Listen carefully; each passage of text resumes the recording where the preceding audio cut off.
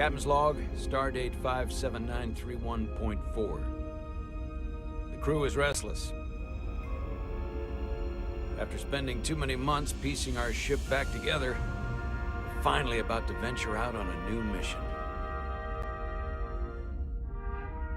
And the crew isn't letting this unprecedented ion storm slow them down. They're ready for something different. I know I am. Perhaps more than any of them.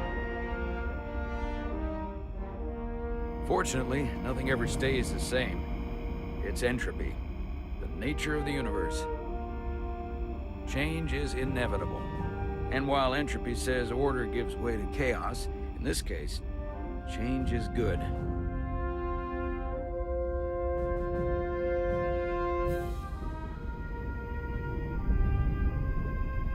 Our new first officer is en route to the Resolute. Jara Rydek. I know she'll bring a welcome dose of new blood to the crew.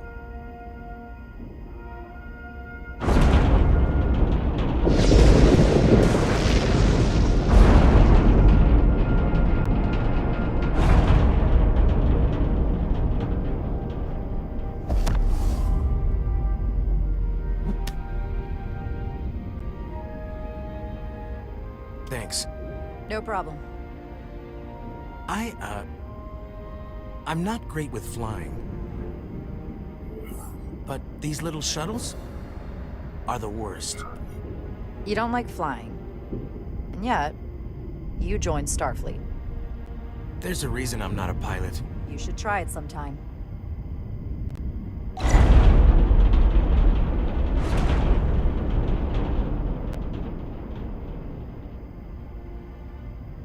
Sorry, I'm a little anxious. I hadn't noticed. I'm on my way to my first assignment. When we get to the starbase, I'm transferring on to the Resolute. So am I. It won't be easy for Jara to step in at the 11th hour like this. But if she's half the officer I knew she could become when she was a cadet at Starfleet Academy, she'll be the XO this ship needs right now.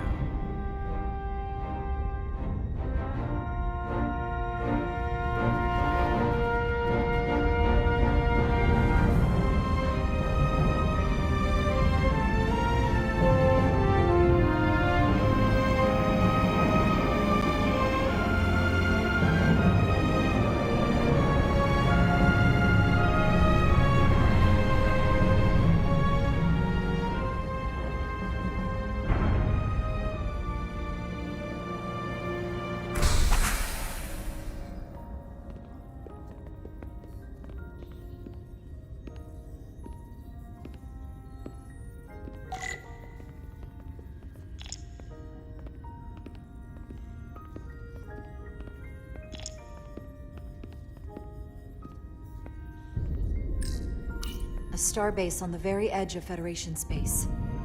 Long way from home now.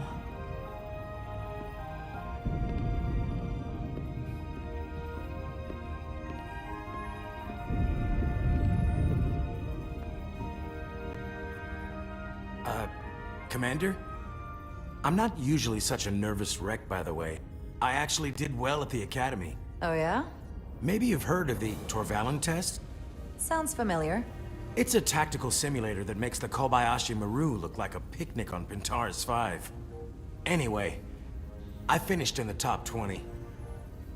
Not just in my class. I mean, all time. In the history of the Academy. So, there's that. Only top 20, huh? So I guess there's room for improvement. Well, it's really, really hard. So I've heard.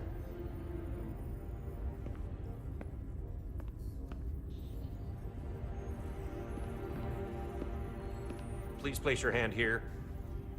Hold it there for a few seconds.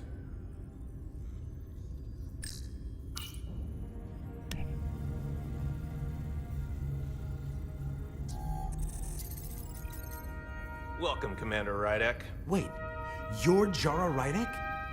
You absolutely crushed the Torvalin test. You finished in what, like the top 3? That would be me. Now I'm really...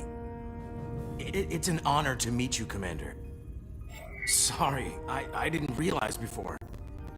I just came off the shuttle and was glad to be on solid ground, so to speak. The pleasure's mine, Ensign. Paul Calloway. Good to meet you. I believe Commander Ermot is expecting you. He's in the concourse just ahead. See you on the Resolute.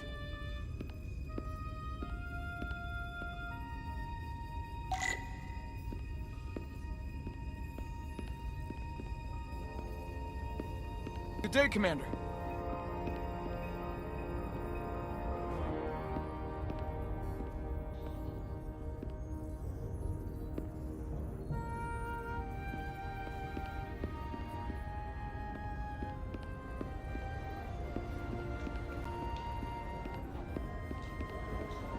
If I remember my briefing, Commander Ermot is a Bolian, so I'm looking for someone with blue skin. Are you all right? Yeah, I'm just... Well, I'm not sure where my departure dock is. The Resolute's gonna leave without me. Look here. The Resolute is leaving from this dock. Oh, you're right. Nerves must be getting to me.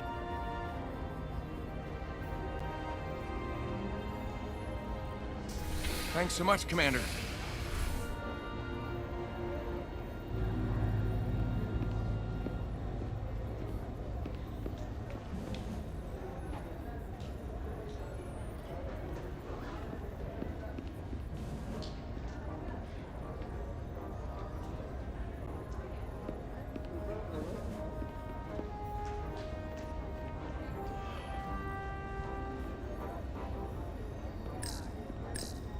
Excuse me.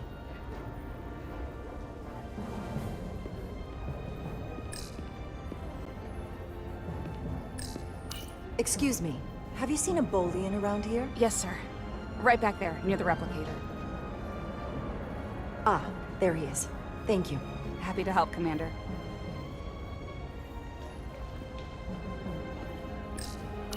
I'll replicate myself a meal once I'm on board.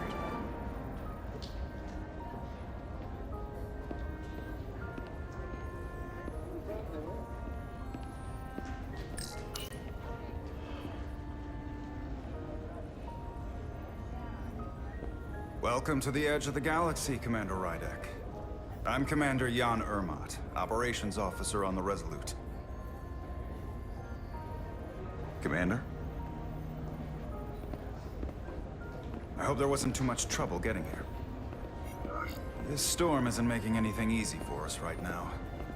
I know conditions are less than ideal at the moment. It takes more than a little turbulence to rattle me. I'm sure that's the case. We're grateful you were able to come fill our first officer vacancy at such short notice. From everything I've read and everything I've heard, we're lucky you were available to us. Coming from a premier starship and all. To our little research vessel. What exactly have you heard about me? First in your class at the Academy. Received the Starfleet Award of Valor during the Dominion War. Most recently, Tactical Officer and Chief of Security on the USS Endeavor.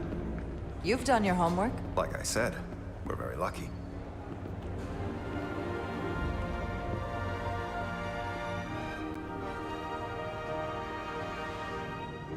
The USS Resurgence. She may not look like much compared to the bigger ships, but as far as science vessels go, she can more than hold her own. And she doesn't look so bad considering 6 months ago she was nearly cracked in half, venting plasma, fighting for her life. It was an accident? Equipment malfunction. An accident suggests fault, but no one's to blame. It was a planned test, but the warp core was pushed beyond its limits. It destabilized the dilithium, there was a runaway reaction, and the warp bubble deformed. We thought we could reach a higher resonant frequency, but it was more than she could handle. Cost us our first officer and 22 of our crew.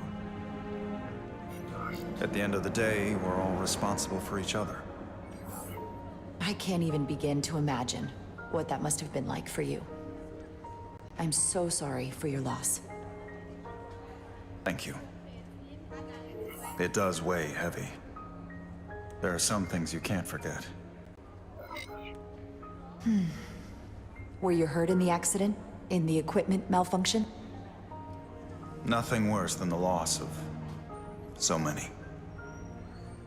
Listen, I realize you've known Captain Solano for quite some time, and I'm sure you're ready to bring your best. But I should warn you that when the captain announced you would be the new first officer, there were those who felt it was a mistake, that he should have promoted from within. So you might want to tread lightly at first, until they come to value your contributions as much as he does. All due respect to anyone that feels that way. They're gonna have to get over it. I'm here, and I have a job to do, just like anyone else. That's true, but I wouldn't say it like that. Starfleet has assigned us a high-priority mission to the Hotari region. I'll let the captain brief you on board. I know he's eager to see you. Will we be mission ready in time? We have every intention. The crew has been working around the clock to get the ship ready. There's still so much to do.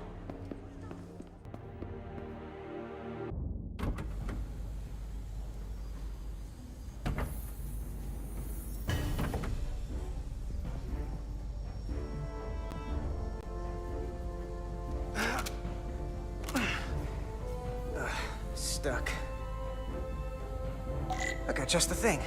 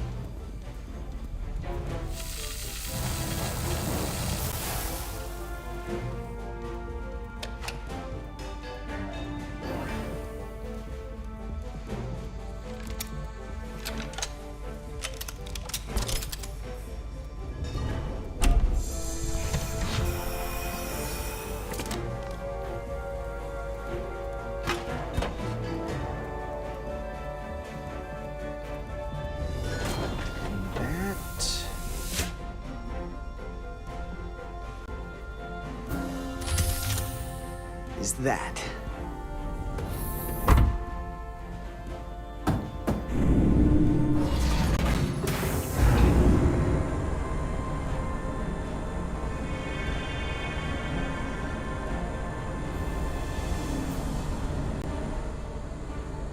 I thought the thing was totally fried.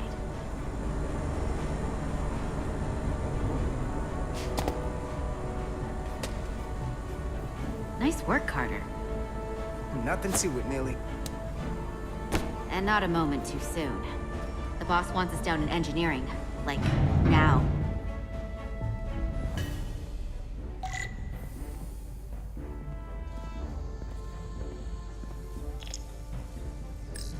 Everything okay? I dropped a non-ferrous connector between the coils. Gonna have to remove a few of them to find it, and then... Ooh, then another hour of recalibrating. Ouch. I'll leave you to it. Hey, Diaz, can you give us some help with the transporter? Come on! What's the problem? We need to test this cargo transporter. I've never been that great with the signal plotting. I got it. No problem.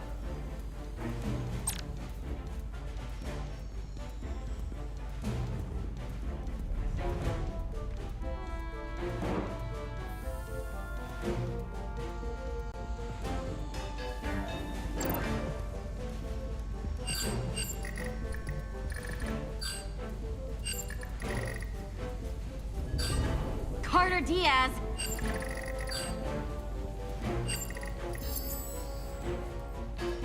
No sweat. Whoa, whoa, hey, buddy, get off the pad!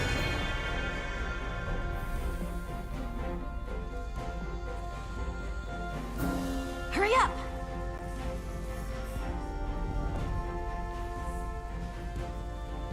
Don't tell Chovak. Not a word.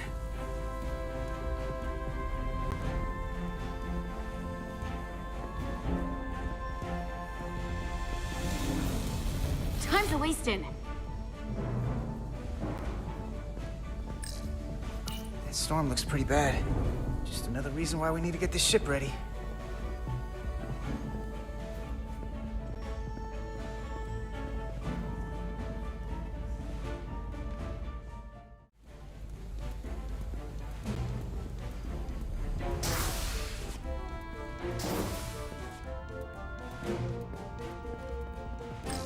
But don't let LT catch you blocking the corridors like this.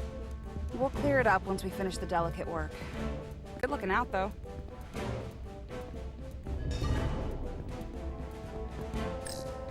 Good to see her fully operational again. And if she breaks, just fix her.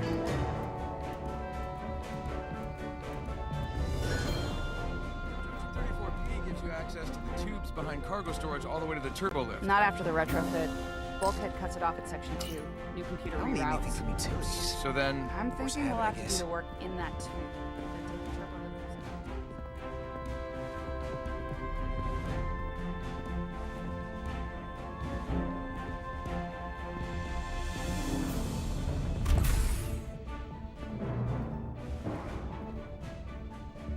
Engineering. I heard the new XO just arrived. Won't be long before we get underway. I just hope whatever Chovak called us down for, it's something good. I can never tell with him. I'd rather not end up degaussing plasma manifolds. Hanging upside down makes me queasy. You and me working together, we can tackle anything he throws at us. Your optimism is positively contagious.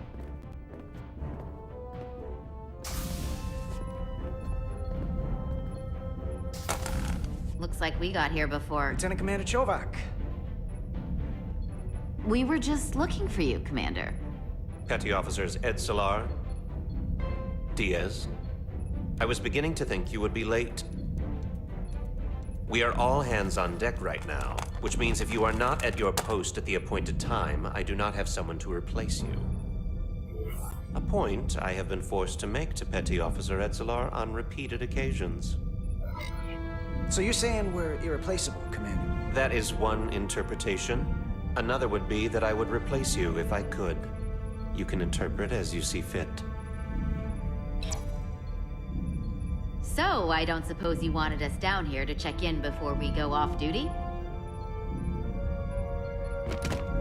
Equip yourselves in EV suits to work on the exterior of the hull. I need you to tune the structural integrity field for optimal performance. The subspace distortions and ionic interference we are experiencing are preventing the proper calibration. But this ship must be ready to depart shortly, despite the storm. The precise nature of these disturbances are not fully understood. But many systems have been affected by the wide band of emissive activity. Whatever it throws at us, we'll be ready. We've got the best chief engineer in the fleet. I am a Vulcan, Mr. Diaz. Flattery is not necessary. All that I require is that you do your job.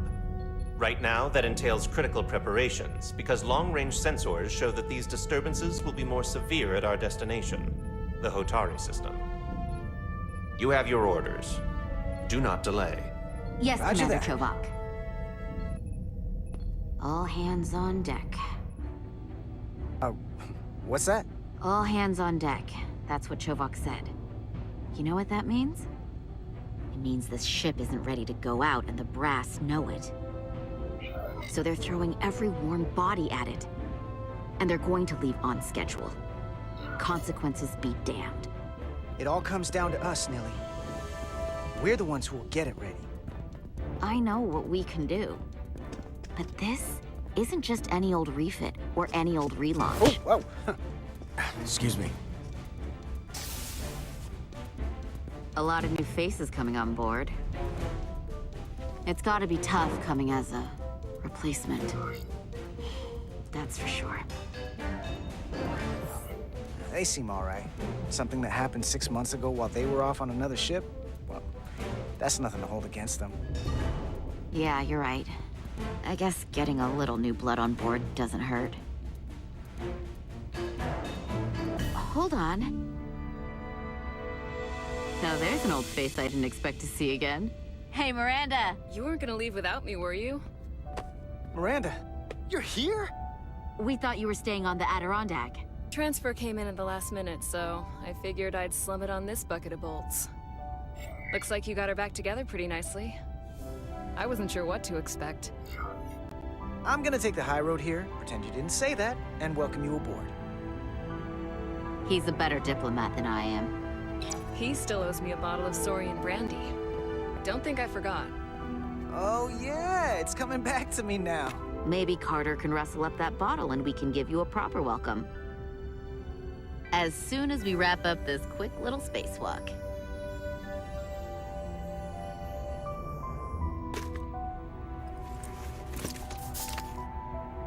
Here, let me help you. Thanks. So what's the word? Are you back in the security rotation? Yep. Still running with the usual suspects. Whoa. Good to go.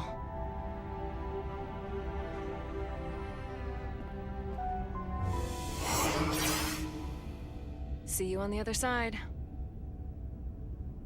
Activating magnetic souls.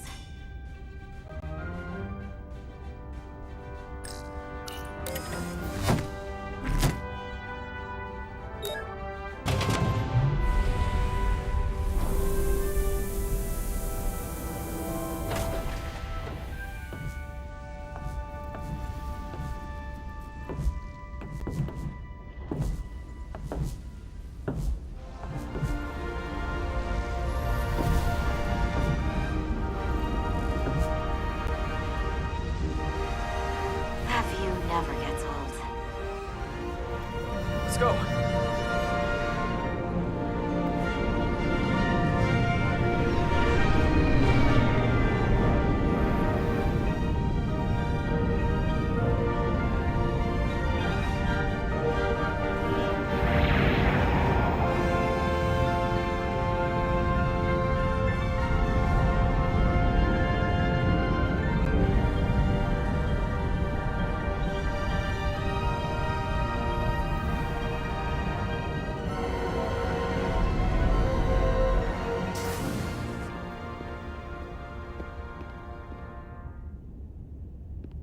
Captain Solano should be here momentarily.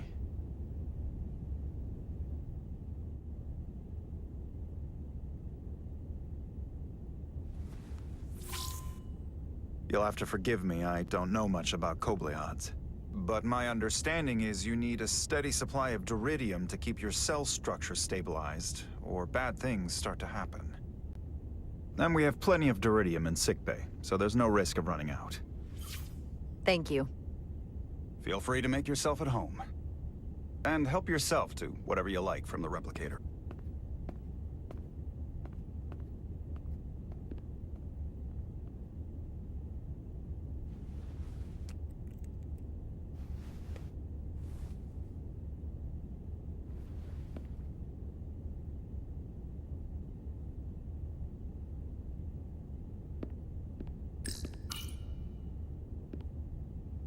He's still got a thing for trains.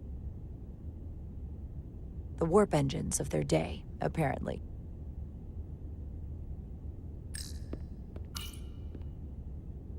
We'll be out there soon. Going where no one has gone before.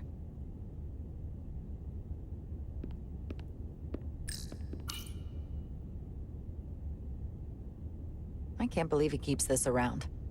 Don't even know where mine is.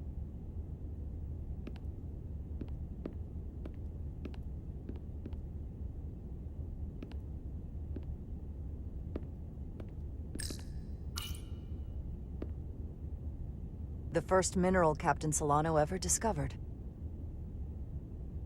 Always was the nostalgic type.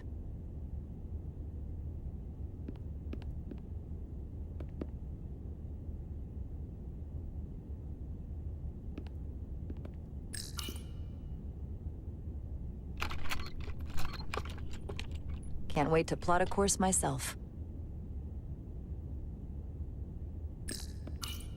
Just a sip of something. Coffee.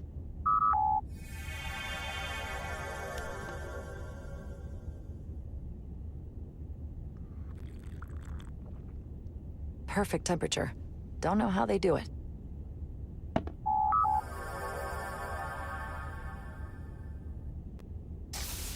Jara Rydek. Last time I saw you, it was graduation from the academy. You'd already secured one of the most prestigious assignments possible. And you were burning with enough ambition to fuel 7 trips around the Necrid Expanse. It's good to see you again, Captain. I could not be happier to have you on the Resolute. My only regret is that we couldn't provide you with a warmer welcome. The arrival of a first officer to her new ship deserves a bit of fanfare. That would be totally unnecessary. I don't need any pomp and circumstance. You've been here all of 5 minutes, and already you're trying to make us more efficient. I like it. As I'm sure you've heard, we've had a rough go of it these last 6 months. The ship suffered some damage, but not nearly as much as the crew. You'll have to forgive me. I don't really know the details. Starfleet has been kind enough to keep the story contained. Probably because they want to protect me. But I don't mind telling you. We were on the verge of a major scientific breakthrough. A quantum leap forward in warp core technology. 10,000 teradynes per second. The ability to travel at a sustained rate of speed longer and faster than we ever dreamed. What would have been the crowning achievement of my career. Right there. Within our grasp. Until it all went so horribly wrong. We pushed her too hard, and a warp core malfunction overloaded the system, creating a pressure gradient way beyond what the ship can handle. It was heartbreaking. We lost some of our best people. As captain, I have to take full responsibility. It was my decision to make, and I have to live with the consequences. You're being too hard on yourself. It wasn't your fault. It's not a question of blame. It's about responsibility. No matter what the circumstances. In my defense, I will say, I might have avoided the whole ordeal if my senior staff had been willing to trust me. There was a lot of pushback from my former XO, and I think that cost me his confidence. I don't want you to pull any punches. Certainly not on my account. But once we decide on a course of action, I need everyone to fully commit to the mission. Anything short of that just won't work. And that's when things start to go sideways. Whether I agree or disagree, I can promise that I'll be honest to a fault. Good. That's exactly what I'm looking for. But at the end of the day, it has to be my call. Look, I'll be blunt. We can't afford another mistake. Or at least, I can't. I feel like my career is hanging in the balance here. We need a win. Something to restore the crew's confidence. I understand. On a more positive note, Starfleet has tasked us with what they're calling a mission of the highest priority. Escorting a senior diplomat to Hotari space. 2 previously peaceful and otherwise non-aggressive civilizations now find themselves on the brink of all-out war. So it's a peacekeeping mission. I see it as a golden opportunity to not only prove what the Resolute and her crew are truly capable of, but also a mission for which we're uniquely qualified. This ionic storm. Our long-range sensors suggest it's several orders of magnitude stronger than anything on record. A total anomaly like nothing we've seen before. And you'll never guess where it leads. Hotari. Exactly. Very nearly in the precise location where we're headed. Where I imagine the interference will be exponentially greater. But the diplomat will brief us on the details of the rendezvous. But are we prepared to embark on the mission? As much as I'd like to think that's true, I have my doubts. But I don't want to get ahead of myself. I expect we'll have some rough sledding when we arrive, so I need you to prepare the crew for the worst. There's just one more thing I want to clarify up front. The metric that for me will be the ultimate measure of your success. What is it? If after serving as my first officer, you don't one day find yourself with a ship of your own, then I will consider it my personal failure. When that might happen is entirely up to you. But it goes without saying, you have my full support. Thank you. But I feel like I still have so much to learn. You'll have plenty of opportunity. And if you're willing to put in the work, I'll do everything in my power to help you along the way. Come, let me introduce you to the crew.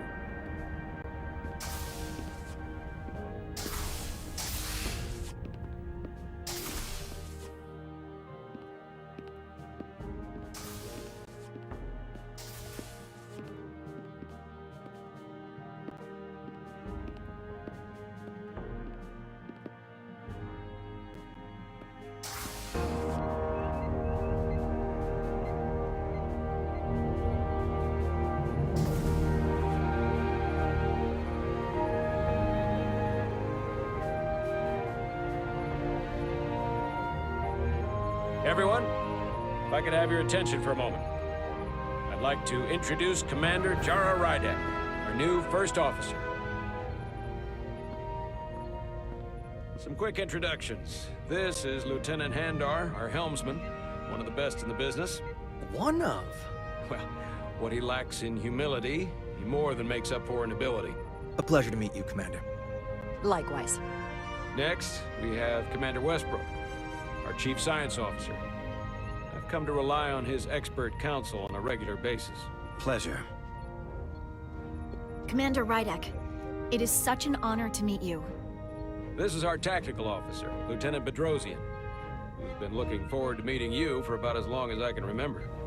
I've been following your career for quite some time, and I look forward to learning as much as I can from you. That's very kind of you to say. I'm happy to be here.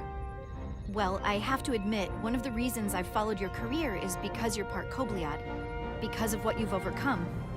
Starfleet stands up for people who can't defend themselves, and you were one of those people once. But since then, you've done so much to protect others who need it. I really admire that. So, you've been something of an inspiration to me. Not that I've done anything close to what you've done, but you definitely set a standard to strive for. I don't know what to say. That's incredibly flattering, thank you. I hope someday I can follow in your footsteps. I'm sure you will. And then, of course, you've already met Commander Ermont. Please, do everything you can to make Commander Rydek feel at home here. I'll be on the starbase. I have an urgent meeting with the starbase commander to get our authorization to get underway. If they drag their feet any longer, we won't make our rendezvous. The bridge is yours.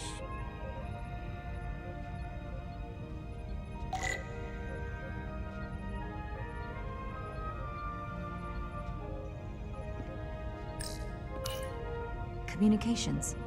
Keeps us in contact internally and with other vessels.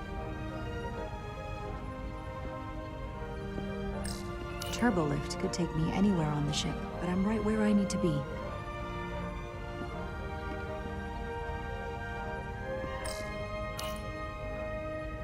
Impressive range of view.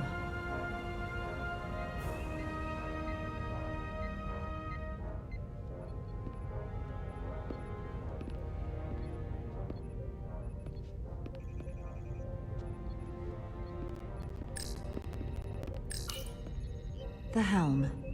The Resolute is a refitted Centaur class, meaning it's capable of quick maneuvers. Can't wait to see what she can do.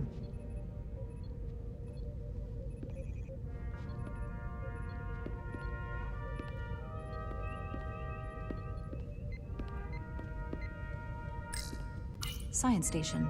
The Resolute is a science vessel, primarily. Might explain Commander Westbrook's attitude.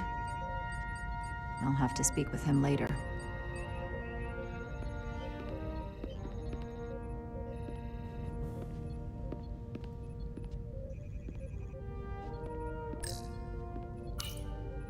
So many decks. Full of crew that are now my responsibility.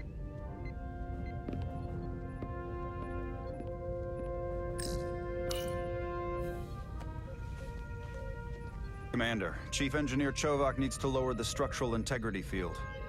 He's sent a crew out to recalibrate the emitters in response to the danger posed by the storm. We just need your go-ahead. Permission granted. Lowering structural integrity field. Now. Entering maintenance mode. Condition blue.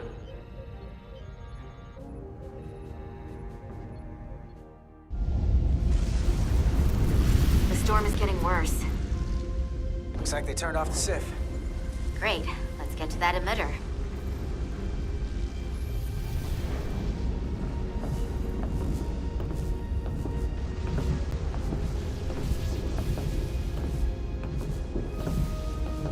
Every time we're out here, I half expect to see her in pieces again. She's still got some scars on her. It adds character. When I joined Starfleet, all I wanted was a ride out of town. But this isn't exactly how I pictured it. On the outside of the ship? No. Sometimes it feels like we're just part of the machinery. Don't you want more than that? I mean, Starfleet is noble and all, but it's still a machine. A massive, massive machine. Yeah, of course I do. Starfleet's an open door. We just have to walk through it. You wanted to get away. I enlisted because I didn't want to wait years just to get out and see the galaxy. I wanted to go somewhere, see new worlds, look up at a sky no one's ever seen before. Just because I'm cranking a hyperspanner up in a Jeffries tube today doesn't mean that's all I'll ever be.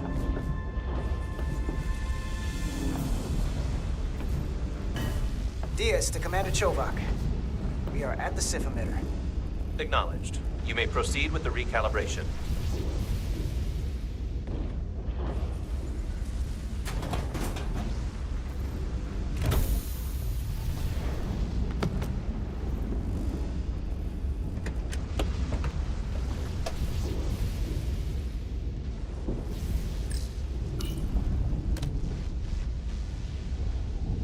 Beginning recalibration.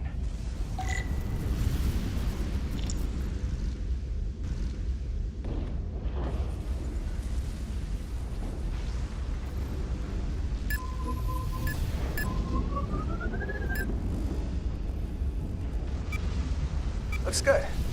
That wasn't so hard.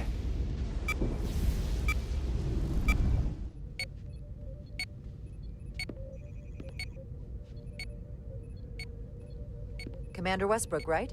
Chief Science Officer. You remembered my name and my rank. Impressive. Yes, I'm the Chief Science Officer, and I have the dubious honor of being the most senior officer on this bridge. I know this ship inside and out. Better than just about anyone. Well, I'm so glad you said that. Now I know exactly who to turn to when I have questions. Questions are more Commander Ermott's territory. Captain Solano primarily relies on my knowledge and expertise when he needs answers. I'm curious, though. A Kobliad, or half in your case, is an odd choice for First Officer, given your vulnerable condition and all. But if, as an example, we found ourselves in a hostile situation, and you were suddenly incapacitated because you needed an infusion, what would happen then?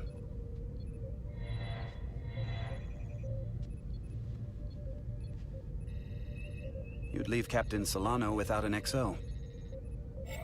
Granted, that would be a worst-case scenario, but not outside the realm of possibility. That's very kind of you to be concerned about my well-being. But you don't need to trouble yourself on my account.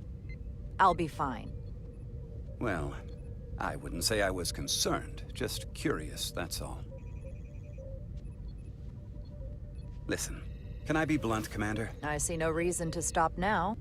Commander Sutherland, your predecessor, was one of the best first officers in all of Starfleet. His record was impeccable and his reputation was without equal.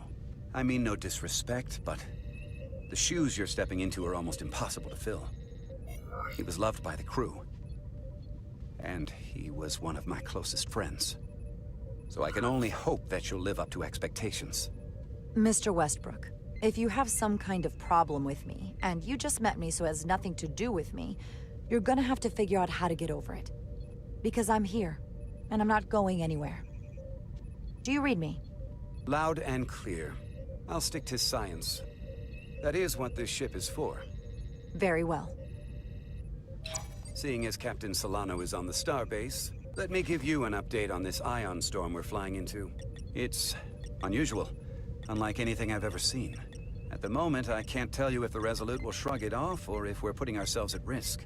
However, if we learn more about its patterns, its nature, we can come up with a scientific countermeasure. Just a moment.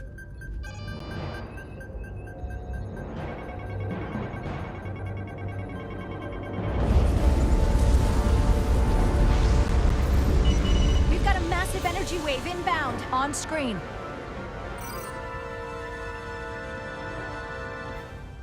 Tracing its trajectory. Starbase docking clamps are holding. The storm's emissions are fluctuating, coming in waves. And if my projections are right, we're about to get hit by a wide-band burst of ionic energy, like a tsunami. I'm reading power abnormalities all over the...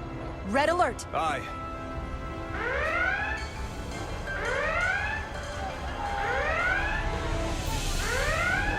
Evacuating main gangway and retracting. Putting sensor visualization on screen. With the structural integrity field shut down, we can't take a direct hit. Time to impact. 1 minute. Shield systems are severely impacted. We have limited protection. I need every available solution. What are our options? We can weaken the impact of the storm with a deflector pulse. There's a better way. I'm sending all auxiliary power to the deflector dish. Send the aux power to the shields. We can't reactivate the entire shield bubble, but it's a directional threat. So we can orient all we have towards the wave. You have to believe me. We only get one shot at this. We can't afford to get it wrong. That's right, which is why we need to send power to our shields. Commander Westbrook, use the deflector dish. Already working on it. Optimal timing displayed. It's going to be tight. Good. Send the pulse on my command. Now! We got it! This is it! All hands, brace for impact.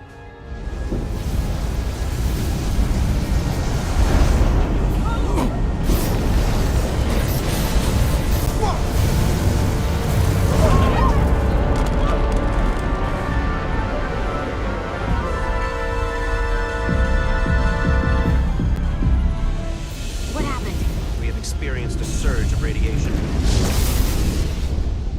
Oh, you don't say. This radiation supercharged the plasma, forcing it to backflush through the system and creating a dangerous imbalance. Blow out every primary system on the ship. Just tell us where you need us. I need you to traverse the hull to the access port to recalibrate the port nacelle plasma regulator.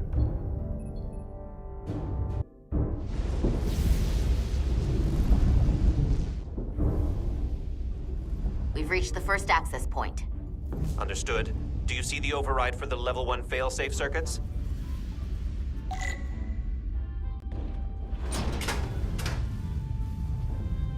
Affirmative. Engage the override. It should allow us to stop the EPS flow to the warp engine without triggering an automatic core shutdown.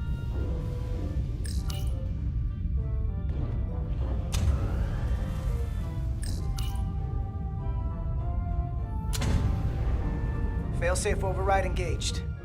Are you sure? I am registering some crosstalk in the bypass circuit. We need to route the signals so they don't interfere with each other.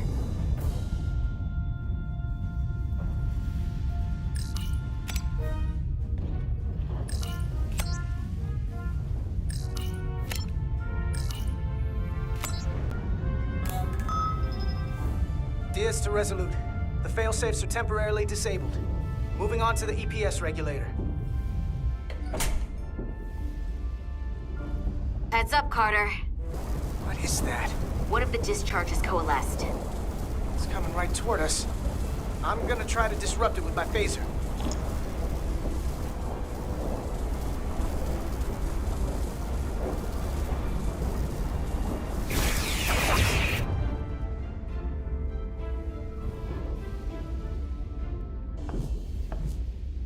So we gotta climb up the pylon.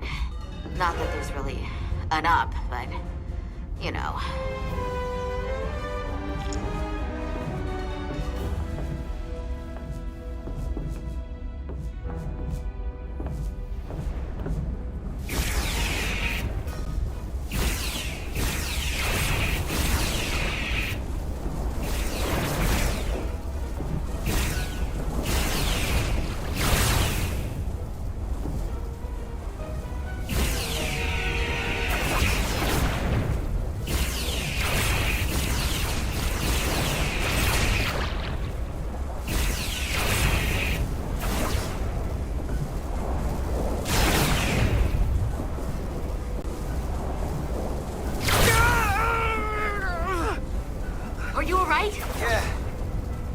took most of it.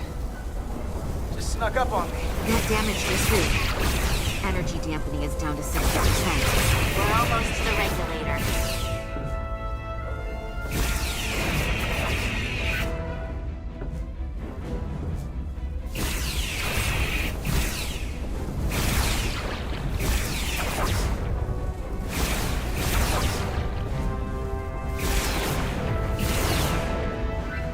We're at the regulator.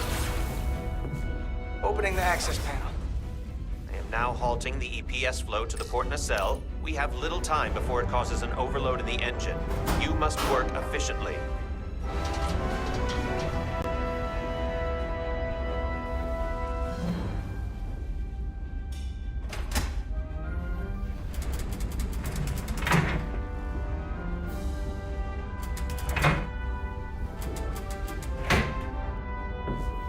EPS manifold adjusters reset to neutral.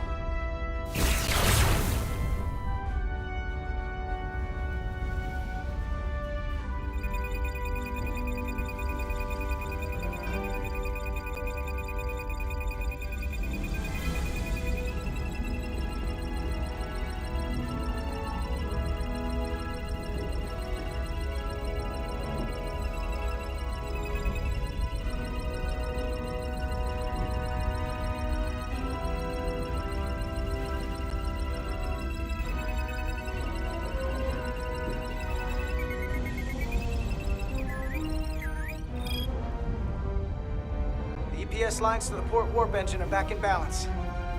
Almost done. Once I cycle the manifold nozzles, Chovak can...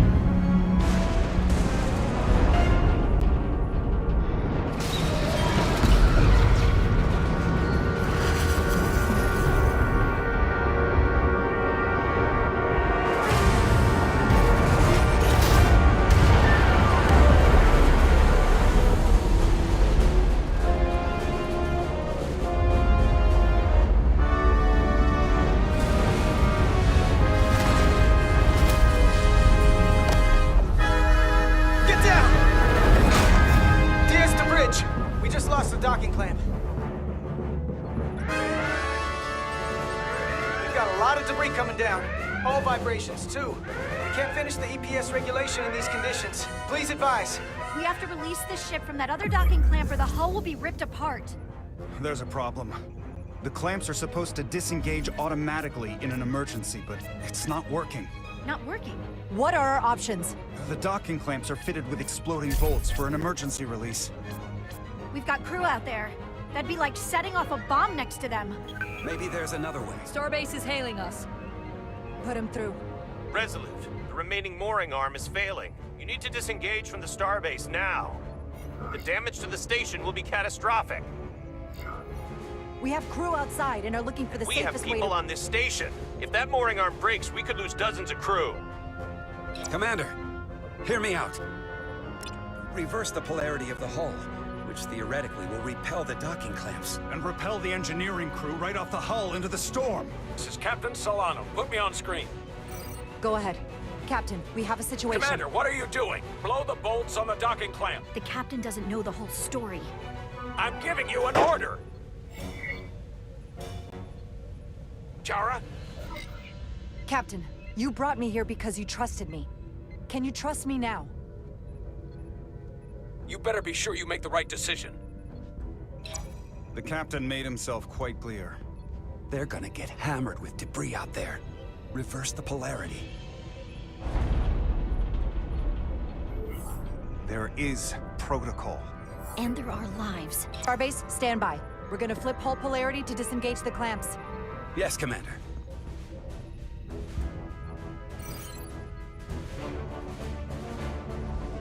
Repair crew, this is Acting Captain Jara Rydek. Be advised, we are going to reverse hull polarity to free us from the remaining docking clamp. Tether yourself and deactivate your boots on my mark. Understood. 8, 7, 6, 5, 4, 3, 2, 1. Mark!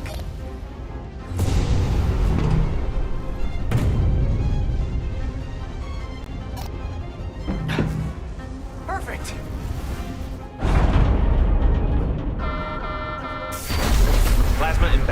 reaching critical condition. We are moments from primary system failure. I got it.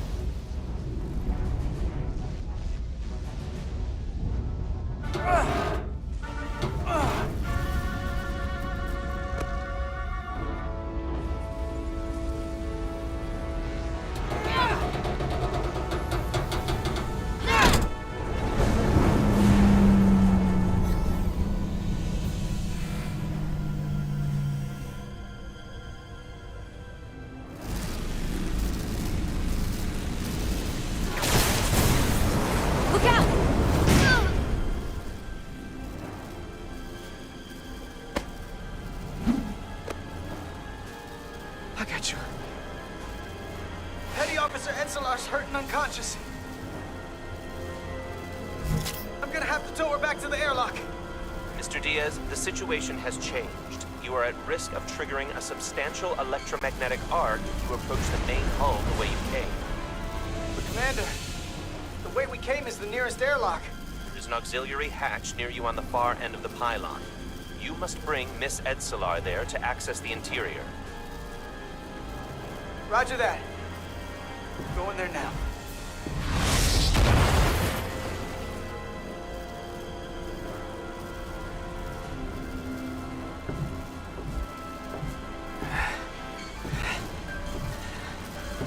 I'm at the auxiliary hatch.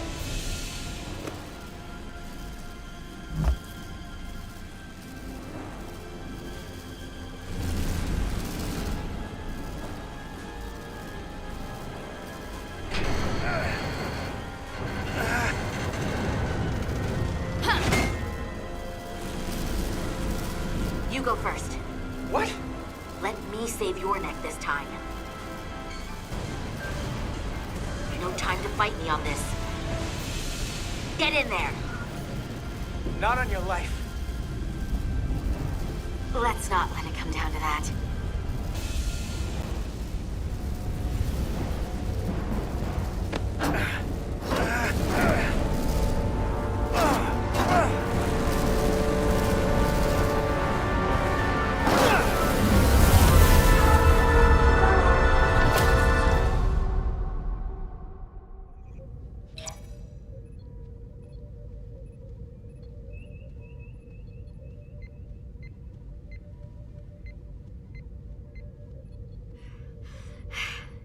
We made it.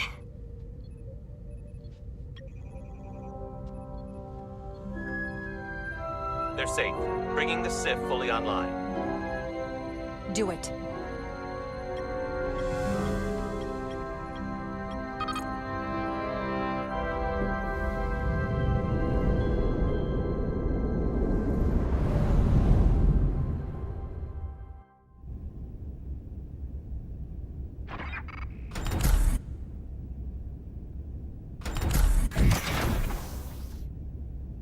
Nilly. I'm good. Help me with him.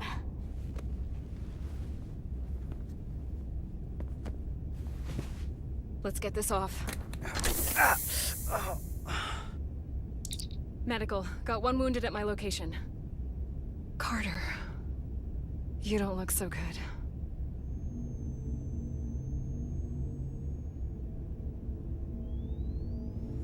You gotta be more careful. I just got here. I'm not ready to see you two get blown to space dust just yet.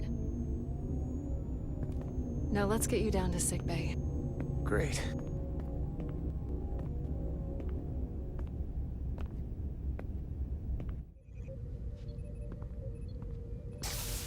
Status report. The repair crew made it inside. EPS flow is back to nominal levels. The SIF is back up. How does this affect mission readiness, Mr. Ermont? Releasing the docking clamps using hull polarity minimized damage to the Resolute. We'll have some last-minute repairs to make, but if we reapportion some of the staff, we can make our departure on time. As of now, however, we are successfully moored to the station. Good to hear. Send updates to my ready room. Commander Rydek, with me.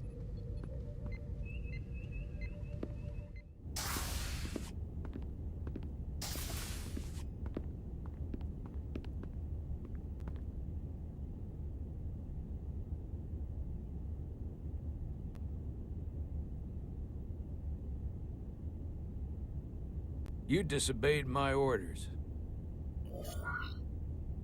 Well? I shouldn't have gone against your orders, sir. You can't unring that bell. Especially when you do it, not just in front of the bridge crew, but while I was in front of the Starbase staff. That's going to get around. My name's already tarnished around the fleet. But what is it going to do to my credibility on this ship? From the top to the bottom. Bridge to lower decks. Captain, I told you I'd be honest, so here it is. Maybe I shouldn't have disobeyed a direct order, but you were wrong. You weren't on board, and you didn't have all the information. So I made the right decision for the ship. If you're worried about your credibility, put your ego aside and trust your crew. Trust me. You might have won some fans on the bridge with that stunt, but not everyone. Lieutenant Commander Chovak has already bent my ear. I'm sure he doesn't take it personally. He'll get over it in time. Mr. Chovak is more complicated than he would want to admit. I guess we all are. And, if I'm being honest, I'm not sure what I would have done in the moment either. You never really know if you weren't in those shoes. So, let's just boil it down to, you did what you had to. That'll have to be good enough for me. Thank you for understanding, sir. I'm sure no one knows the burden of command as well as you do. I'm sure you will, someday. Despite it all, we got our final Starfleet clearance to depart.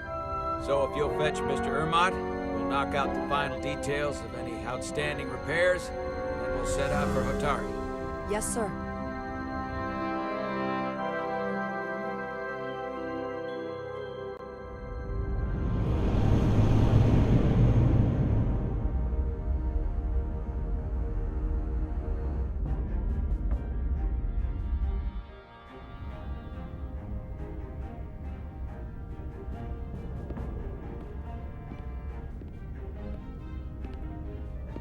All departments reporting full mission readiness.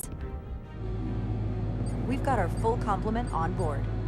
This is my favorite moment, right now. The start of a new mission is always full of possibility. The Orion Syndicate could sell it as a drug. Don't let the Admiralty hear you say that.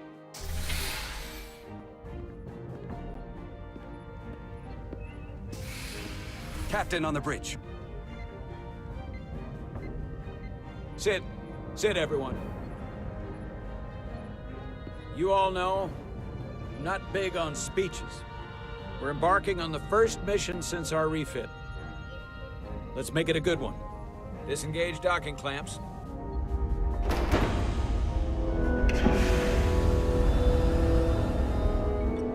Docking clamps released. Thrusters ahead, Mr. Handar.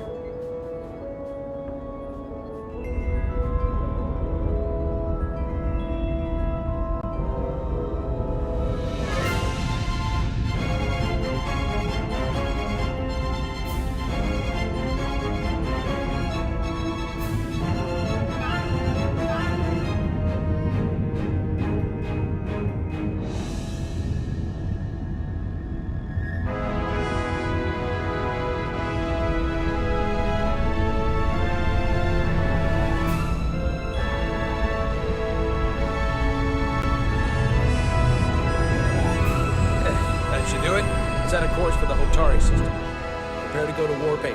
Hi, Captain. You know what? You take this one. Me?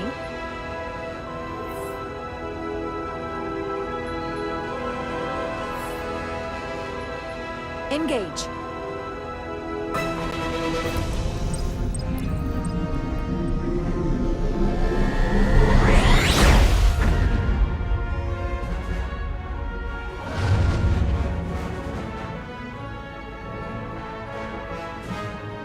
Simple, but effective.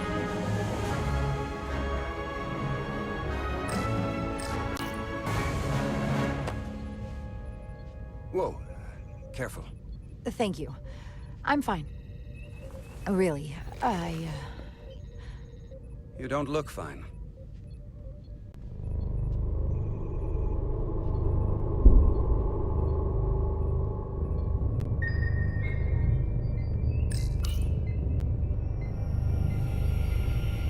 I have to get to sickbay. Go.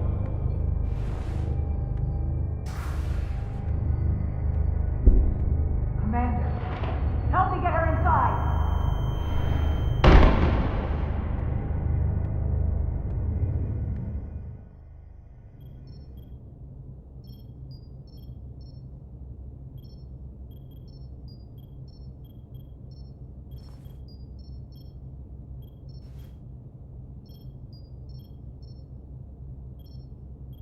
Well, that was quite a scare.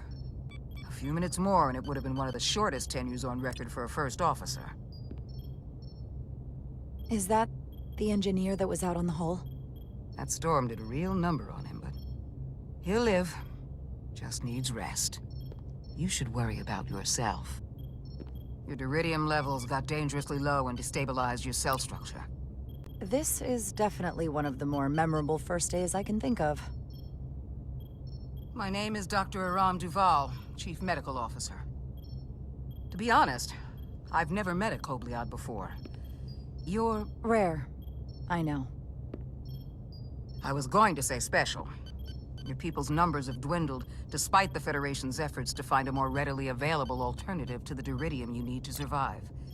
Yet you joined Starfleet, and managed to thrive. I imagine the responsibility must be overwhelming. Maybe even a burden at times. I know what it means. And I know the responsibility that comes with it. But I can't be anything more than who I am. And if someone has a problem with that, or expects something else, then that's their problem, not mine. That's exactly right. And don't worry, I won't treat you like a science experiment. I just do the science and leave the experiments to Solano. You don't agree with his methods? I don't agree with his definition of acceptable risks. Not when the lives of your crew are at stake. My professional opinion is that the accident took a toll. More than he's willing to admit. He's overstressed, operating in the pressure cooker of his own mind. Which is never a good headspace when the lives of your crew are at stake. What concerns me is that now he's even further away from the thing he's been chasing his entire career. Breakthrough discovery. The major innovation. Something he can put his name on. The more the time passes and the further out of reach it gets, the more risk he'll be willing to take. People become blinded by their own ambition. I hear you. But that's my job, isn't it? To make sure that doesn't happen. And we don't lose sight of the bigger picture. Which is exactly why I'm so glad you're here. We need you now more than ever. And I have to give you credit for what happened on the bridge. It took guts to defy a direct order. Huh. I guess word travels fast around here. It's a small ship. And everyone's curious about the new XO. Fortunately, your cell structure's almost completely stabilized. And I'll spare us both the lecture, but I do feel it's my responsibility to remind you, without regular infusions of duridium, you will not live. It's as simple as that. Understood. Then, my work here is done.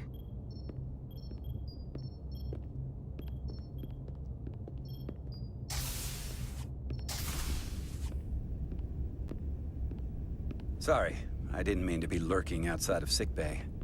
I didn't want to intrude, so it felt more appropriate to wait out here. We were all worried about you. Or I should say I was. I wasn't sure what was happening at first. But then I realized it was your condition. I'm feeling much better. Thank you. It's just part of who I am. Well, being a jerk sometimes is part of who I am. So, I'm sorry for that. You trusted my intuition earlier, with the deflector pulse.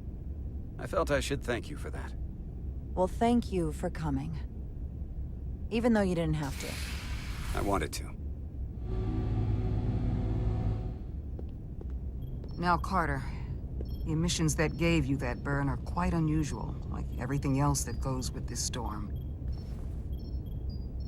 That's a combination of hyronolin and lectrazine to counter the radiation effects. That should help speed your healing. She's come by a couple of times to see you already. Be brief. It's good to see you awake again. I was starting to get worried. Not that you aren't in good hands with Dr. Duvall. You did take one hell of a shot, though. So, be honest. How bad do I look? You look... rugged. Rugged? Okay, how about heroic? Millie was looking in on you too, by the way. But since it's just us right now, I had a chance to think about this while I was away. And I thought it was important that I just come out and tell you, instead of tiptoeing around it. It's okay, Miranda. You can tell me anything. I know that. Then come on. Just spit it out. I'm trying. Let me talk. What I'm trying to say is, we've been really good friends for a long time. But I got back here and I couldn't ignore it anymore. I want to see if there's more between us than just being friends. You don't have to explain it. I feel the same way. There is something between us. So, do you want to find out what that something is? If it's there for you, and it's there for me, why not give it a try? Are you kidding me? I just said yes. I wanted to be sure I heard that right. Sorry to interrupt, but the patient needs to rest if he wants to get back to his old self. Of course. I'll see you again soon.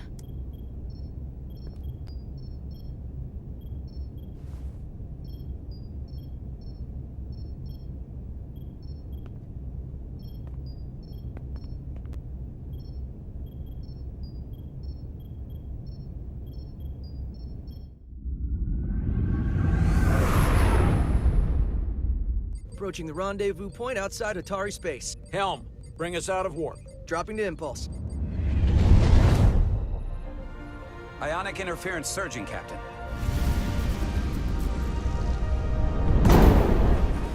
Shield integrity holding. We can take it. We are at the correct coordinates to meet the shuttle. Commander Rydek, find us our diplomat, if you will. Aye, Captain. Let's reduce the noise. Filter out environmental signals. I can manually tune what's left for Federation signal types.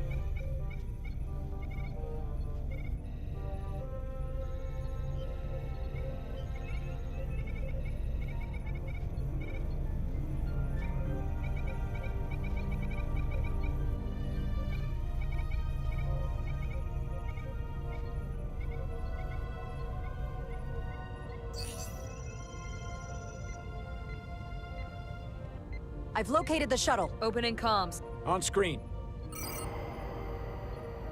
Shuttle to Resolute. Shuttle to Resolute. Debris field.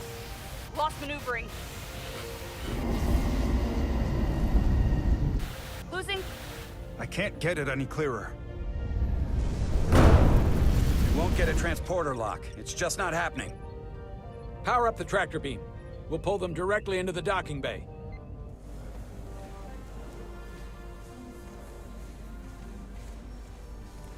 Diaz, you good to run the tractor emitter? Yes, sir. You sure? I'm sure.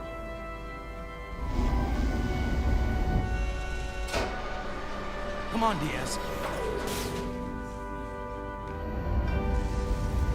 First thing, lock onto the shuttle and stabilize the rotation.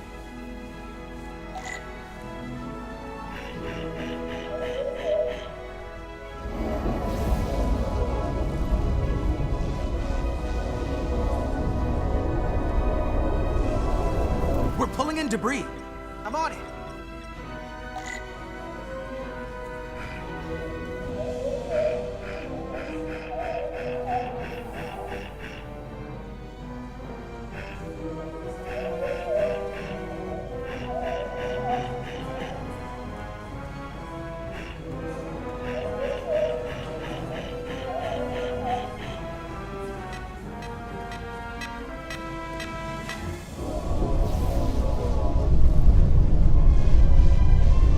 That's gonna take out the shuttle.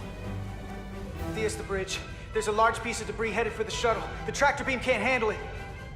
Can our shields take it? I believe so. Commander Ryder, plot an intercept course. On it.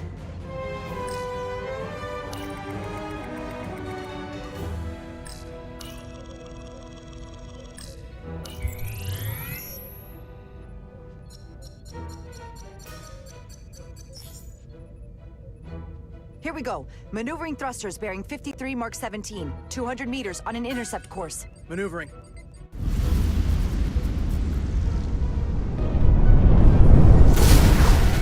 Got it. Whoa! Someone's working hard on the bridge.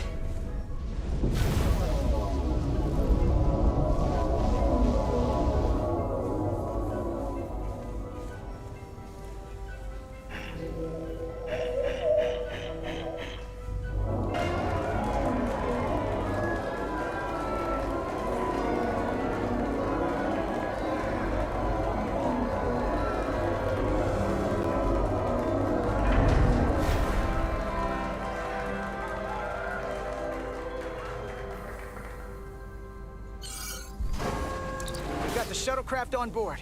Good job. We're on our way down to meet them.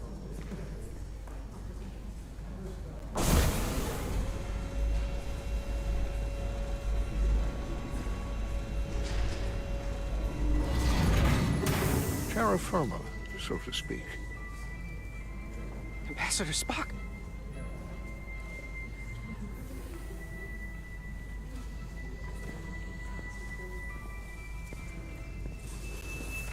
The captain will be right down to meet you, sir. In that case, I will wait for him here.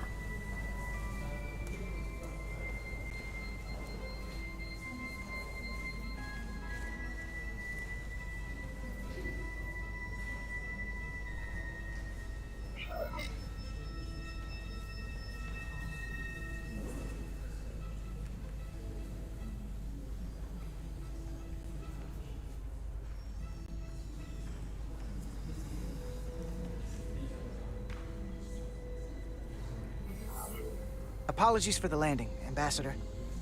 I was operating the tractor beam, sir. I take responsibility. Our arrival was the smoothest part of our journey. Your artistry with the tractor beam is commendable. We thought we were prepared for our arrival in Hotari space, but it is evident my craft was not sufficiently robust for such intense ionic activity. The storm has been pretty intense. There was an element that was most unusual. Before you came to our aid, our maneuvering thrusters and impulse engines were rendered inoperable. So we attempted a short traversal at warp speed, only to find that we could not achieve warp at all, even though our diagnostics computer showed no faults or anomalies. What do you make of that? When all indications say that warp speed is possible, but in practice, we find it is not. I'd rather investigate than speculate. A sound principle. Take readings, run some additional diagnostic checks, and we'll get to the bottom of this.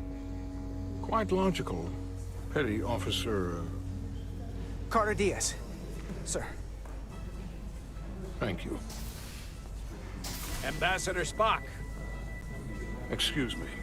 I'm honored to have you aboard. I'd like to get right to it. We're already behind.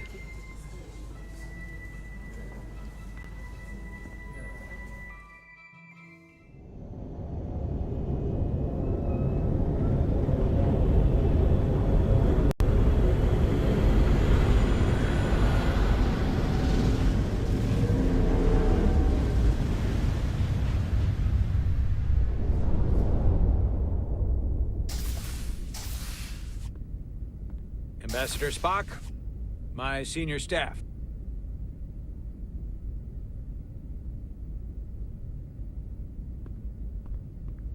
It's not every day that a captain gets to welcome a Starfleet legend aboard.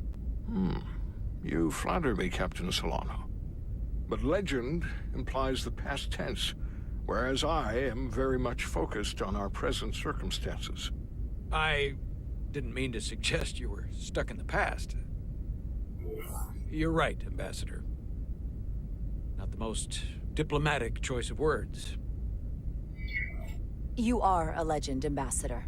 There's not an officer in Starfleet that doesn't know of your career. I would never assume that to be the case. We were hoping you could fill us in on the details. We got the basics from Starfleet. Two formerly peaceful neighbors are now on the brink of war. Indeed, and the tension between them grows fiercer by the hour.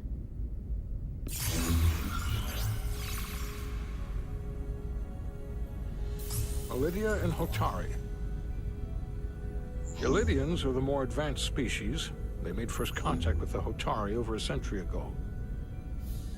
This is Tau, the Hotari moon. It is rich in dilithium, and for decades, the Hotari and the Ilidians have shared a mining operation there. The Ilidians provide the technological resources, while the Hotari have served as the labor force. The stability of that arrangement was the source of their peace, until recently. The Hotari have suddenly and forcefully seized control of the mining operations and expelled the Ilidians from their system. That is the official story, as told by the Hotari when they requested Federation mediation. But the details remain scant.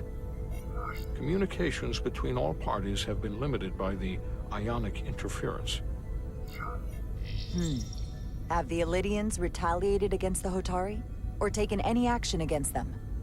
Surprisingly, they have not yet responded in kind.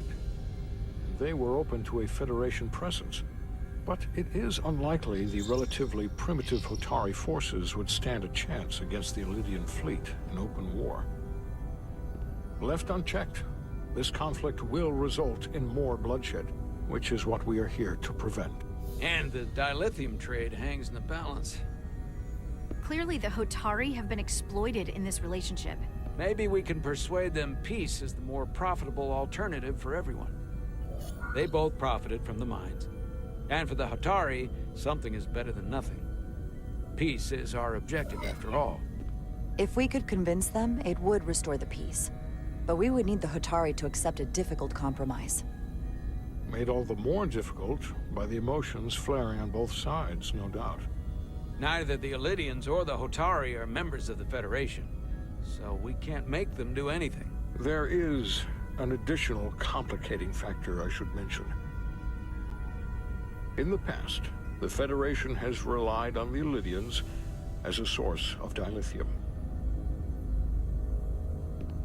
That certainly changes things. Federation sources its dilithium from a lot of places. Yeah, and this is one of them. That means the Hotari have no reason to trust us. I wouldn't go that far, Commander. We are completely neutral in this matter, on neither one side nor the other. Any suggestion otherwise would compromise our position. Given the Federation's involvement in the Ilidium dilithium trade, Captain Solano and I must make every effort to appear neutral in these negotiations. What worries me is if this whole thing unravels, and we're at the mercy of the storm at less than full strength. We can't let it come to that. Considering what the Ion Storm has done to our ship, and the Ambassador's shuttle, we have to assume the Ilidian fleet has had problems with it as well. This recent surge in the energy disturbance temporarily levels the playing field. Commander Westbrook is correct. The energy anomalies around the Hotari systems have been noted in the past. But they have never been observed on the orders of magnitude we have seen in recent weeks. If it's keeping the two sides talking instead of shooting at each other, that actually helps us negotiate a peace. And we'll take advantage of that as long as it works in our favor. And when it doesn't? All the more reason to learn as much about it as we can while we are here. We do not want to be caught unprepared, should the energy anomaly continue to fluctuate. So I trust we understand our circumstances.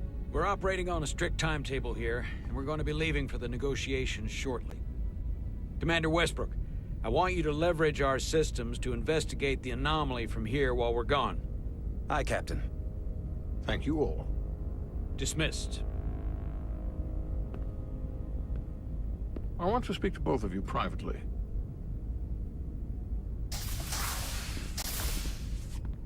Ambassador Spock, I'd like to make a formal introduction. My first officer, Commander Jara Rydek. Commander, as you are aware, there are limits to what Captain Solano and I can do in our official capacity as representatives of the Federation. But someone in an unofficial capacity, your first officer, for example, would not be bound by those restrictions. Commander Rydek could ingratiate herself to certain parties behind the scenes, where they may be more candid in revealing information that could lead to a resolution. She certainly goes her own way. Maybe that helps in this case. It would be unconventional, but I'm not opposed to it. I'm perfectly happy to work outside the lines. And by extension, you will be doing your duty, Commander. Just not too far outside the lines. Well, I hope Commander Rydek will have more luck finding out what really happened than we will through official diplomatic channels. The fate of the negotiations, the interests of the Federation, and the prospect for peace may very well depend on it.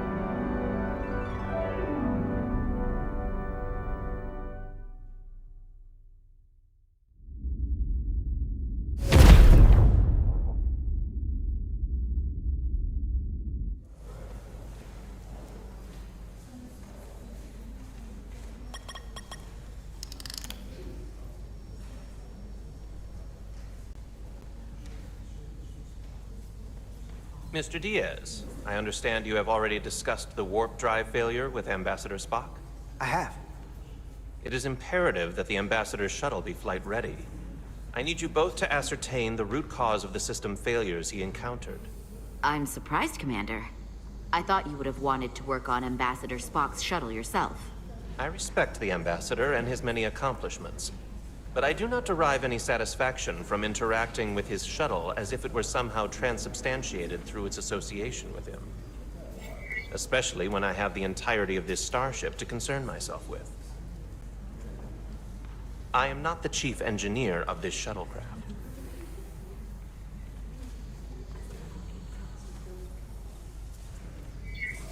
When you look at it logically, yes, it is just a shuttle. No different than any of the others. There is plenty that is different about it, and that is what you are to investigate. But please limit your findings to observable scientific phenomena. We'll try to restrain ourselves. Then I will leave you to it. Make note of any abnormalities in your report. Carry on. It seems like he's warming up to us. Yeah.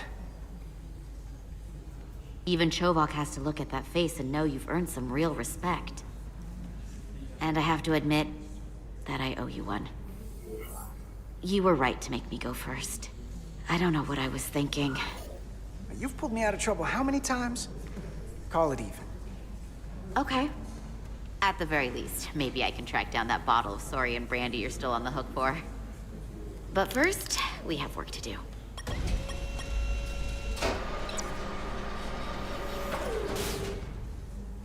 Ready to go?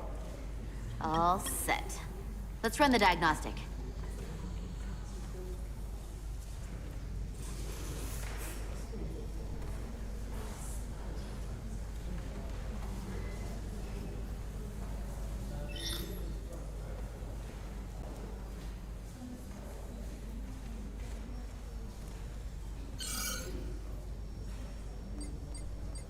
So, I know about your talk with Miranda. You do? She sent me a Priority 1 dispatch right after your conversation. I'm happy for you. Both of you. Thanks. But I'm only going to tell you this once. Don't screw this up. Because I would be very unhappy if you tried this out and then, I don't know, 6 weeks or 6 days later, I have to start splitting holidays between the two of you. All because things went south and you're not on speaking terms. Are you upset? Not on your life, Diaz. But you need to be careful. I like my friends and I like our group. I don't want to lose that. Is that thing done yet? Yeah, it's wrapping up. Let's see. The relays along the primary EPS are blown. The backup relays are all intact. An EPS overload from the warp drive could cause that. But how did the shuttle end up dead in the water? Huh. Well, maybe the ship's data recorder can tell us something.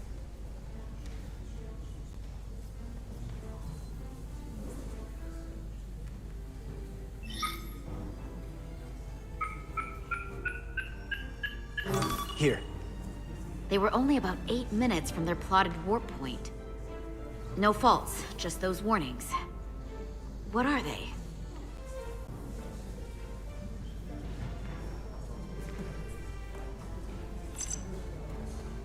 Subspace variance out of tolerance. What does that mean? It means the main navigation array lost sight of space somehow. Will the array going offline cause that? Yes, but it should have also thrown a fault code.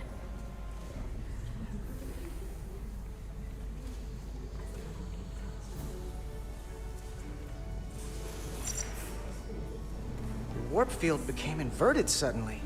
I've seen this happen when the center warp coil cracks. A cracked warp coil throws a fault code.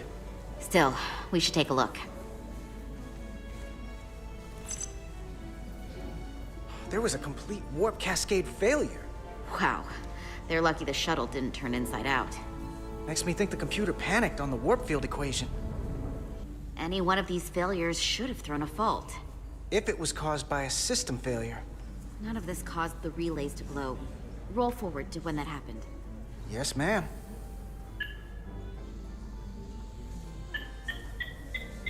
So here, they take a moment to get their bearings and they attempt to re-engage the warp drive. There. That's the relays blowing.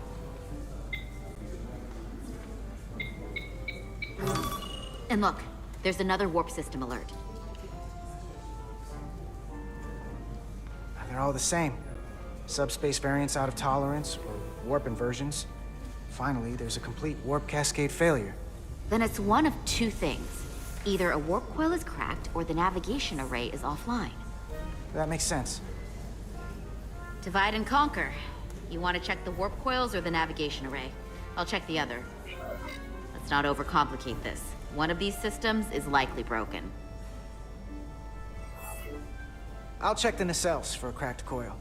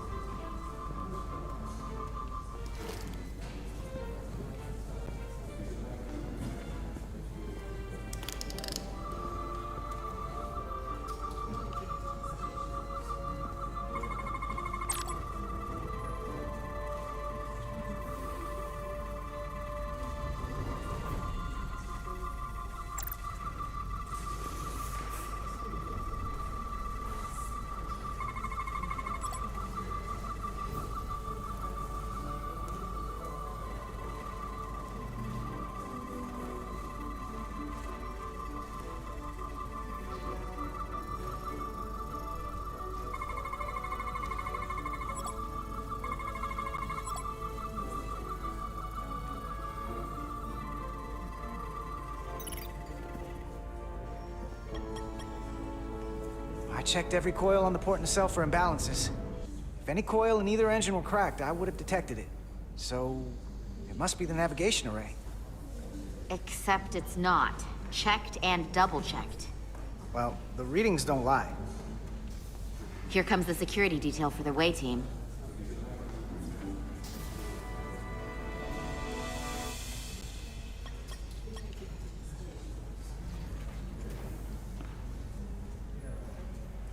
Hey.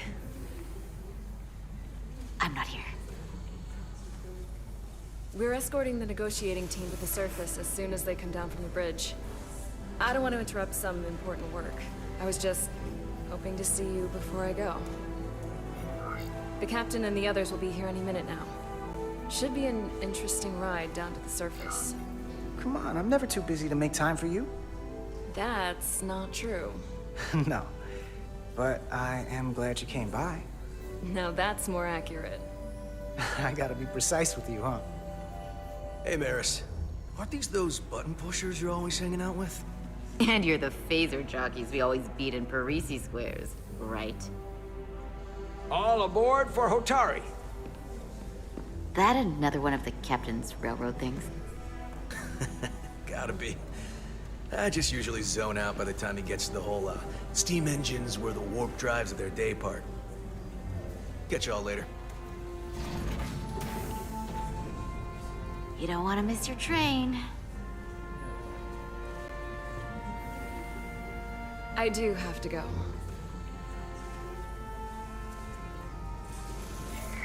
Not gonna lie, I'd rather not leave right now. More important things on my mind.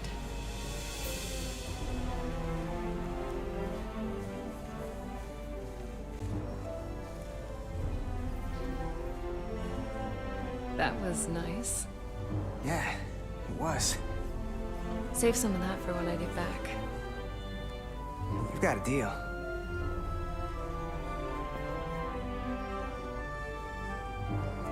Be seeing you.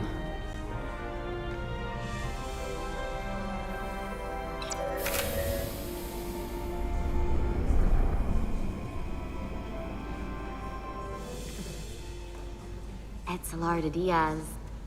If you could float back down to reality, we still have a ways to go. All right, where were we? So, the warp coils in the navigation array are fine, but the nav computer doesn't seem to think so. I'm out of ideas short of field stripping the shuttle from bow to stern. You wanna take this out of the shuttle and throw it on the bench? Oh, real hands-on maintenance. I like it. Okay, the nav computer is patched into the ship. The ship's computer can double-check our work. If the shuttle's nav computer is putting out false data, we'll know it. Let's run through the shuttle's logs again. Running now.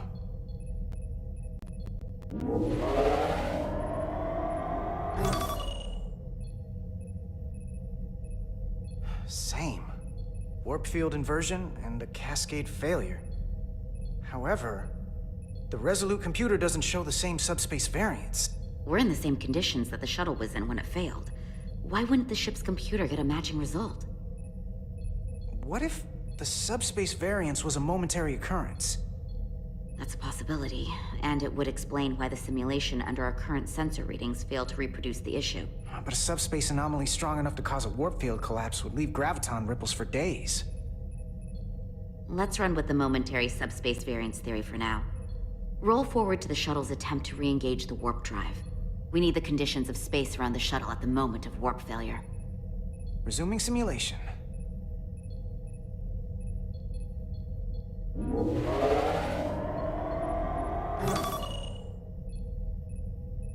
Error in warp field calculation. Cochrane formula variables are out of range. That right there. Take the shuttle sensor data from that moment. Computer, why did the warp field calculation fail? Warp field pressure returned non-orthogonal. Results are undefined. That doesn't help. Wait, what if we use a different ship? Put the Resolute into the simulation instead of the shuttle. Yeah, it should warp just fine. Unless... Computer, run the simulation with the Resolute. Resolute simulated. Computer, give me manual control on the warp power. Static field intensity, warp 1.1. 1.2. 3. Warp pressure is destabilizing. Error in warp field calculation. The warp drive has experienced a system-wide cascade failure. Warp field collapsed. Subspace variance is out of tolerance. Cochrane formula results are undefined. Bingo. What-o? The same moment when the shuttle failed to warp, so did the ship. Whatever happened to the shuttle just happened to us. The Resolute will not sustain warp. We can't leave Hotari space.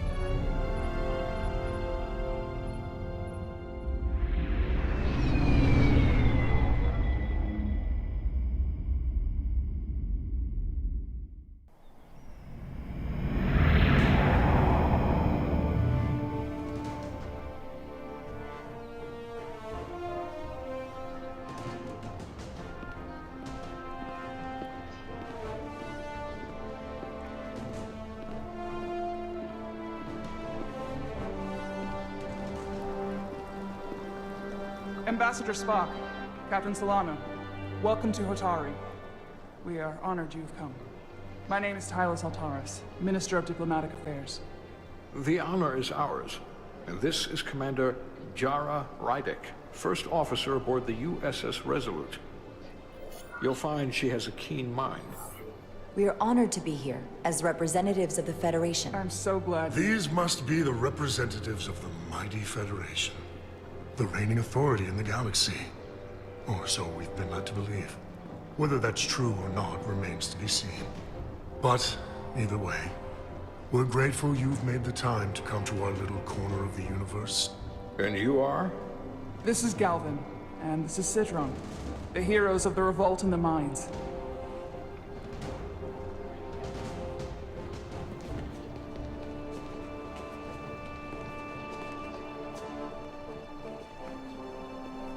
Let's hope this is the last time we ever have to come here. If you'll excuse me.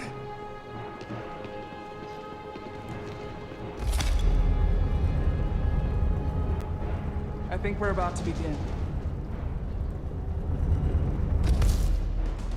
Did you hear the arrogance from that guy? I don't know what we're walking into here. But that guy was something.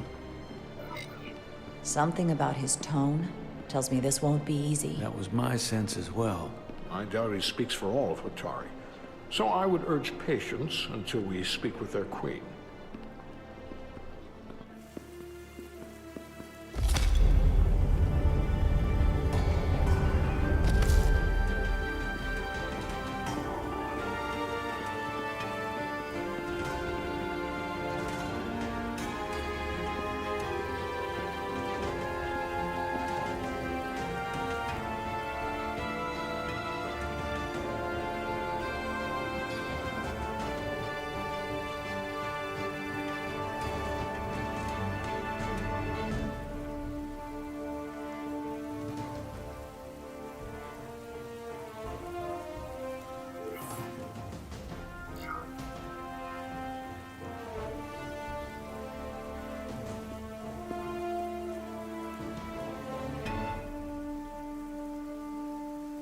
Ambassador Spock, welcome to Hotari Prime.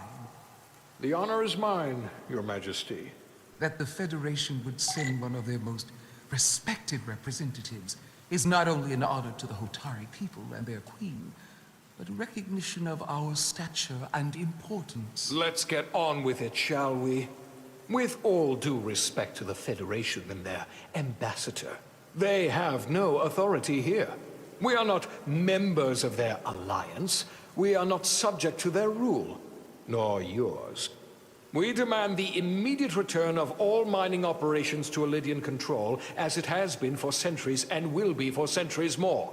That has always been our understanding. That understanding has changed. Then you invite war! And if you cannot remain silent, you will be silenced.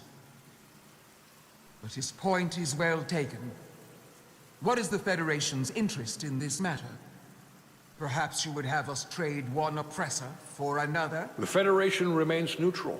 Our only interest is the peaceful resolution of this conflict. We are here at your request, Your Majesty. For now. Saying this wouldn't be easy was an understatement. I thought they wanted us here.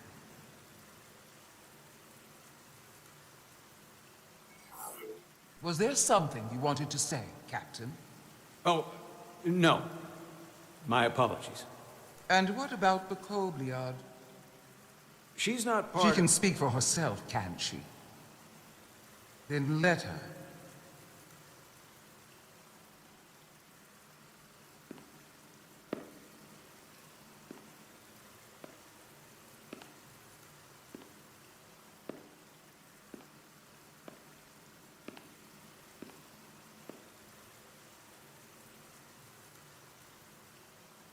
Now then, what is your name? Commander Jara Rydick, Your Majesty. Being a Kobliad, you would know better than anyone. Your people suffered brutal treatment at the hands of the Cardassians. Their injustice towards the Kobliad is as unimaginable as it is unforgivable. Not unlike how we have been treated by the Alidians. As much as they'd have you believe they are the victims here, remember it was the Hotari who attacked us. Hundreds of innocent Alidians were slaughtered without mercy in those mines. The blood is on their hands, not ours! Quiet! If after all the Kobliad suffered, you finally had the chance to right that wrong, to get out from under their control, would you take it? Or would you negotiate a peace? I can't speculate on something that never happened, Your Majesty. Sadly, that opportunity never came for the Kobliad. No, it did not. But we'd be wise to learn from their example, before we too find ourselves facing extinction. The Federation is the most powerful, most advanced alliance in the galaxy.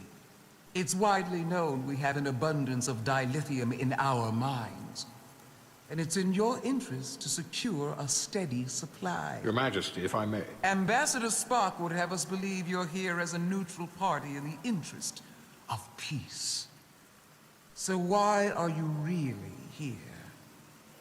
I want the truth, not your Federation rhetoric. It's possible the Federation has an interest in both peace and securing a steady source of dilithium. One does not preclude or prevent the other. But that's just my personal opinion. Given the Federation has done business with the Alidians for decades, I would agree. It's entirely possible, if not highly likely. What they haven't said, but cannot deny, is a simple truth. The dilithium trade would not and will no longer exist without Alidian involvement. We created it for the benefit of everyone, especially the Hotari.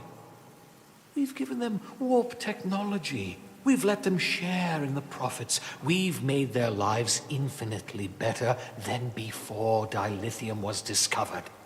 All of that goes away if the Federation turns a blind eye to their treachery. That is enough of your lies! The Hotari are quite capable of running the mines. We've done so for centuries. Don't tell me, who deserves control of the dilithium trade and the mines on Tau? Who should the Federation recognize? The Hotari or the Alidians? It can only be one or the other, not both. If I have to choose only one, then it would have to be the Hotari. Well said. How could the just and wise Federation make any other choice? This is an outrage. The Federation has lost all credibility. The mines are ours. Lydia will not be deterred. We will take back our mines by any means necessary. Then you will see more blood spilled. I am more than willing to address your concerns, Your Majesty. Yours as well, Representative. But I suggest we could have a more productive conversation with a smaller group. Perhaps only the most essential representatives.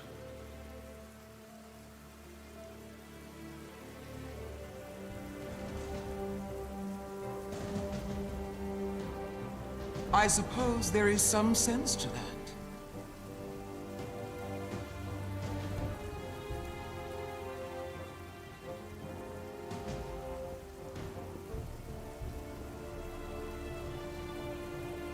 I hope we meet again, Jara Ryder.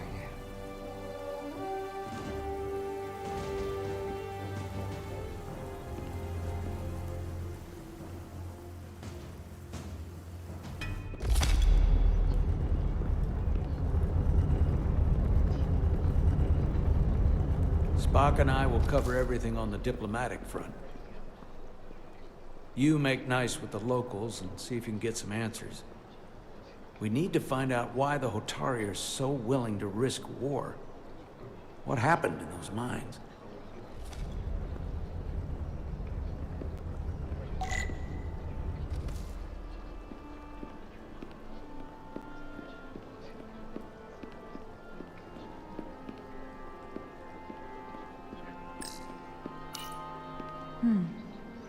Soothing.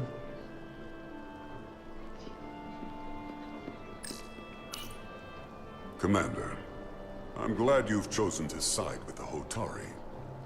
I knew the Federation would see through the Elidians' baseless claims and protect the interests of my people. The Hotari have suffered enough at the hands of the Elidians. I couldn't agree more. I assume you were there the day the mines were seized from the Elidians. Not seized. Reclaimed. And restored to their rightful owners. Yes, I was there. We had to be decisive. Before the Elidians could even realize their worst nightmares upon them. Were the Hotari miners armed during the revolt?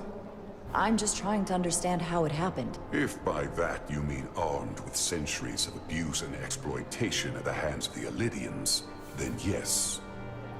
Which doesn't really answer my question. We had them vastly overwhelmed from the start. They respect one thing above all else, and that is force. The greater the force, the more certain the outcome.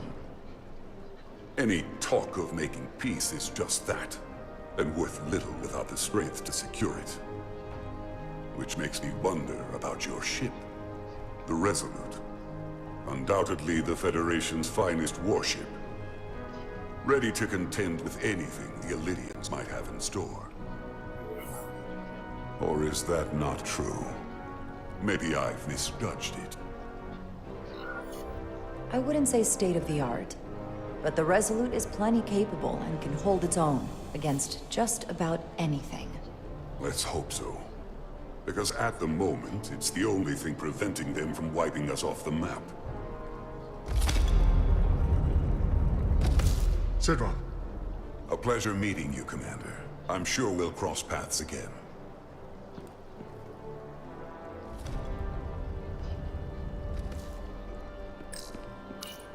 Commander Rydek, I'm encouraged to see the Federation supporting my people. I'm afraid of what might happen without your help. I'm glad to hear it. I just hope you're not the only one who feels that way.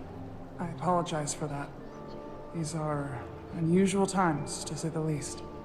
Much is changing. I saw you speaking with Sidron, our national hero. I'm curious, what did he say? He seems to be of the opinion that negotiating for peace is a waste of time. Because force is the only blunt instrument he understands. He's a miner, not a diplomat. For the first time in our history, the Hotari have the upper hand. We see ourselves as strong instead of downtrodden. New voices have risen up. Old voices shouted down. Galvin and Sidron have become national heroes. Now, they have the Queen's ear. Better or worse, depending on your perspective. I take it they're against a negotiated peace with the Elidians. Heroes tend to want more of what made them heroic. If it were up to them, they'd wage all-out war and bring ruin upon us all. My fear has been that the Elidians will launch an attack and crush us. You've seen their starship, no doubt. They could have retaken the mines whenever they wanted to, but it never happened. And as strange as this may sound, I'd almost say they're afraid. I just don't know what they're afraid of. It's still the same bluster and bravado you would expect from them. Do you think it has something to do with the Ion Storm? Right now, it's stronger than ever, isn't it? It's entirely possible. I'm not a scientist, but I do know the storm has knocked out all kinds of systems. So maybe the Elidians weren't willing to risk their ships, given all the interference.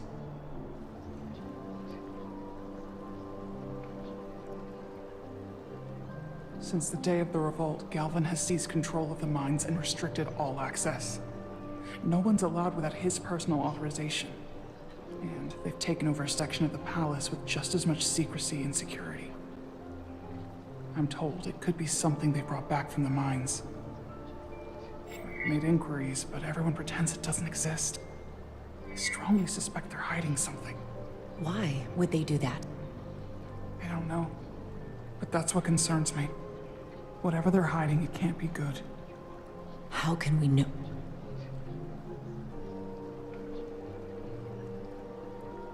I'd better see what's happening. Do you think you can find out what they're hiding? I need to see proof of something before I can make my case to the Federation. I can try, but even if I found it, I might not know what to make of it. Take this. You can use it to capture whatever you find, and then send it to me.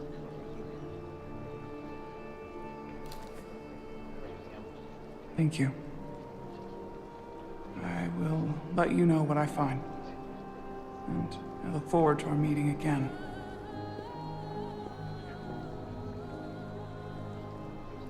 Sorry, I couldn't help but notice you were speaking with the Hotari this whole time.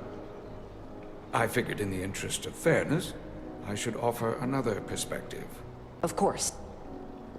I'm probably not telling you anything you don't already know, but these negotiations rely on the Federation's neutrality, as does any hope you might have for a supply of dilithium in the future. So, why you would choose to side with the Hotari escapes me. Without Lydian involvement, there is no dilithium trade. But clearly, you weren't aware. We are and will remain completely neutral. Our only interest is the peaceful resolution to this conflict. As is ours. Of course, the question is, at what price? Major Salit Arminta, Special Attaché, Lydian Armed Forces. Pleasure to meet you, Commander. I have my issues with the Hotari, but I have to give them some credit. They know how to seize an opportunity. Inciting an uprising the same day as a massive, once-in-a-lifetime ion storm. Our assumption was that this storm was just an anomaly. Yes, a very convenient anomaly. At least that was what we were told. Of course, I wasn't there. But who am I to say otherwise? Something tells me there's more to the story. So what really happened? Well, the official story is that it was the storm that enabled the revolt. How else do a bunch of unarmed, unorganized miners seize control of an entire moon, much less thousands of mines? But I've talked to people who were there. They tell a different story. They say they're lucky to have escaped with their lives. That it was more than just the storm. That somehow the miners were able to harness the energy from the storm. I know it sounds crazy. I'm not even sure I believe it myself. But that's what they said. The energy readings we've seen are off the charts. There's no way they'd be able to somehow harness it. That sort of technology doesn't even exist. I know. I felt the same way. But each person told the same story.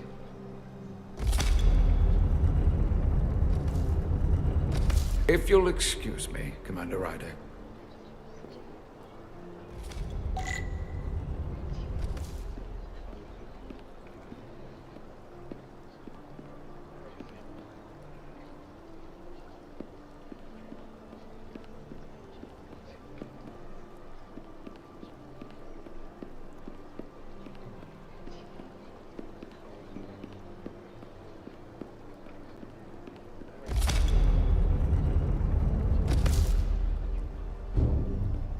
Well, that was a disaster. What happened?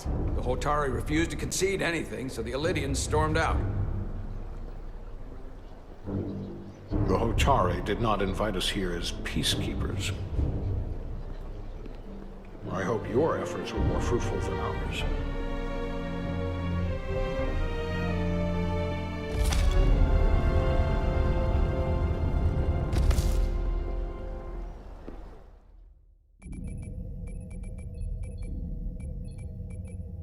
Gravitational harmonics failing to resolve. Warp bubble stability degrading. Increase output to maximum. Increasing warp output to maximum. It's happening again.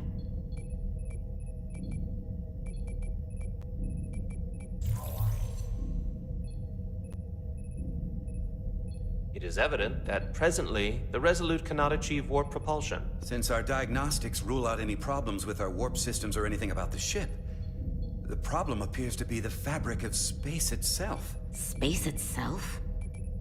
You're saying something about this region of space prevents warp travel? Prevents it, or can't sustain it. However improbable, that appears to be the case. We need to know more. Well, couldn't we slowboat it out of here at impulse speed? It may come to that, but we don't know how far this warp dead zone extends. Captain Solano is on his way back from the negotiations, and I want to have some answers for him when he gets here. Indeed. Given the facts at hand, we may be able to deploy subspace probes around the ship to construct a clear picture of the phenomenon. Around the ship. I'll prep a shuttle.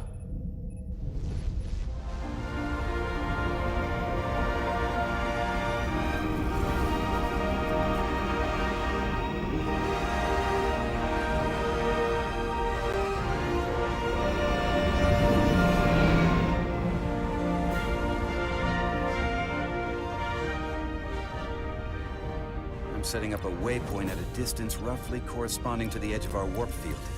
When we get there, I'll deploy the first probe.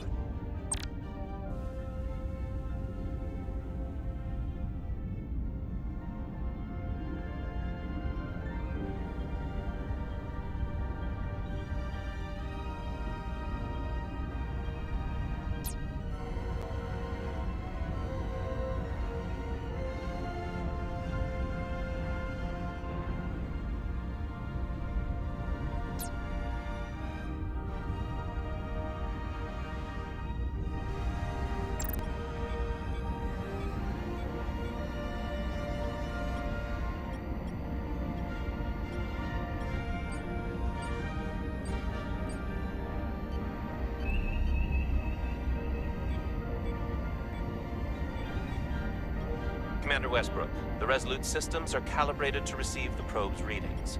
We are standing by to reproduce the warp field collapse after the first probe is deployed. Thank you, Mr. Chovak. We'll be in position shortly. And, Mr. Diaz, do take care in piloting the shuttlecraft. Now is not the time to indulge in the human penchant for joyriding. Chovak probably isn't such a fun guy to work for, huh? Nah, Lieutenant Commander Chovak's not so bad. You know, once you get used to him. And, I've learned a lot working under him. I have a feeling I'm going to have to work harder to be a political animal like you, with this new first officer coming aboard.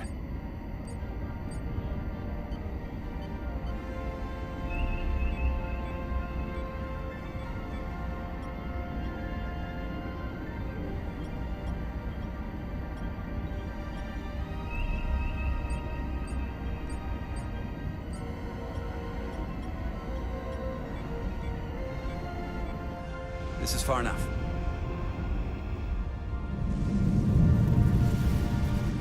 Transporting the first probe into position.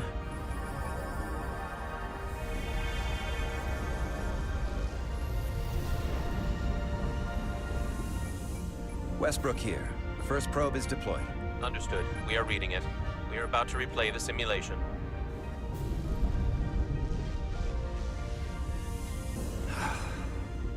Problem?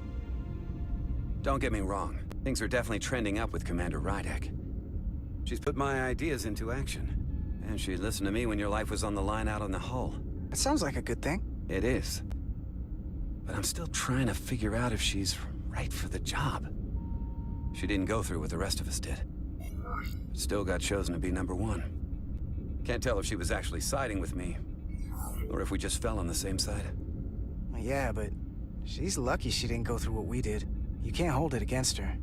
Actually, I think I can, even if I shouldn't. Test is running. Warp field collapse in 3, 2, 1, mark.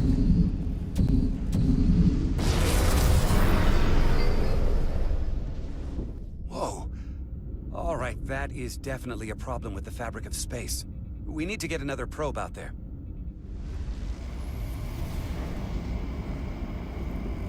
With 2 points of data, the Resolute and the probe, We've managed to get an interference pattern. I'm setting a waypoint to a particularly strong area of interference. We'll deploy the second probe there.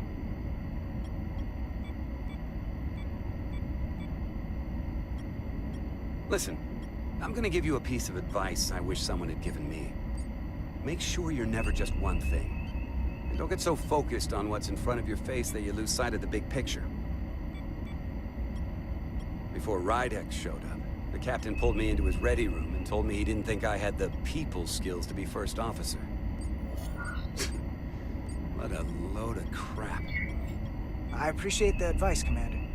I'll make sure I keep my options open. I don't need to tell you how to operate. You're already well on your way. You're a capable engineer. You're good in the field. Keep up the good work. Who knows? A solid jack of all departments like you could be Commander-in-Chief of Starfleet one day. Hell, Admiral Jellicoe started as a shuttle pilot. And there are places to go in the enlisted ranks, too. I love it. So put me up for promotion. I'm ready for my next challenge. Well, I think you're going to have to prove that to your boss, Chovak, first. He's the one who has to put you up for consideration. If I were first officer, it would be different. Well, then I'll just have to change Commander Chovak's mind. I'll work hard and better, and he won't be able to ignore it. You've got grit. I'll give you that.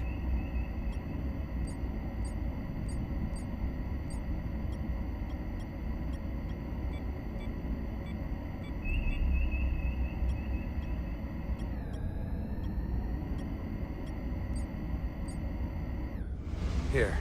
This is close enough. Stop the engines. Deploying the probe. Westbrook to Commander Chovak. We're ready for another sampling of data. Very good. Running the simulation again.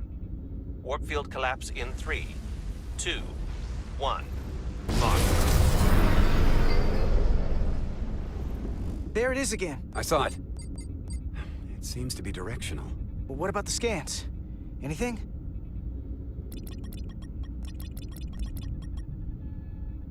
Here's the readings in relation to our local space. We've got the Resolute, Otari Prime, and the probes. All this interference is overloading the sensor buffers. We're gonna have to triangulate the sensors manually.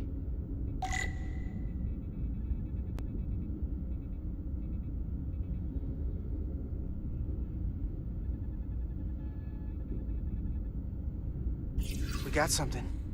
These markers indicate peaks in the gravimetric interference patterns. Let's see if I can find some more.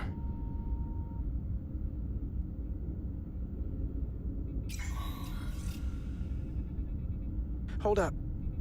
This is coming from the moon. A beam that blocks warp travel. Aimed right at us. Someone is doing this intentionally. I don't know how they're doing it. This is like nothing I've ever seen. Why would they be doing this? We came here to help these people. And now we're getting hit by some warp-killing weapon? Now, look here. It's current readings of the ion storm. These concentrations... they line up with the interference pattern. The storm and this beam, they're coming from the same place. Carter, whatever petty local conflict brought us here, it's just a small part of something much bigger.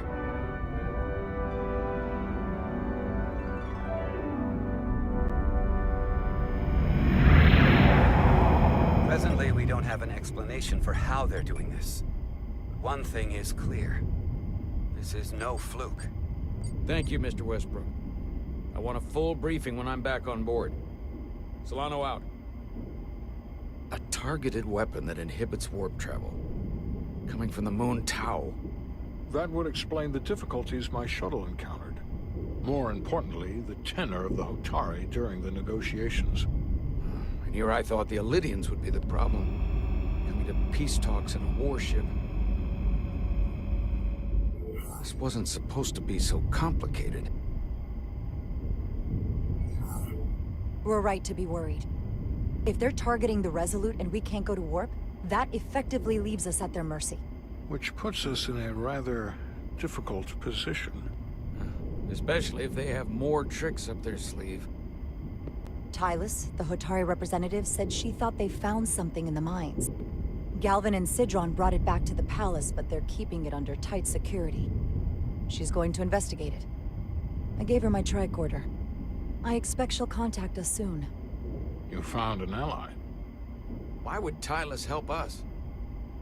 Go behind her people's back? It's a fair question, considering. She's worried that her people are being dragged into something that isn't going to end well for them.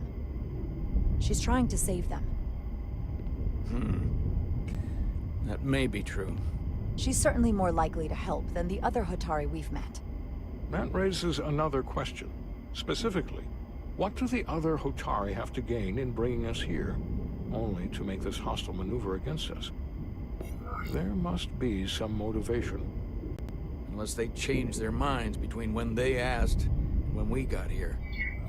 Given their indifference to the negotiations, and what we now know about this warp-disrupting weapon, it's almost as if they want to start a war.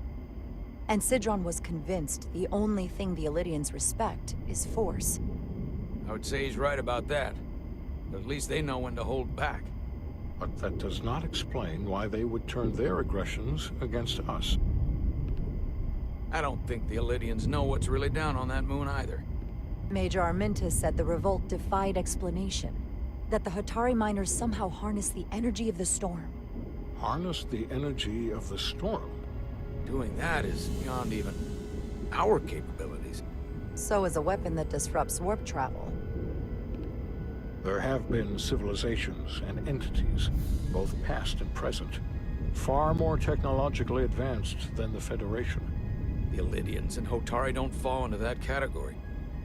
But that is all the more reason to investigate further. Commander Rydek, sorry to interrupt. We've received an urgent call from Hotari. The Queen's advisor, Tylus, has asked to speak with you. Put her through.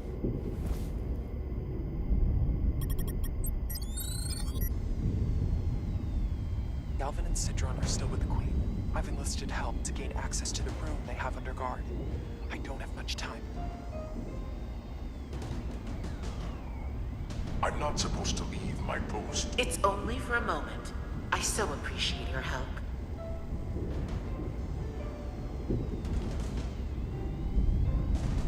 I found something. I'm sending you a scan.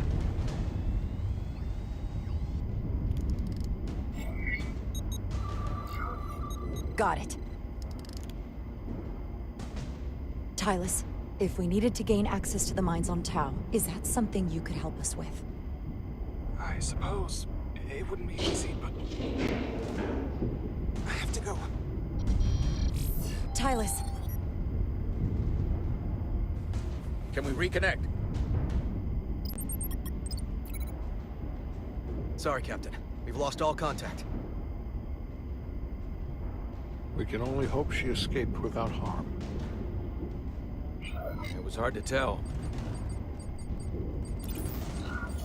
We have to help her. Send another shuttle. We're not or maybe... doing anything yet. Not until we know more.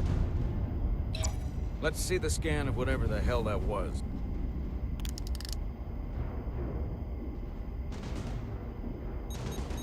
Tylus suspects this came from the mines on Tau. It appears to be of ancient origin, but the markings are unfamiliar. We can run a full analysis when we get back to the Resolute. But if this came from the mines, then it might be the key to how they got the upper hand against the Illidians. Then we have to go into the mines. The Federation would not allow that. We were, after all, sent here to be a neutral party in a peace negotiation. However, we could demonstrate that the Hotari have acted in bad faith, which would enable us to investigate the mines on Tau with full justification. But of course, we would need conclusive proof before taking action. Otherwise, it could put us in a difficult position. Whatever this artifact is may be proof enough. At least to satisfy the Federation.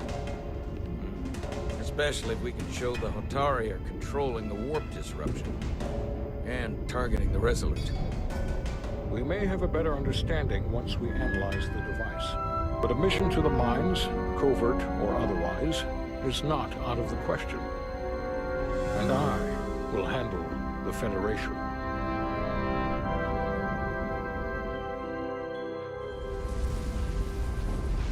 As I was telling Carter, I want all the data I can get on this warp problem.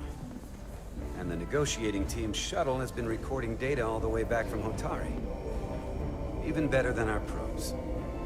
So pull the sensor and engine ISOs from the Melville when it sets down. Will do.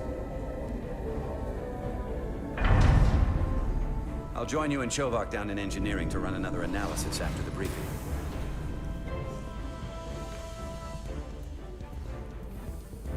I didn't like this warp problem when we thought it was some astronomical anomaly. And I like it a hell of a lot less now that we know someone is doing it to us. How does it work? What do we even do about it? What do you say we pull these chips and find out? Took some damage on the way.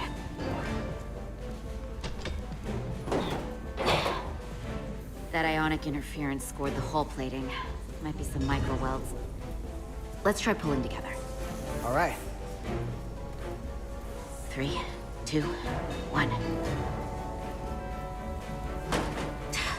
It won't budge. Gotta be the storm damage. We need to... Welcome back. Any excitement down on the surface? Excitement? No. Nothing like that. Hey, can you hand me the EJ7 interlock? From the toolbox. I don't know what that is. Not much use for one on a security detail, huh? Carter? Yeah, I'll get it.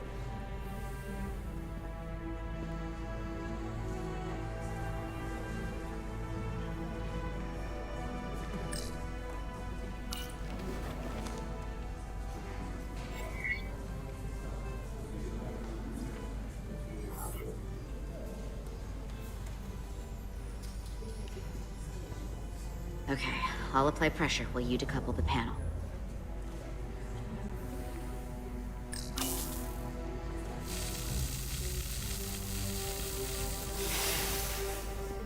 Here, I'll help.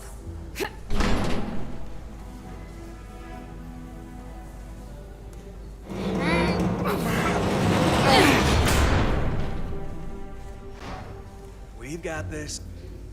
Open up and say ah. Thanks for the hand. We have to get these isolinear chips down to engineering. No problem. You really know everything about these ships, don't you? The tools, the systems. Oh, I thought security was the detail to be on. Now all of a sudden you're interested in engineering? Just the engineer. Come on, start pulling chips.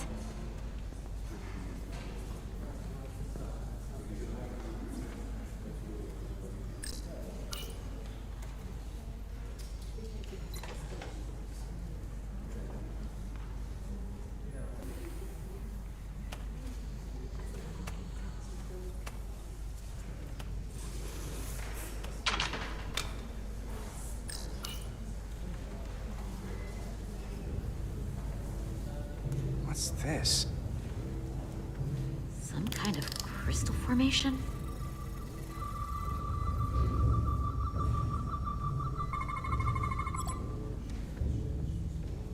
Whoa.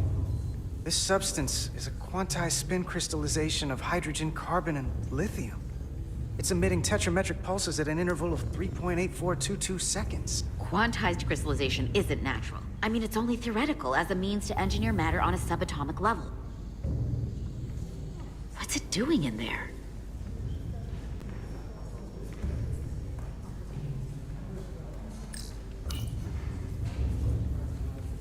Wait. Regulation 364, subsection 9. What? Regulation 364, subsection 9 orders that in the case of an unknown foreign substance infiltrating a sealed system, it will be placed in secure confinement before further examination. Retrieve a containment module. Don't you think we're more equipped to deal with whatever this is? No. Before anything else, this is a security issue. You don't even know what this is. Which is why we need to study it. Once it's contained. Just leave it there for now. Messing around with it could be dangerous. At least until we know more. That's exactly why we need to get it to the containment lab. I can't make an exception just for you. I'm still going to report these crystals to Commander Westbrook when we send the shuttle data. And I will inform my superiors. I'm taking this just as seriously as you are. But I overheard talk about the warp disruption on the shuttle. Now these crystals? Maybe this situation is more than we can handle with just a science vessel. We could trigger a distress call, get Starfleet to send more ships. Or I could send a message to my old CO on the Adirondack. Get some combat-tested vessels. We shouldn't do this alone. Miranda, you gotta be more careful. Someone hears that, they could think you're talking mutiny. I'm just trying to figure out how we can help. Okay, stand back.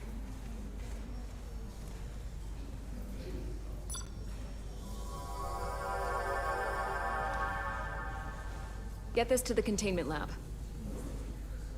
We'll get it set up for you. I'll let you know when it's safely confined. Oh, we'll be there. Last thing you want is to study this down in main engineering and have it explode next to the warp core.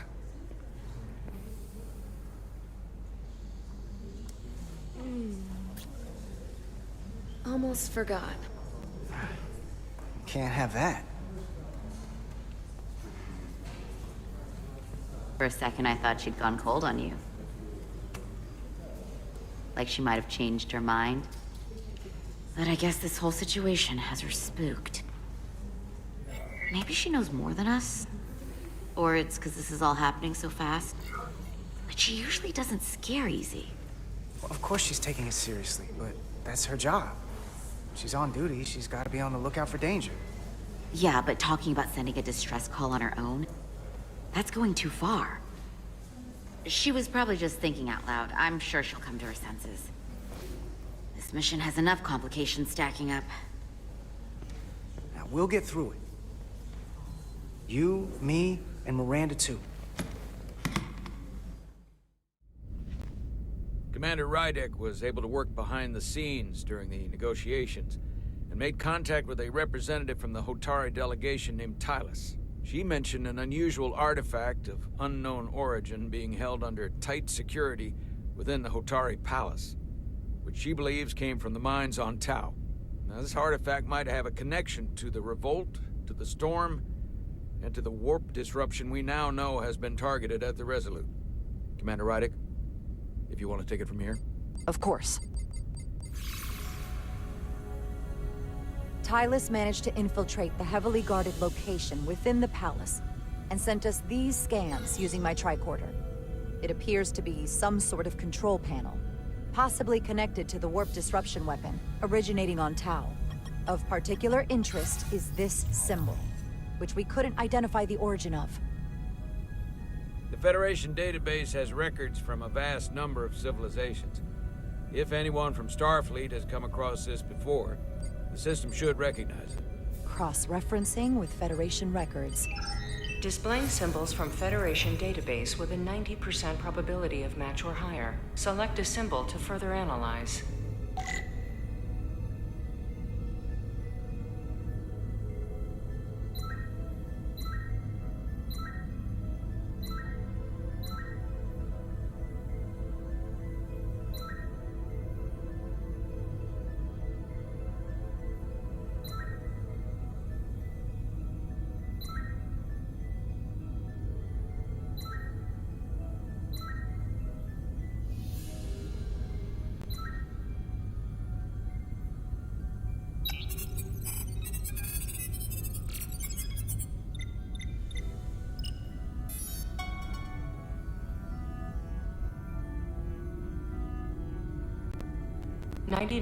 .2% match.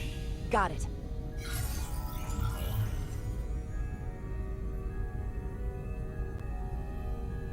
So, what are we looking at?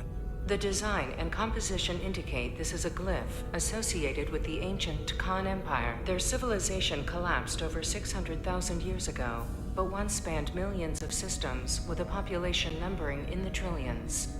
Fascinating. The Takan were once the most advanced, most powerful civilization in the galaxy. Is it possible the Hotari found Takan technology? I wonder if they even know what they have. Our knowledge of the Takan is limited. I have only encountered passing references to them. Actually, I've heard of the Takan. You have? Quite impressive, Commander. Computer, summarize the Enterprise D's discovery of a Takan outpost. On stardate 41386.4, the USS Enterprise D, under the command of Captain Jean-Luc Picard, discovered a Takan outpost in the Delphi-Ardu system. According to the mission summary, an unbreakable energy-draining field was deployed against the Enterprise and a Ferengi ship. The Enterprise was only able to escape after negotiating their release with an entity known as Portal 6-3, Guardian of the Takan Empire. Unbreakable energy draining field. It starts to make sense. What else is there? There's a lot here. Let's take it piece by piece. Select the aspect you wish to learn more about. The technology to capture and hold the Federation flagship would have to be unbelievably powerful. Computer, what else can you tell us about the energy-draining field the Takan used? The Enterprise D was unable to break free on its own. The precise nature of the technology was never fully understood. Only that the crystalline technology used was beyond the comprehension of then-current Starfleet science. The engineering team found a quantized spin crystal formation in the shuttle you took to Hotari. They registered tetrametric radiation coming from it. We have Takan technology on board right now? We might. I'll run a full analysis in the containment lab.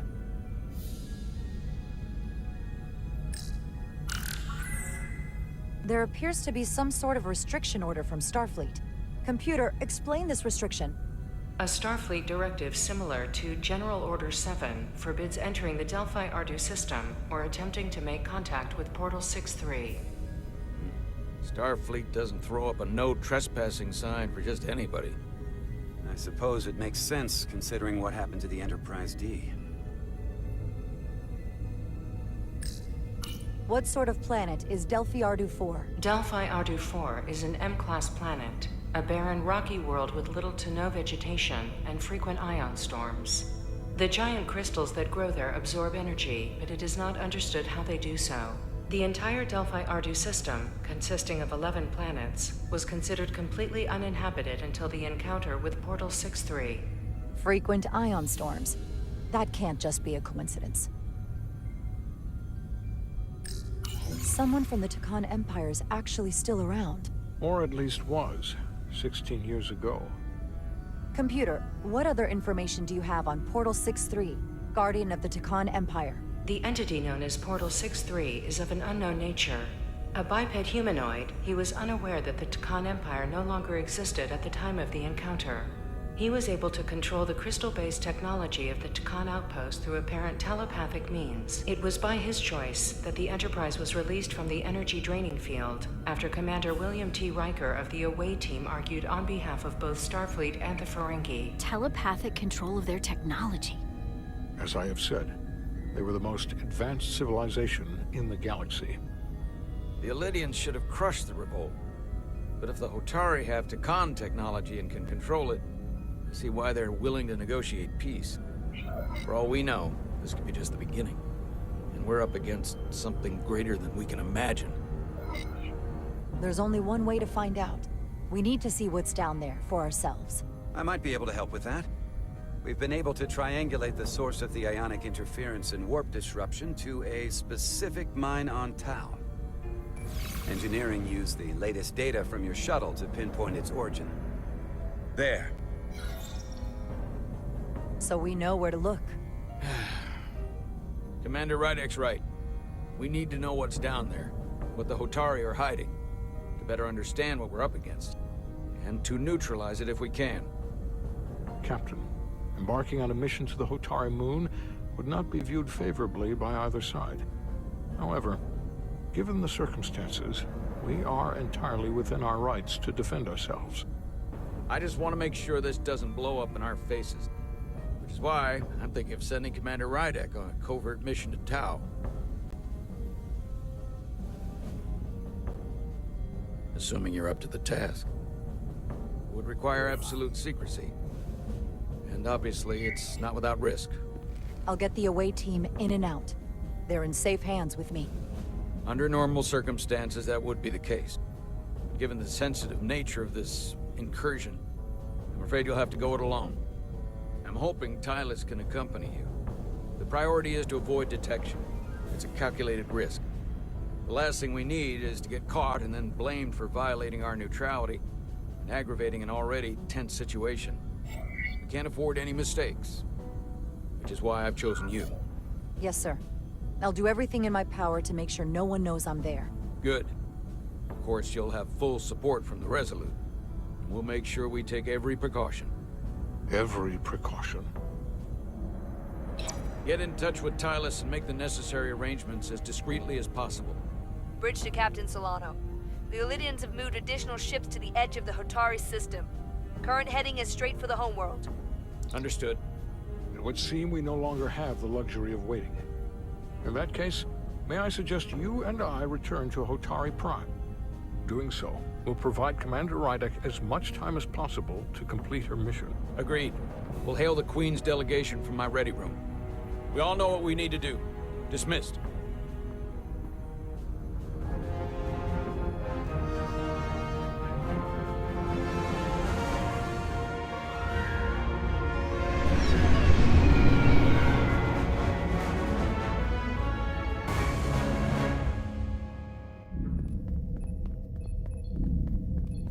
Petty Officers Diaz and Edsolar, where is the crystal formation that you found in the shuttle? I have tasked Ensign Calloway with performing a full analysis of the tetrametric pulses.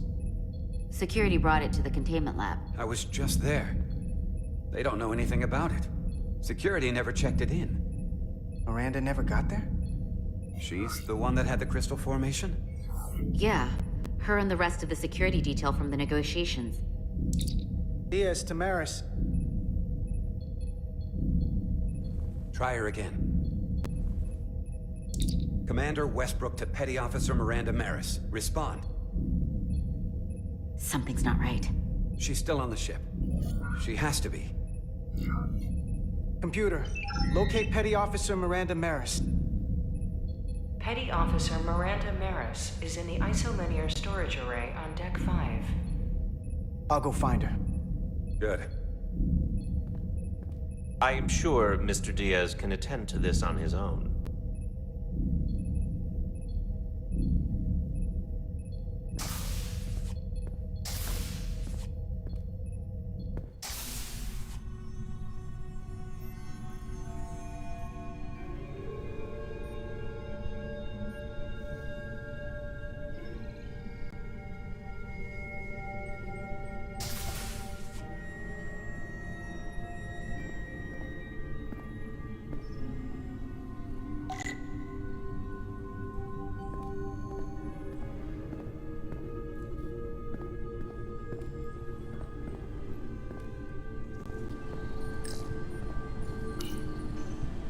Someone improperly pulled these isolinear chips.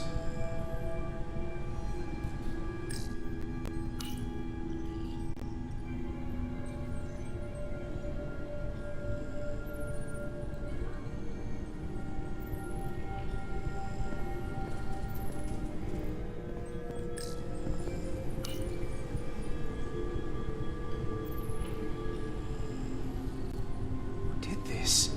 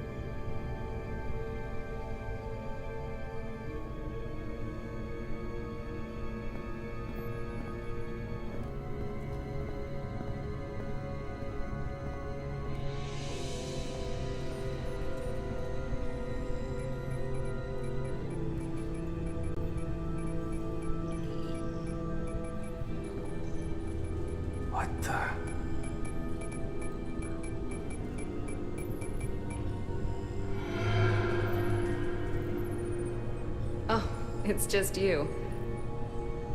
I'm busy right now. Why don't you come back later? I'm glad I found you. I was worried. We tried you on the comm badge and you didn't answer. Oh, I guess I was just caught up in my work. But I'm through here, so I can't stay and chat. I have other things to do. Sorry you came all this way for nothing. What exactly were you doing in here? I saw you accessing files, copying them onto that. This is secure data. It's really not my place to talk about it. Look, I appreciate that you came to check on me, but I'm fine. You worry too much. We're on a starship. I'm worried because you're acting strange. I don't know what it is you're really doing in here, but Commander Westbrook said the crystals you took never made it to the containment lab. Will you drop it? I don't like being interrogated, Carter. Hey, wait up!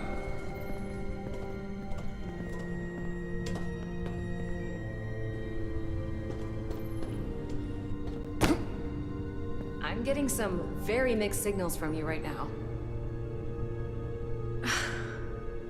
I'm sorry. I'm under a lot of stress right now. Just tell Chovak or whoever I don't know where the crystals are, and let me go about my business. I know we have some things to figure out. I don't have time to stand around and debate with you. Not right now. I want to help you, but you're not making it easy. Then I'll try to make it simple. You don't have to say anything at all. Miranda, hold on! No. Get out of my way.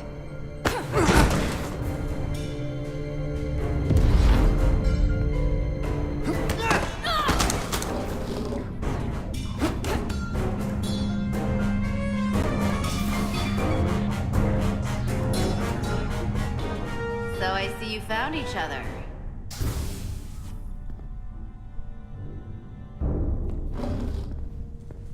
You were taking so long, the commander sent us to see what the problem was.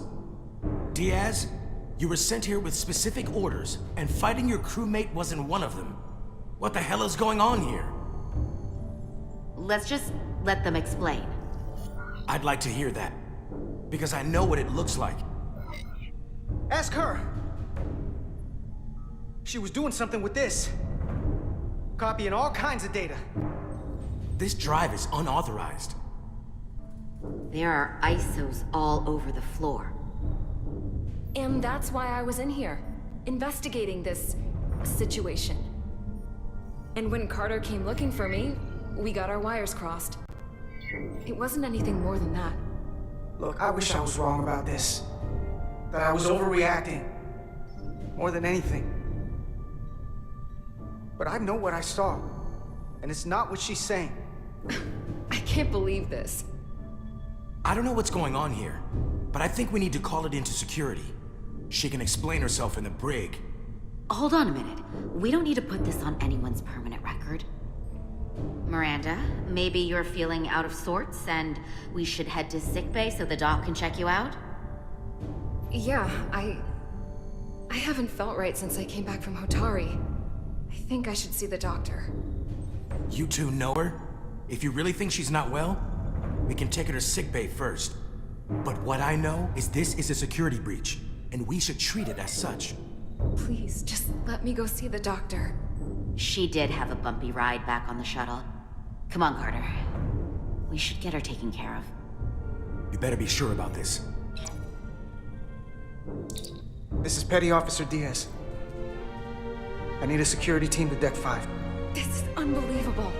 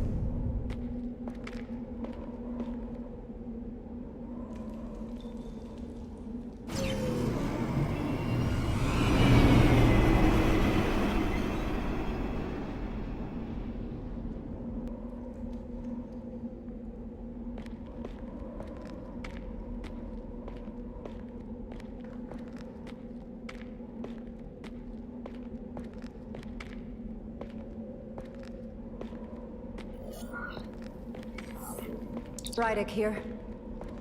This is Ermont. Any trouble getting to the surface? I'm really starting to miss transporters. As long as this storm is around, you'd better learn to like shuttles. But if you can find the cause of the interference, we might be able to get back to transporting. As if I needed another incentive. We both know there's a lot more than that riding on this. Fair enough. You'll need to get in and out of the mine undetected, so I hope Minister Tylus can help in that regard. So do I. And to keep this covert, we'll refrain from contact unless absolutely necessary. Understood. Rydick out.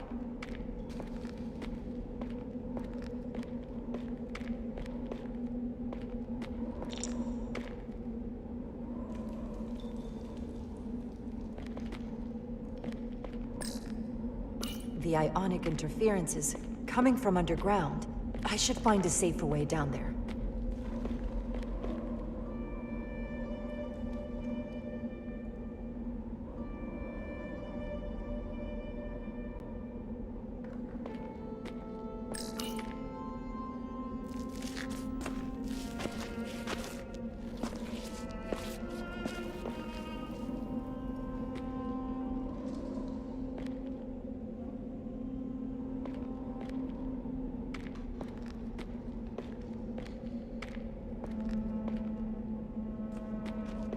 I saw your shuttle take off. Hopefully no one else did. It's good to see you. Even under these unfortunate circumstances. When you called to give us a scan, it sounded like they caught you. I was worried you'd been hurt. It was nothing I couldn't handle. Lead the way. I'll fill you in on what we've learned about the situation. Follow me.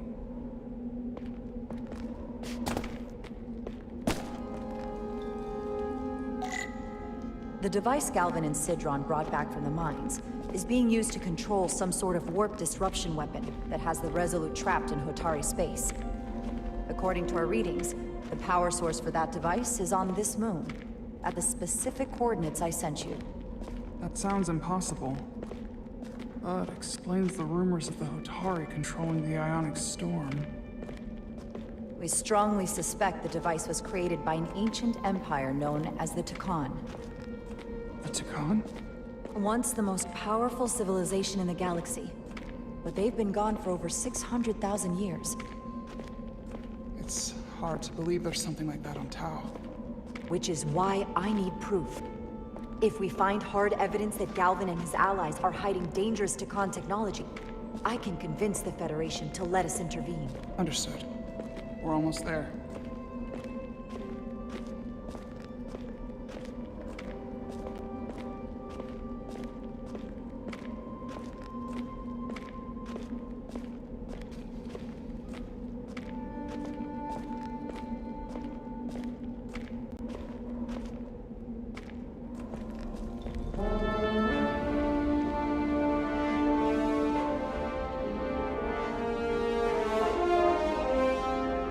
That's the mine? Prospect 614 North, Subdivision 20. It's enormous. Just one of the thousands across Tau. The pride of Hotari. How do we get inside?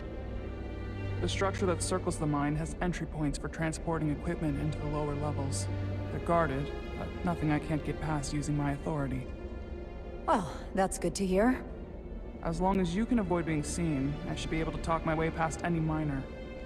And provide a little distraction for you in the process. How do I avoid being seen? You don't use the door.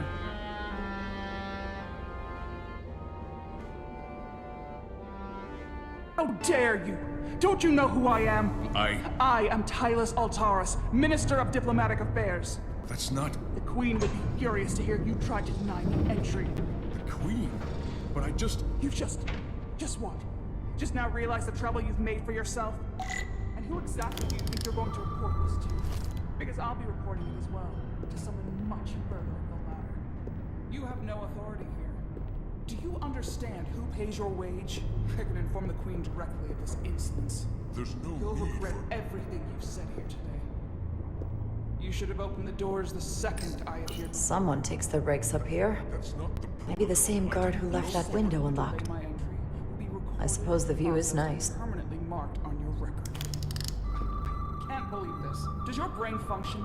Do you speak our tongue? Minister, I have orders. How could a fellow Hattori not understand this? You're digging your own grave. I've reached the end of my patience. Escort me to the maintenance bay. Not going that way. But fine. A wise choice.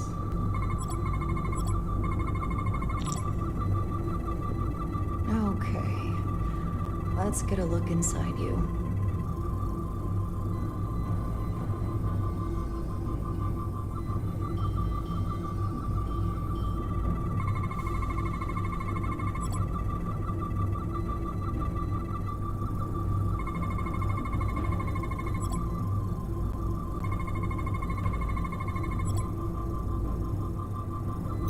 Full system access. Let's see if I can just... Bingo.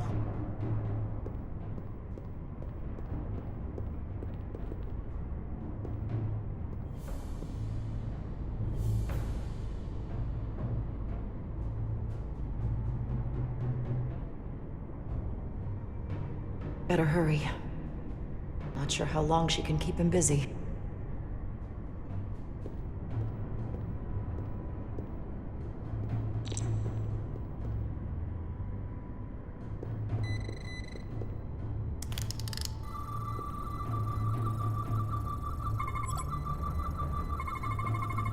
Something in here is keeping that door closed.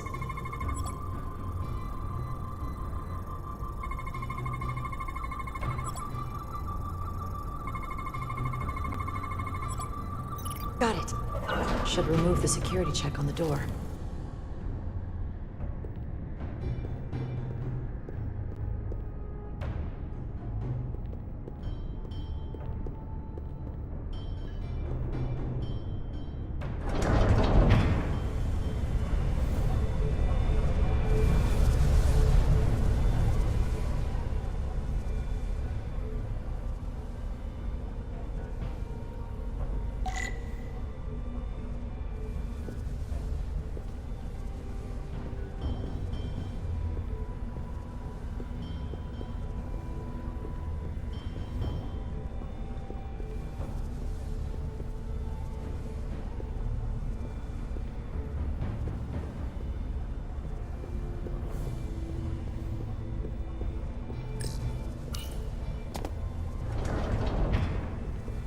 I didn't come here to educate an imbecile on royal protocol. Of course not, Minister. So I will be about my business here, and you will take yourself out of my sight.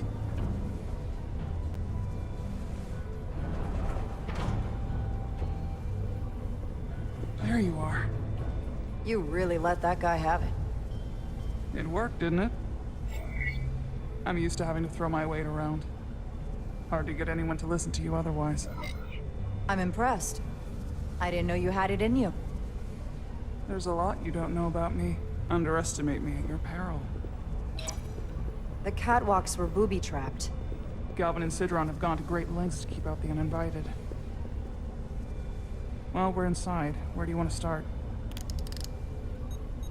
The ionic interference is coming from below us. We need to go deeper.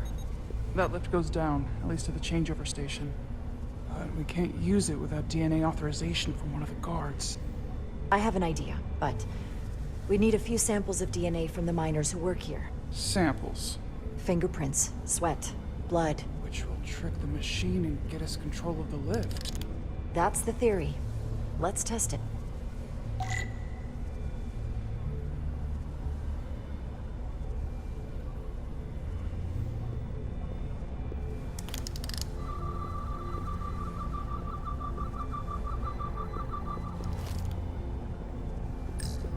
Do you think we could just find a way to climb over this? Possibly.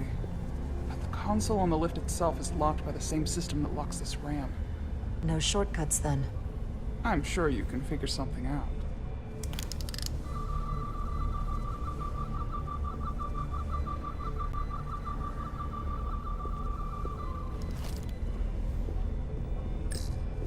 This facility doesn't seem well maintained.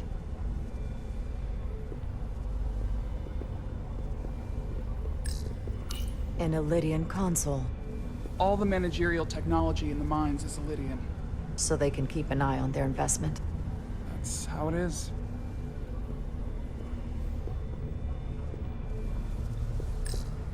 Hopefully that guard stays outside. Oh, he will. Wow, that is a lot of DNA. I should look for the most concentrated spots.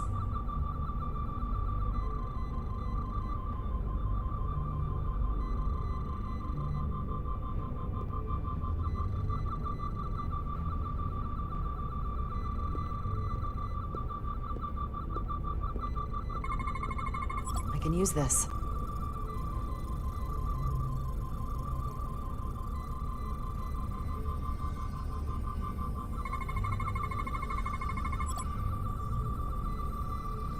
That's a stable DNA sample. It's only partial, but a few more should do it. Hygiene clearly isn't a priority down here.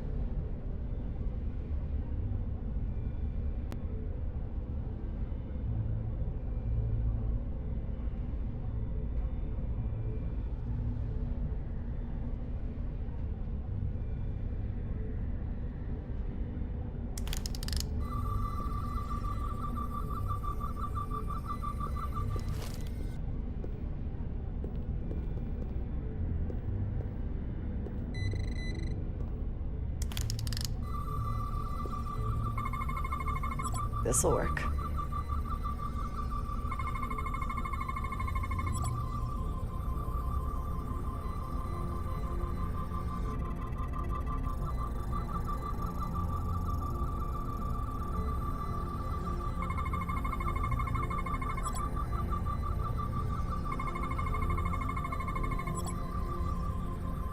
Good. That's another I can use. Just need one more sample.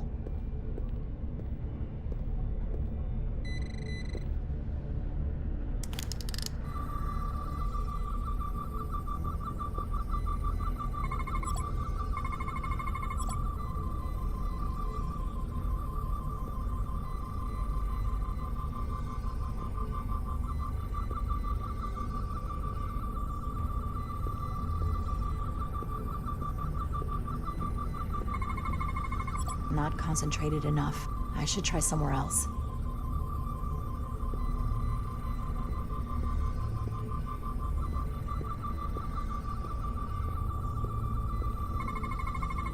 There's gotta be stable DNA here.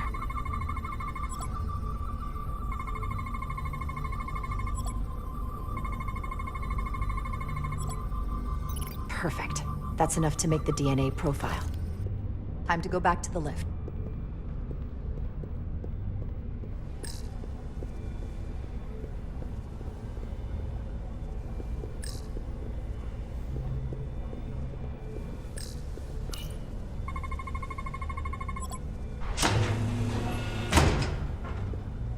It worked. Theory proven. I'll get it started.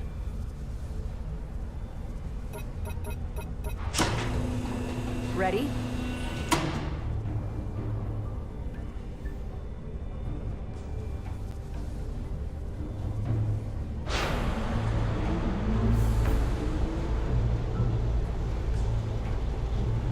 I'm a little afraid of what we might find down there. We'll be okay. I've survived worse than this.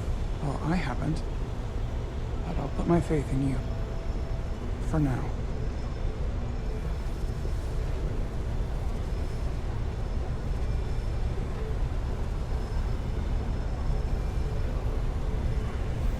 Jara.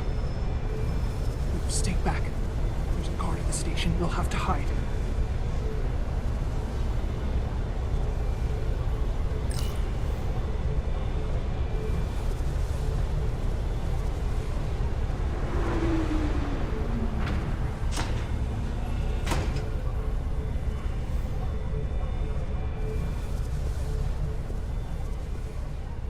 Who are you? What are you doing here? You watch your tone with me. I'm Tylus Altaris, Minister of Diplomatic Affairs. I speak for the Queen herself. This is a restricted area. No one gains access without the approval of Galvin or Sidron. Wait! US Gawad Abo.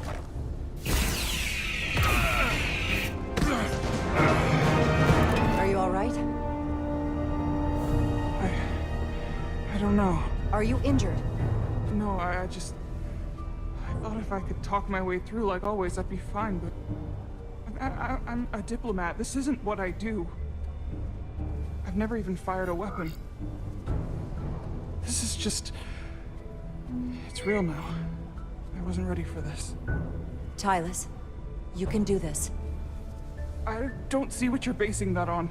All you've shown me so far is an iron-willed determination to save your people. I don't expect that's changed. No. No, it hasn't. My authority has never been challenged like that. It meant nothing to him. So we should assume any Hatari we encounter from here on can't be reasoned with. Agreed. The only loyalty they have down here is to Galvin and Sidron. Can you switch over the lift? Guards should have a scan card that will allow us to operate the switch.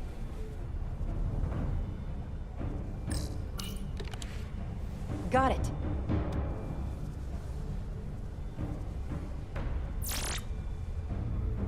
He's not dead, is he?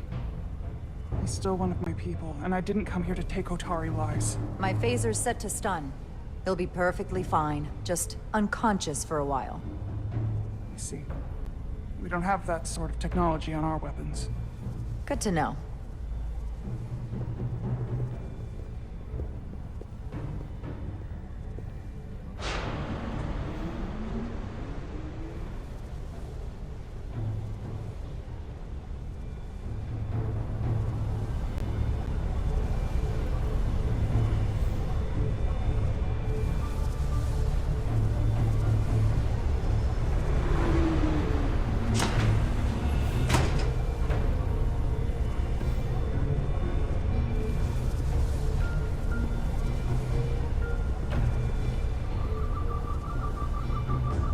The energy readings are emanating from this tunnel. It's sure to be guarded in there. Stay low and follow my lead.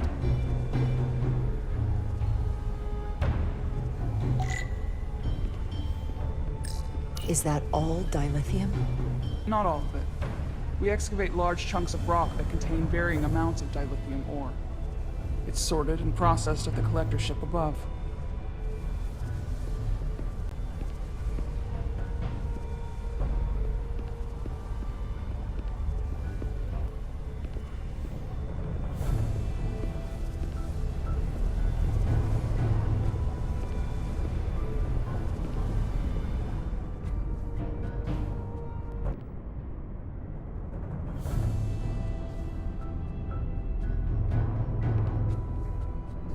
More guards. I take that as a sign we're getting close. I'll get a closer look.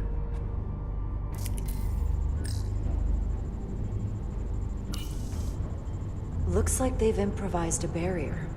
Yes, we must be getting closer.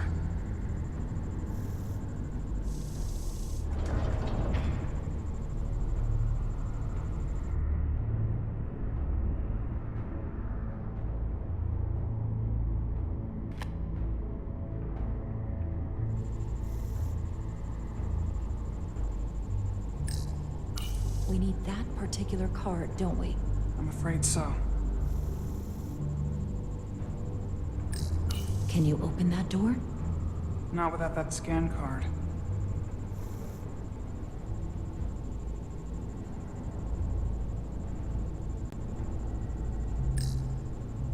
We don't have time to wait for them to finish whatever they're doing. We'll have to try to keep low and sneak past them. I'm starting to see the utility of a phaser. I wouldn't stand a chance against all three of them. I don't like our options here. I have to get us that card so we can open the door. How? If they detect you, Galvin and Sidron's followers are clearly willing to kill to protect whatever's in this mine. Hey, I'm trained for this. I'll be fine. What should I do? Avoid being seen.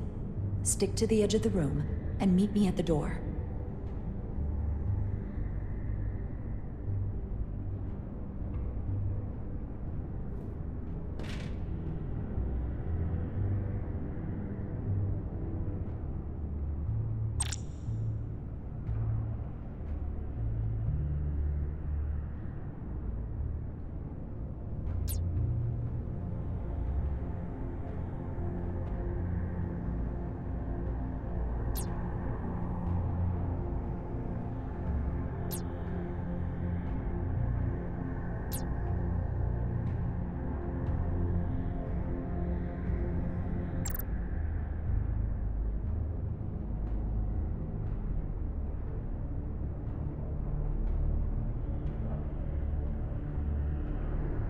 long?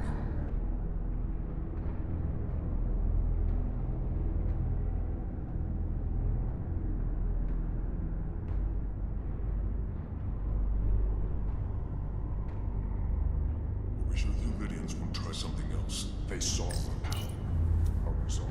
They're terrified of us. Until the plan is complete, we're vulnerable. Then get back to work, and we'll complete the plan more quickly. Processing.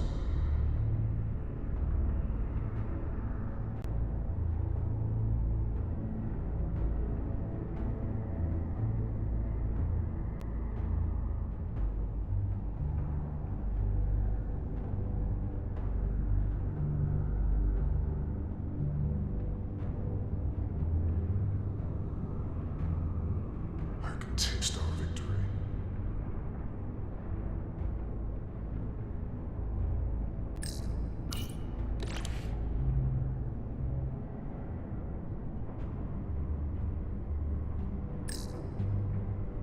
Someone's here. Strange. How long is Galvin going to make us wait? I'm not worried. I'd melt if I went through there. So far. Keep moving. It's a miracle we're even here. We've been waiting for so long. Patience, brother. We'll get our chance. It's inevitable after all. Then it is.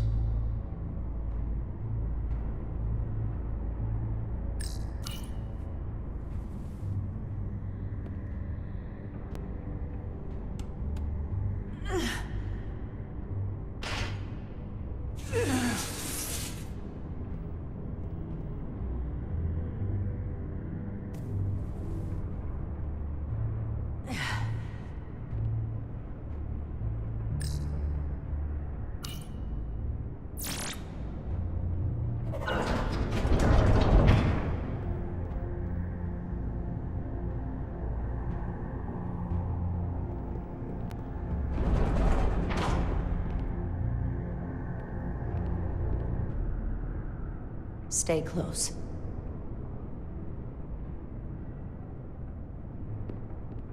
Stop! What? Motion sensors. They'll trigger an alarm. We'll be found. Invisible to the naked eye. They could be anywhere. How will we get through?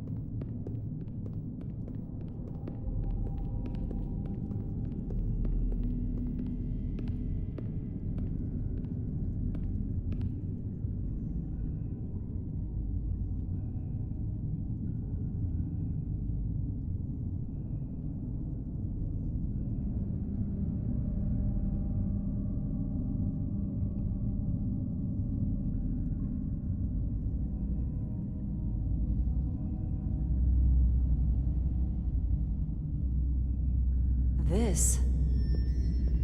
It's where the uprising started.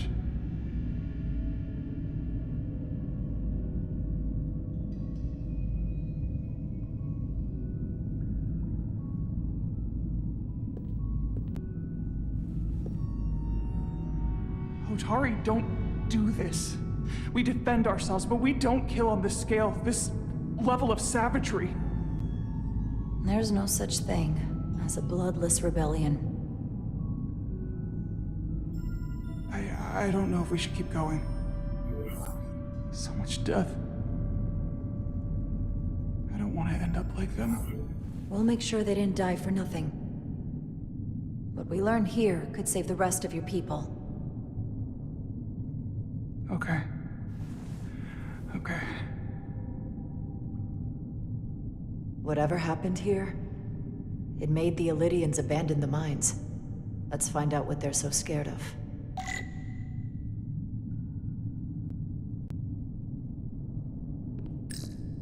Hotari and Illydian. Both sides took a beating.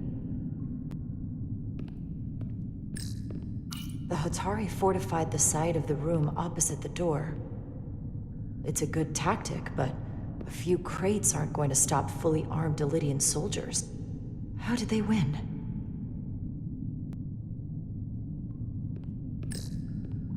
From the blast marks, it looks like the Illydians had far greater firepower.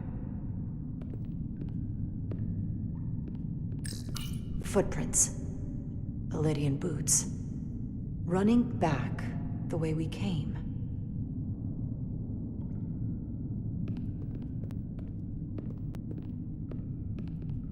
Tylus. What? What kind of weapon did this? This is like nothing I've ever seen or heard of. My people don't have a weapon that does this. What else can you tell me?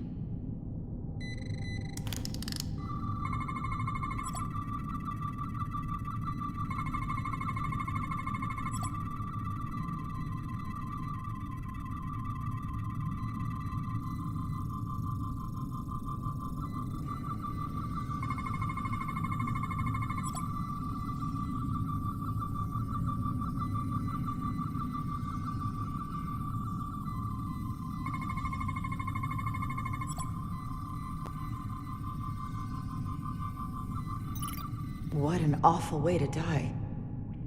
This must be why the Illydians are so afraid. Technology that surpasses their own, in the hands of the Hotari that they've lorded over for centuries. Where did this weapon come from? Well, the crystals are giving off tetrametric pulses. If I set my tricorder to search for that frequency, it'll lead us right to the source.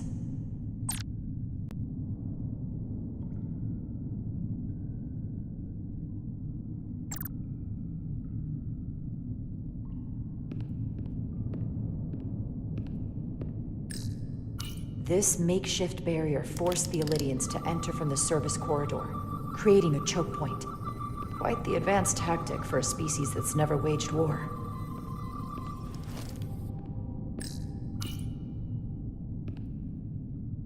The Illydians shot to kill.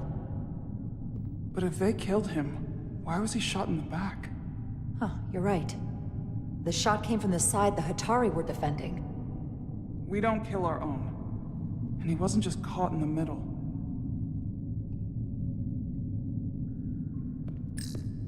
Killed by the same crystallization as the Illydian. Whose side was the killer on?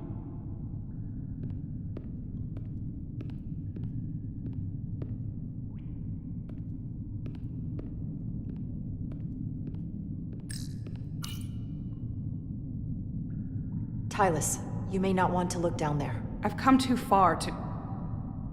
What is this? They've been dumping bodies down here.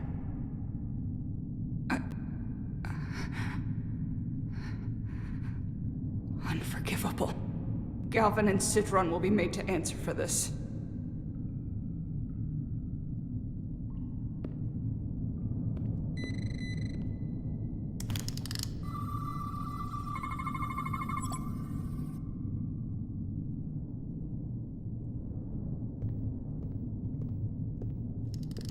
Think they parked this here on purpose? One way to find out. Need any help? I've got it.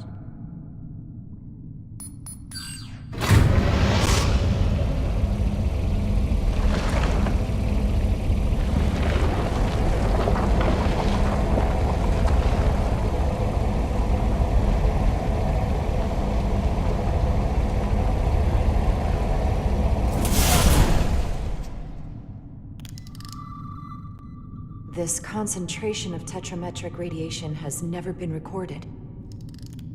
Whatever they're hiding, it's right through here.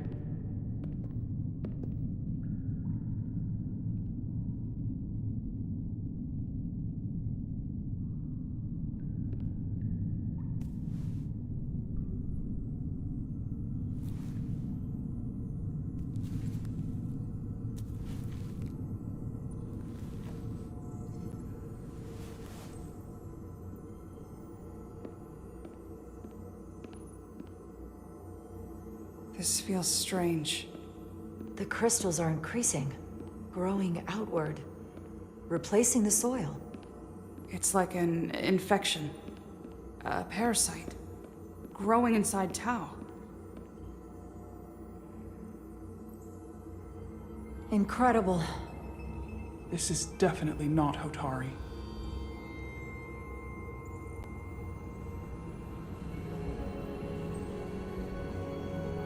It's the remnants of the Takan Empire.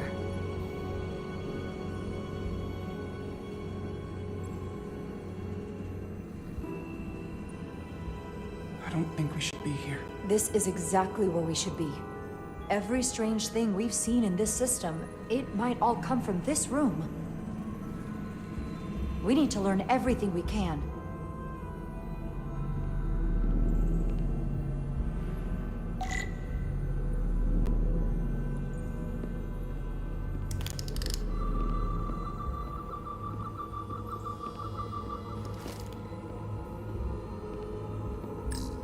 Somewhat resembles a transporter pad.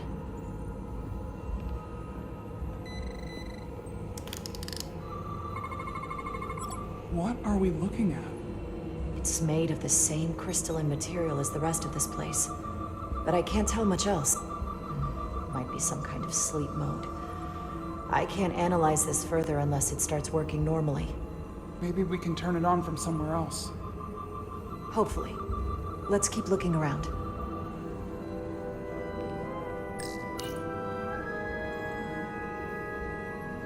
Look familiar? It's almost identical to the console Galvin has hidden in the palace. It looks like a control surface.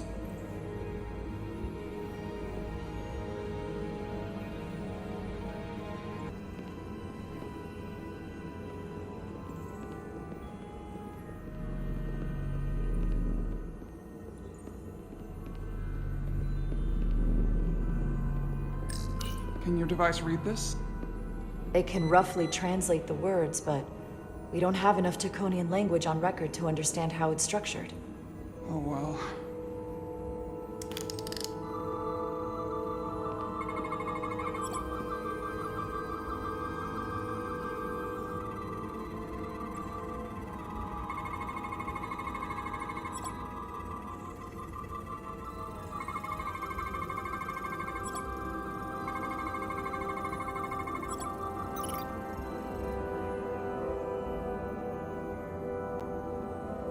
What is it? The device's primary function is to transmute lithium into this quantized crystalline compound. Possibly for the creation of weapons. Do you think one of these was used on that Elydian in the tunnels? Such a cruel weapon.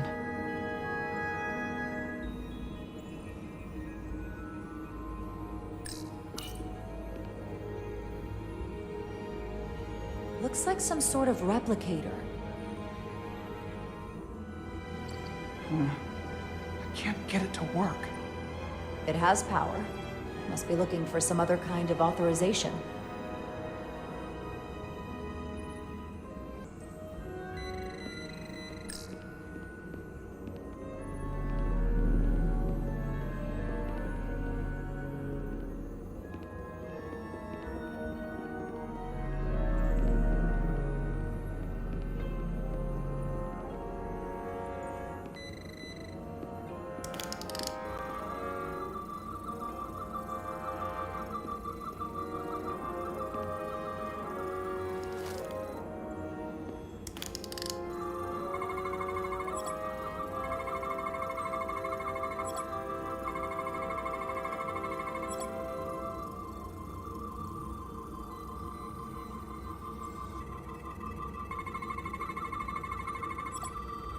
This suggests there's some type of complex life form contained within each crystal. Life form? There's something alive in these tiny crystals? That's what it says, but hard to imagine how that's possible.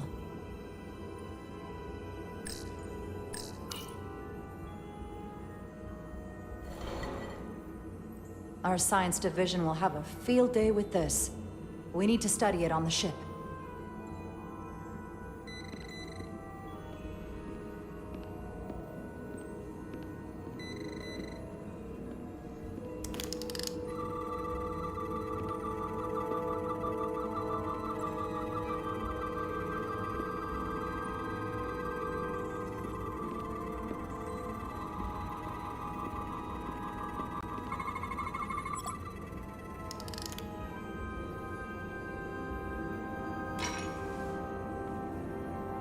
Crystallized lithium compound. Its internal structure is extremely ordered. In fact, the states of these crystals on a subatomic level suggests a storage device of some kind. Energy levels are both stable and ordered, like information. Some of them appear to be depleted. What kind of information would you deplete?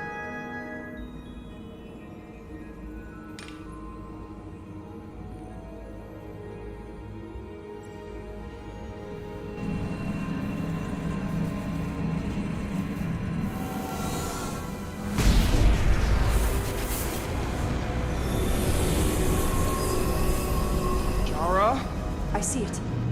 What's happening? Someone turned it on.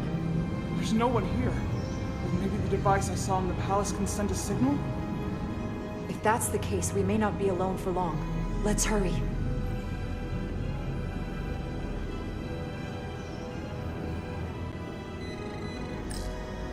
I can feel the power coming off it. I've never seen this kind of energy before.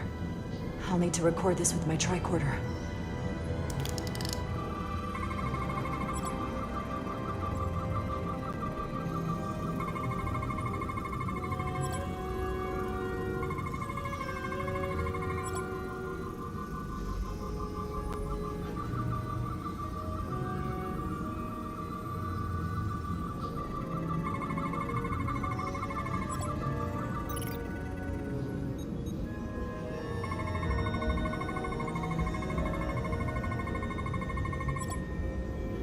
This can't be right. It's putting out almost 50 zettajoules of energy. I assume that's a lot? Enough to power this entire quadrant. This amount of power, the kind of radiation it's putting out, it's the cause of the storm.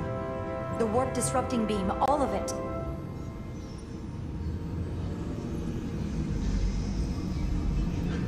What do we do now? We get back to the Resolute. They have to know about this. Come on, let's...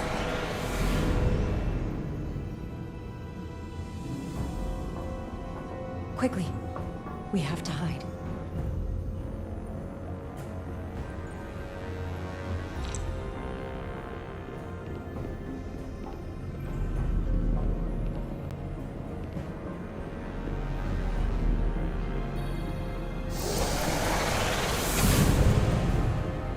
This is outrageous! I demand you let me go! No need to complain. You're about to receive a gift beyond your wildest imagination.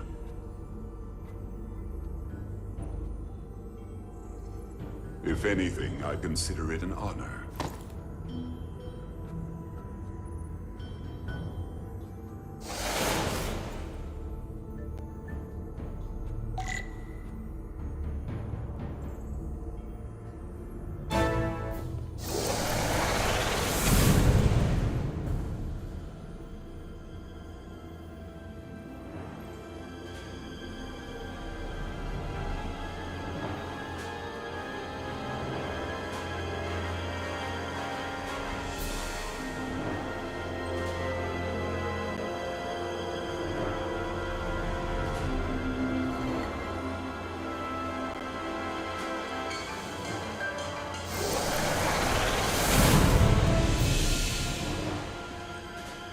What is that?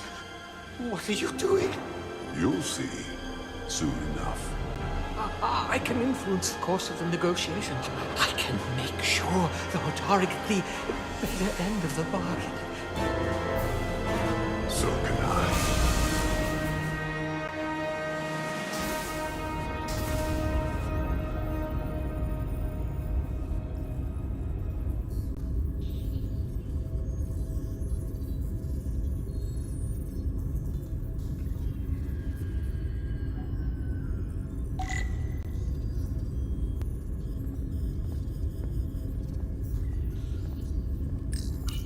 She said anything?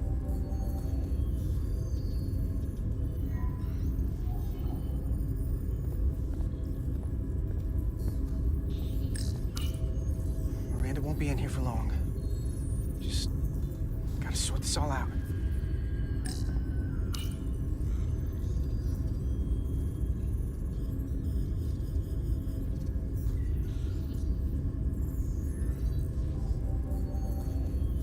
If there was a chance between you two, I think you've blown it out the airlock. Hope you're happy. Miranda doesn't deserve this. We're supposed to be her friends. What did you want me to do? I wanted to bring her to sick bay. You weren't there until the very end.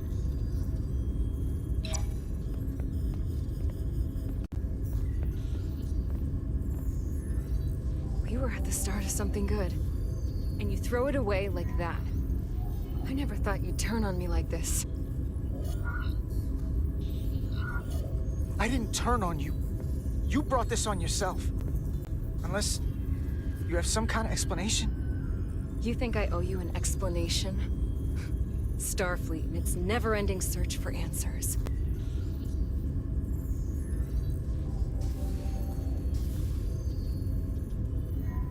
Tried to find the other members of the security team that went to Hotari, but they're missing. We found their comm badges stashed in a Jeffries tube. You better hurry up and find them. There's not much time left. You're working with them. You have a keen mind, Carter. That's something I liked about you. But that won't be enough. Here's something. What is it? Maris didn't get bioscanned after returning from Hotari. Neither did the other two that are missing. None of them were scanned. Which should not have happened. I knew something was wrong with her. She started acting strange when she got back from Hotari. That would explain a lot. We need to get more specific than that. I'll scan Petty Officer Maris and get some data to cut through all this speculation. I think it's better if I do it. Open up too.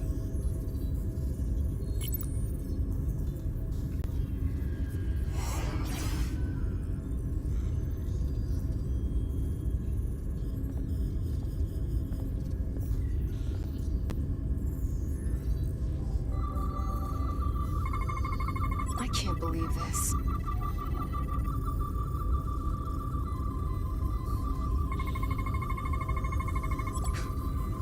Ridiculous.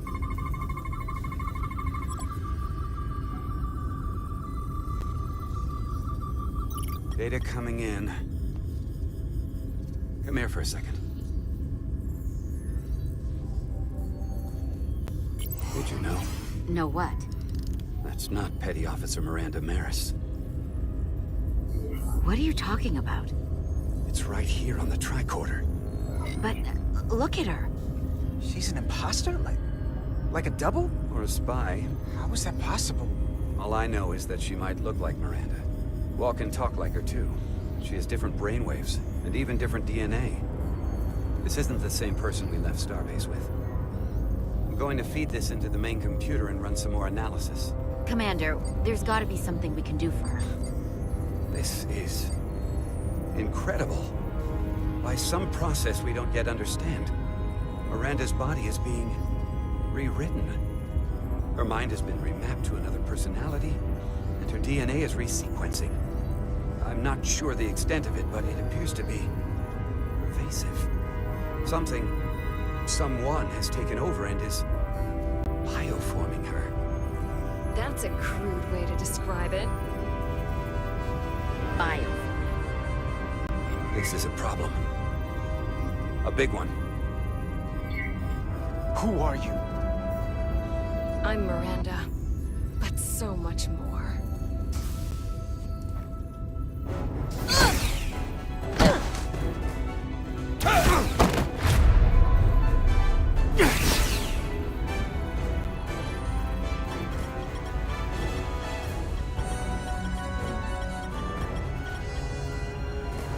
Don't let them get the storage drive!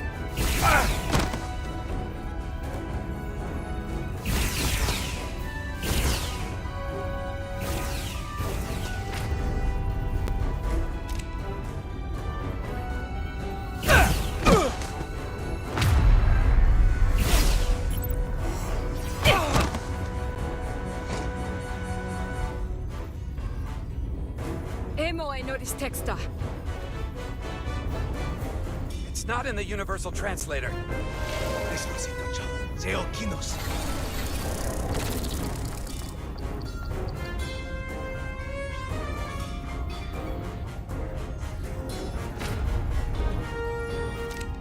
Who the hell are you?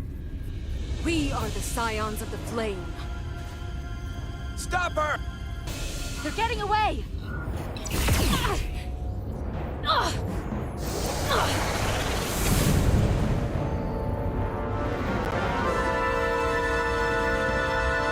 Scions of the Flame? I don't like the sound of that.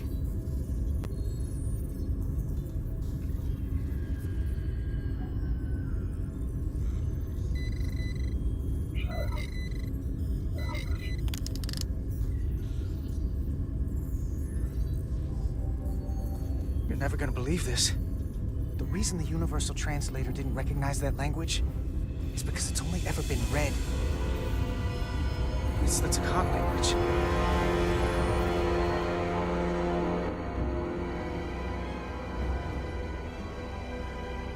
Get your filthy Hotari hands off me! We'll burn your planet to the ground! Animals! Wait. No!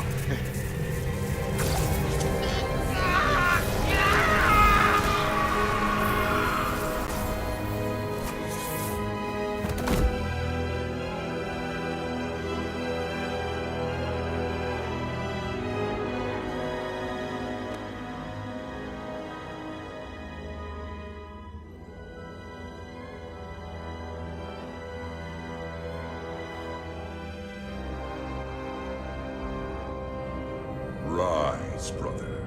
Rejoin the flame.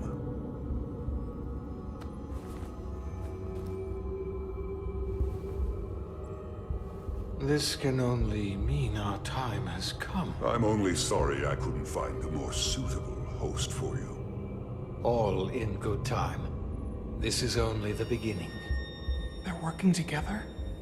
An Elidian and a Hotari? They did something to him.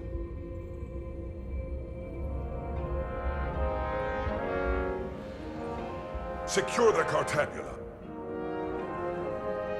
Cartabula? It's the energy source.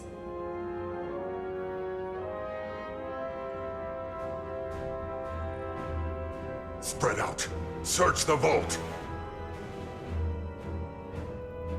Go back through the mine. Cut off their escape. Find them! Time to go.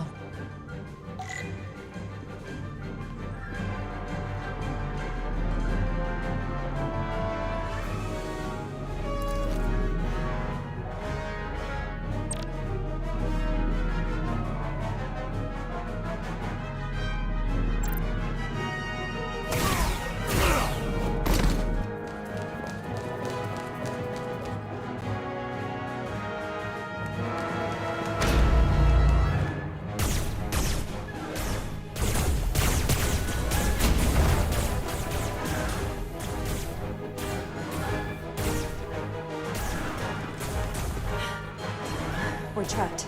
They're blocking the only exit.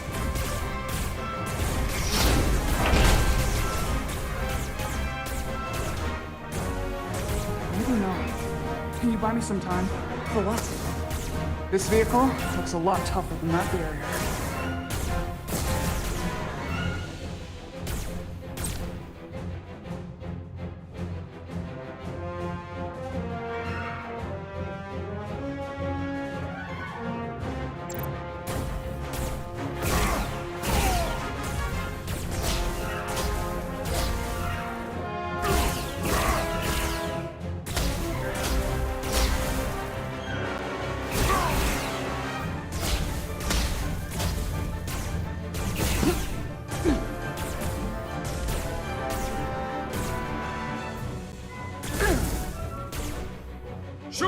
Hotari woman!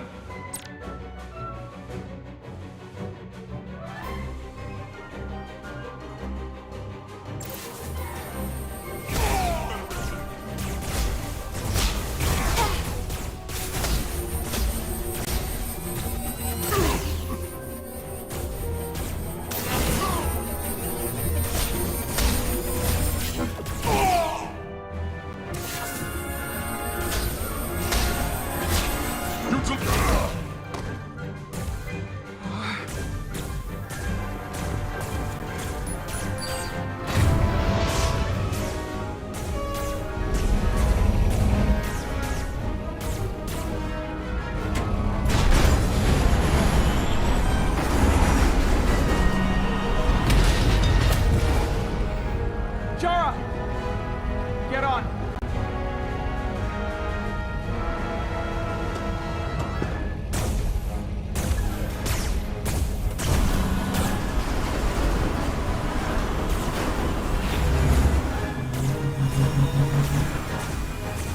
Hold on to something!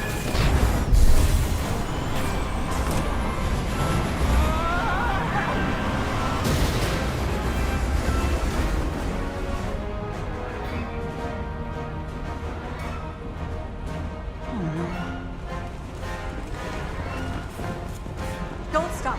I'll handle them.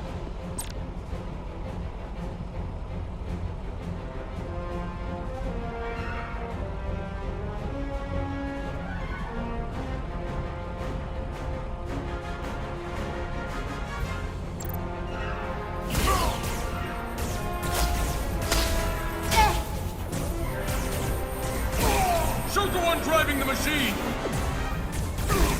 Yeah.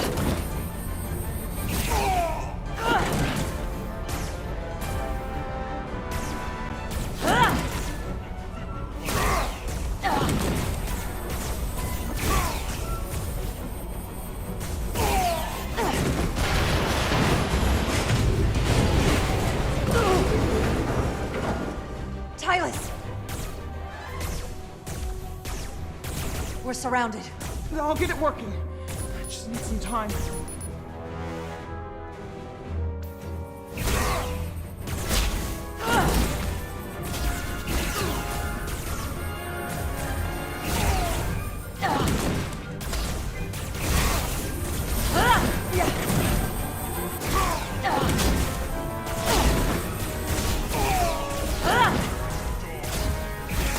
Here we go.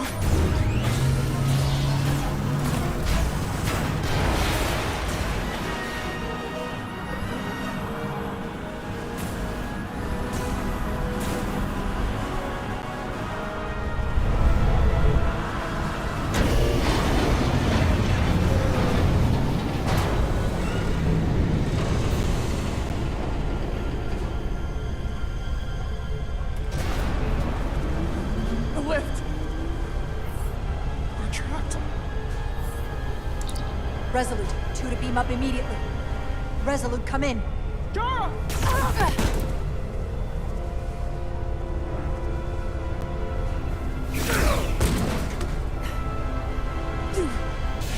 Are you all right? I think so. It hurts.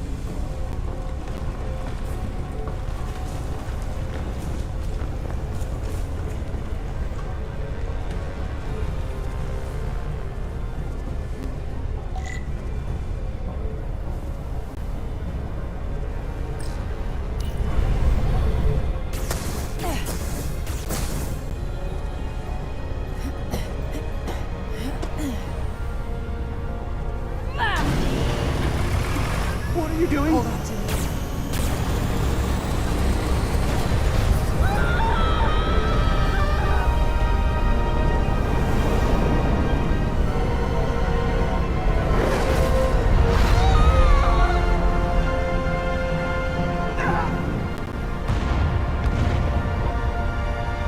Commander, we read you, but there's too much interference. Transporters still can't get a lock.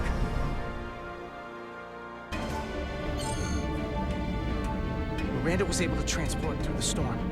There has to be some path through that we're not seeing. Petrometric radiation is saturating our sensors. There is too much interference to pick up the residual transporter signature. Wait. tetrametric radiation. Of course. I can align the transporter with the tetrametric signature. The crystals emit tetrametric pulses every 3.8422 seconds, roughly 26 centihertz. All of this is connected. The storm, the warp-killing field, the crystals, Miranda's alien transporter tech.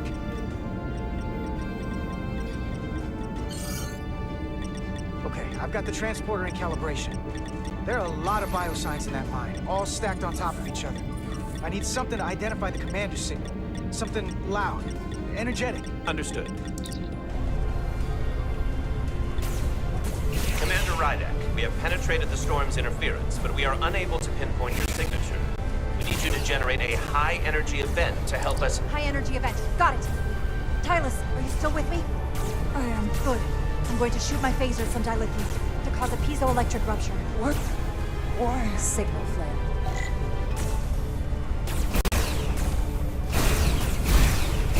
These crystals have to be pure enough.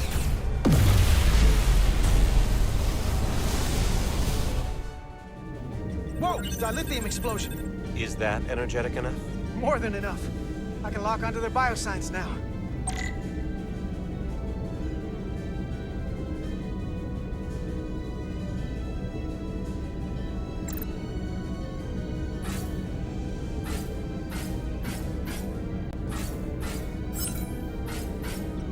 I've got their biosigns isolated.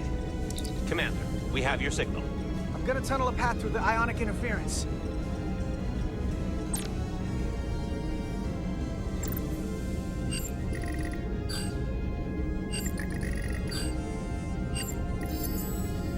I've got a path.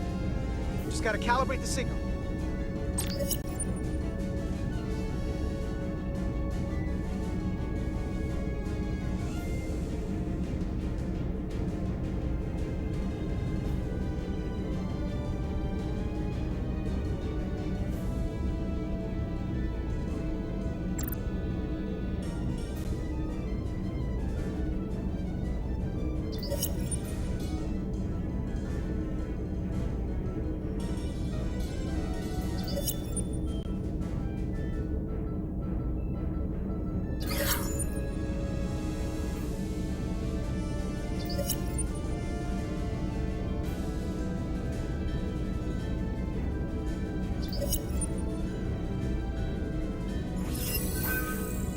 I've got a lock. Energize.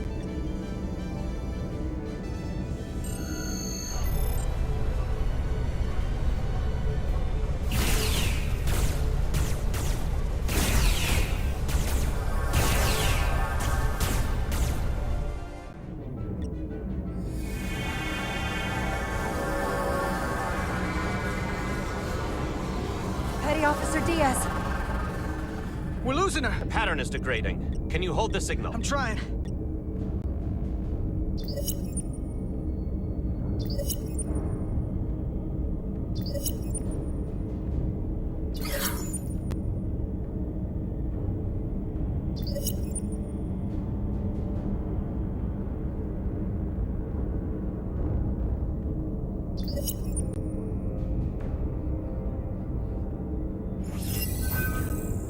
I got it.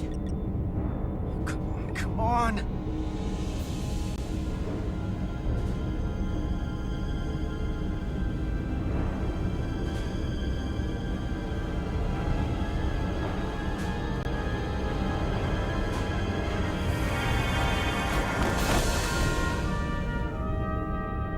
Yes!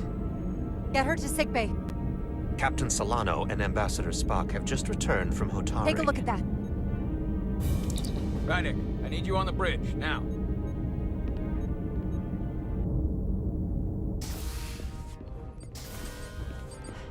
I'm here. The Elydians are preparing to attack Hotari. Status report. The systems are now fully powered. All torpedo tubes open. They're preparing to fire. We should hail the Elydian flagship, Captain. Readying phasers if you want them. Stand by. Await my order. Recommendation, Commander? We need to act quickly. Hail the Elydians. Maybe we could talk some sense into them. Hail them. No response. Try it again. Still nothing. The Elydians. They've powered down their weapons. Odd.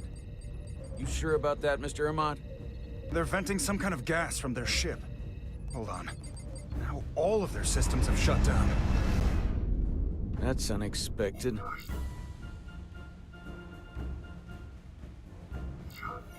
They were hostile moments ago. We can't drop our guard. Aye.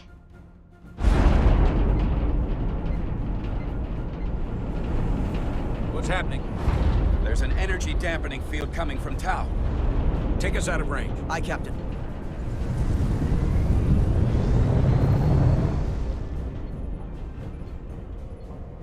Captain, the flagship is hailing us. On screen. Zeldy to the Starship Resolute. Our main power cores are completely disabled. The more power we give, the more it takes. Running off batteries. Life support systems have failed.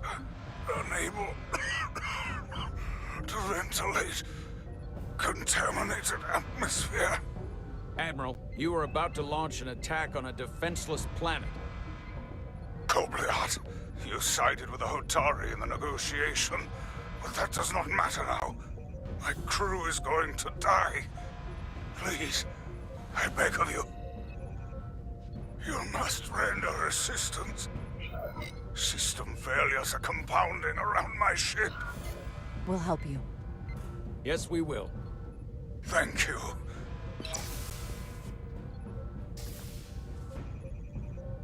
Admiral, excuse us while we devise a rescue plan. By my estimate, the crew only have 23 minutes before their atmospheric mix becomes lethal.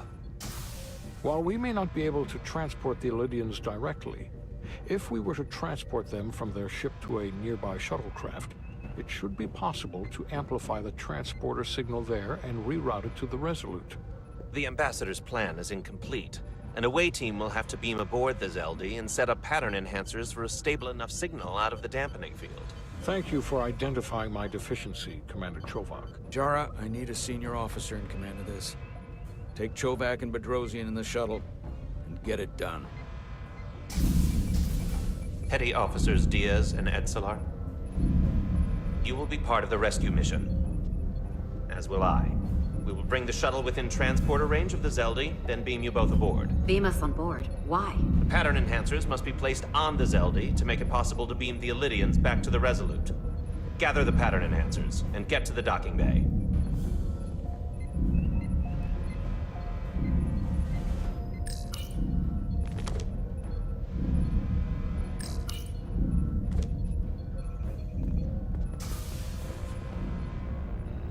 We're going on the wrong mission. What's that? We're going to rescue the Elydians, the people that oppressed the Hotari, when we should be going to rescue Miranda.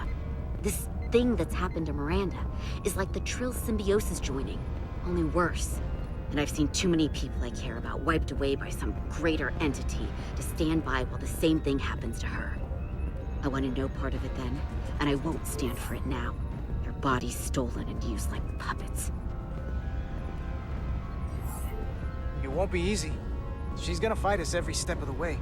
We've seen that. Remember, it's not her that's fighting us. I know. But... right now, we've got other lives to save. Yeah.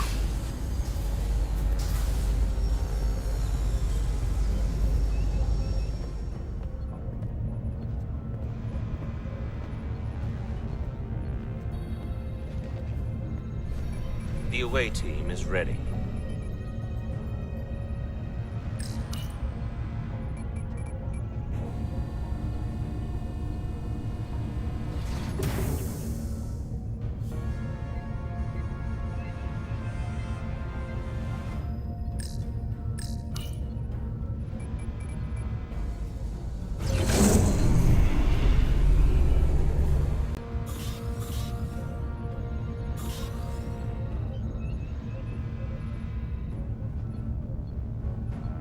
Resolute to Shuttlecraft Melville. You're cleared for takeoff. Acknowledged, Resolute. Melville, taking off.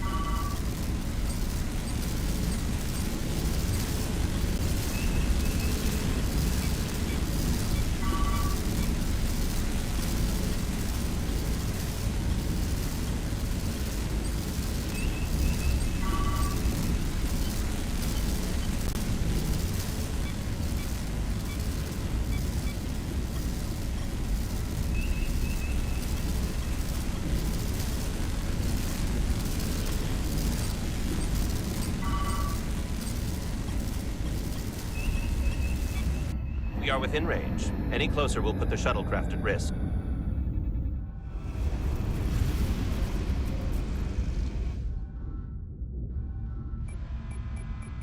Preparing to transport the away team. Energizing.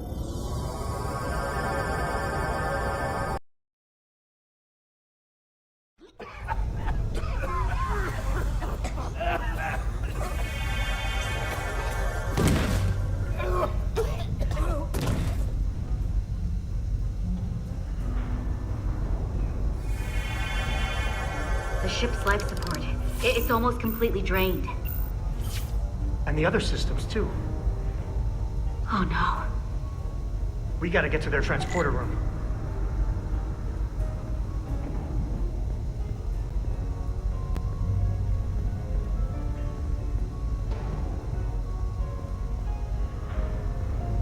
These must close in case of emergency. They don't have enough power left to function. Carter, give them a charge with your phaser.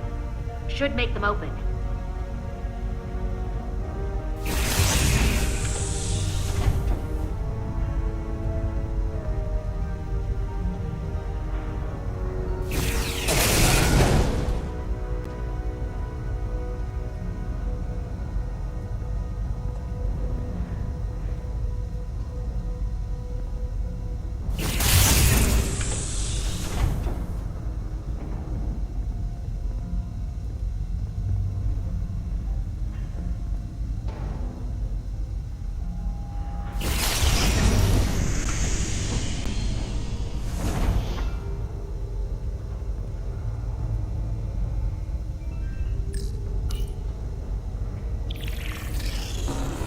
It's not working.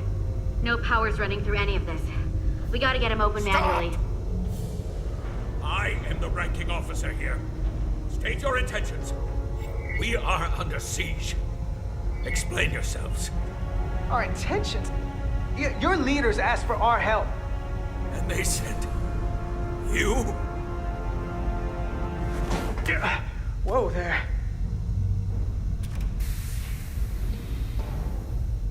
I am still able to stand. What are you trying to do? We gotta get into your transporter room. Then we can get your people off the ship.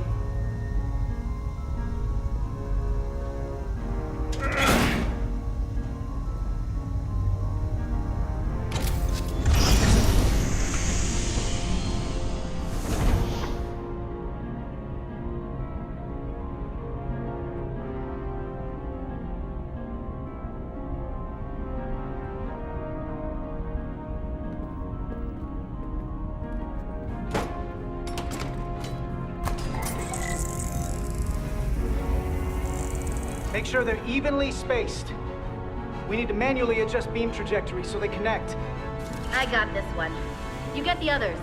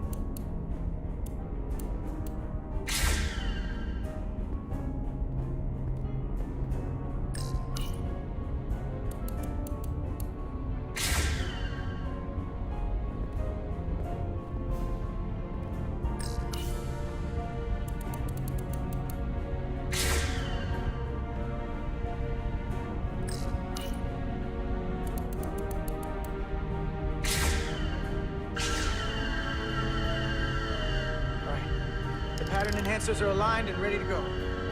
Let's round them up. These will boost the signal so we can transport through the storm. We have a shuttle outside this ship that will route the signal to the Resolute. All crew to Transporter Room 2. We are evacuating.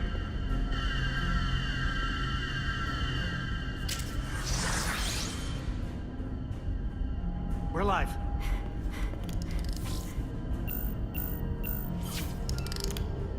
Here they come.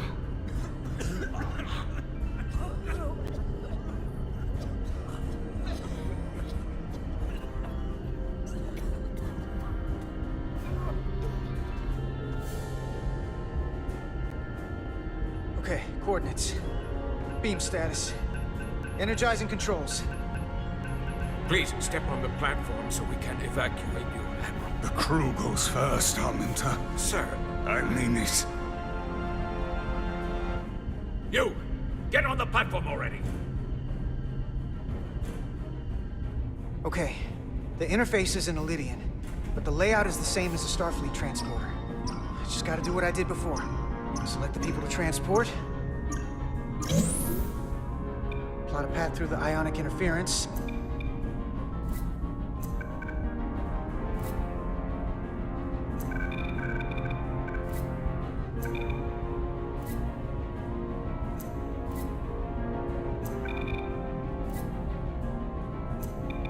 Okay, just have to calibrate the signal gain to get the highest possible output.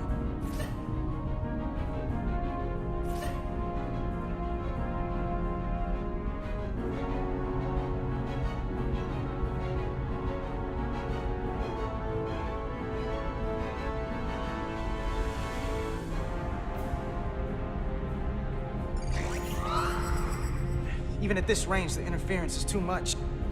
The system is suggesting better transport coordinates. D, it's the shuttle. You're sitting right in the thick of it. I'm sending you specific coordinates for a clear signal path.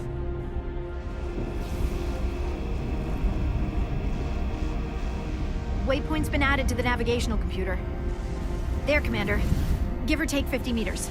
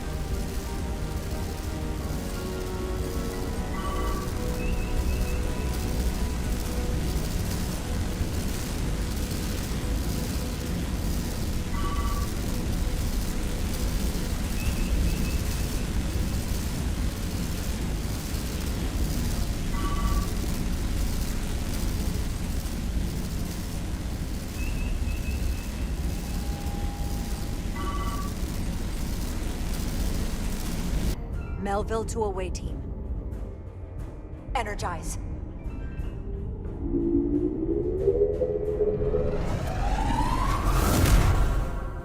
I have the first group of Elydians in the pattern buffer. Redirecting and transmitting to the Resolute now.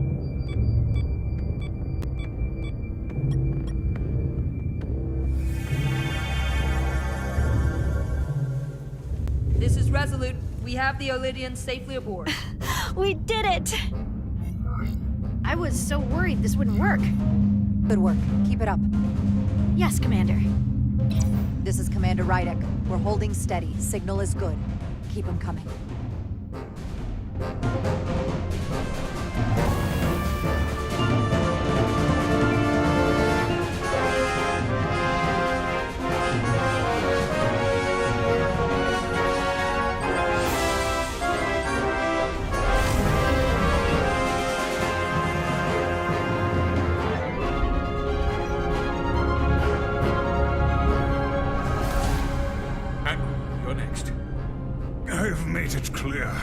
I only leave after those in my charge. Sir, I must insist you go so you can lead our people.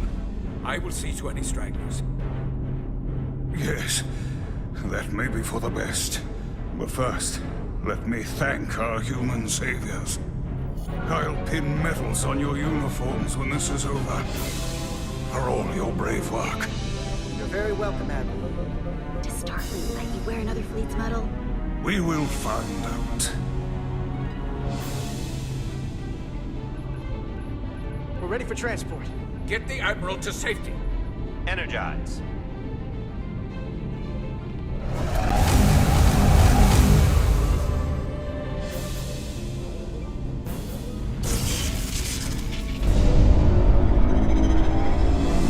Massive power surge! Sending available power to the annular confinement beam. I have the Illidians in the pattern buffer, but I cannot resolve their signal to send them through to the Resolute. Nor can I materialize them here.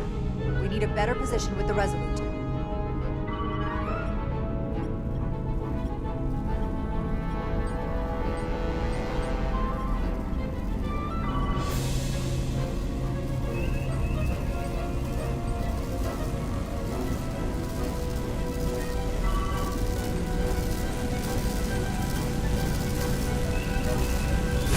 Away from the light.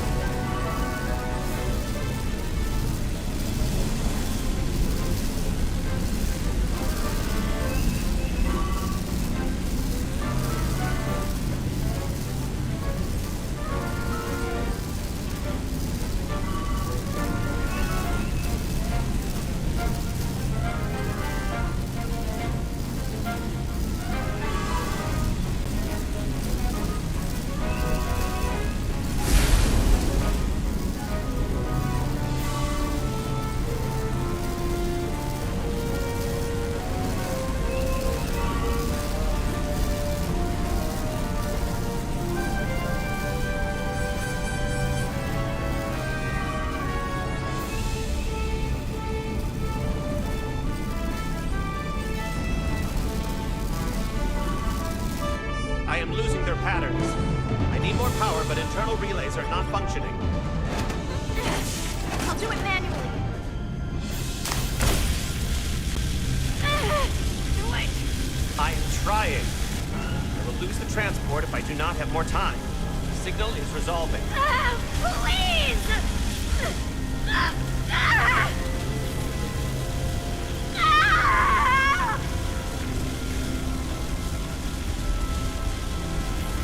Finish the transport!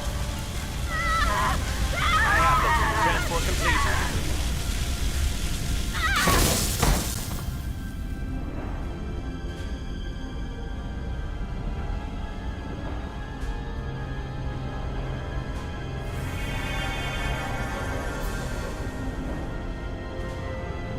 She is injured.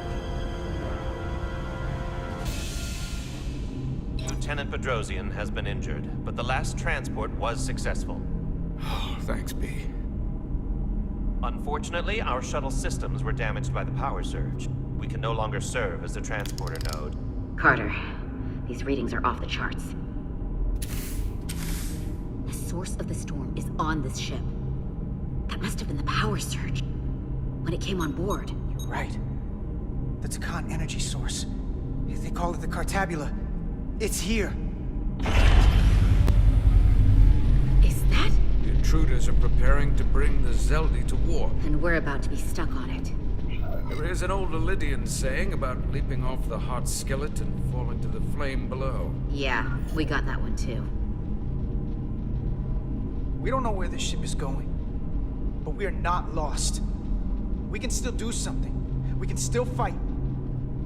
But we'll stop them from getting the Cartabula wherever they're taking it. I like this plan, and I shall fight with you. That's all well and good, but if we're not getting off this ship, we're really backed into a corner here. We can't get off this ship. But maybe I could target somewhere on the ship. We are reading the warp engines powering up. Yeah, we picked up on that. We do not have a way to evacuate you from the Zeldi. The shuttlecraft is too heavily damaged. We're gonna stay alive.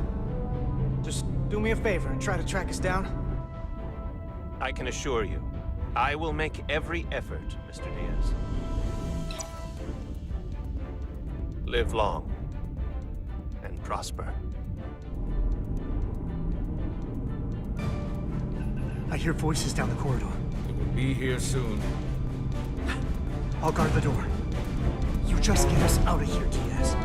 Hey, Stretch. Help us with this map. Find somewhere as remote as you can. They're almost here.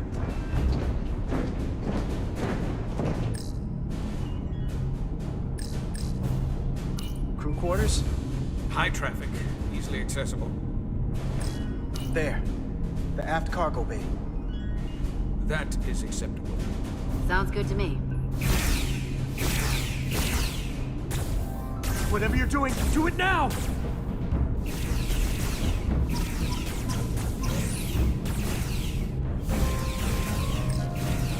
We're locked in. Board to transport.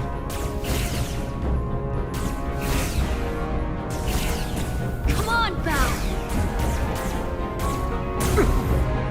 Belle!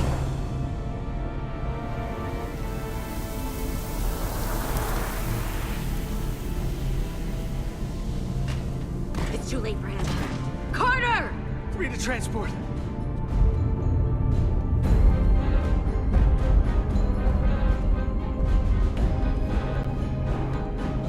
Energize.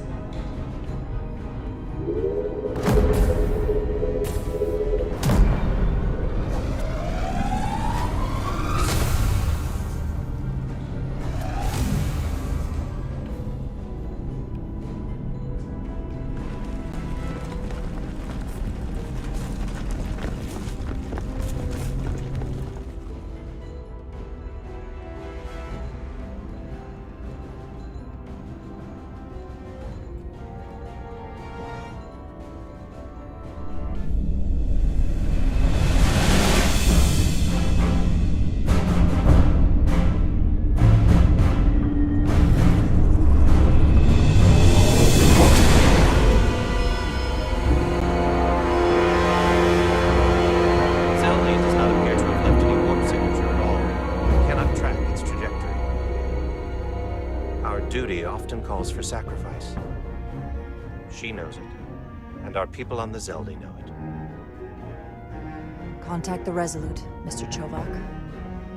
Have them bring us back. And tell them we'll need medical waiting for Lieutenant Bedrosian. Yes, Commander.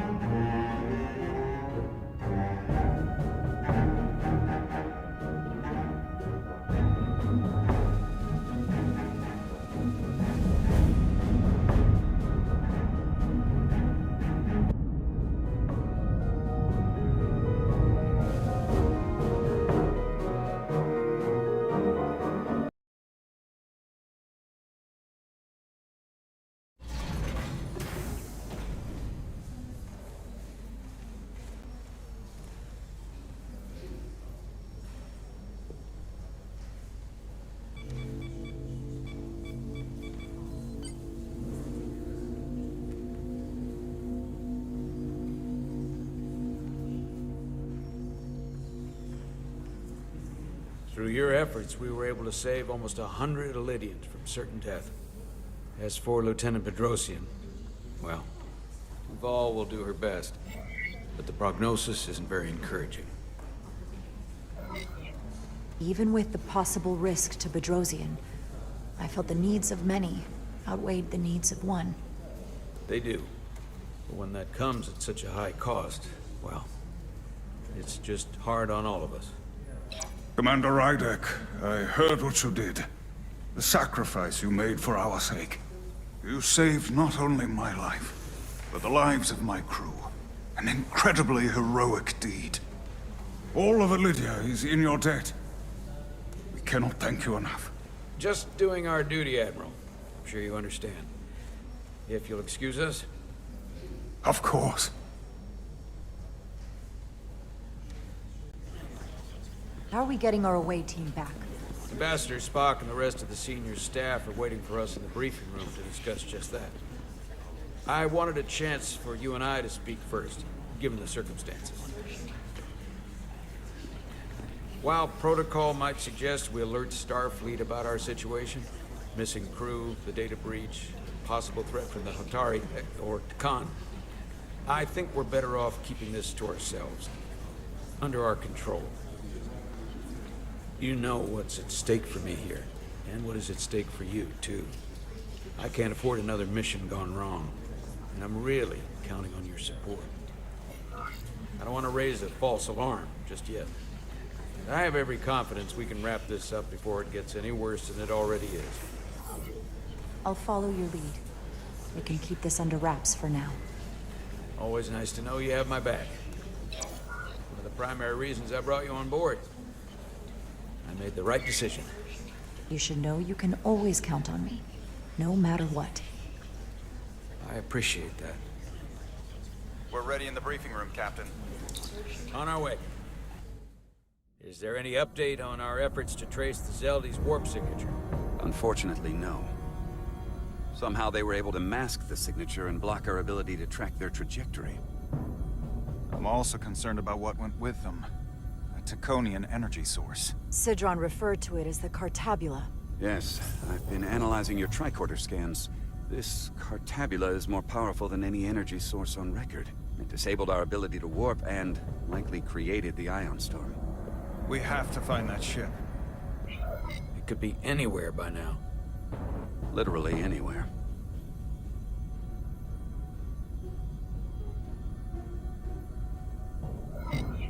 I have faith in our away team. They won't give up easily, and if they can somehow manage to stay alive, then maybe they could get word to us about their location. That'd be a hell of a lucky break. Right now, we need all the luck we can get. The Takan also compromised our systems when Petty Officer Maris stole data from our computer core. We're assessing what was lost as we speak. It's just too soon to say exactly what they had access to. Starfleet needs to know about this. We're not contacting Starfleet until we fully understand the situation. There are too many unknowns. They stole our data. That's reason enough to warn Starfleet. But the captain does have a point. It might be better to wait until we know more. I would have to agree with the captain. There's no point causing undue panic based purely on speculation. We need to know more before we go off half-cocked sounding the alarm. I want to speak with the Hotari and get to the bottom of this before we get Starfleet involved. I expect we'll meet resistance. The Hotari think we violated our neutrality by entering their minds. Assuming the negotiations are off, we no longer have an official role here. We still have a responsibility to the Hotari and the Ilidians. The Takan are a threat to both their civilizations. No. They're a threat to us all. The device Commander Rydek found in the Taconian Vault is an advanced delivery mechanism for a complex biogenetic transformation process. Meaning what, exactly? Not only are they bioforming innocent hosts, transforming them into Takan, they're taking the DNA and engrammatic data of a specific Taconian and displacing that of its host. It's a hostile takeover on a cellular level, bringing individual Takan back to life, one by one. Is there some way it could be reversed? That's exactly what I've been trying to find out. So far, it appears the answer is no. Once the Taconian takes control, the displacement of the host is irreversible. And the bioforming appears to be permanent. Petty Officer Maris called herself a scion of the Flame, but the computer had no information about it. She also shot the hell out of my ship as she escaped and nearly killed a few of our crew. So we know this about those scions. They're dangerous. The Takan have crossed a line. That much is certain. However, meeting with the Hotari could offer insight into their true intentions. Under the pretense of an apology for betraying their trust and trespassing on their territory. What if there are no Hotari left? If Galvin and Sidron were Takan, who else? The Queen? I think we would know if that were the case. We'll take every precaution. With the Cartabula gone, I can confirm we have regained warp capability and the use of our transporters. Excellent. Commander Ermot, see if we can arrange a meeting on Hotari as soon as possible. As Ambassador Spock suggested, under the pretense of an apology. Aye, Captain. Nice work, everyone.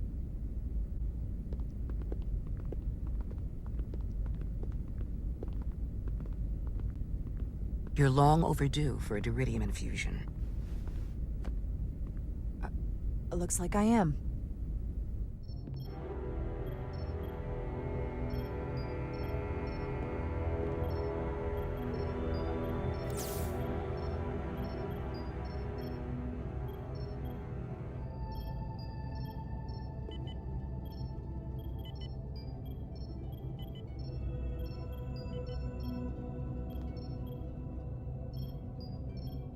I'll give you two a moment, but she needs her rest. I understand. Commander Rydek? Is that you? I thought I heard your voice. I'm right here. Where? Before you say anything, I just want you to know I don't blame you for what happened. I heard that last transport made it through. That was our mission, to save lives. So, I'm glad it was a success. And Dr. Duval tells me she can get me my sight back.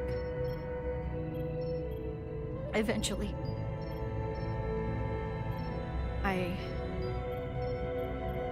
I just hope this isn't the end of my career. Can't be much of a tactical officer if you can't see what's coming. But this is all I've ever wanted to do. The latest advancements in vision enhancement are truly remarkable. I wouldn't be surprised if you came back better than you ever were. I just want to be able to see again. That's all I'm asking. All right, you two. Lieutenant Bedrosian needs her rest, and you have an infusion waiting for you. I will check in on you soon. I promise. I'm gonna hold you to it.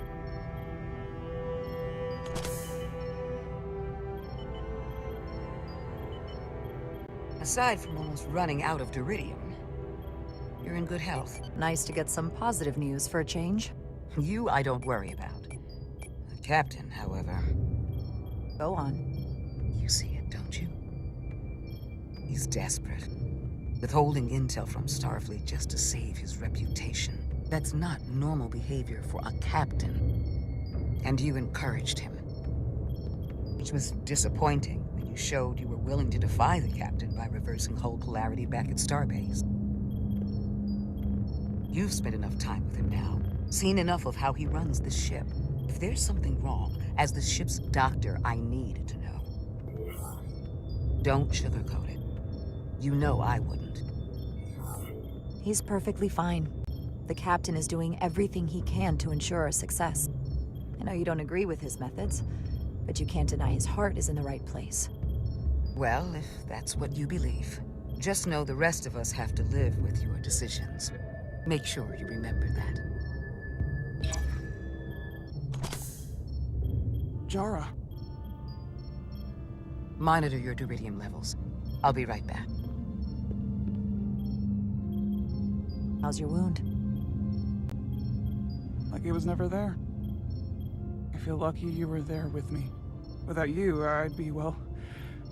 Thank you for saving my life. Even with the wonders of your technology, it wouldn't have mattered if you'd left me for dead. I'm glad you're alive, but you shouldn't have protected me. You almost got yourself killed. But then you would have been hurt. I'm a soldier. It's my job to get hurt. I suppose.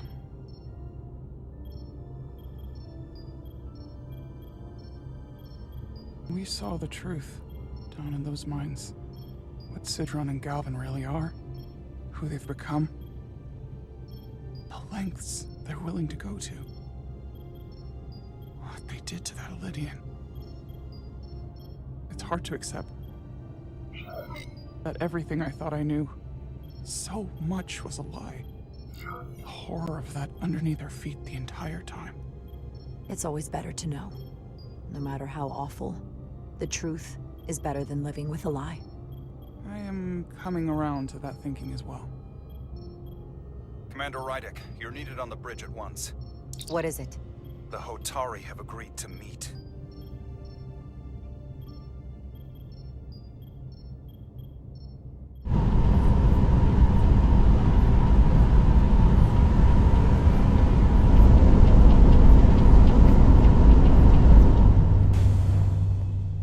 They haven't found us yet.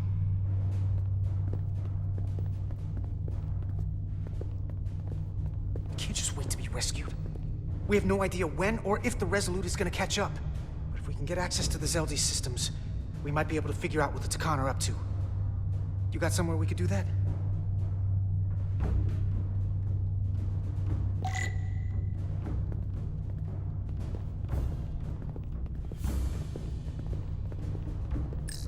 For how uptight the Elydians are, that cargo bay is kind of a mess.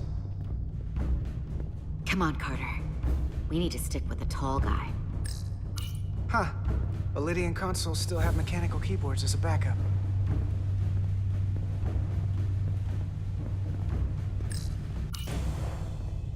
Up there? All right. Etzelar, let's do this. The internal sensors. The what? When they scan the ship for life signs, they'll know right where we are. There must be devices that perform the scan. Right there. And there. There's several of them around the room. Got it. We'll disable them. How? They're too high to reach, even for me. Not too high for our phasers. Low power, Nelly. Let's not set off any fire alarms. I got the ones over here.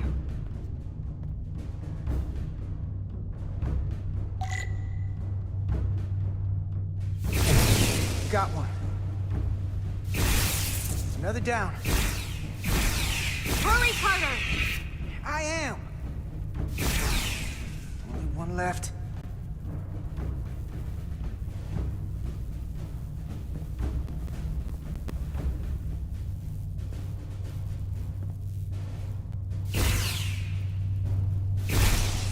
Here it comes.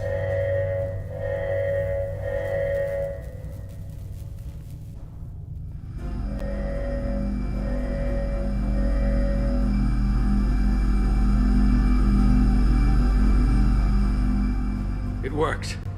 They won't be able to detect us. That buys us some time.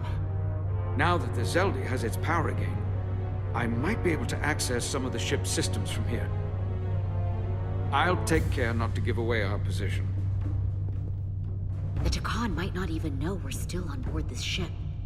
Miranda only saw us transport away. She probably thinks we're back on the Resolute. Miranda. Don't give up on her yet, Carter. For all we know, she was trapped, watching it happen. Fighting it the whole time. I did shoot at her when she was escaping. Maybe I deserved it.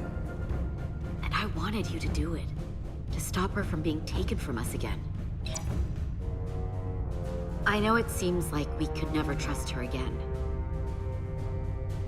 But maybe there's a way to turn her back and Miranda could help us stop the Takan. Here, on the ship. Just because the Trill joining is permanent doesn't mean the Takan bioforming has to be. I've heard enough of your prattling on about your friend. You have to think like a soldier. She's our enemy now. She'll be dealt with like the rest of the Takan. My friend Miranda is not responsible for what she's doing. The Takan have taken control of her mind. We certainly can't kill her for it. Speak for yourself. If anyone threatens the Empire, they are the enemy. It's just one life, and it's already been lost. You don't get to talk about Miranda. You don't get to ignore the truth. We don't like this any more than you do. The Takan are a threat to all of us. They turned our crewmates too. You really think they're gonna stop there? No. And yet we still risked our lives to come help you, and not everyone made it. I'll grant that you showed your grit and effectiveness. More than I can say about accessing ship systems. They block out helm control, propulsion. They're closing down systems faster than I can check them. They're always changing these interfaces. I can hardly keep up. Let us help. Fine.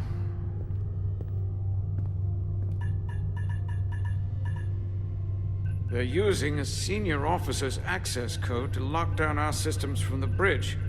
The Takan must have turned someone in command. Here's something. I can see the course they have plotted in.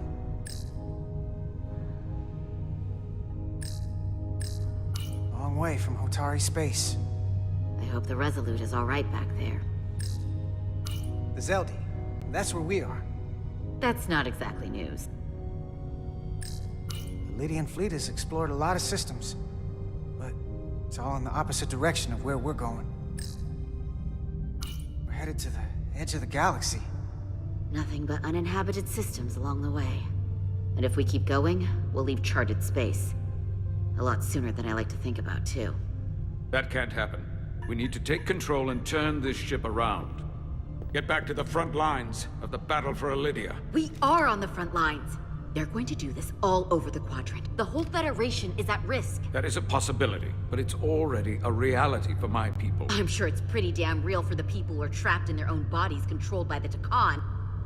You can't just turn your back on them. I'll take this ship without you if I have to. And I'll bring it back to Elydia, or I'll destroy it. I won't let it stay in the hands of the enemy. Think strategically. We stand a better chance by working together. You're right to be angry, but it doesn't do any good to turn it on us. Fair enough. The most important thing is that we get control of this ship, so that we don't end up so far away that the Resolute can't ever catch up to us. And if we control the Zeldi, that also means they can't use that Cartabula thing. I'm not sure we can do much more from here. What's this? It's a data stream. It looks to be a two-way communication. Let me see if I could put it through a demultiplexing processor. Can you get that clearer? I'm trying.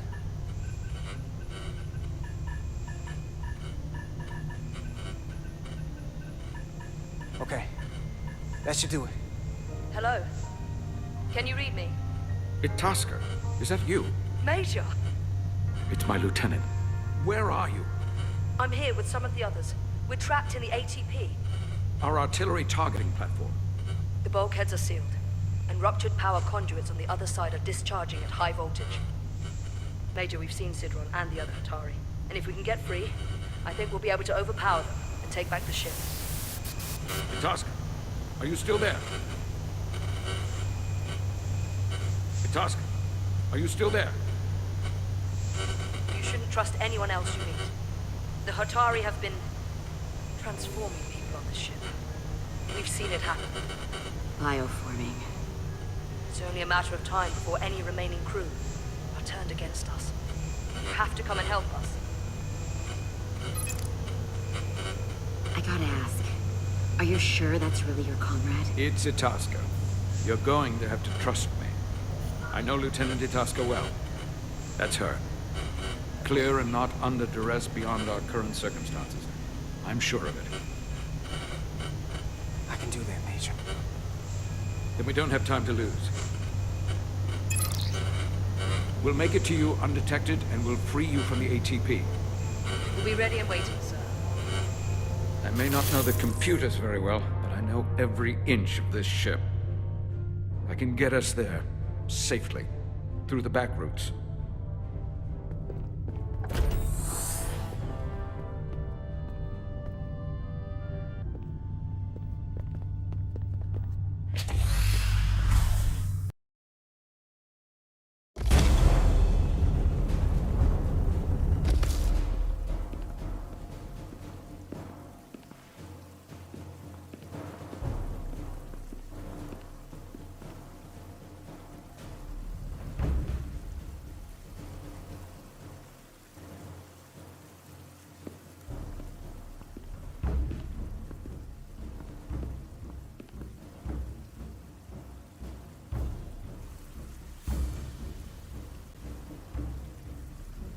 You may approach. Your Majesty, an apology is in order. The Federation... Spare us your apologies, your excuses, your pathetic explanations. You said you were here under the pretense of peace, yet you trespassed into our minds. I should have known you couldn't be trusted when you sided with the Elydians. Your intentions have been clear from the start. I take full responsibility for my actions, which were entirely my own, not the Federation's. How noble. Your Majesty, if I may. Her actions nearly caused a war. I was addressing the Queen. Galvin speaks for the Hotari now. Fortunately, we were able to resolve this ourselves despite your interference. The Illidians have agreed the mines will remain under Hotari control. We now recognize the Hotari as the sole authority in this region. Your presence here is no longer necessary. They never wanted the Federation involved. This was all just a ploy from the start. We never needed the Federation involved. But we're so thankful that you've come. That being said, the sooner you leave, the better. The hell we will. What about my crew trapped aboard that ship? Or what you did to my security team? The data you stole? I want to make one thing clear. No one is to leave Hotari space without Federation approval. No one.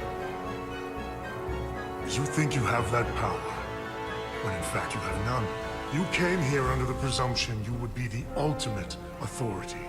That you would show up and render judgment in this petty dispute over precious resources between lesser people. But instead, your arrogance and self-interest was your undoing. Blinding you to the real power at work here. Something far beyond your feeble imagination. Enough of this nonsense. You're not fooling anyone. We know you're Takan.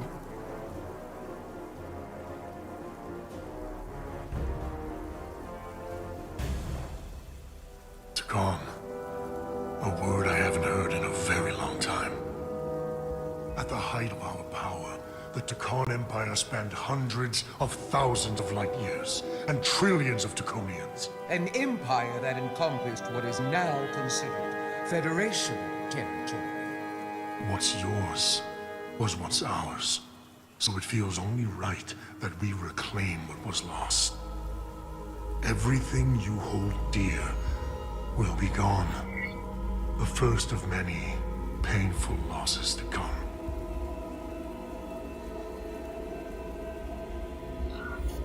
You won't get away with this. You'll be held accountable by the Federation.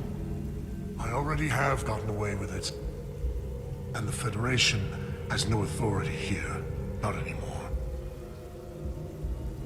You might be surprised how many want to be part of the most advanced civilization the galaxy has ever seen. We will not stop until we've reclaimed what is rightfully ours.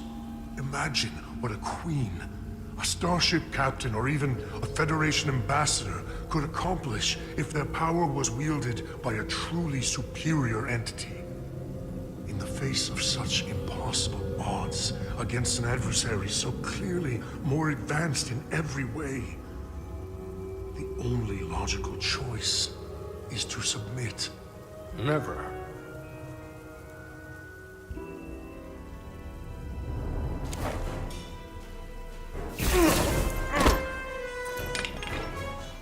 Seize them.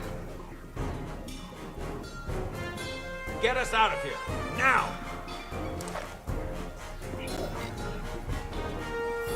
Rydick to Resolute. Beam us out.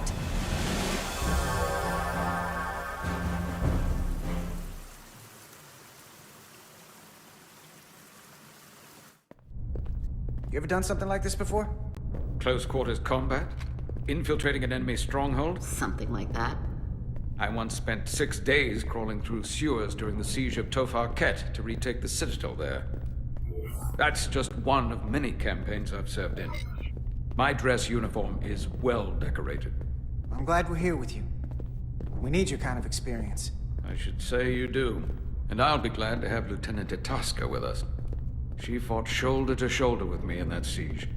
So you're pretty close, huh? She's like a daughter to me. She's saved my life more than once. She's more than just a comrade in arms. Don't worry. We'll get her and the others free. I'll worry less when that's been done. But once we have my comrades, proper soldiers, we'll be able to retake the bridge. Then, our fleets will catch up to us.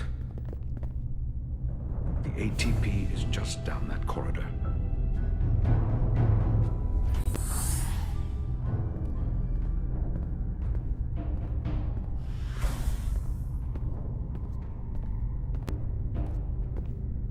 Is this the artillery platform? This is the power distribution for the forward armament cluster.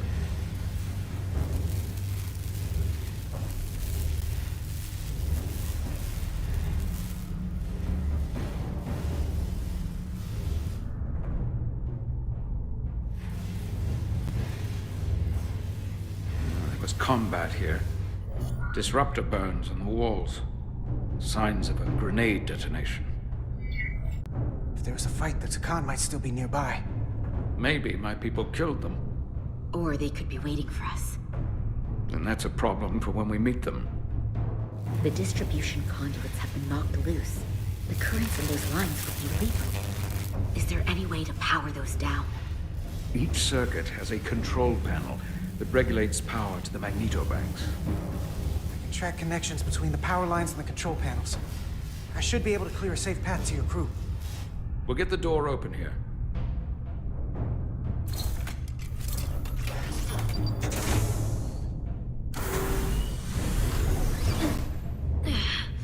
It's heavy.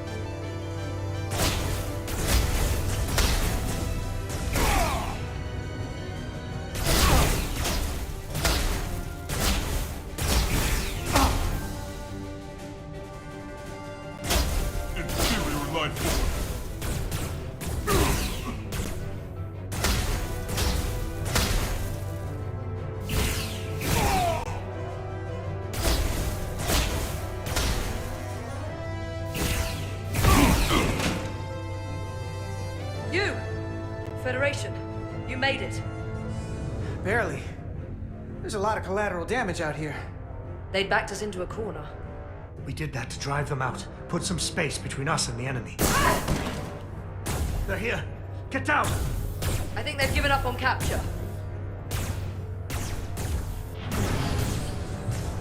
We'll never make it if we go back that way. You, give me a hand with this!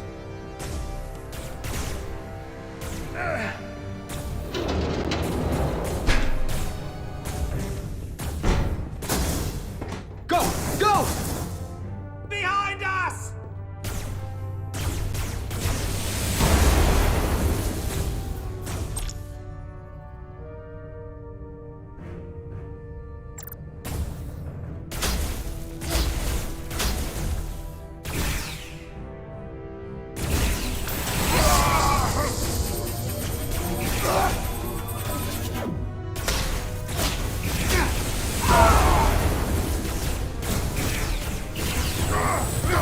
Federation, you take the lead. We'll keep them busy.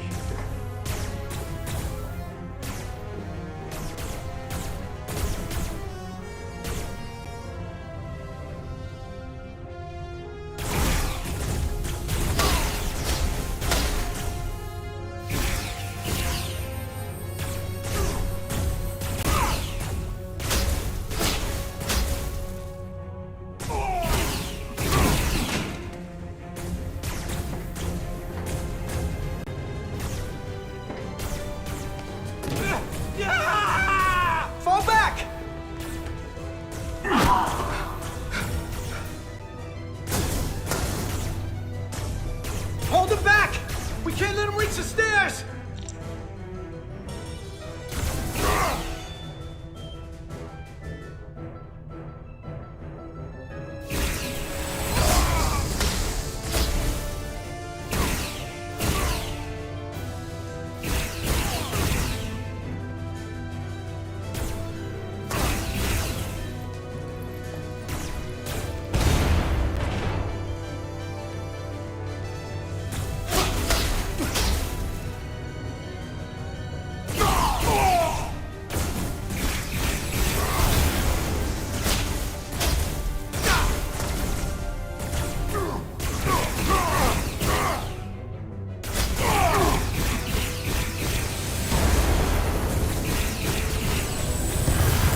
Come on, hurry!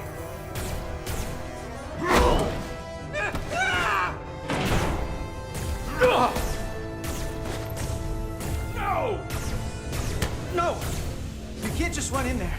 Must live to fight.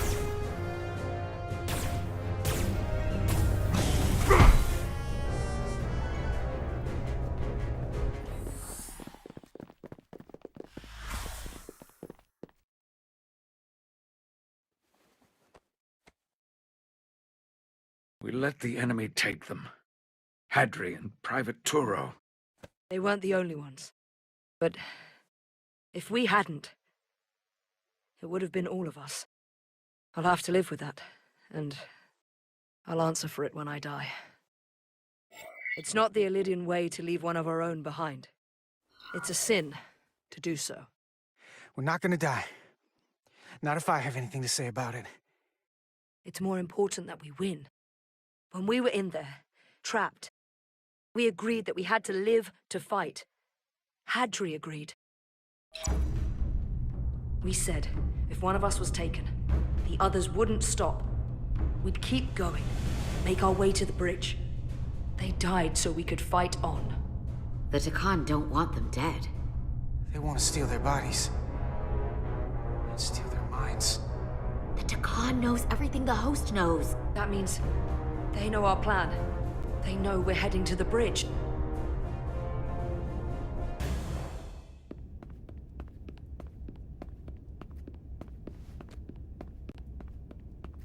Tylus, you should be in sickbay. I'll finish this. I couldn't just lie there knowing the entire fate of Hotari hangs in the balance. How did it go? You look exhausted. I'm not gonna lie. It was pretty rough. Oh no. That's what I was afraid of. I heard a rumor that they'd made a deal, that the Illidians agreed to peace. After what we saw Sidron do to the diplomat in the mines, I could hardly believe there was hope, but then... Is that true?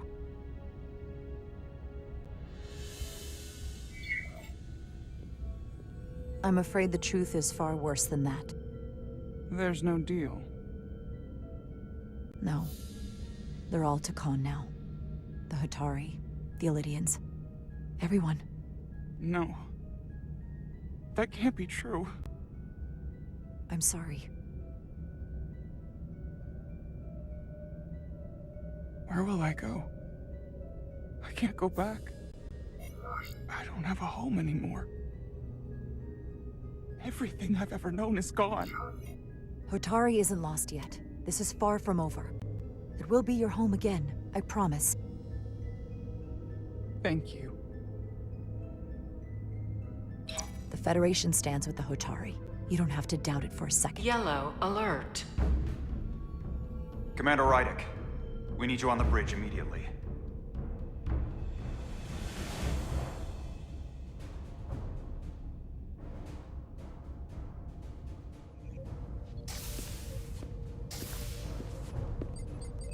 Commander.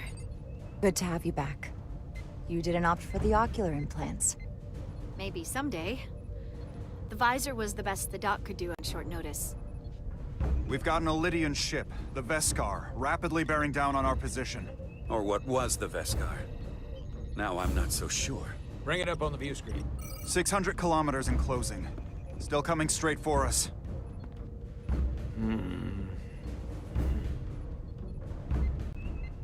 Commander?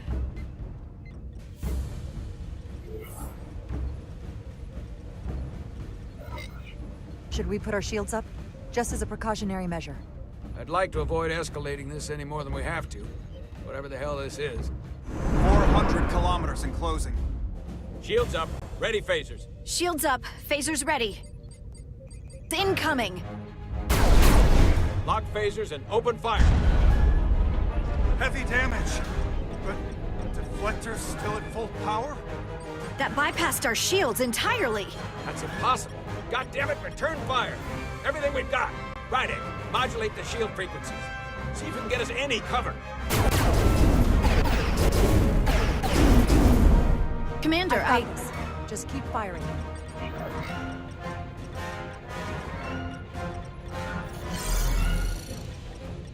Shields still have no effect. That doesn't make sense.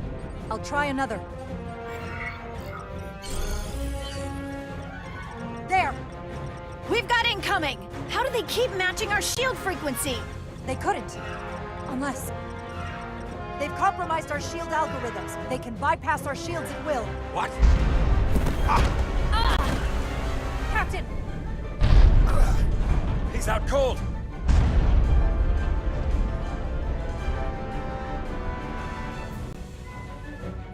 Why'd they stop? Damage report. Running on emergency power. Major hull damage on decks 4 through 7. Warp core is stable and intact. We're completely vulnerable. Commander, we're being held by the Beskar. It's Galvin.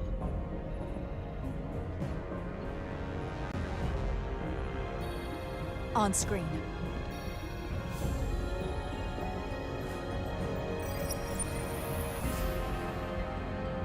Commander Rydak, where's your captain? Not dead, I hope. At least, not yet. You're dealing with me.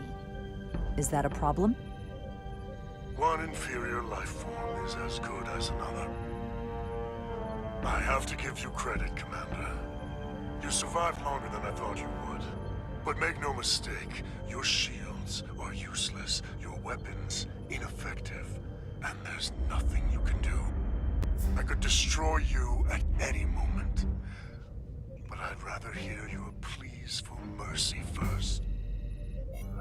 Your existence is entirely in my hands, and I'm not in a forgiving mood. It's entirely possible you could destroy us. But the truth is, we're worth more to you alive than dead. Better if we report back to Starfleet about the power of Taconian technology, and the futility of fighting it. There might be value in that. I've been thinking about what you said, Commander. You claimed I would be held accountable, and here I am. Hold me accountable. The Veskar's weapons are powering up.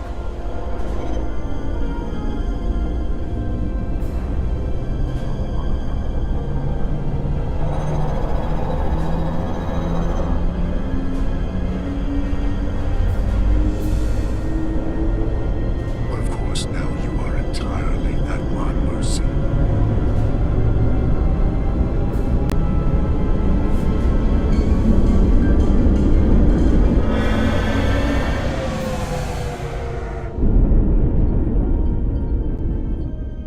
So I've decided to let you live. Because there's merit to the idea you're worth more to me alive. Tell your Federation that Takan are as merciful as they are powerful. That you were fortunate to escape with your lives. This isn't over. I assure you, we've only just begun.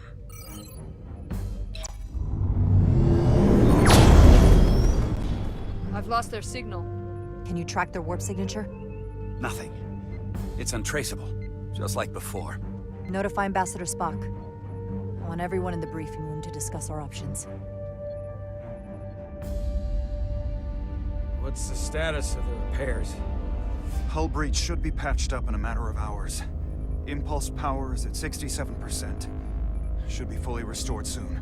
Still no luck tracking Galvin's warp signature. They've all but disappeared. Keep trying. Finding that son of a bitch is the best shot we've got. Commander Rydak, you had the con after the ship was attacked. what is your assessment, given our current situation and the losses we have suffered? I think we don't know enough. We need more information. In that case, we might have an option. Portal 6-3, Guardian of the Takan Empire. If anyone could find Galvin, it would be him. That's assuming he's willing to help us. True, but there's only one way to find out. Wouldn't we need to secure authorization from the Federation Council to contact him? The nearest Federation outpost is Andoria. I can travel there by shuttle and inform them personally of the threat from the Takan. Meanwhile, the Resolute can travel to the Delphi Ardu system in search of Portal 6-3. I still have my doubts. I do not. Captain William T. Riker has first-hand experience with the area and with Portal 6-3. His guidance will prove invaluable and should alleviate your concerns.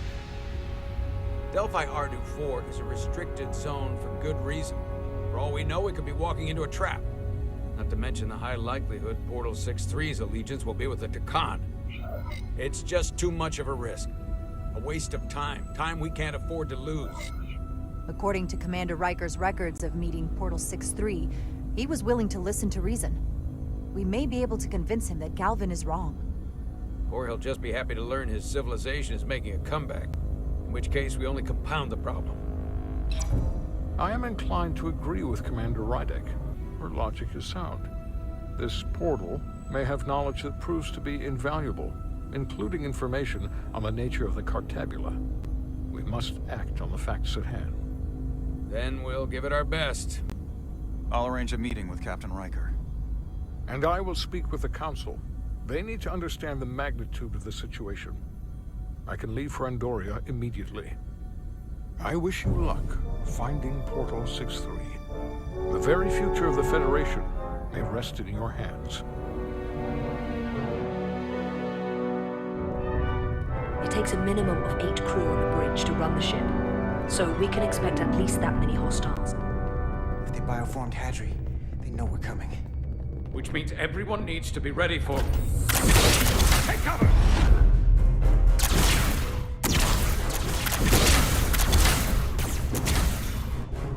Now what? We need that door sealed. We can handle that. Where do you need us? There's an access panel there. You should be able to patch into the local systems. We'll be shot getting there. I'll cover you. On my signal. Now!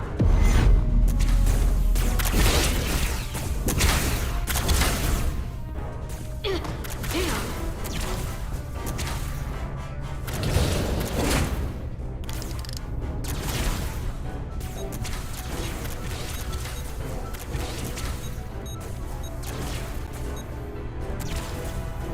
Looking for the bridge doors. Wait, what's this? Got something? Gravity. If I invert the artificial gravity inside the bridge, that'll throw anyone on the bridge right up into the seal. He'll never see it coming. Itaska, get ready to charge. Charge? Reversing gravity polarity. Now!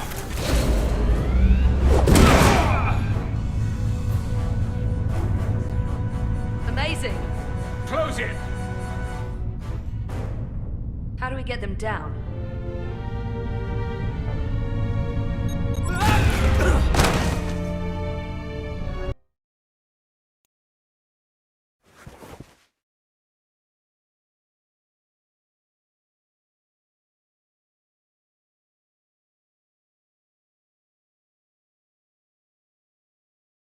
What are we gonna do with them? We don't have time to take prisoners. So you're just gonna shoot him? I haven't decided yet. That's not just up to you. I'm the ranking officer. And we're not in your army. It may not be convenient, but we don't kill enemies who've surrendered. Keeping prisoners is a luxury we don't have. It's not a damn luxury. You're an engineer, not a soldier. This is clearly my territory. You think you have enemy combatants here? This is a hostage situation. Each one of them has an innocent life inside. I'll keep watch on them. As will I. We can't let our guard down around the enemy. Petty Officer Diaz and I will figure out how to stop the ship. Let's hurry. The rest of the Trekkie could show up any minute. Crystals. They're all over this place.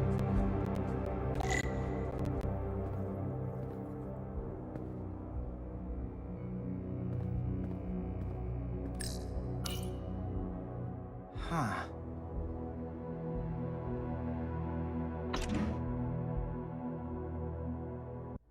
Careful where you point that thing. It's not active.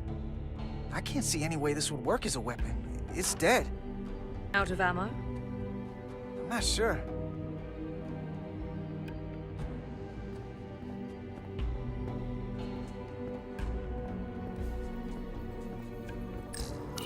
Where's the captain? Captain Ostego did not survive the atmosphere poisoning. I'm sorry to hear that. He died defending the Empire. That's how he'd want it.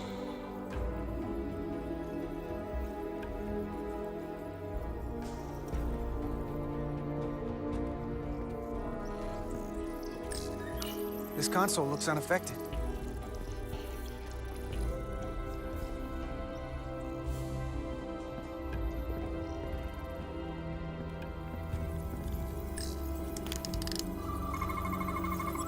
We're gonna be there in less than an hour. You can't let that happen. Hold on, it would take days to go this distance with our fastest ship. We're traveling at a warp factor many times greater than this ship should even be capable of. What are the engines doing to produce this kind of speed?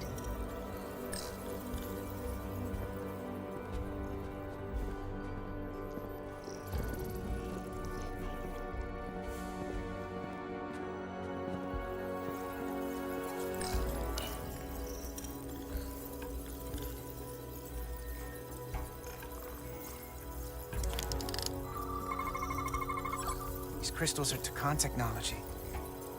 They seem to be active, just like the rest of their tech. Tetrametric pulses.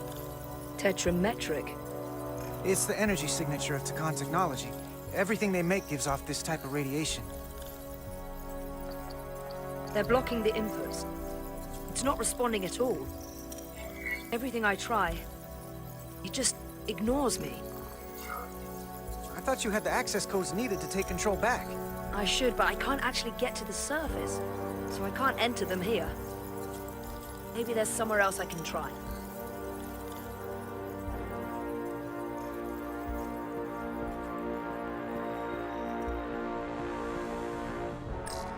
Gotta figure this out before we get wherever we're going. If the Resolute can't catch up to us, we're in a whole different kind of trouble.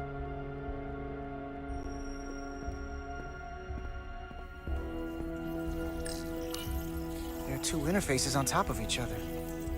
This is not Lydian programming.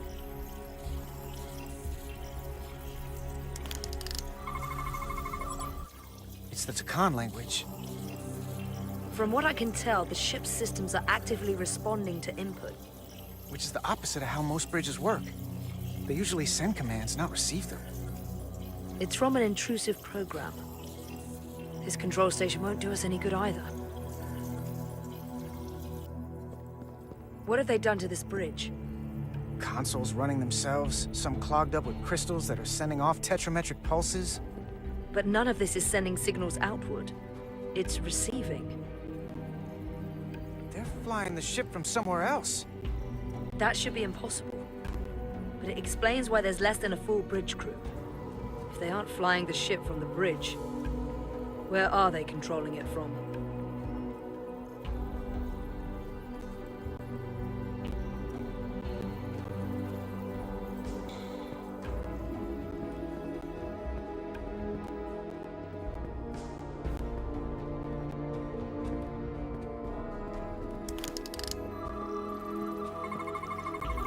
Engine's a red line, running at full power. But this main drive manifold is spiking way over nominal levels. Very dangerous. Even at 100% output, the warp cores wouldn't push this much plasma to the drive section. The reactor output matches the high speed, doesn't it? Whether it's these crystals or the power from the Cartabula. The Takan have found a way to increase the engine output and top speed. We have to find a way to hit the brakes before we outrun anyone who could help us. We stop it, so they can't get this ship where they're going, and enact the next phase of their plan. That is, if they don't destroy us all first. I would have thought this ship would disintegrate going this speed. That's just two sides of the same coin. It's what? Either way, we both want to stop the Zeldi. Ah, yes. And we will find a way to do it. I hate to think what the Cartabula could do if it was plugged into something it was meant to power. That's everything. We got some answers. I don't like what they tell us, though. If we can learn nothing else, then what's left is to make these Takan talk. And if they don't, we'll dispose of them. Hey, that's not how we do this. That is enough from you.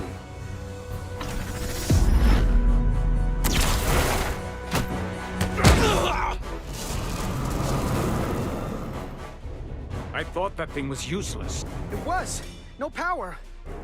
Until he touched it.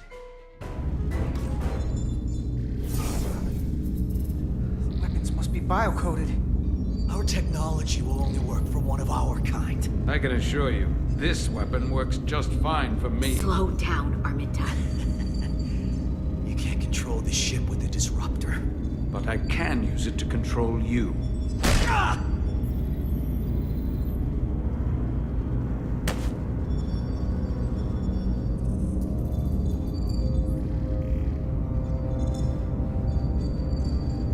Let's talk.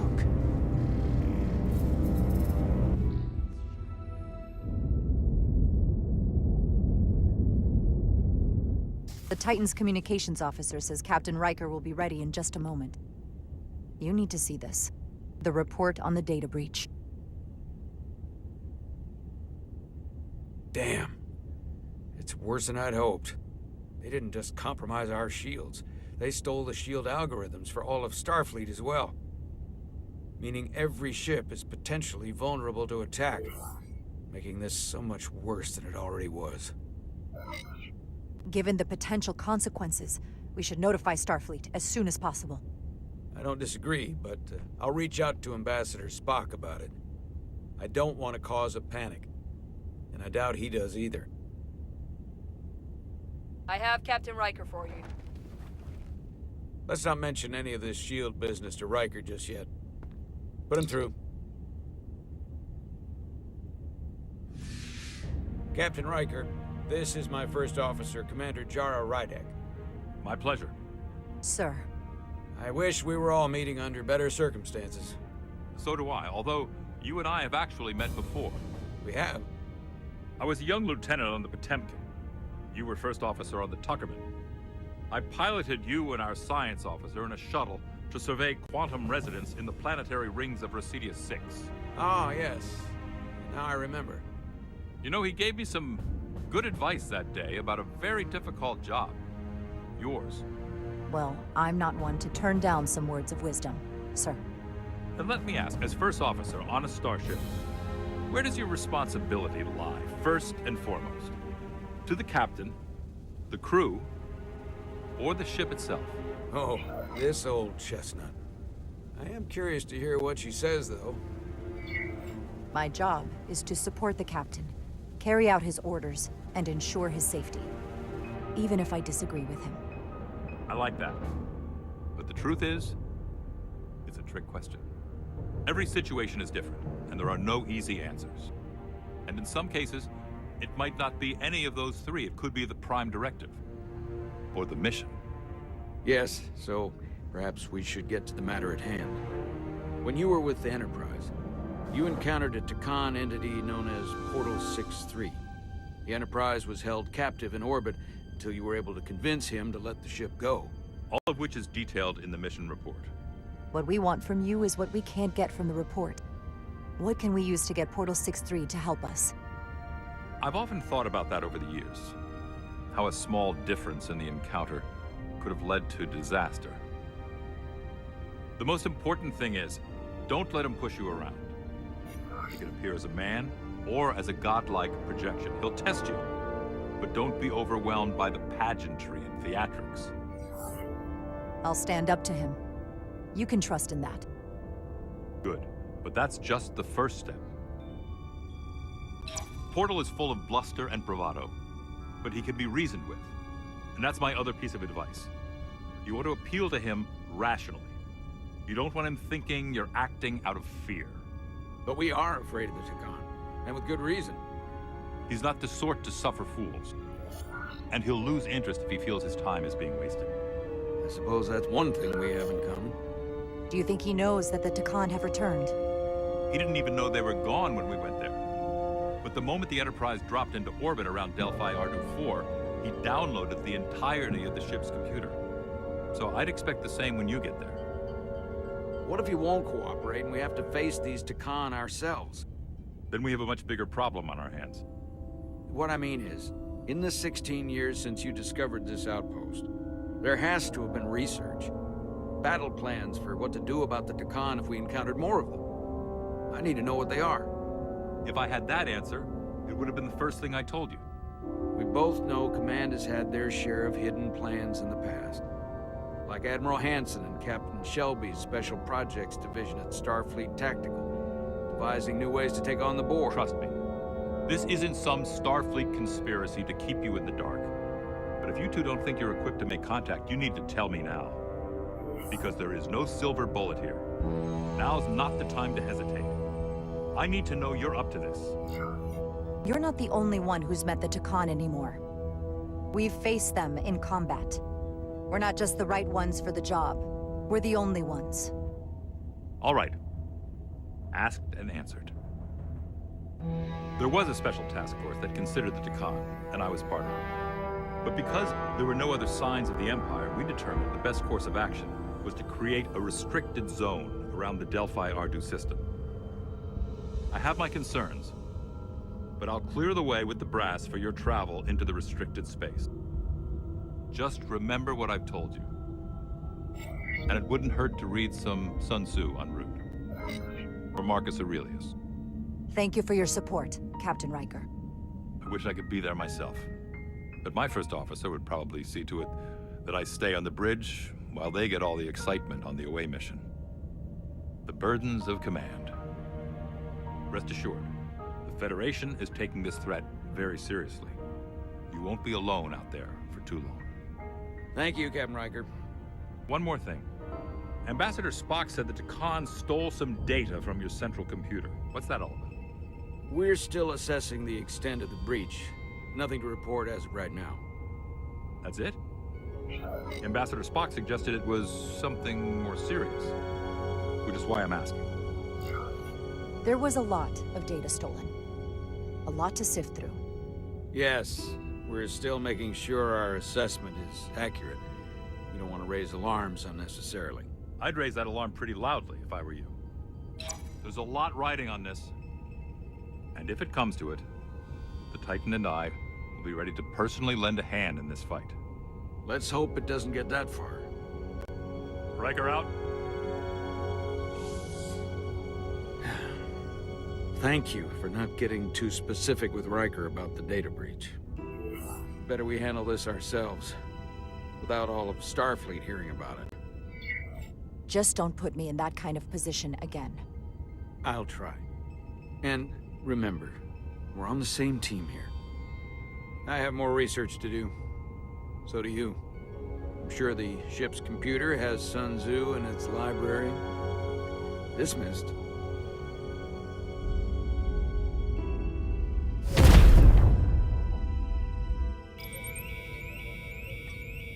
It's the automated Federation warning buoy.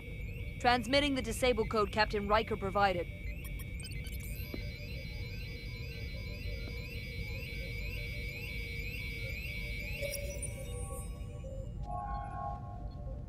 That was unpleasant.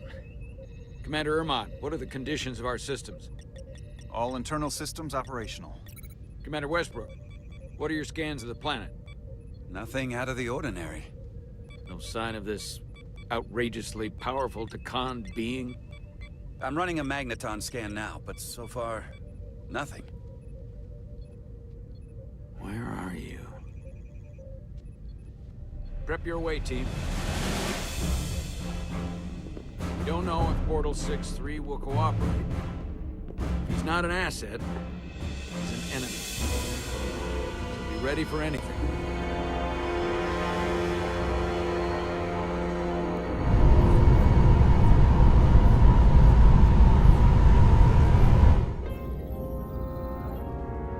Prove you're worth keeping alive for a little while longer. I cannot stop this ship any more than you could stop the tides. Not good enough. The impotent threats of a lower life form do not sway me. I will not bend to you. I was born 600,000 years ago. But a new age dawns today. Are you the scion of the flame? My name is Zan Utlosa. I was born in the final days of the Age of Makto. And we are all scions of the flame. Every one of us who have traveled across the Bridge of Time to be here for the Great Awakening. We have all sworn ourselves to the cause. Eventually, one of you will break. You don't understand how overmatched you truly are. This craft was nothing before we imbued it with the speed required by our mission. And the Cartapula produces enough energy to drive an entire fleet of ships like this one. But when we wake the Aphelion, we won't need a fleet. The Aphelion? Only then will you understand the might of the Takan Empire. And when you wake the Aphelion, what are you going to do with it? Anything we want. Come on! This goes from bad to worse unless you do what they say.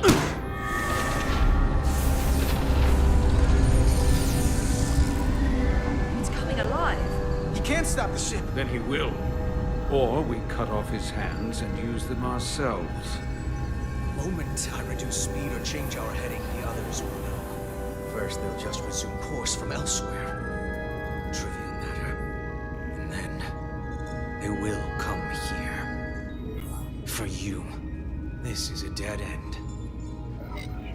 But wouldn't you want that? You take the ship off course, your friends come here to your rescue. So why are you warning us? Because I value my own life. When my fellow Scions come, and they will come, I expect you'll all act like the savages you are, and a battle will ensue. We've all died once. I don't intend to do so again. I won't touch those controls. If you want to get us killed, do it yourselves. You fear death. There's a way to stop this ship for good, and he knows how. He just needs more pressure. What kind of pressure? We heard him. He'll talk. Trust me. That's against Starfleet protocol. You're not on a Starfleet ship. Your protocol does not apply. We take the action that will lead to our victory. Don't assume your moral code takes precedence above all others. I'm not gonna torture them. Not like this. There's gotta be something we can work with here.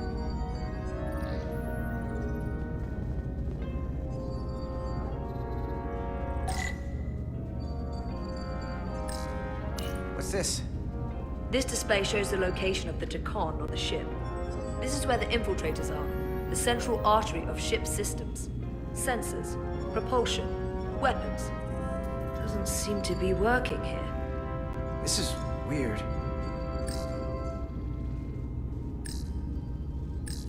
What's this? This display shows the location of the Takan on the ship. This is where the infiltrators are, the central artery of ship systems. Sensors, propulsion, weapons. Doesn't seem to be working here. This is weird. This area here? Power generation. The warp cores. It's deserted. Engine status. Right. The warp cores are still practically redlined. Going this fast, it would be too dangerous to force a warp collapse by cracking one of the propulsion coils. That could rupture the hull. End up damaging the Cartabula in the process. And that risks tearing a hole in space. We can't have that. However they've supercharged the Zeldi, it still relies on existing systems. They just amplify the output? But the Takan have already interfaced with those systems. The controls will be no use. So we'd have to find a way to manually shut down the warp cores. Might not be a manual shutdown as much as it'll be sabotage. No one appears to be guarding it. I think I can get us there. But once we're in, do you really think you can cripple my ship? Not something I'd normally ask. But I'm coming around to it. Well, usually I'm the guy fixing the things that go wrong on a starship. I'm sure I can figure out a way to break it. You may even find you like destroying things. This plan of yours has one problem. It strands us. Left out of the fight when there's a war going on. Our fight is here, now. This is how we do the most good. For the Empire. For the Empire. So, Carter, you didn't beam out after all. I thought you'd escaped when we boarded. I had almost hoped you'd made it off. And Nilly's there with you too, right? It's good you two are together. I know you're here, Carter. Your technology is so simple to us. You're not a fighter. I know it. You know it. That's why you're hiding. Somewhere on this ship. But the Takan Empire has so much to offer you. Think of all the knowledge lost for 500,000 years that you'd have access to. I know you want more from life, and I want to show you what you could be a part of. Not just the wonders you've already seen from us. In our time, we had the power to move stars. Carter, you have a thirst for discovery. In case you forgot, we were a part of something. I still am. The Federation may not be perfect, but it stands for ideals that your people clearly do not believe in. We have our own ideals. And we have our own strength. Every one of us on this crusade has fought wars more brutal and consuming than you could fathom. But I want to reach a peaceful resolution to this. Carter, we have a plan for you. And for the others, too. We don't want to have to destroy you. You think there's some sort of compromise to be had here? After all you've done? The only end of this is when you surrender. After all we've done? You can't think we give up now. We can continue this conversation in person. I'll see you on the bridge very soon. Our comm badges. She's tracking our location with them. If we have to use force to free our fellow Scions, there will be casualties. We can't stay here. And we need to disable the transmitters. Where'd you go? You don't want to talk to me? She's trying to keep you talking. I mean, I get it. But I'm trying to help you.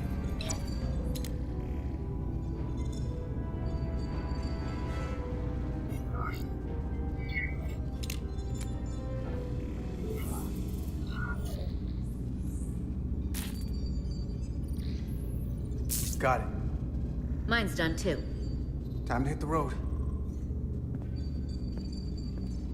You've forgotten something. They know where we're going.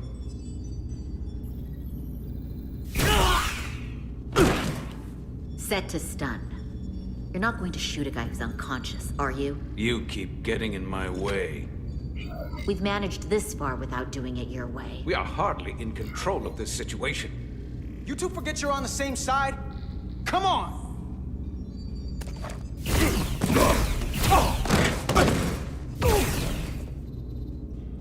Now let's move it.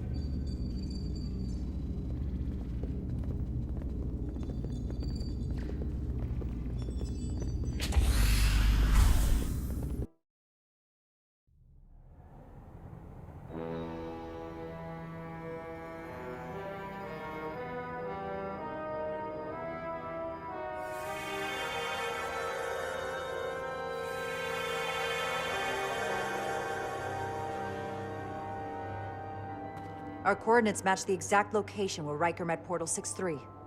Unlike Riker's team, we beamed down without a problem. It's quiet. Portal has to know we're here. If he won't come to us, we'll go to him. Spread out.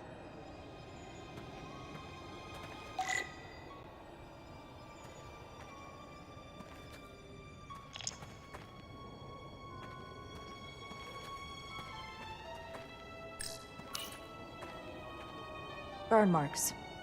The report mentioned phaser fire being redirected toward these strange crystals. It also mentioned Portal calling down lightning bolts. Better keep our guards up.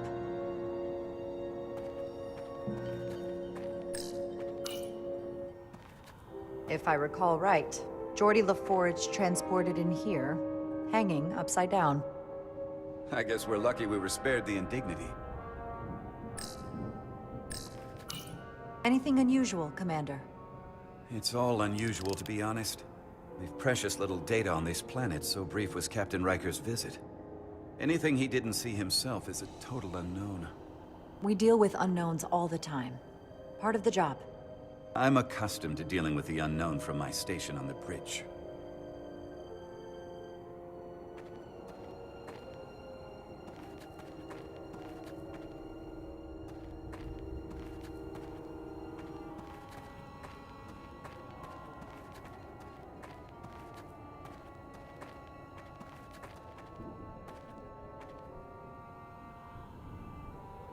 Portal 6-3! Anybody!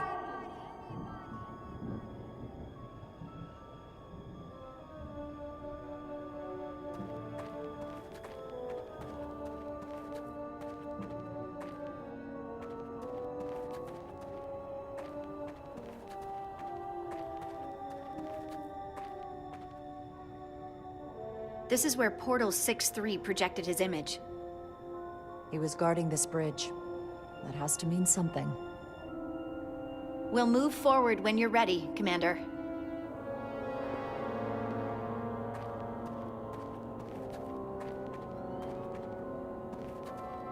Follow me.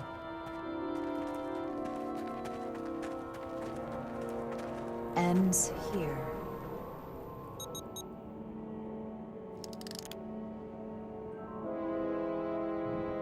Is it me, or did that path just disappear? There was a path there a moment ago. There must be an explanation.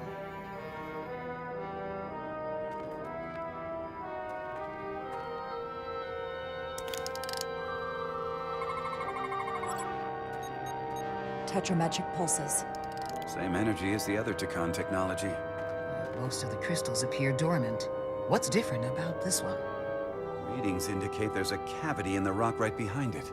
We could try melting a hole through the wall with our phasers. Worth a try.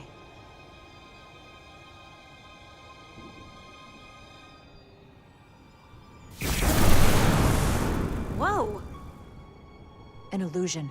I'm sure that wall was as real as the rest of them. I felt it. It's almost like our holodeck technology, but far more advanced.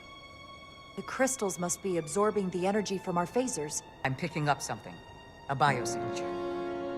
It's faint, but it's there. With me.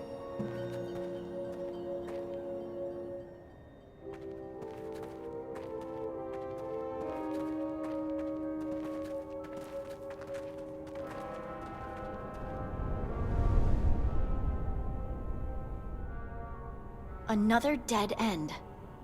Or another illusion. Crewman LaRue, if you would.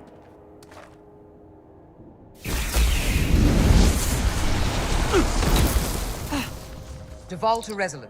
Beam Crewman LaRue directly to medical. Is he okay? He'll live. Not all crystals work the same, it seems. Don't fire your phasers at any crystals unless we're sure they're putting out the same pulses as before. Commander, I may be able to speed up the process. I can now detect many different wavelengths of radiation simply by looking. The Takan radiation is unusual, so I can't quite clear it all up, but I was able to eliminate many of the non-tetrametric crystals. Your tricorder should warn you. That's an enormous help.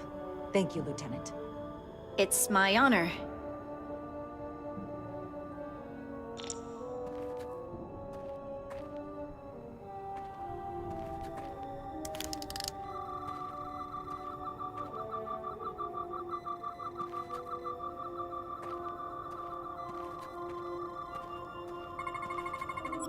Tetrametric. Good sign. Commander! Look at that. Trust, but verify. Indeed.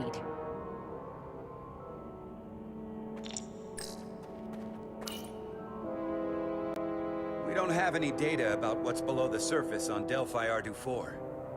And I don't feel a particularly strong urge to find out. Then that makes two of us.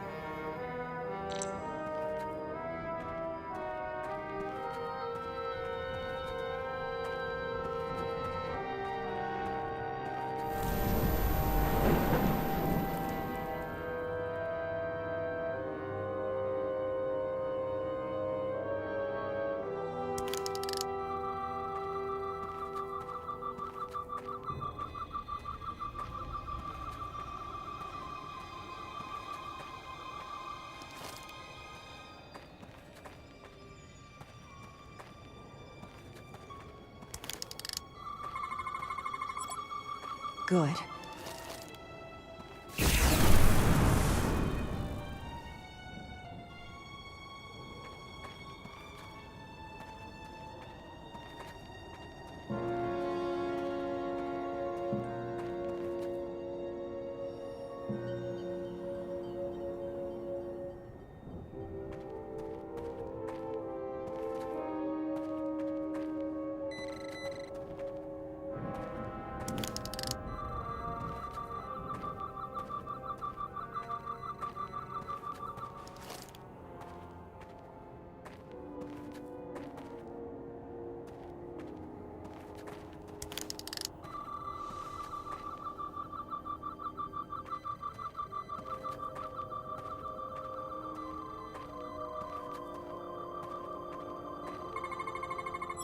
Tetrametric.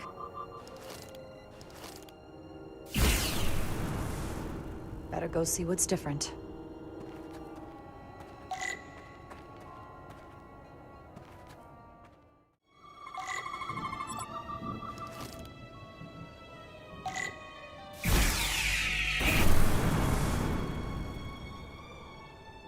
The way's clear.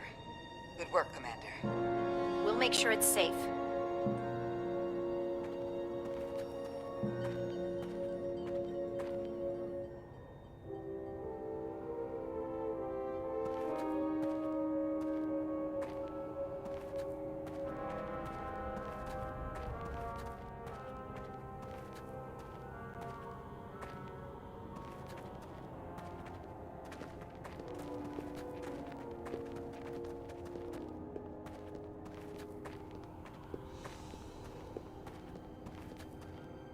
Incredible. The plants here are actually alive. Is this the biosignature you detected, Doctor? No. Not a match.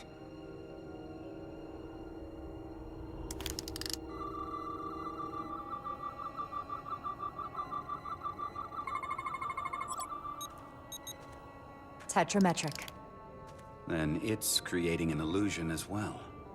Based on the data we have so far. Only one thing left to do. Doctor, be ready to beam us out if it turns out we're wrong. Duval to Resolute. Lock transporter on away team.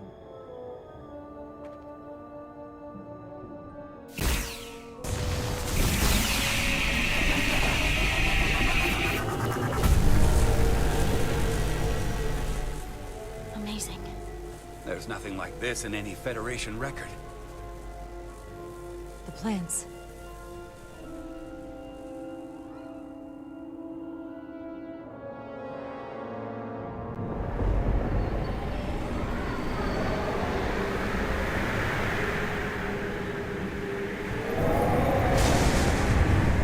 Barbarians. It's him.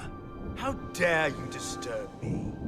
I'd hoped you had enough sense to leave of your own accord, but here you stand. Fools. In another time, I would have destroyed you and your ship simply for setting foot in this place. Fortunately for you, that time has passed. Portal 6-3, Guardian of the Takan Empire. We've come a long way to meet you. Guardian. I am Guardian of nothing. The Takan no longer exist. Don't care to be reminded. If this is why you've come, then you should leave. Now. We need your help. My help? You're the only one we can ask. You're hiding something. Futile. The Resolute's database is being accessed. The Takan have returned? After so long, how could they? Explain. Now. Draconian technology made it possible. To enable the transfer of consciousness from one being to another after physical death. We call it bioforming. A group of Draconians calling themselves Scions of the Flame used it to reawaken after hundreds of millennia. Scions of the Flame? Is something wrong? I'd hardly call them Takan. They were a radical faction with beliefs outside the mainstream. Beliefs that lesser life forms should serve as vessels to ensure Takan immortality. You want me to help you destroy them. That's why you've come. You want to destroy these Scions.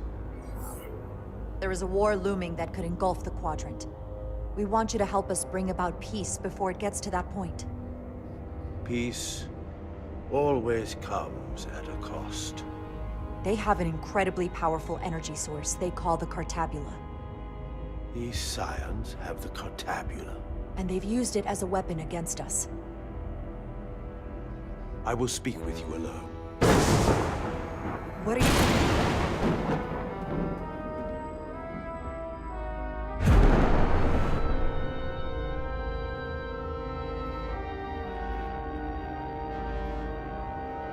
Where are we? Where's my team? They're safe where we left them.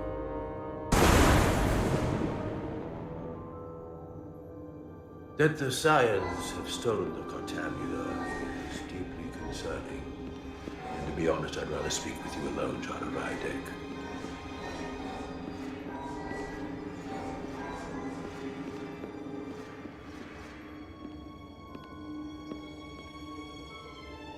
Your colleagues don't know what it means to be the last of one's kind.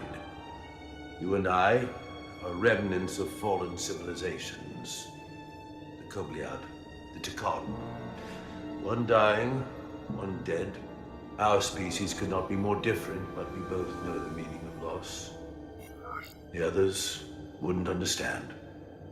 It's beyond their ability to comprehend.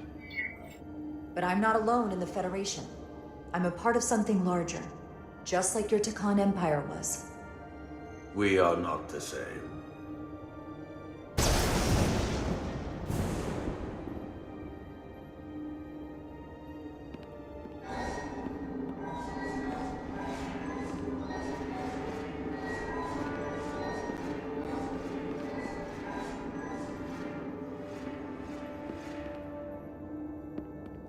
Tell me, why spend your days away from your own people when so few of them are left?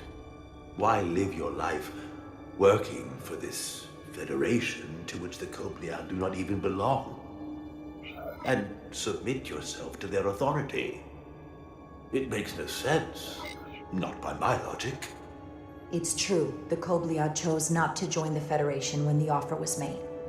And I could have chosen to stay on my home planet, waiting for the next shipment of Diridium to arrive, biding my time and fearing for the worst. Instead, I chose to embrace the future, not fear it. Joining Starfleet gave me the opportunity not just to help my own people, but countless more. You told Riker you'd wait until you were needed. You're needed now. We need you.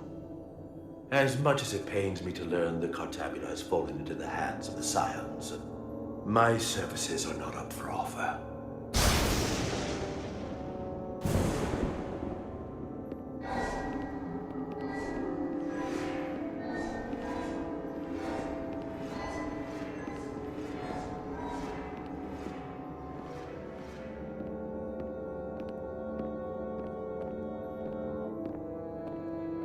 To be chosen as a portal was to give one's entire self to the cause of protecting the Trekkie Empire. I left behind everything I know, and now you want me to turn against my own people. Betrayal of my oath, and everything I vowed to protect. Every Trekkie that comes back does so by stealing someone's body. They are killing to come back. What you call bioforming, we thought of as a marginal science. But if these reborn Trekkie plan to restore the Empire, is that a disaster to be avoided? Trekkian technology is so advanced, it could save millions of species currently on the brink of extinction, including your own. And at the price of a small few, think of how the many could benefit. Instead, it sounds as if you are reacting out of fear before you have a full understanding of what's at stake. I don't think you've given this full consideration. You may have more to gain than to lose.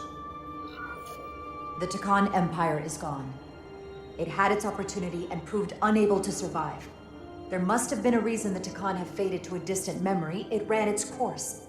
And those of us who are here now deserve to choose our own fate. You said the Trekkie vanished for a reason. I cannot claim our empire was without sin. I'm curious to see these scions masquerading as true Trekkie. So I will go with you, and we shall find them. But when we do, I will judge them myself as a guardian of the Trekkie, to understand their true intentions, for better or worse. It's certainly your right to make your own decisions. I won't tell you otherwise. Very well.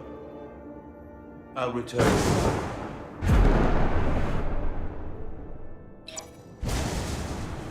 Commander! Hold your fire. I'm all right. He's coming with us. We assumed the worst. She's perfectly fine. Now then, shall we? All right. We can beam up your...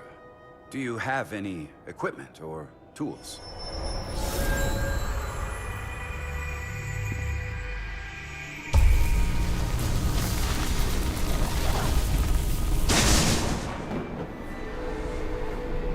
Whoa.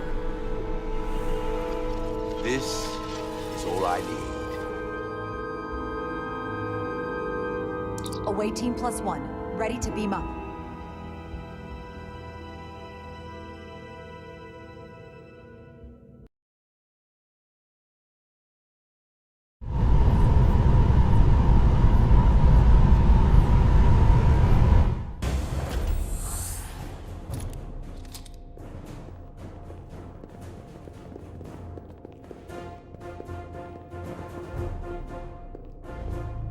Warp cores. That's interesting.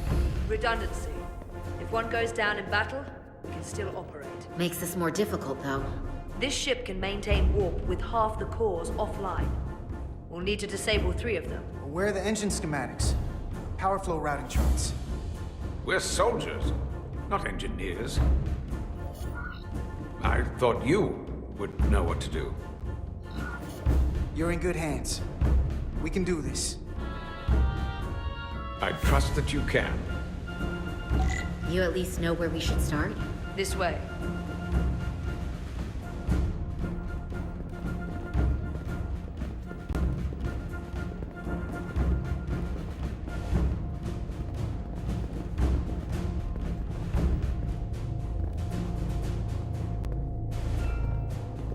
What are we dealing with?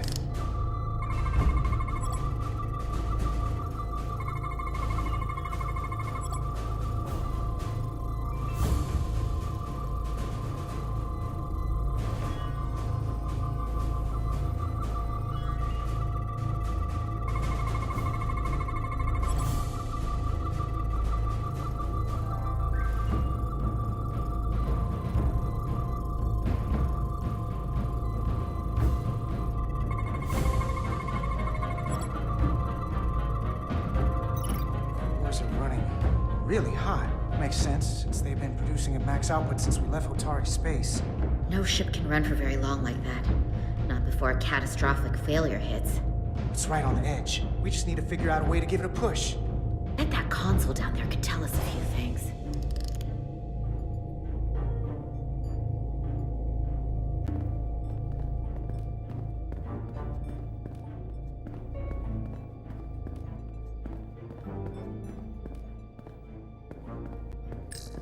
Whatever we do, we need to make sure the Takan can't undo it. So we need a way to permanently disable the reactors that won't destroy the ship and kill us all in the process. You thinking what I'm thinking? Warp core ejection. So the question is, how do we make it happen?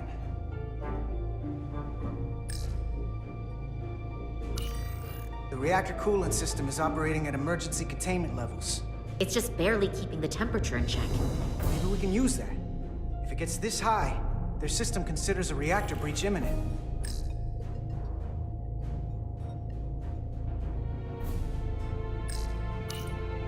The safety protocols don't look much different from the Resolute. Breach protection. Reduce output, command override. Cease matter, antimatter flow, command override. Emergency warp core ejection. Computer control. Even command functions can't override one of the most crucial safety measures. So the protocol's still active. That's good. Looks like if sensors show a core is about to rupture, the computer will eject it automatically rather than risk a breach. So we need to increase the warp core's temperatures. If we destroy the coolant regulators, there won't be anything to keep these reactors from going over. And it will trigger the ejection. Let's peel these suckers open. I'll take that one. I'll take the one next to it.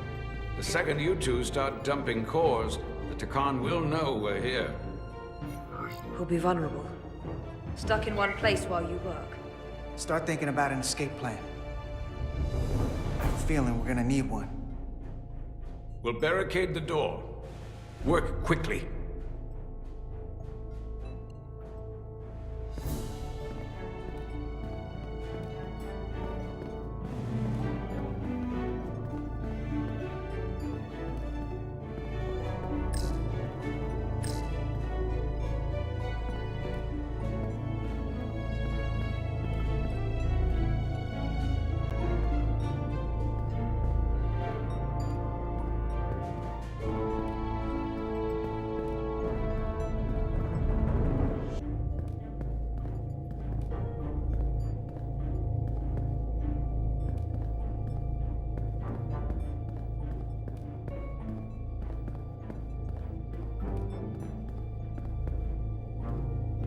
We might not have our tools, but our phasers can do this in a pinch.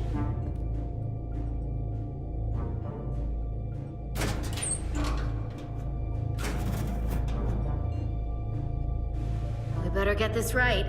If we foul it up and this whole thing goes boom,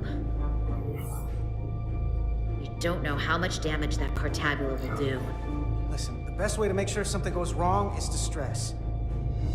Keep your mind on the job. We'll be okay. Yeah, we will. It's not a Starfleet warp core, but the coolant regulator has to be in here somewhere.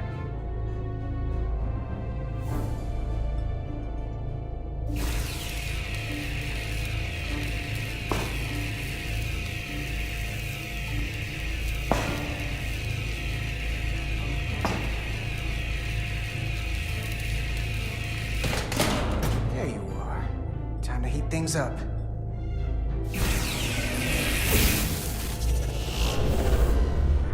Warning. Warning. Warp core output at critical level. Ejecting core.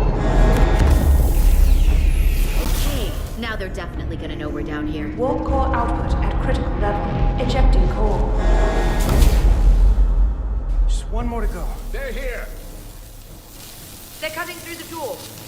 We don't have much time.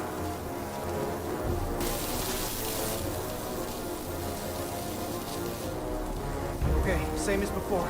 We just gotta...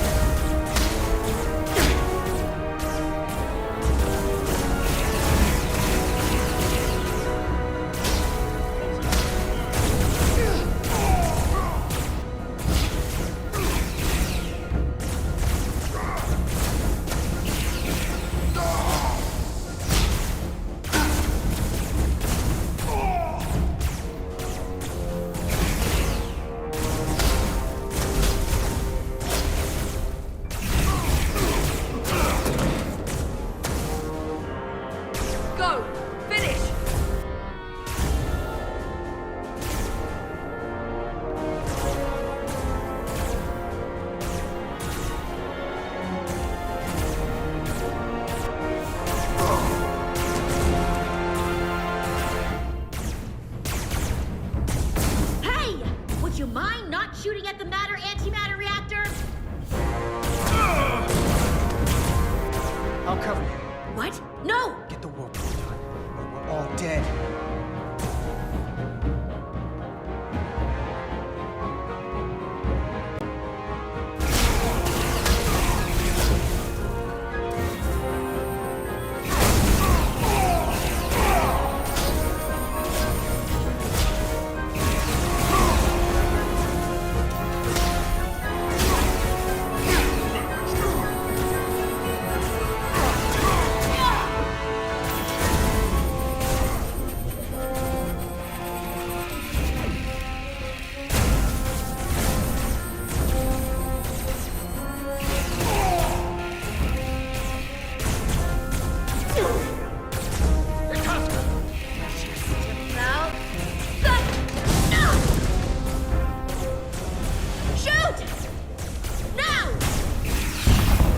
Warp core output at critical level. Ejecting core. Warp drive disengaged.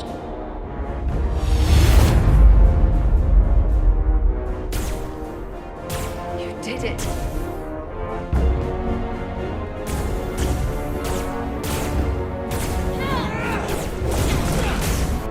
You got another way out of here? I think so.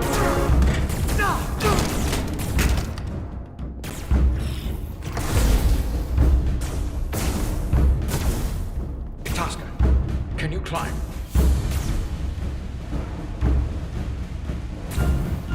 I'll see you on the parade grounds of Surela, my friend.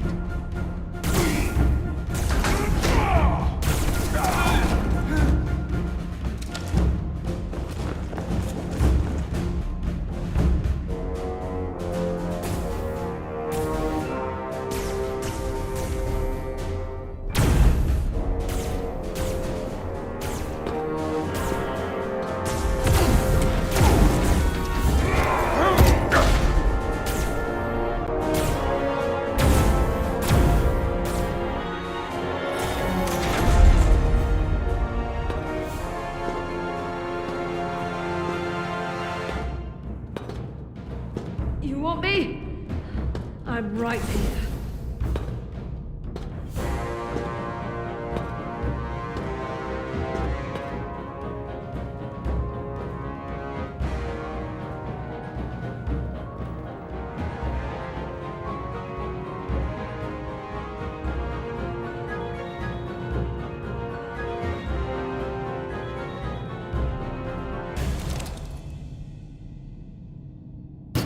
Not you too. Calm yourself, child.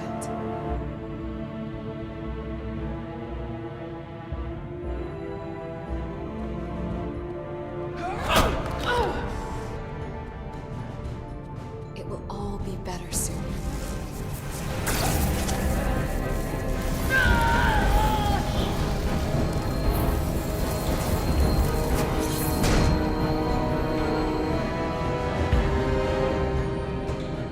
Wake up, Manka Umet.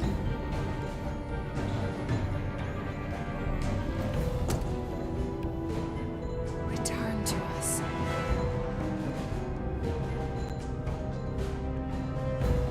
Rejoin the flame. To reclaim what was lost.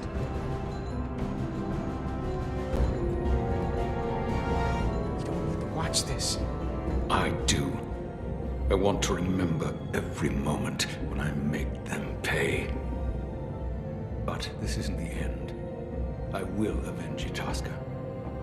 Swear to me, you will join me in this. How about we try to save her? That's a dream. As long as she's alive and her memories are still in there, there's still hope. Hope is what you turn to when you have nothing left you can do. And there's still something I can do for Tosca. And I shall.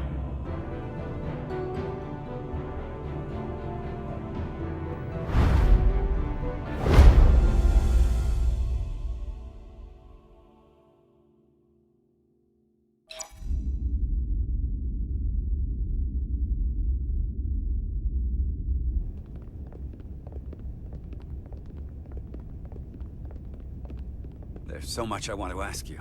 There's so little I can tell you. I'm a portal, not a scientist, but I'll certainly do my best. I can only assume this is one of your older starships. One would think, given the importance of your mission, they might send a ship of a more recent vintage. But, apparently not. Actually, the Resolute is one of our state-of-the-art starships. That must be some sort of contemporary humor. She's loaded with the latest and greatest technology in the galaxy. I've never felt more unsafe.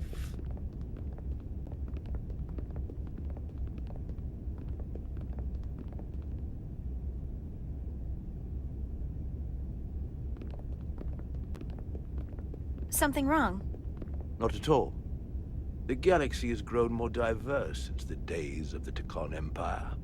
Because you conquered everyone who didn't look like you. To the contrary. Most lesser civilizations willingly joined the Empire to enjoy the benefits of an advanced way of life. But that expansion came with its own set of problems, so I admire your ability to diversify without creating conflict. That was always our challenge. And perhaps, ultimately, our downfall. The Federation prides itself on its inclusiveness. I'd say it's one of our greatest strengths. As the Vulcans say, infinite diversity in infinite combinations. Interesting. I'd be curious to meet one of these Vulcans. If this is the best you have, then so be it. To locate this scion, Galvan, I'll need full access to your ship's systems. Full access? Huh. You must be out of your mind. No, I'm right here, completely in my mind. And with all due respect to your advanced technology, the simple fact is that I won't be able to locate him without it. Perhaps I should have made that clear up front. I can't promise anything, but let me see what I can do. Just know, without it, I won't be able to help you. This isn't gonna fly. I'll see you on the bridge. Captain Solano, I'd like to introduce you to Portal 6-3, Guardian of the Tekon Empire. Pleasure to meet you, Captain. Likewise. I can't say I've ever met a portal before. There is no modern equivalent. Not within the Federation, at least.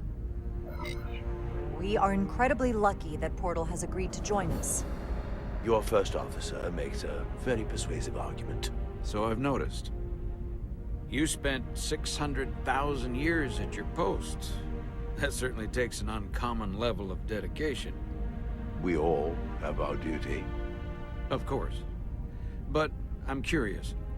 You were stationed there in preparation for what, exactly?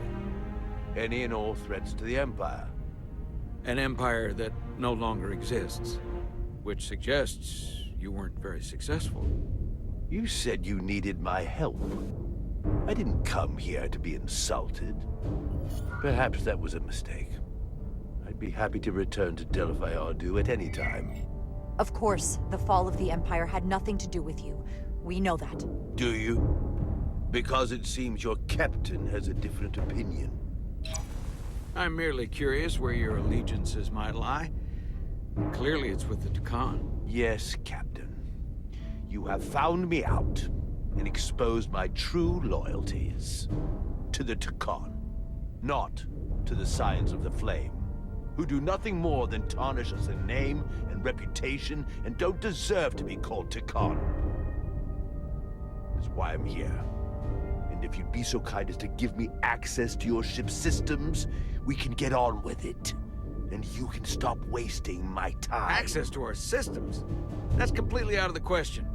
Tell me that's not what you promised. We're vulnerable enough as it is. And now we're supposed to give him access to everything? Ridiculous. Captain, I know it's a risk. But right now it's our best shot at finding Galvan and that ship. Now I understand your reluctance. I never imagined offering to help would be met with such ignorance. Bordering on incompetence. If you're not enjoying your visit to our ship, we'd be more than happy to let you wither away back on your pathetic little rock. Captain? You clearly do not appreciate the magnitude of the threat the Scions pose. So myopic is your focus on your own ego. I will not be leaving until they have been found. Commander Rydek, a word.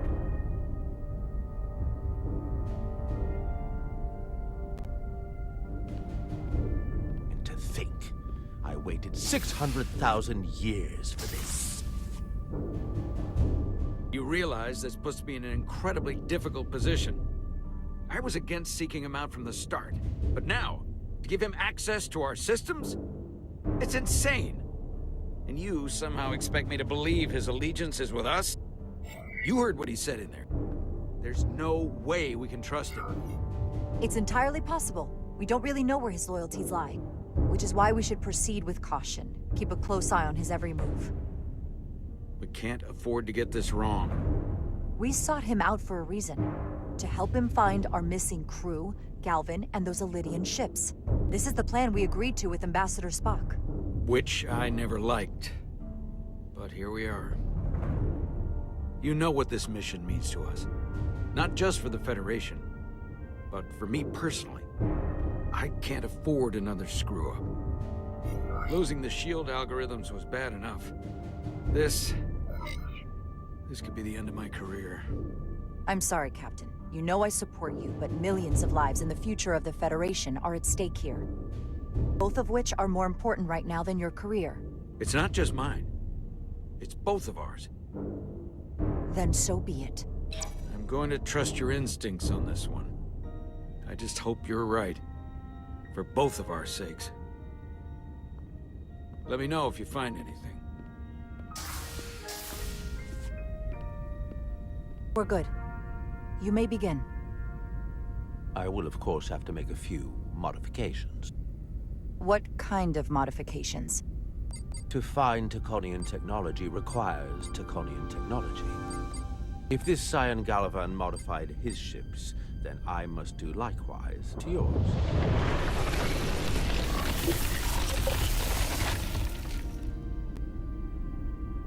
The galaxy is nearly infinite in size and complexity. This may take a moment. How long will it take? I found something. There you are. What is it? Galvin? Someone is using Taconian technology. I can't get the precise bearings, but it's located in the Palisades cluster. I'll let the captain know. Rydek to Solano. I think Portal may have located Galvin. I'll be right there. I'm getting all kinds of interference. Almost impossible to lock on the energy signature. Where's he hiding? In the Palisades cluster. Interesting. Can you lock in on the location? Not until you get me closer. Lieutenant Handar, set a course for the Palisades cluster. Aye, Captain. Well, I suppose I owe you an apology. You were right after all. That's what I get for questioning the advice of my first officer. No apology necessary. Your concerns were valid. Nonetheless, I should learn to trust your instincts, which were absolutely right. Nice work. Let me know if you find anything more. Will do. What's wrong? I didn't want to say anything until I was certain. But the reason for the interference is simple. There's a Taconian device on this ship being used to block the signal. Whoever planted it was exceptionally clever. They knew how and where to hide it. But they have underestimated my abilities. Engineering.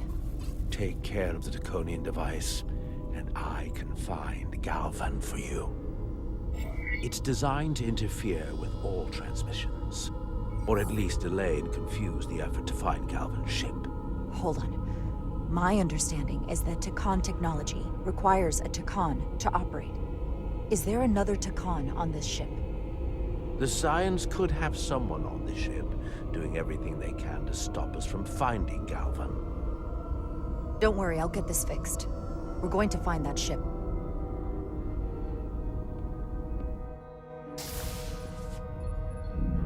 Engineers would have found this device already if it wasn't well hidden. Better to rely on my tricorder.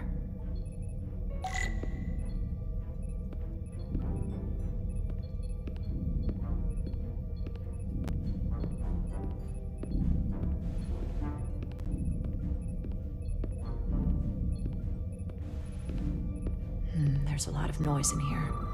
I should scan the device putting out the most radiation to filter it out.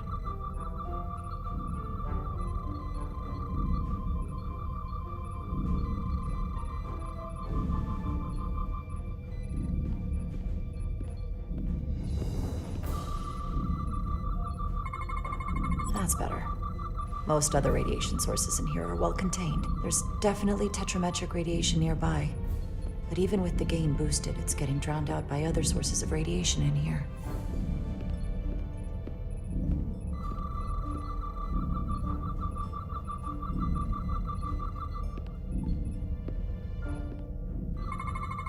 A little bit of harmless radiation leakage here, but enough to mask the tetrametric pulses. Easy enough to cancel out. There's still something drowning out the tetrametric radiation. I need to find it so I could filter it out as well.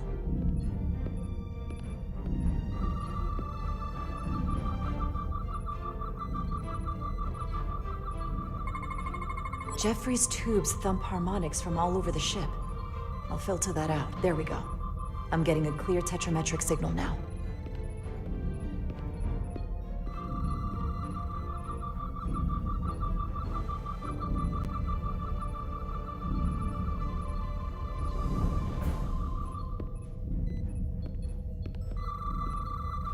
Found it.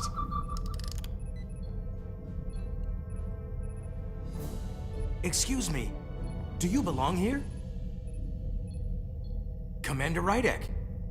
I'm sorry, I didn't know it was you. Paul. Calloway, right? Yes, You know, it means a lot that you remembered. What, are you doing back here? I don't mean to pry, but first officers don't usually go digging around engineering compartments. Just a routine systems check. We've been having problems with our comms lately. Ah, that's news to me. I haven't heard anything about it. Probably because the comm system isn't working. Have you seen anyone else in here recently that might seem out of the ordinary? Maybe someone who doesn't work in engineering. Not that I can think of, but I can ask around. I'm here almost all the time, but maybe someone else noticed something? Thanks, but I'll talk to Commander Chovak about it. Okay. Well, let me know if I can be of any help. Well, I'll leave you alone already. Oh, come to think of it, that Hotari woman was down here earlier with Dr. Duvall finishing the last of the bioscans. Tylis? That would be out of the ordinary, right? Thank you.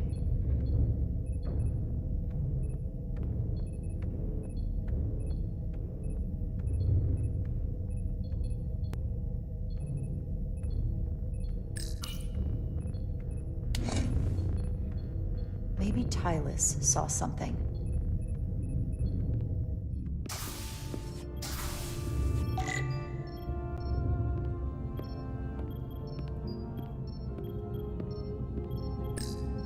Tylis, can I speak to you for a moment? Of course.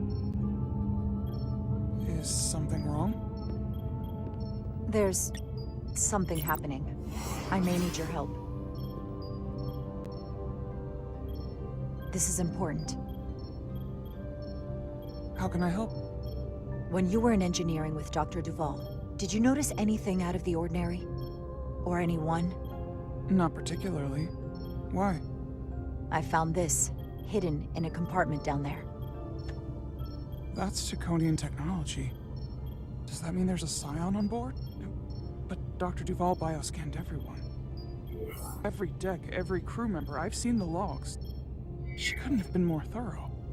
It's entirely possible it was Miranda who planted the device before we caught her. But we can't assume anything at this point. It could be anyone. That includes both of us. You want me to get scanned? Better to know for sure, right? I'll admit, I was around the Scions as much as anybody.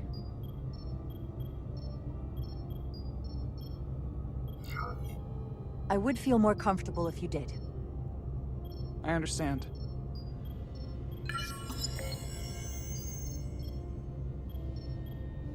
Clear. Now it's your turn. Sure.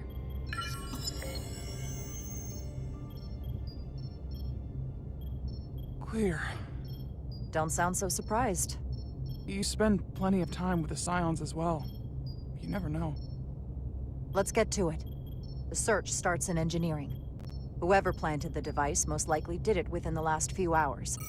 So I'll start by running a scan, tracking everyone who came through engineering over the last day, in reverse order. This could take forever to sort through the number of people that were in engineering.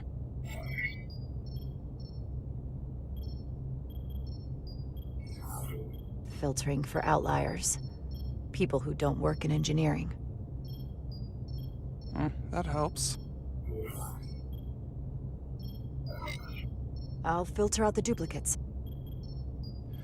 Now this is manageable. Cross-referencing this list with everyone who's traveled to Hotari. Let's see who's left.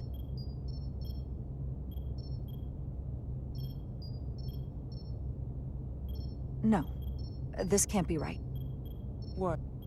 Of the people that went to Hotari and visited engineering, it could only have been Captain Solano. According to this, he was here while you went down to Delphi Arnu 4. Which would have been the perfect opportunity. And no one would question him. He's the captain. He fits the profile for the kind of people the Takan want to bioform.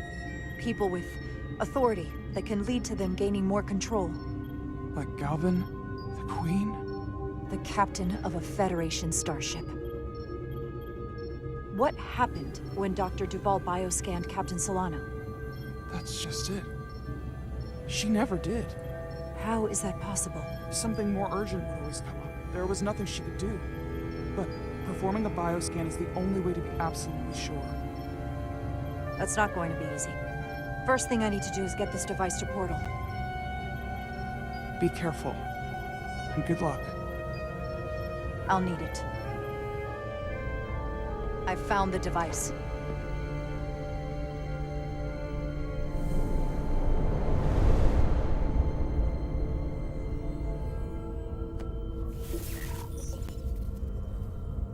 Interference is gone. I have located Galvin's ship more precisely. He's in the Usonia system. So then it worked. This whole region was one of the most sacred for the ancient Takan. What many consider the birthplace of our civilization. See these comets and planetoids in the outer orbits? Based on their current trajectory, that's Galvin's destination. And legend tells us it's the location of what was once our largest arsenal. Not that we needed it in the late stages of the Empire. Can you stop him? Cripple their ship somehow? I'm afraid they are too far away for my powers to reach them. We need to be much closer. And even then, they may have defenses against what I am able to do.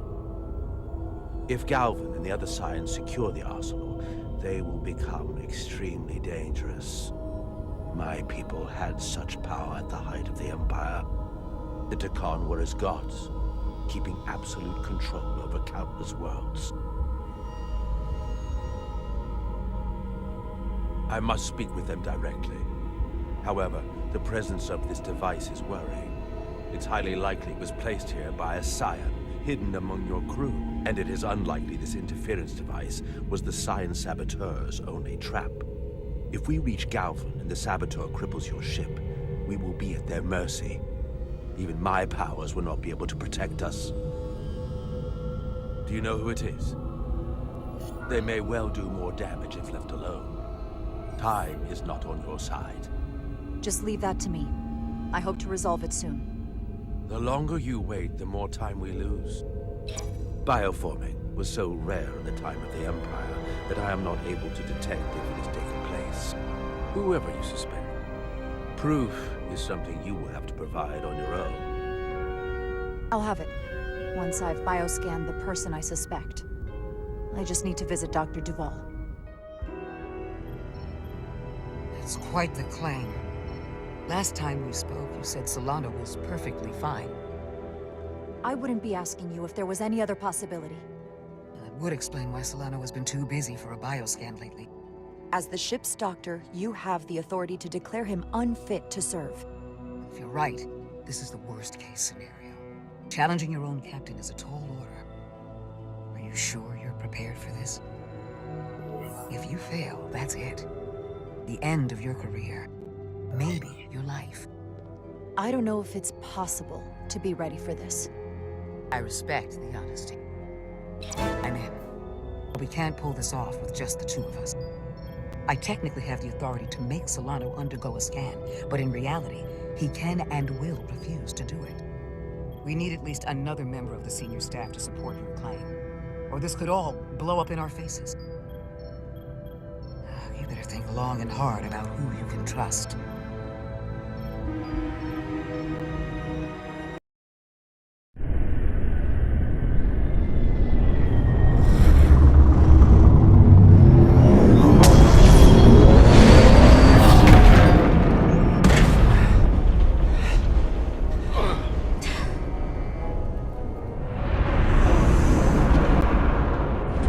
Down to one reactor. Thought we'd be stopped dead. At least stuck at impulse power. The Takan enhancements must be able to brute force limited bursts of warp output. Yeah, but they won't get to wherever they were headed at this rate. They're just limping along now. So where does that put us? Maybe I can answer that.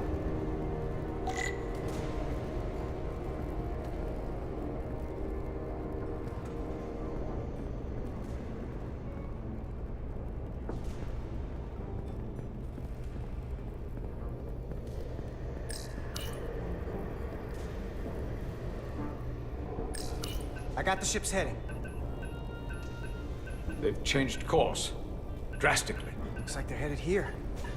Usonia system. They might stop there. Can we use the Zeldi's comms to signal your fleet? Comm systems are locked. Grab hold! Oh!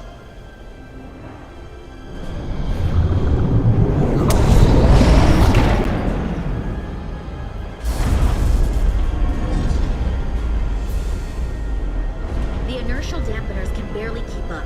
If they keep forcing this ship to make these short warp jumps, they're going to tear it apart. Zeldi is still made by a Lydian hand, despite all this Takan corruption. We'll hold. We just gotta stay safe until Starfleet can find us.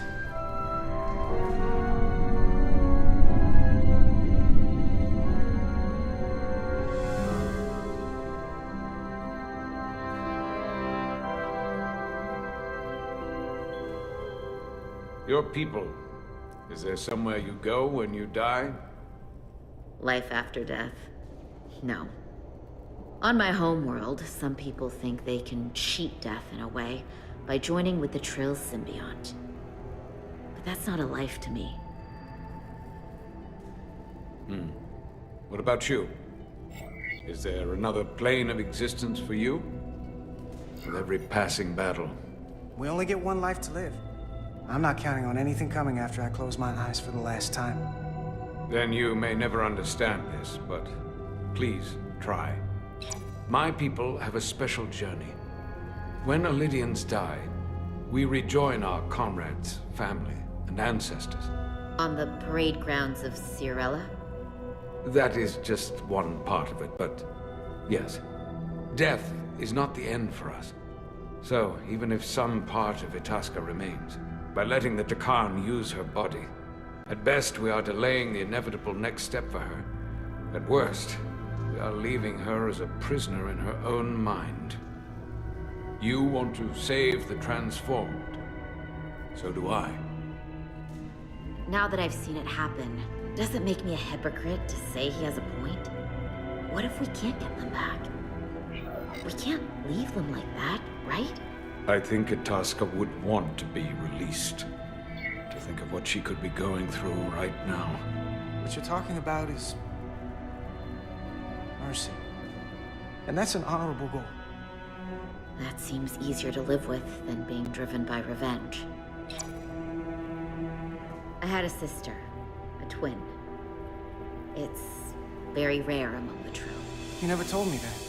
She was one of the youngest hosts to ever join with the symbiont. A sentient creature that lives in our body. It's considered a great honor. The symbiont can bring centuries of knowledge and wisdom to the host. But sometimes, the symbiont personality suppresses the host entirely. My sister was the closest person in the world to me. I knew she would be different after joining. But she drew more and more distant. The room we shared growing up was foreign to the both of us. And eventually she, or whoever she'd become, cut me out entirely. So I left for Starfleet and swore I'd never go back. I couldn't stand the thought of seeing her. Someone who looked like my sister. So, losing Miranda like this, it opened an old wound. Never really closed up in the first place. You remind me of Itasca. I do? Bonds are not made by what runs through your veins, but the blood you spilled together. Itasca was my family in that way. I want you to know there is nothing I won't sacrifice to win this fight. But if we're lucky enough to survive, I'd be honored if you'd count me as one of your tribe. As Itasca was. Even a couple of engineers like us? You are many things. I'll take you up on that. Same here. They not cease this madness.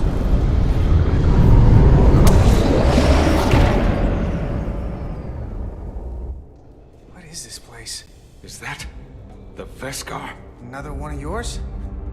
Not anymore. They've corrupted it, just like the Zeldi. Now there are 2 ships. Did this just get better, or worse? It certainly doesn't bode well for the crew of the Veskar. So many lives stolen. We're really at the heart of this fight now. We just gotta figure out what we're gonna do about it. This doesn't look like the Aphelion. What are they doing here? You don't think they're just meeting their buddies? Maybe, but then why are their buddies here? Prepare for transfer. The storm! It's back!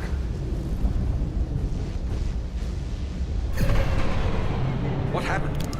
Hold on. Scanning. Tetrametric radiation is dropping. The Zeldi's dropped to minimal power levels. It's running off just the one warp core now. That means... They've sent the Cartabula to that other ship.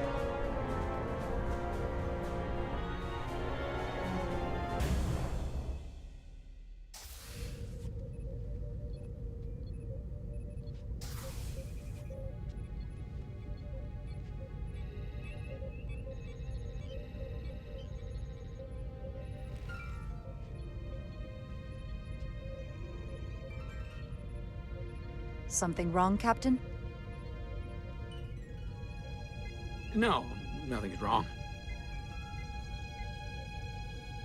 In fact, I was just going to call for you. I'm needed down in engineering. The bridge is yours.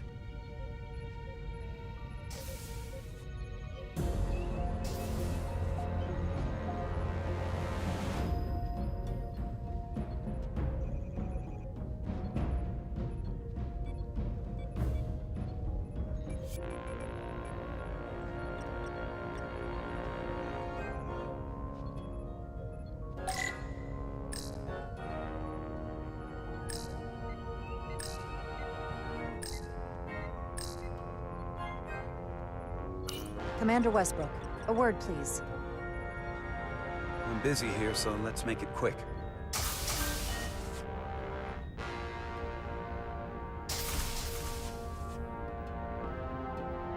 What's this about? The captain may have been compromised. I have reason to believe he's been bioformed, and is now actively working against us. Come on. You can't be serious. Someone is sabotaging the mission. They planted a Taconian device in engineering. Captain Solano was in engineering while we were on Delphi Ardu 4, and he purposely evaded Dr. Duval's bioscan. That's ridiculous. I just spoke with him a few minutes ago.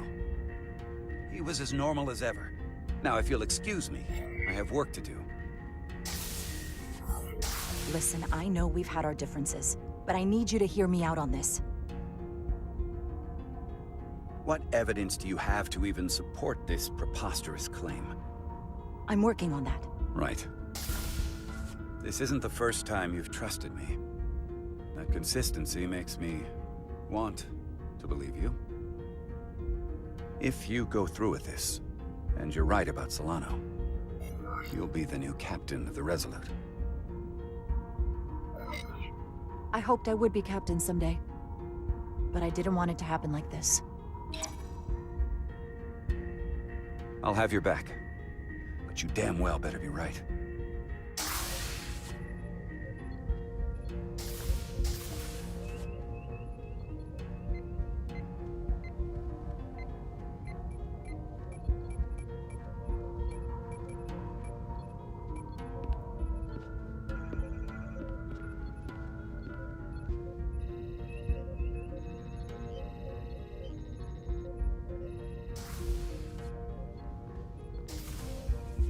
It's now or never.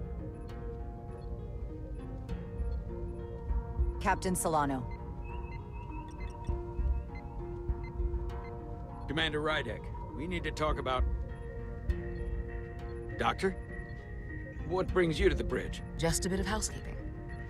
You owe me a bioscan, Captain. I don't have time for that right now. It will only take a moment. I can't put this off any longer. You can, and you will.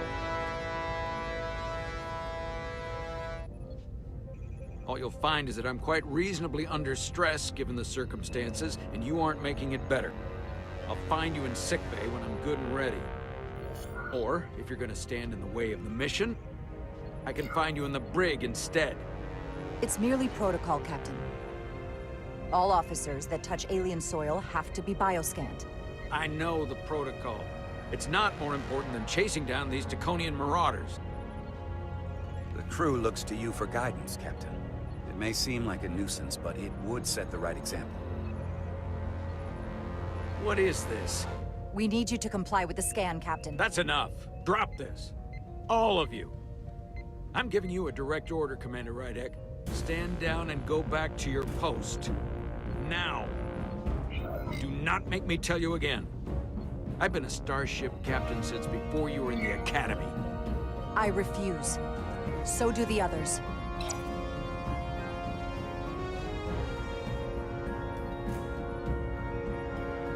Well then, you've left me no choice. Security to the bridge. Arrest Commander Rydek.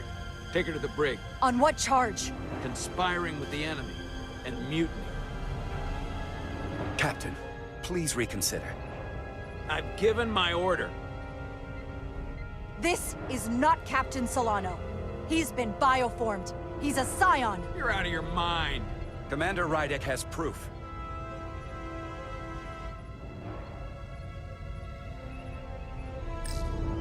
He sabotaged our efforts to track Galvin with this.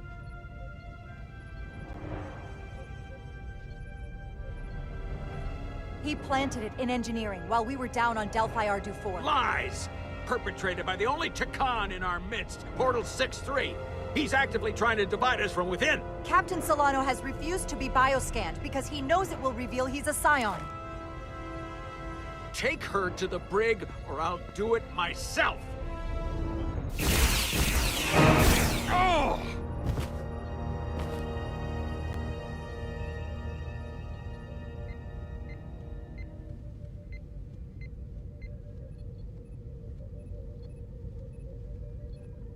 Wait! Alert! Stand down! That's an order!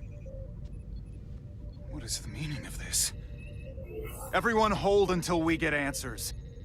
This cannot happen on the bridge of a Federation starship. He's not Captain Solano any longer. We have a duty and responsibility to relieve him of command. If you're wrong, there's no coming back from this. I'm going to settle this once and for all.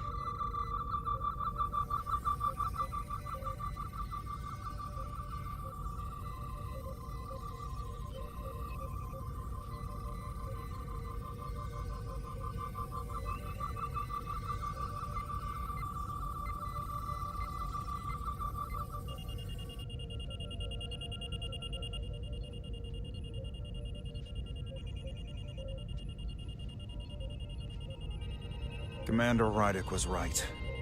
Captain Solano has been compromised. He's been bioformed into a Takan.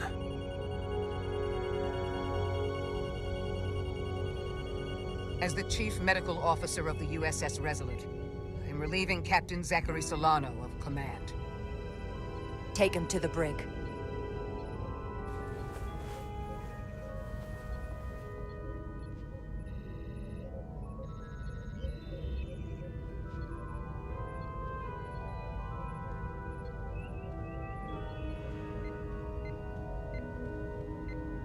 I don't know what to say. I'm stunned. We all are. Well, there's no going back now. You are, rightfully, the captain of the Resolute. And I'm with you from here on out. I need you to know that. Right now, more than anything, I need to know I can count on your support. Absolutely. You have my word. We have to come together to make this work. Whatever you need me to do.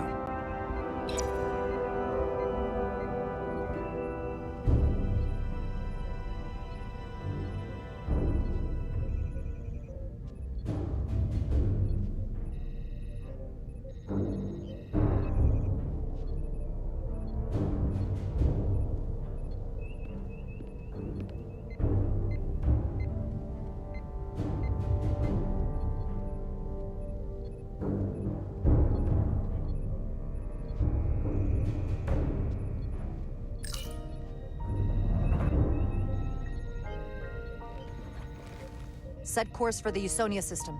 Maximum warp. It's time to face Galvin. Yes, Commander. Sorry. Captain. On your command. Engage.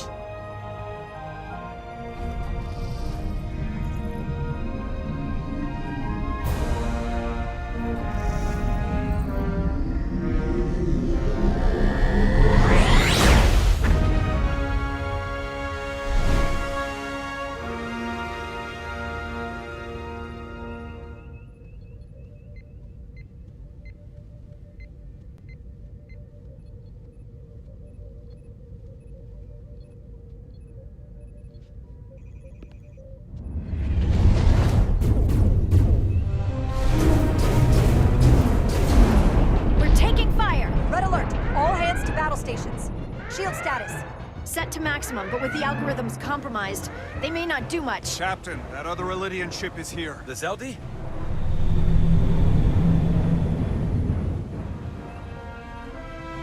We're outnumbered. Captain, your orders. Evasive maneuvers. Aye, Captain.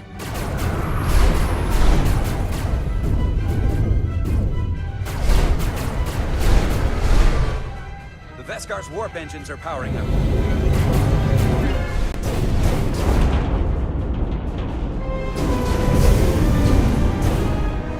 Our warp engines are offline. That must have been their goal. They didn't want us to chase the Veskar. According to my readings, they also took the Cartabula with them.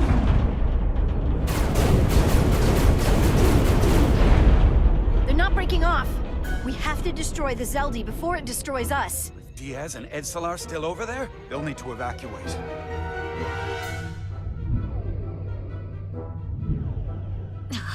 Come on. I almost have it.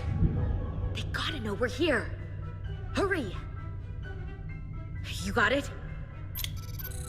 Got it! Diaz to Resolute! We read you, Diaz. This is Ermot. It's good to hear your voice. Is Edsalar? Is she with you? Everyone wants to know. Yeah, we're both here. We're both okay. Very good, Petty Officer. Can you get us out of here? I can't transport you out while the Zeldi's shields are up. Our phaser fire won't even get through. Is there another way off that ship? We'll find a way. Whatever you do, you'll have to be quick about it, because we can't give you much more time. We can't evade the Zeldi forever. Understood. Diaz out. We're gonna have to get out of here the old-fashioned way. Lydian ships have no escape pods. We can leave out that cargo bay we transported to before. And then there's the vacuum of space to contend with. Those freight containers. Maybe we could use those to make an escape pod? Is that even possible? We're gonna make it possible. Unless you have a better idea. Let's go. I've polarized the hull plating. That should allow us to take a few more hits. Enemy phaser impact dissipated. Heading, Captain?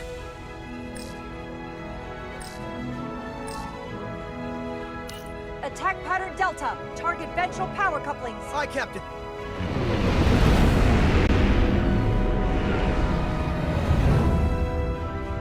Zeldi, in range.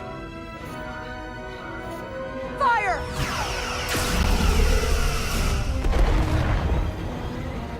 Zeldi's shields down to 82%.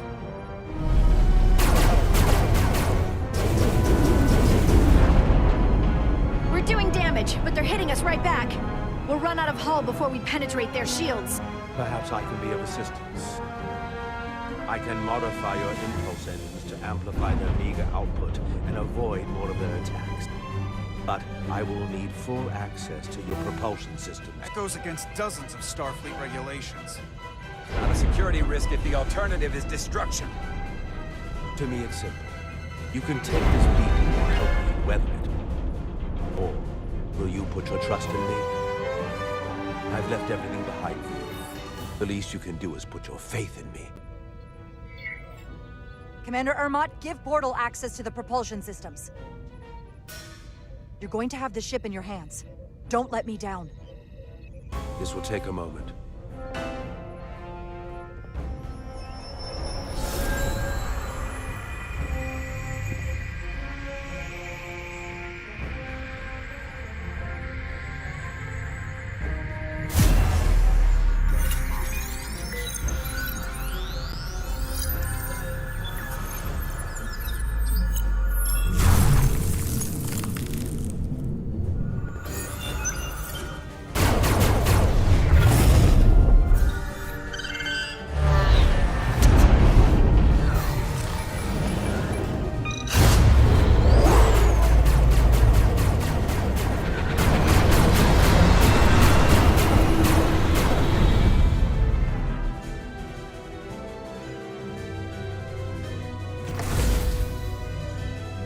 Your ship has let up its fire. That gives us some time. All right. One of these freight containers should do the trick. Be quick. We need one big enough for all of us to fit inside. Something we can make airtight. Damn it, not this one.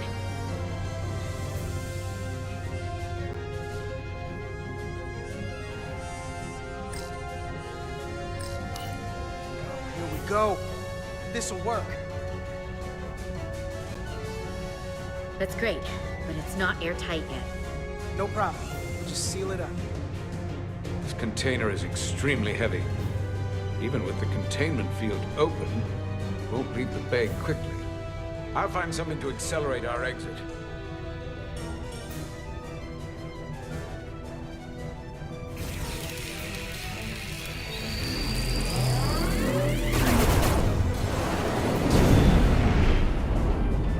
Glancing blow.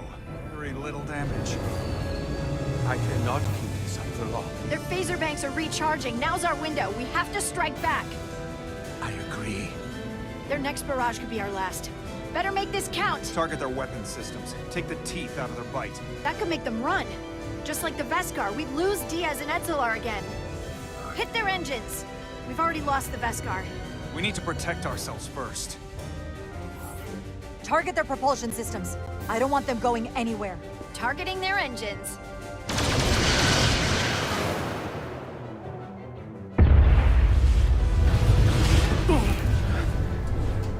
Whoa. We gotta move it now. These will give us the push we need. Those are explosives. We'll ride the blast right out of here. All set. I'll set the containment field to deactivate, and then run back. We can detonate by remote. We'll need to seal the doors from inside the container once we do. Before all the air sucks out of the cargo bay.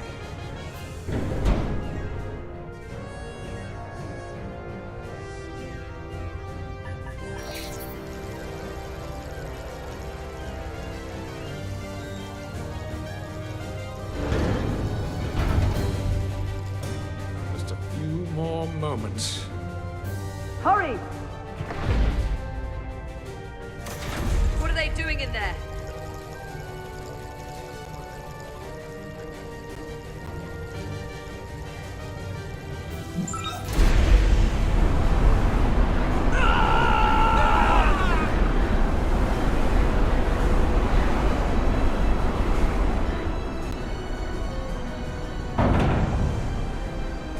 Please, help me! No.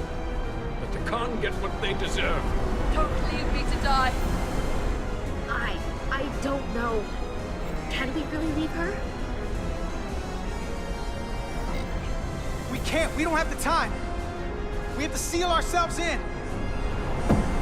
This ship can't fly. Sidron set it to self-destruct. Please, Amenta. It's not her. No. I know it's not. Carter, we have to seal the doors. Don't leave me! Get this lifeboat off the ship before Sidron blows it all to hell! We're going.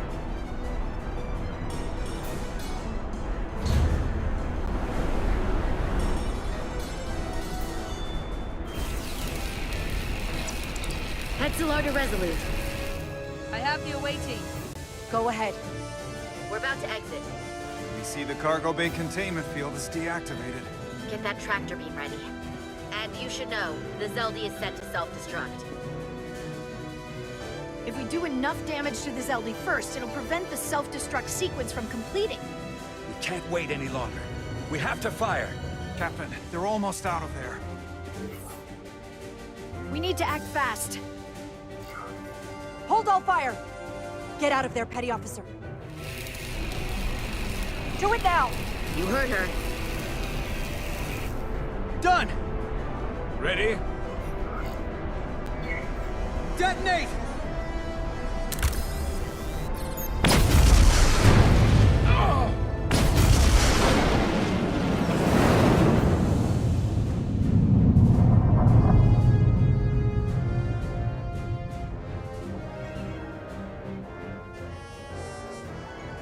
We're out!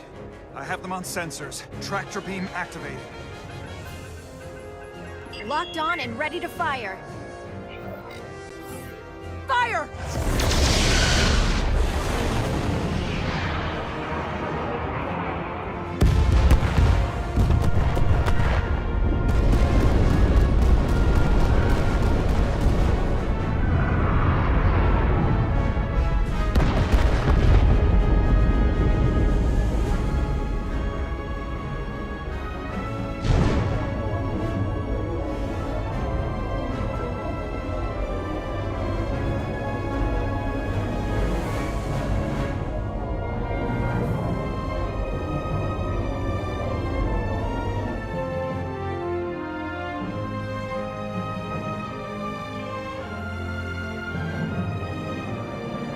Tractor beam's locked on. We have them. They'll be pulled into the docking bay shortly.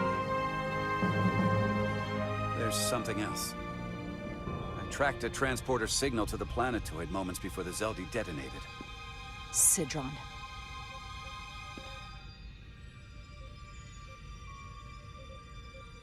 There's a Takan structure there. It's the reason they were here. It's the reason we are here. Now. I have to see it for myself. We'll go there together. I had assumed as much. Is this the Takan arsenal Galvin was after? Legend says this region once held the sacred mysteries of the Takan Empire. Our greatest treasure. Our most fearsome technology. I want a full security detail. Westbrook, Brodrosian, you're with me. Mr. Ermont, you have the con. Wait. You're not the first officer anymore. The captain is supposed to stay with the ship. I'm surprised Lieutenant Bedrosian didn't raise that first. I thought Captain Rydek knew what she was doing.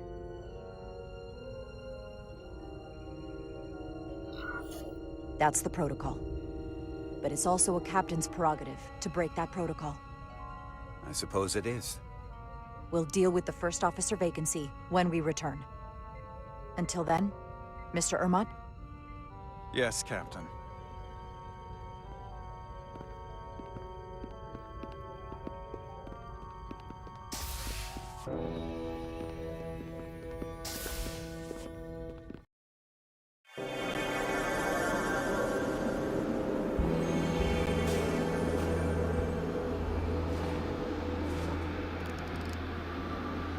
Any sign of Sidron?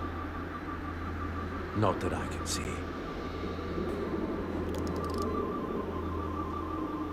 High alert, everyone. The enemy could be anywhere. Follow my lead. Let's make this a short mission, all right? That's the plan. Well, it's your call to come down here. Still not sure I agree. I respect the chain of command.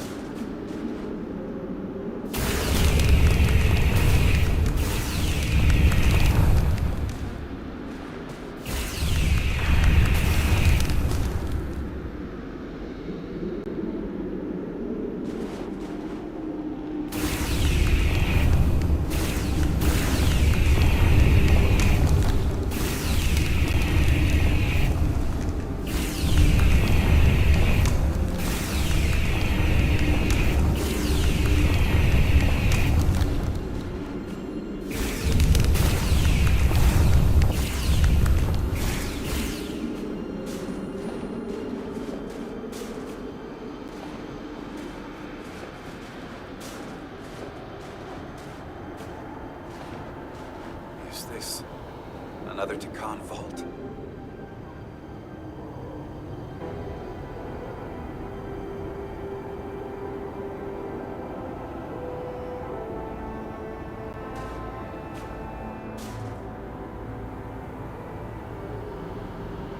I don't see a way in. The vault in the mines was already open. There must be some way to activate it. Portal, can you open it? It is a Taconian vault. I thought you'd never ask.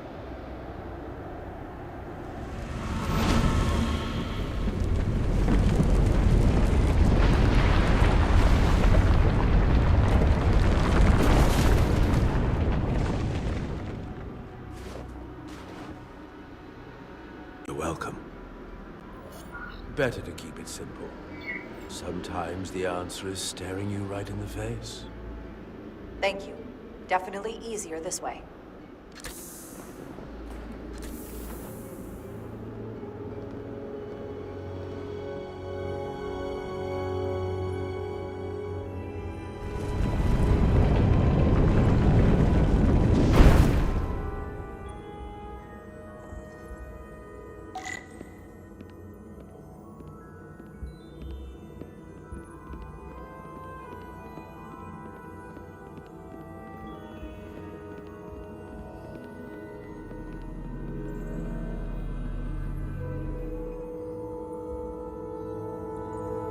Spread out. Let's see what we can find.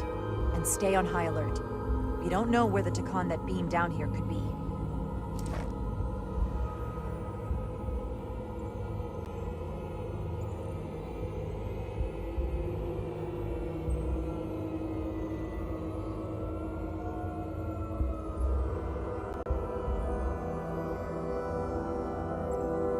You'll need my help, Commander. How so? Traversal here is trivial for a Trekkie, but only a Trekkie. When you come across a device you cannot use, merely call my name. Will do. Thank you.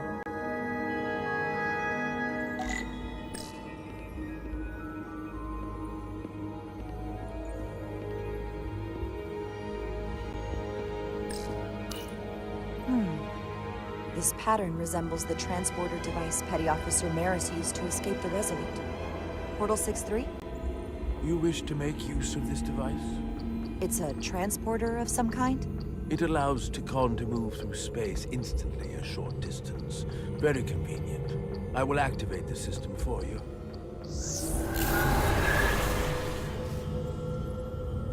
Where does it go? I'm not sure. The markings here must be from after my time. Well, only one way to find out.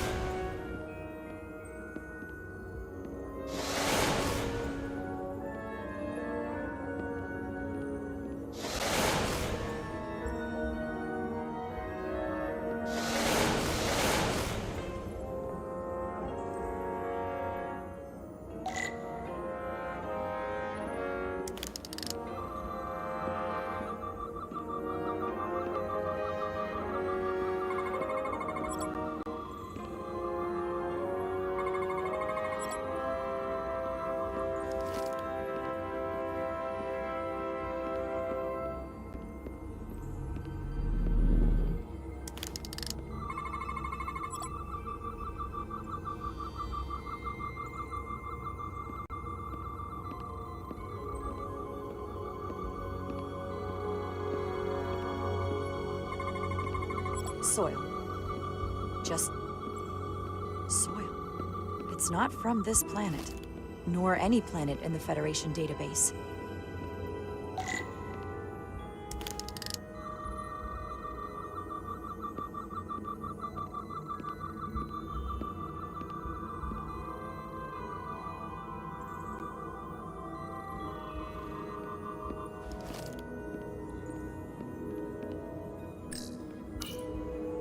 Why is this here? This is soil from the homeworld. Our capital system. This isn't an arsenal. It's a temple of the ancients. Sacred ground to the Trekkie.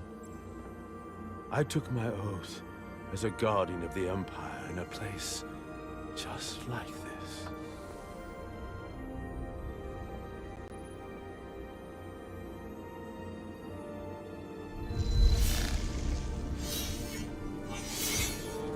You cannot imagine the look of pride in my parents' eyes as they said goodbye. Forever.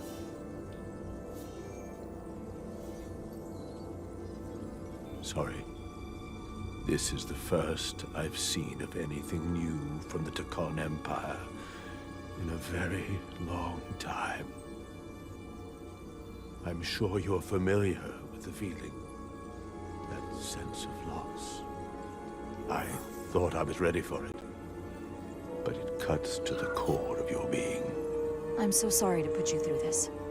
I know it must be difficult. Don't apologize. I'm glad I came. This means a great deal to me. Can you use this to find out more about what Galvin is after?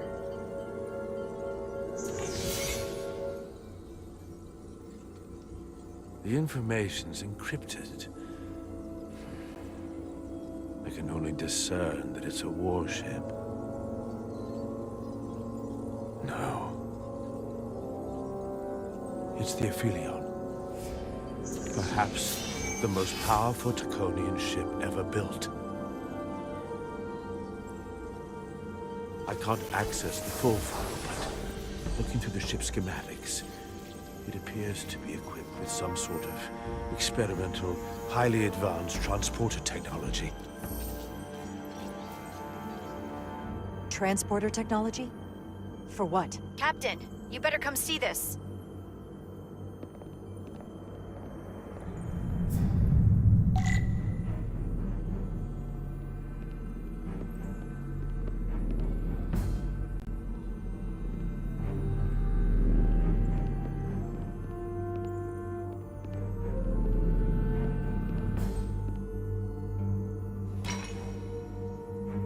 There are more up ahead. From the looks of it, I'd say someone left in a hurry. Probably right around the time we showed up.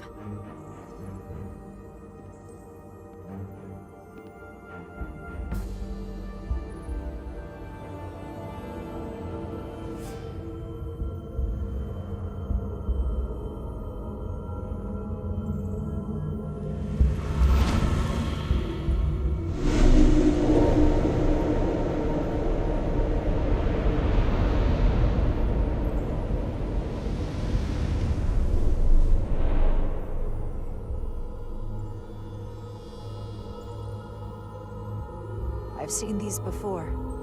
In the other vault.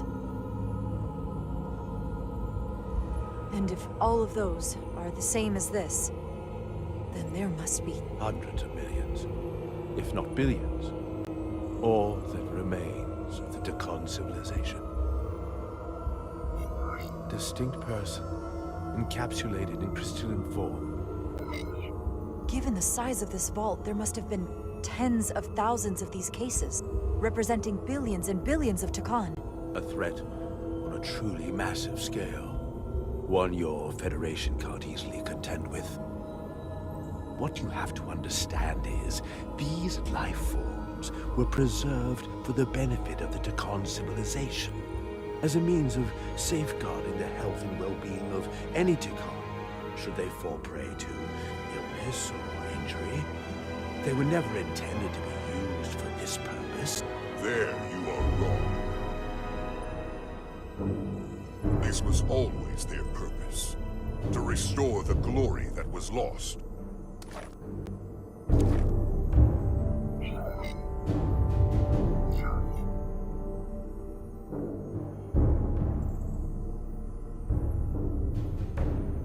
Congratulations on your first victory in battle, Captain Rydek. You killed a great many of my compatriots, some that I've known for millennia. Are you proud of how much death you've caused? Each Dakan life is precious, irreplaceable. Centuries of knowledge and culture, lost with each one you murder. Your friends died because of you. If you hadn't attacked us, there could have been a peaceful solution.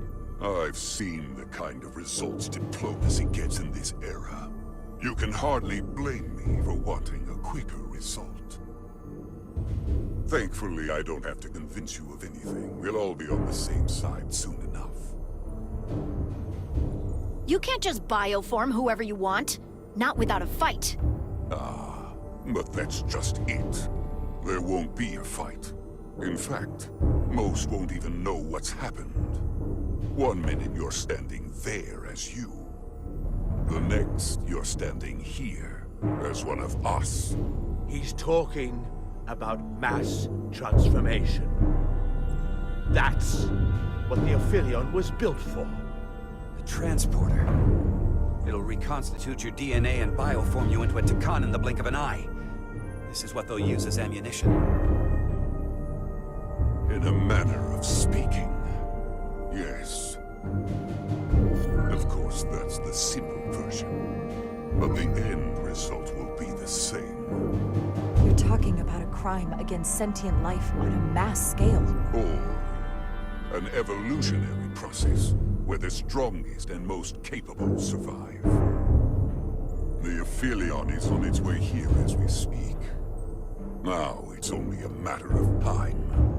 You can't delay that which is inevitable. Which makes your next decision fairly simple, brother. You after all, a portal. I am. Your sole purpose is to serve as a guardian of the Tekkan Empire. But you stand here surrounded not by your fellow Tekkan, but by members of the Federation. By people who deny our fundamental right to exist. You swore an oath to protect the Empire. There is only one true Tekkan here, and that's Portal. You're a scion, a disgrace to the memory of the Tekkan, brought back through unnatural means. I only tolerate your presence so long as you continue to amuse me. Which side are you on?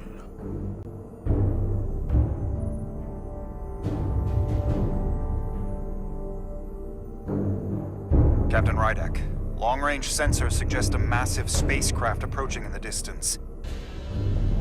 The time has come.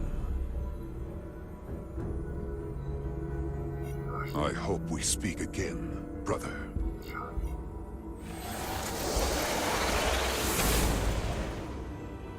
Estimated time to contact, 6 minutes and counting. We can't stay here. We have to get back to the ship. And we have to preserve these souls. We must take them back to your ship. Those crystals are ammunition to be used against us. We have to destroy them. Bombard the site from orbit. I'll decide, once we're safely aboard the Resolute. 4 to transport.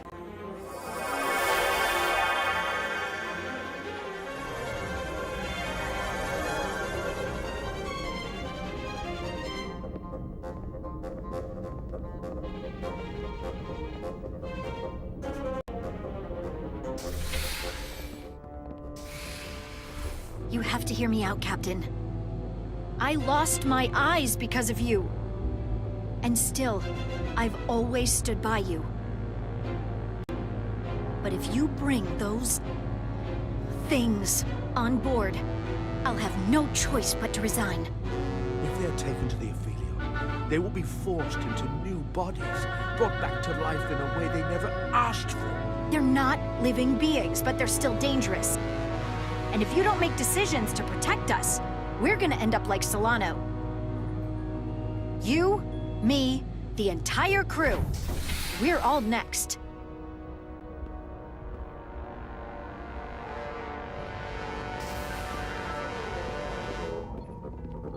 Two minutes and counting. It's headed straight toward the vault. The Aphelion is coming into view now, Captain.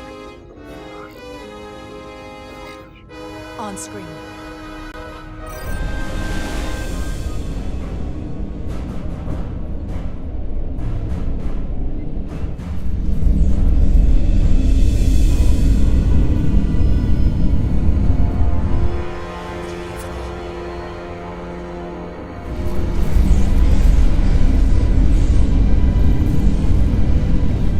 Arrival at the second vault in less than a minute.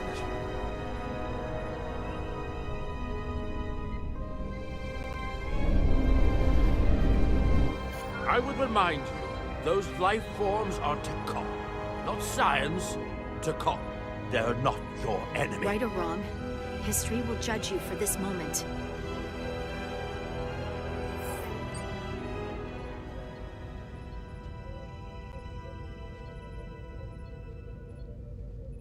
Transport the storage crystals aboard the Resolute.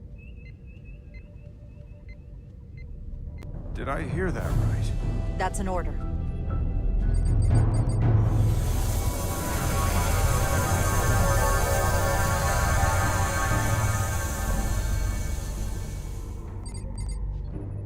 The storage crystals are on board in our cargo bay. Thank you. I won't forget this. I hope you realize what you've done. We don't need another captain who's gonna risk our lives just to feed their ego. This ship and this crew come first. Lieutenant.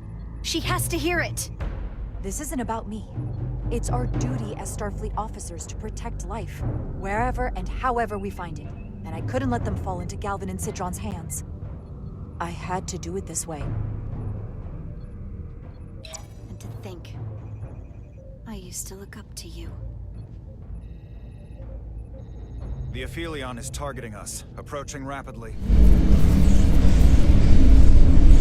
They hit us with that bioforming ray, and it's over. Maximum warp. Get us out of here. Where, Captain? Anywhere but here. Now!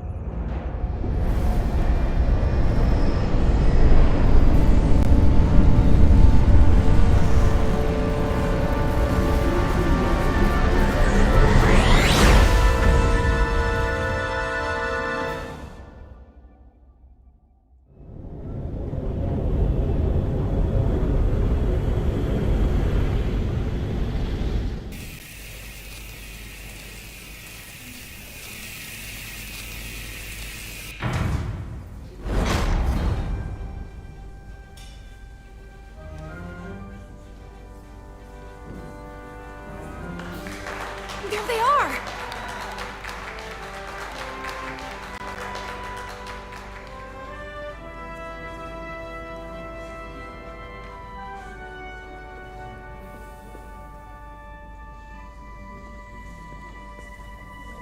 You did what had to be done with the Tasker.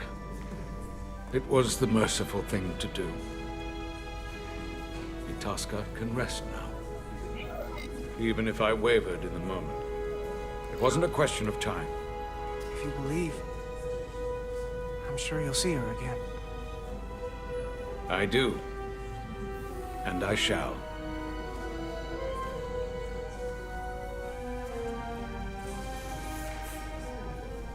No surprises here. But your shoulders separated. If you come with me to sickbay, we can get you fixed up in no time. Thank you. I'll find you afterwards. You two, check in at your stations. This thing isn't over yet.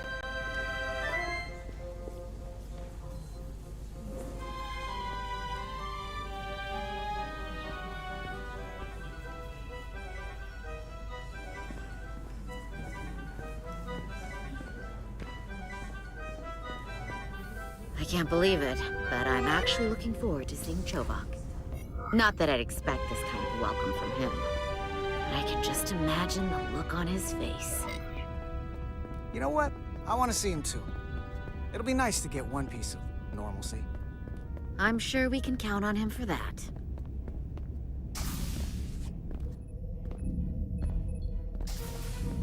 I can't believe it! You evaded the Takan, ejected their warp cores, and lived to talk about it! That about sums it up. They're gonna be teaching this at the Academy for years to come. I mean it. Everybody's gonna learn how you pulled it off.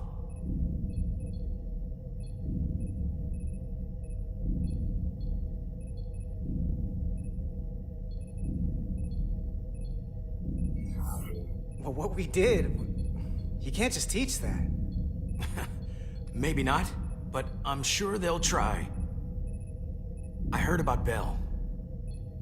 Is Miranda? As far as we know, she's still out there. Well, I know Captain Rydek will do her best to get her back. Hold on. Rydek? What about Captain Solano?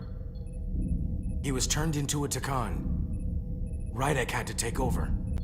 She's a hell of an officer, but none of us have been up against anything like this.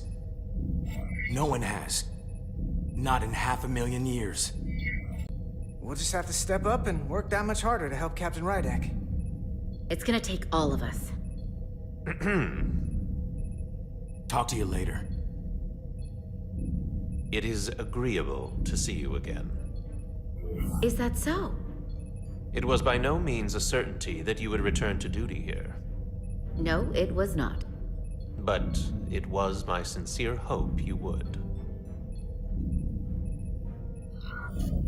It's great to be seen, boss. There were a few moments out there off the ship where I wasn't really sure we'd be making it back either. Everything here in engineering's kind of a sight for sore eyes. Indeed. You should know your absences left engineering terribly short-handed. During your sojourn, this department has fallen unacceptably behind schedule. On both regular and irregular duties. There's been a whole lot of irregularity going around. Seems like you could use some help around here. We're ready to go to work. I'd like to catch my breath for at least a few minutes, Carter.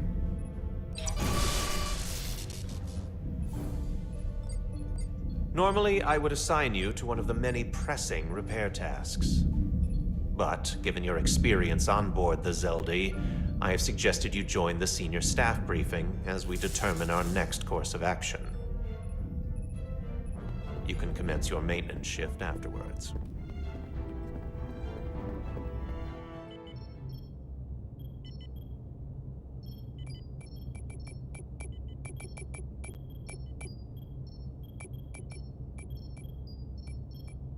I tended to an Elydian earlier.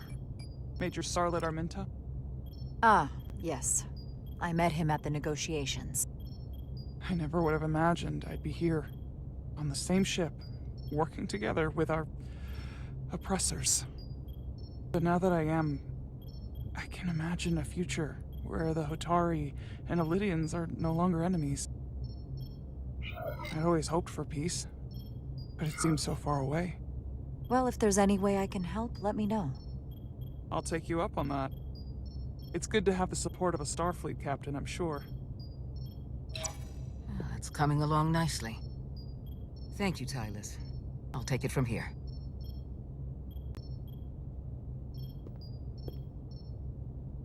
We're almost done. I have to brief Ambassador Spock in a few minutes. Ambassador Spock can wait. You have some fences to mend. Personally, I'm against the needless destruction of innocent life forms, so I'm glad you transported the Draconian crystals onto the ship. But Lieutenant Bedrosian obviously feels otherwise. And right now, you need the full support of your bridge crew. Being an effective leader requires trust, but an issue as divisive as this can create discord. I still need and value contrary opinions. I don't want everyone agreeing with me when they feel otherwise. Oh, you'll know when Lieutenant Bedrosian doesn't agree with something. She's not shy about making her opinion known. It's been a chaotic last few days for everyone. You need to name a new first officer in preparation for what's coming. You'll have to work to regain Lieutenant Bedrosian's trust, but if she's removed from consideration, it comes down to Westbrook or Ermot. Obviously, there are pros and cons with each, but ultimately, the decision is yours. Commander Westbrook has seniority and was hoping to be Captain Solano's first officer. Ermot has the knowledge and experience that makes him more than qualified. You really couldn't go wrong with either of them. At the moment, I'm leaning toward selecting Commander Westbrook as the new first officer. That would be an excellent choice, considering your history. The crew would respect the fact you chose someone likely to challenge your opinions and present a different point of view. You're as good as new. Thank you, Dr. Duvall. Always nice to have a captive audience. You really shouldn't keep Ambassador Spock waiting.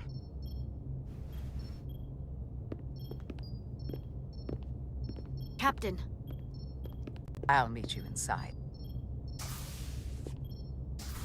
I'm here to officially tender my resignation from the crew of the USS Resolute. I cannot in good conscience continue to serve aboard this ship, not while the interests of the enemy take precedent over the safety of the crew. Listen, Lieutenant. I understand how you feel, and I respect your opinion. You're one of the most valuable officers on the bridge, which is why I cannot accept your resignation. I'm sorry, Captain, but I expected as much. Which is why I already submitted my letter of resignation to Starfleet Command. My door is always open if you change your mind.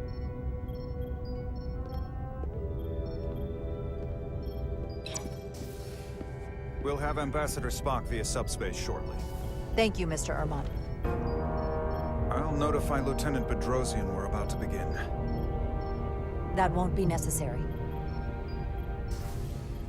Petty Officers Diaz and Edsalar have first-hand experience with our adversaries. I thought it advantageous for them to join this briefing. I understand this is unusual, but I trust you have no objections? Talk about moving up in the world. Excellent idea, Mr. Chovak. They deserve to be here. In all seriousness, what Diaz and Edsalar accomplished aboard the Zeldy is nothing short of remarkable. They're both to be commended. Not only for surviving against incredible odds, but for helping our efforts against these scions. You know, Carter deserves most of the credit. None of us would have made it without his help. We'd all be bioformed by this point. There were way more people involved than just me. Not only Petty Officer Edselar, but we had help from an Elydian officer named Arminta as well. Interesting. Ambassador Spock is ready for you. Put him through. Captain Rydek, your recent change in station certainly warrants mention, and I trust you to faithfully execute your expanded duties. Right now, we must keep our attention on the clear and present danger that lies ahead. The Takan and their warship. The closest populations are the Hotari and Elydian systems, and they are likely the first targets for mass bioforming. After that, lies Federation space. I have advised Starfleet Command to send an impromptu battle group to intercept and assist you, but that will take time. You are our first line of defense. And with our shield algorithms compromised, we are at a great disadvantage. I'm glad to hear the battle group is en route, Ambassador. With what we're up against, we're gonna need all the help we can get. And you will have it. Remember, our strength is drawn from our ability to work together towards a common goal. Have we made any progress in finding a way to defend ourselves from the Aphilion's bioforming weapon? Currently, our shields will not protect us, but I am compiling all of the information the away team gathered on the Zeldi and cross-referencing it against our own as well as Portal 6-3's methods. The away team is sitting right here. They survived without getting bioformed, so we know it's possible. So, what's the secret? How do we defend ourselves? Is there a weakness we can exploit? Something we can do to avoid getting bioformed? Well, as simple as it sounds, the best thing to do is to not get caught. Whether it's one-on-one or the whole ship. We avoided the Takan as much as we could. But we saw the bioforming, and there's not much you can do. I found something that might help. It's too soon to say for sure, but we've had some promising indications that Duridium can delay the bioforming process. Duridium? It's not a cure. It's not going to bring anyone back we've already lost. But Duridium is a cell stabilizer, so it has the potential to slow down the onset of physical and mental changes, if not entirely prevent them. And we might be the only ship in the fleet with this much Duridium on hand. In fact, a lot of ships wouldn't have any. I'll forego the rest of my treatments, if it means the crew will be safe. Captain, you'd die. That's an honorable intention, but it's not that simple. It requires a much larger dose to be effective. We don't have enough Duridium on board to protect the whole crew. We barely have enough to protect everyone in this room. Sounds like it won't do us much good then. The use case I'd suggest is that it could buy a little time for an officer or a small group to complete a task or mission. But it has to be taken at the moment of exposure to the bioforming mechanism. Prepare a delivery method for this remedy. That raises the question. What is the mission? Assuming the Aphelion uses shields of some kind, I don't expect it will be easy to bypass their defenses. We may not be able to block the Aphelions' attack either. But if they do strike, we know their weapon uses transporter technology. We might be able to backtrack their signal path. Like we did to evacuate Captain Rydek from Tau. Exactly. We could send an away team onto the Aphelion. So we could destroy it from the inside. I'm not exactly sure how, but... So it's like jujitsu. We use their attack and turn it against them. That's the idea. We'll keep thinking on it. I'd rather not have to take a direct hit to punch back. There might be some other way we can turn their strength into a weakness. We'll need to prepare a boarding party, if it comes to that. Petty Officers Edselar and Diaz are the logical choices to lead any away mission to the Aphelion. They have already crippled one enemy ship. If anyone can do so again, it is them. This isn't like the engineering mission that took you to the Zeldi. Do you really have some special insights that a tactical team wouldn't? Doesn't the fact that we're here speak for itself? Just surviving won't be enough this time. We found that only a Takan can operate their technology to its fullest. So, unless we want to try to do this with one hand tied behind our backs, we're definitely gonna need an assist from this portal guy. I like that even less. Like it or not, that's the truth. Yes. Portal should be part of the away team. There's no question in my mind. If this is the necessary course of action, I support it. I will compile all the latest data on the tricorders, just in case. In the meantime, I want you working on ways we can combat the Takan tech. Shields, weapons, anything we can use. Yes, Captain. Anything else, Ambassador? I know this matter is in capable hands. Hold the line as best you can. Help is on the way. Thank you.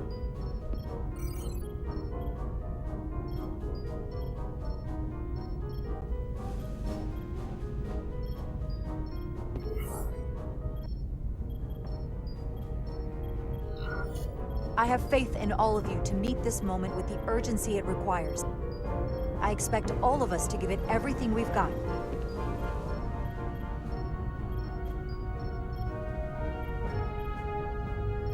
Thank you, Petty Officers Diaz and Edsalar. You're dismissed. While we have a quorum of senior staff, there is a procedural element we need to take care of. The Resolute command codes must be transferred to Captain Rydek for control of the ship. Of course. Computer, transfer all command codes to Captain Jara Rydek. Voice authorization Ermot, Echo 4 Lima. Voice authorization Duval. Beta 2 Yankee. Voice authorization Westbrook.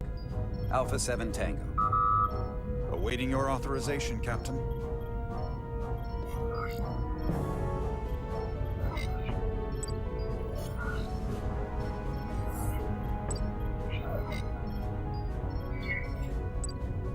Voice authorization, Rydek. Alpha 5. X-ray. Captain's codes transferred. The updated command structure is incomplete. Please designate a new first officer. Who is the new first officer? Please designate a new first officer.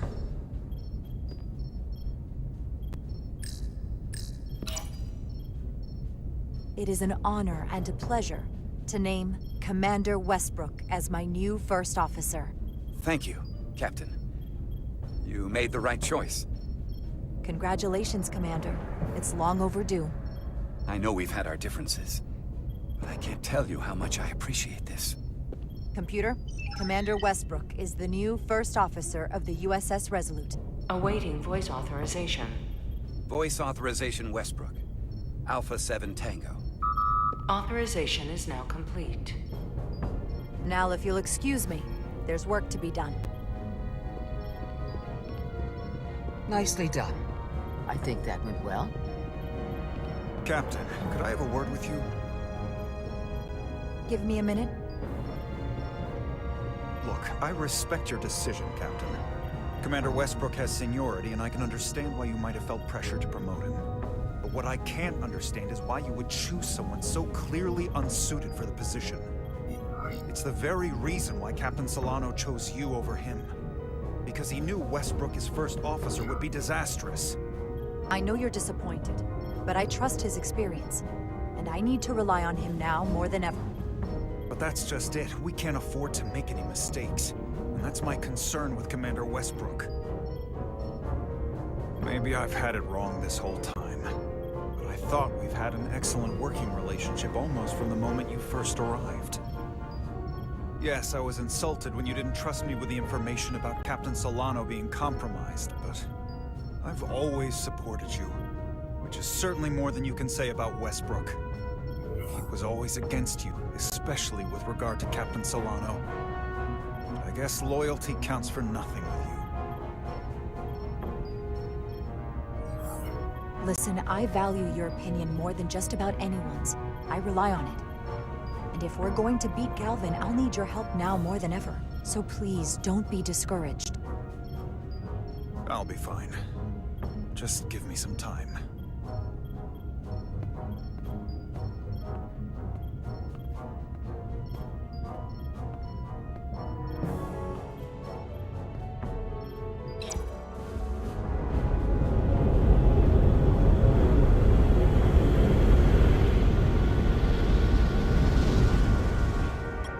I don't understand. Giving everything she's got, but it doesn't make a difference. Something is actively slowing us down. Keep trying. What's the situation in engineering? I can't raise them. Internal comms are down. It's the ionic interference. It's spiking again. If we reinitialize the central communications trunk, it should compensate. If I may, Captain. Communications are critical to ship operations, and I should go take care of this. Go.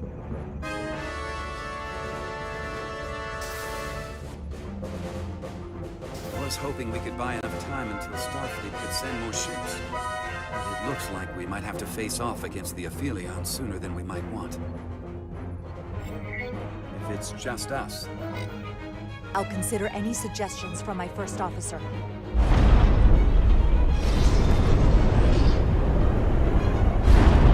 We're being pulled out of warp!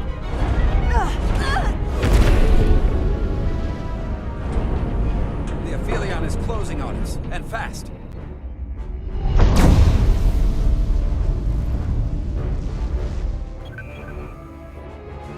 We're being hailed by the Aphelion. Galvin demands to be heard. On screen.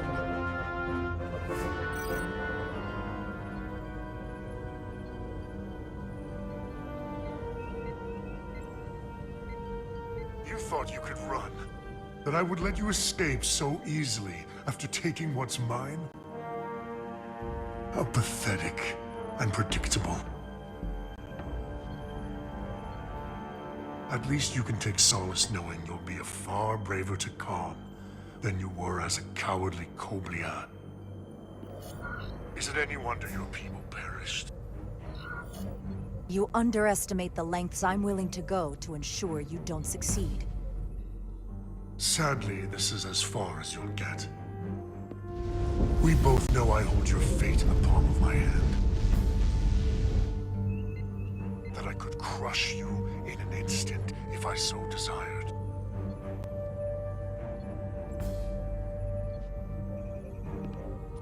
And as much as I'd like to, you have another purpose to serve. As one of us.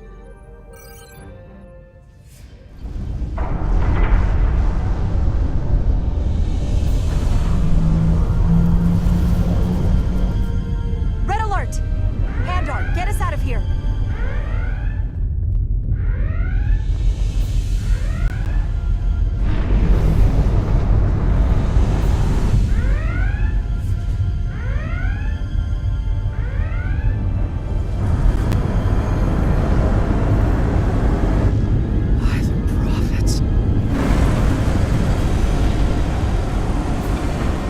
Evasive maneuvers!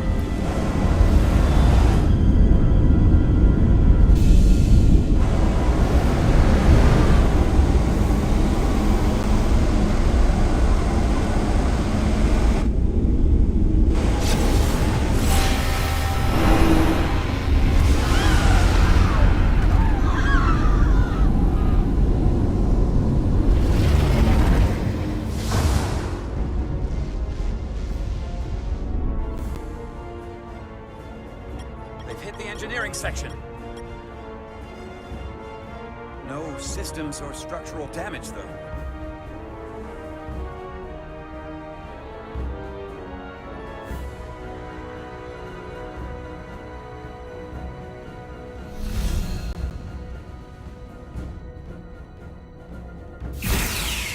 They were targeting the crew, not the ship. Captain, we have to respond. Hit him in the mouth. Fire photon torpedoes! Target the source of the beam!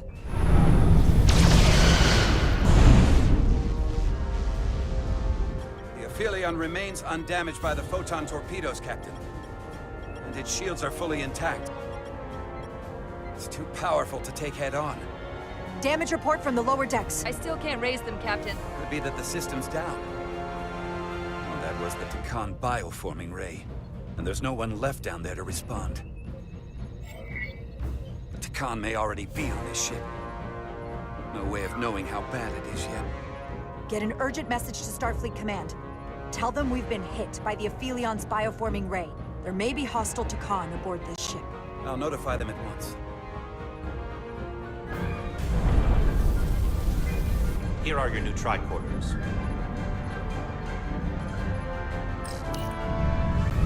Now go. Get to the transporter room.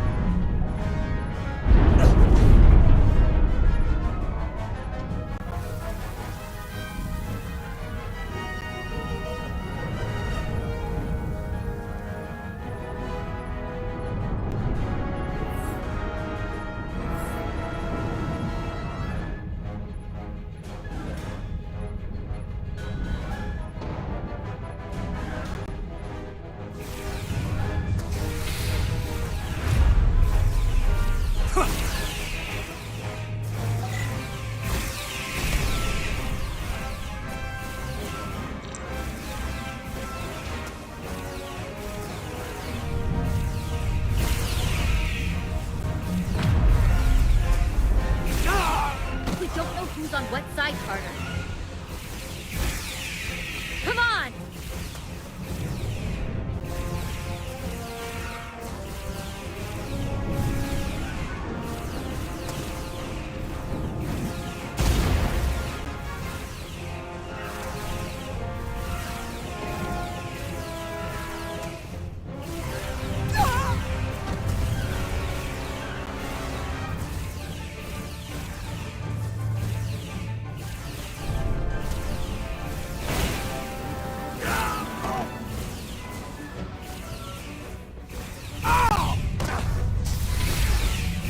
Transporter room 1.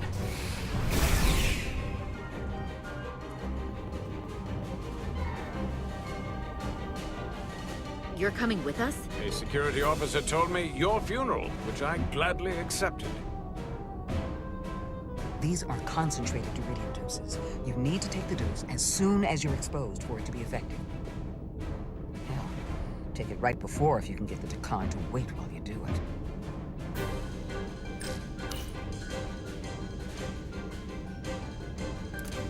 I'm having trouble locking onto the transporter path through the interference. I've done this before.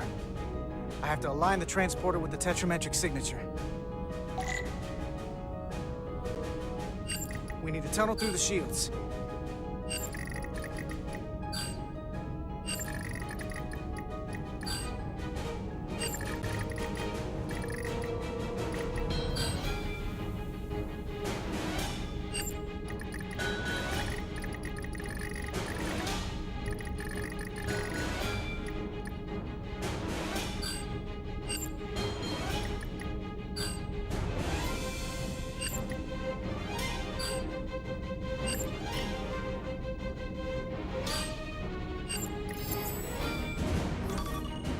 Problem. We don't have enough power to make the jump. I might be able to divert power from... Stand aside. The signal is now resolved. I couldn't let you fumble about any longer. I could have done that, you know. Perhaps, but not as quickly. I am Portal 6-3, Guardian of the Takan Empire. Nice to meet you, Portal. We're right behind you. Do us proud over there. Ready to transport. On your order. Energize.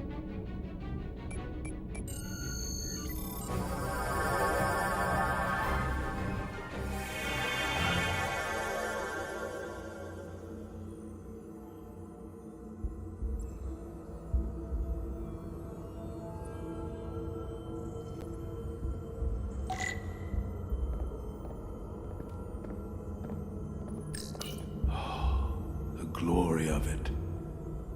This ship is a marvel. Even to me. It's almost a shame we have to scuttle it. The galaxy has never seen a ship like this.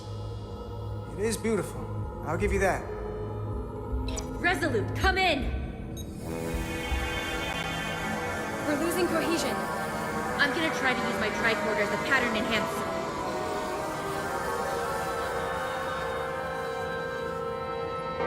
The signal's gone. Are they there? Did you get them? They didn't make it. Oh my god. We have to get to the Cartabula and disable it. Hopefully before the battle group shows up. Get served up for the Aphelions' next meal. I am saturated in Taconian power readings. I can't feel the source just yet.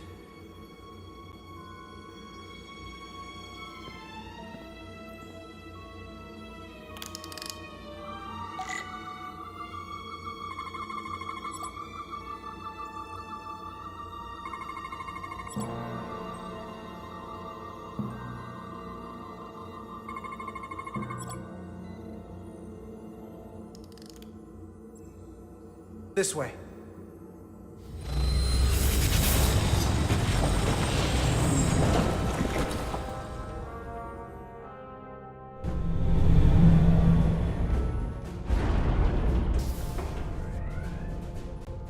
I can't reach anyone.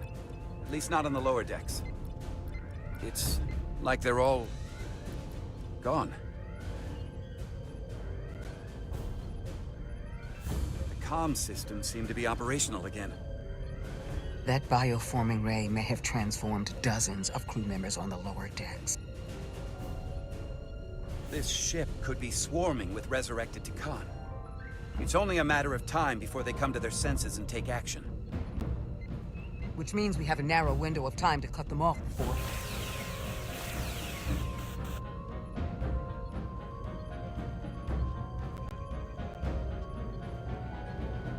Captain! We're holding them off as best we can on Deck 9, but...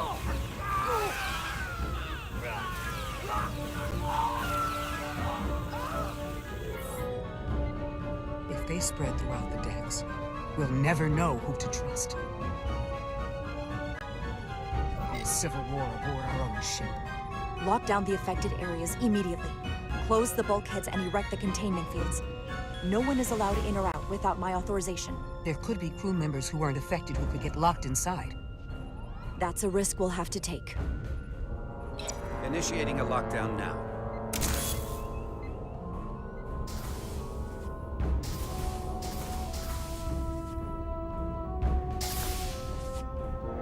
And what happens if some of the bioforms manage to escape? How should the crew engage them? Or should they? We don't want suspicion to run rampant. Captain Solano had a favorite proverb from Earth. Trust but verify. Everyone should assume we're all on the same side. But at the same time, they should watch for anything abnormal. Have we heard anything from Commander Ermot? No. And he's been gone for quite some time. The comm system he went to investigate. It's near the affected area.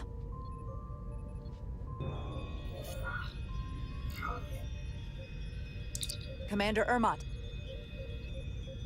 Commander Ermot, can you hear me?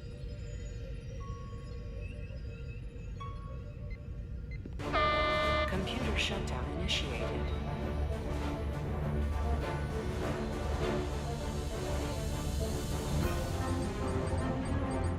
According to this, it was initiated by Commander Ermot. What? The central computer core will shut down in 10 minutes.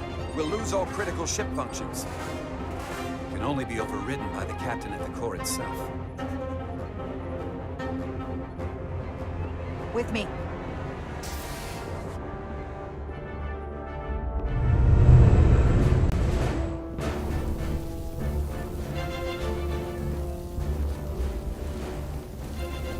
Stop! Identify yourselves! We're just trying to figure out what's happening. Ah, to hell with it.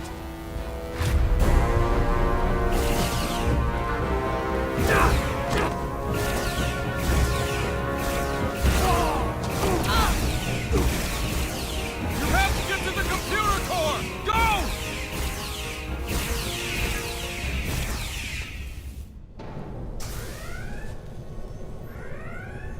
Master Console is up there.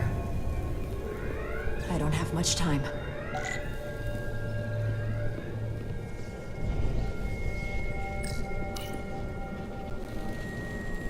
Captain Rydick, it's me, Commander Ermont.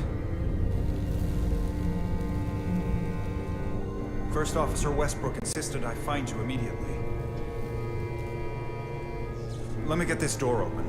I think I remember the code. I hope you haven't been hurt, Captain. It's not safe here. I'll get you somewhere more secure.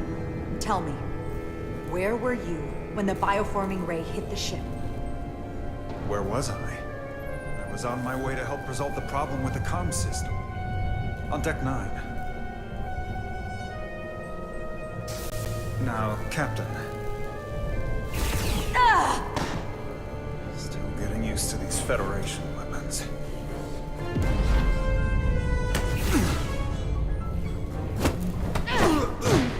Computer termination sequence in progress. Damn it!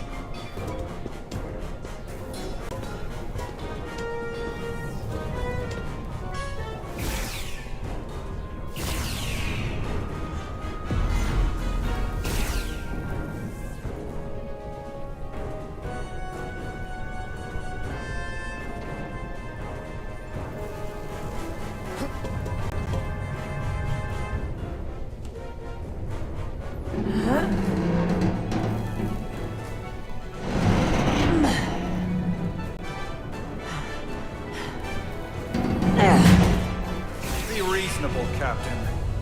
There's a time to fight and a time to admit defeat. Computer termination sequence in progress. Awaiting Captain's authorization.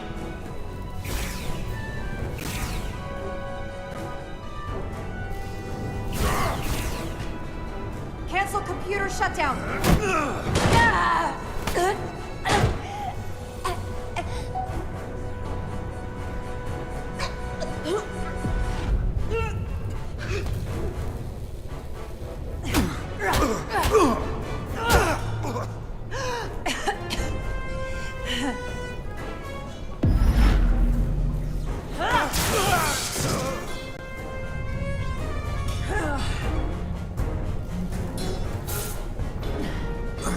Okay, wait.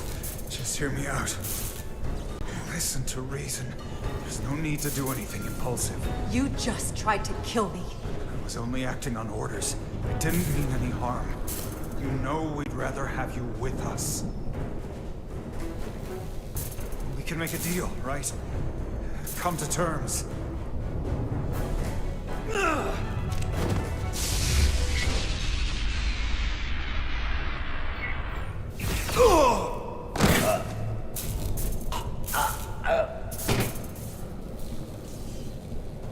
Awaiting Captain's authorization. Awaiting Captain's authorization. Computer termination sequence still in progress. Cancel computer shutdown. Voice authorization, Rydick. Alpha 5. X-ray. Termination sequence cancelled.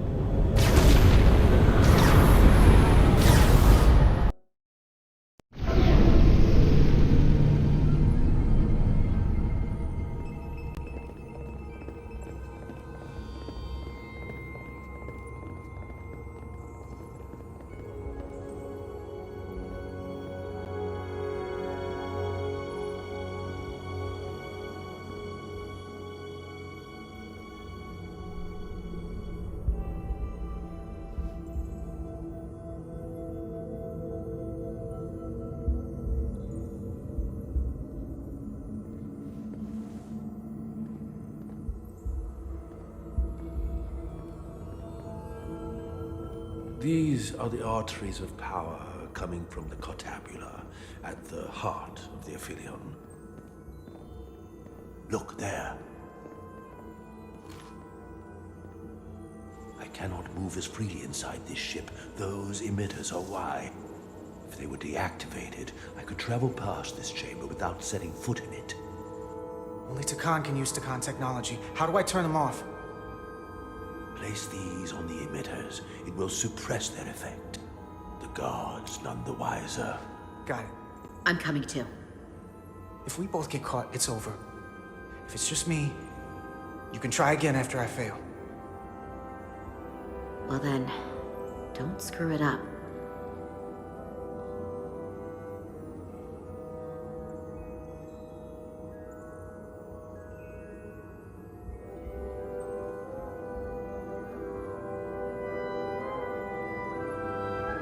I can't face or any of the guards. Alert every Trekkie in here. Almost got it.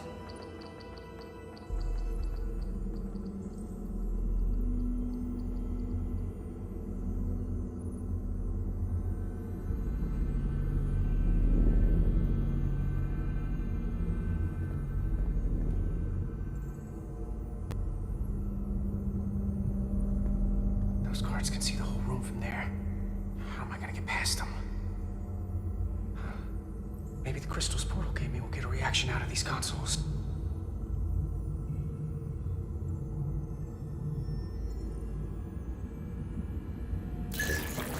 Worked! Better move.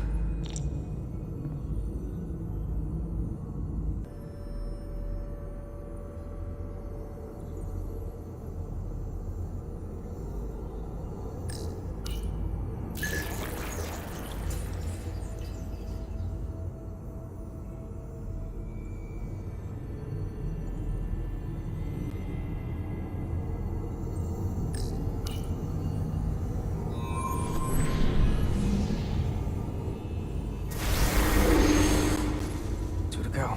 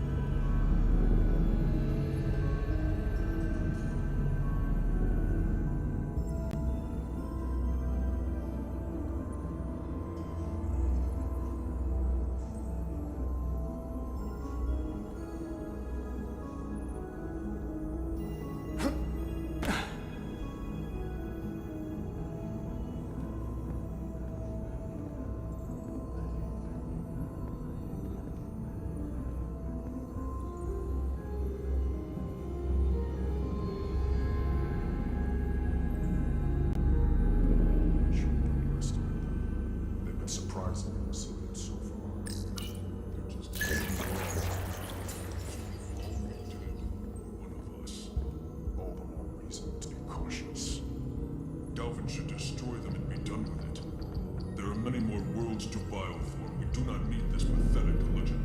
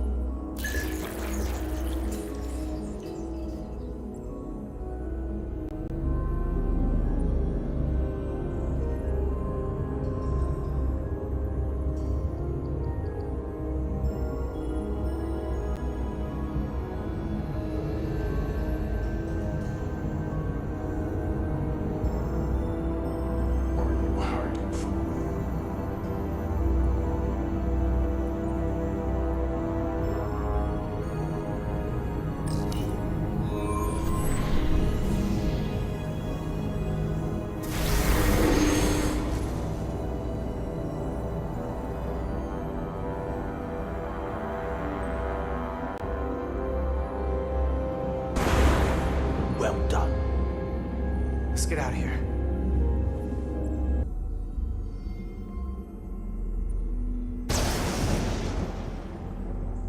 More emitters. Guess we can't teleport the rest of the way.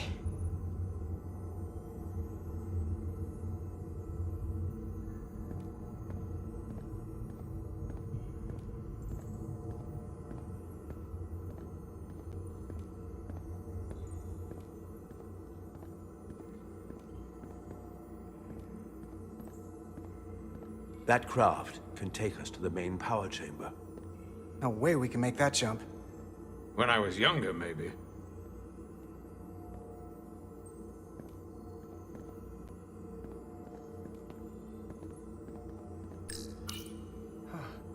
This might control that craft.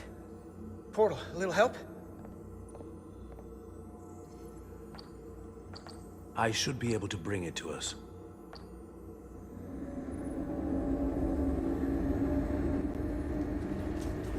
There!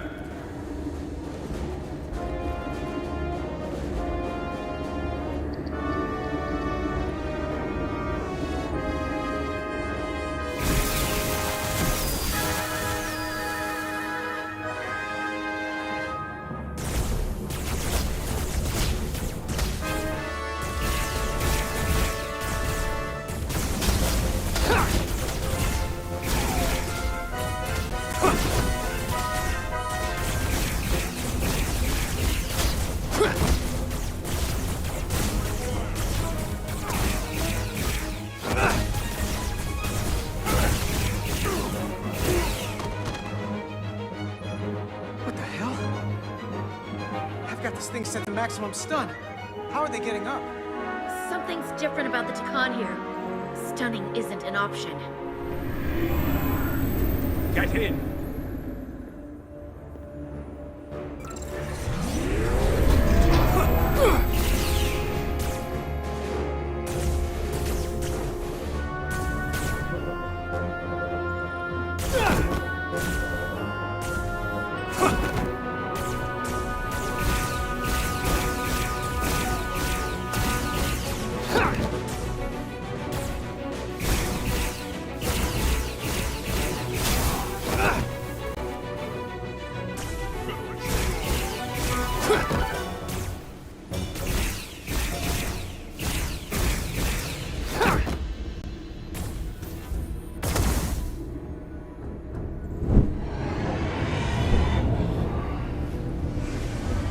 Guardian! He's with them!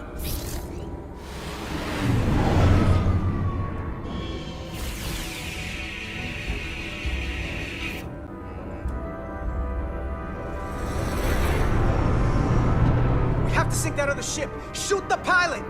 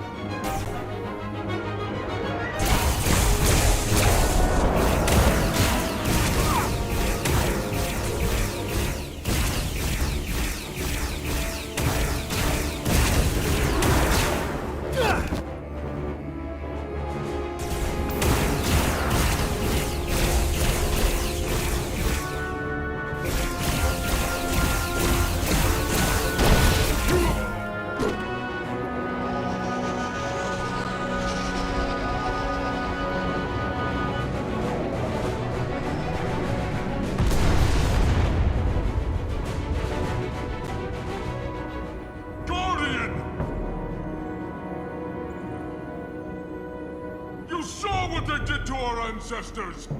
How do you stand with them?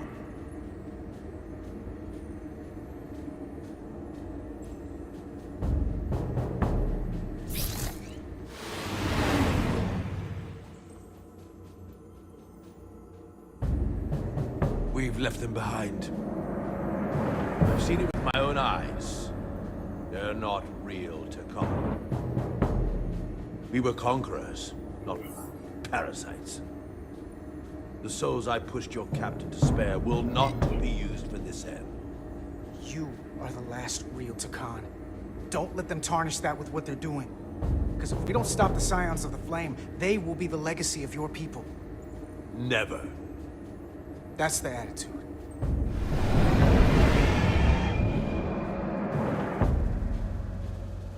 I'm doing everything I can, but I can't shake her!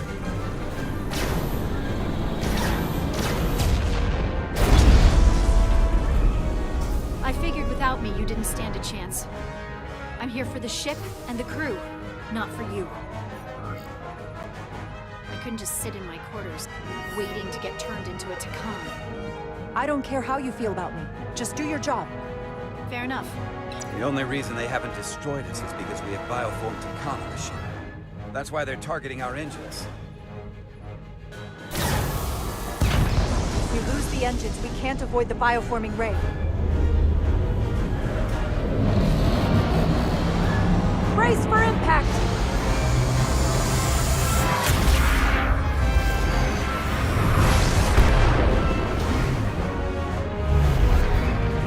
They're here!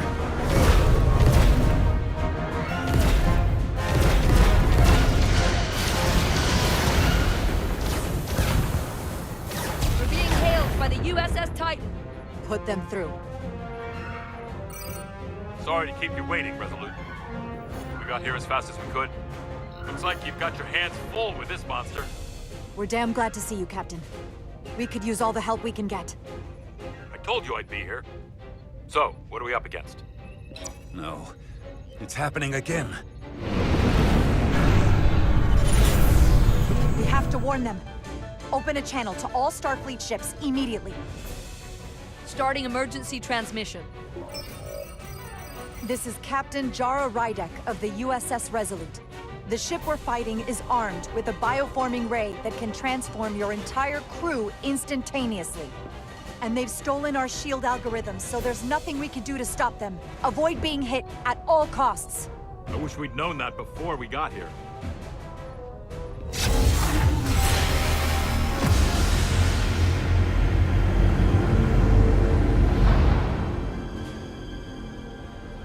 They're gone. Just like that. We have to destroy that ship. Otherwise, it won't be long before they're coming after us. They can all be Trekkie. Or none of them. We can't assume anything yet. I can't attack another Federation ship. I need alternatives. Full impulse power. Take us in for a closer look. Aye, Captain.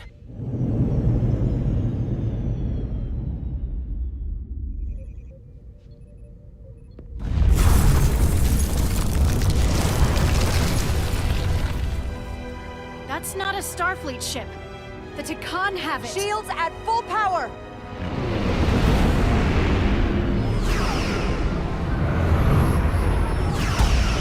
Shields are holding up against their attacks. But they won't for very long. Fire phasers! Firing.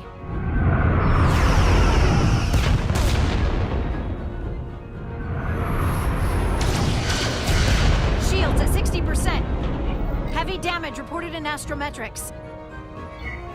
Hit them with everything we've got! Aye, Captain.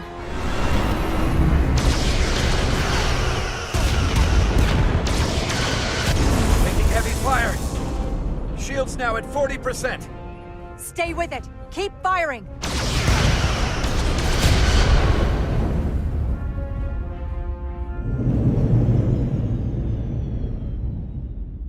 Their weapon systems are offline.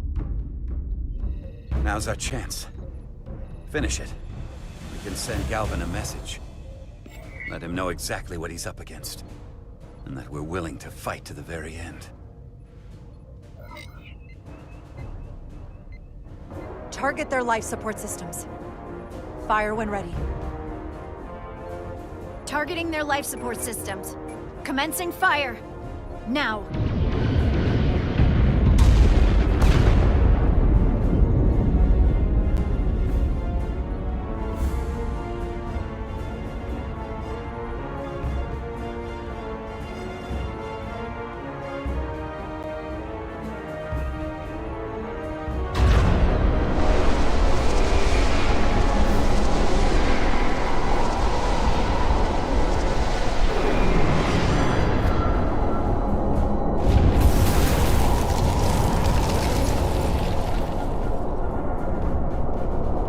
Rydick. The Aphelion is too much for any one of us to take on alone. But collectively, we might just have a shot. On our way. Full impulse power. Aye, Captain.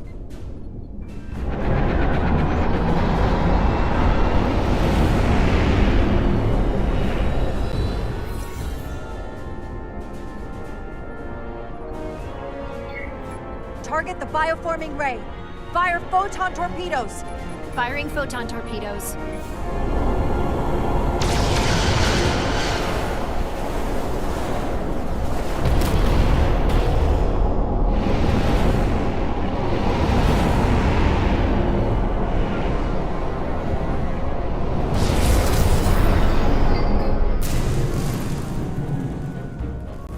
I've lost helm control. Trying to reestablish. Power levels are dropping all over the ship, but our engines are still running strong. This is what happened to the Enterprise. They're draining our energy. We're caught in it too. I hope the away team is having more success than we are.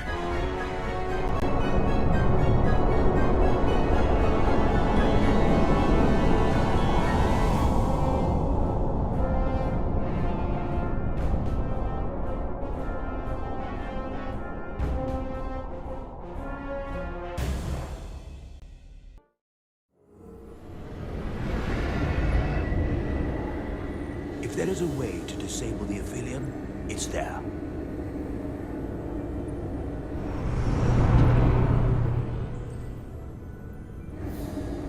We strike at the heart.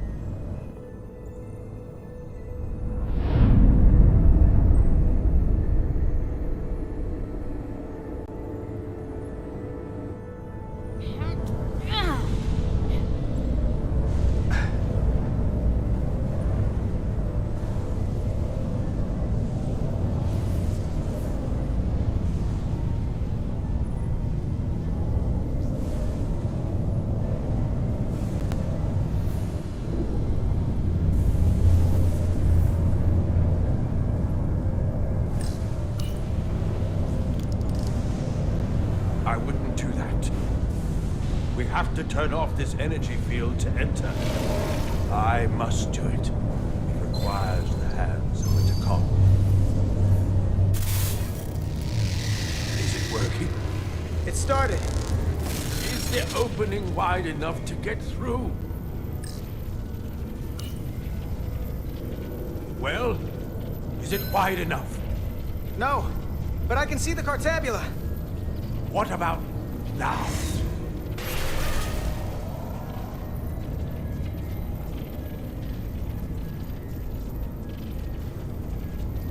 Ah! I still can't get in. Stand back. I'll try again.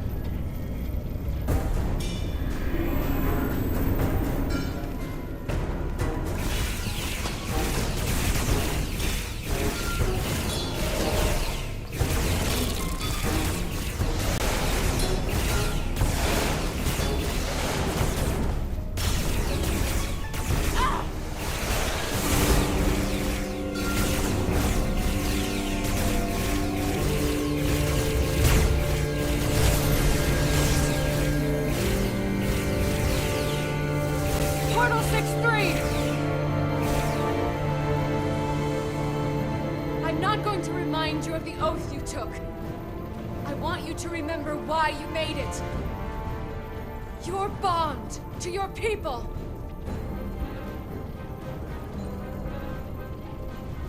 You can bring your empire back, and all you have to do is nothing.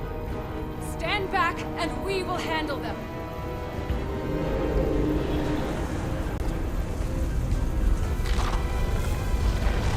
So much time doing nothing.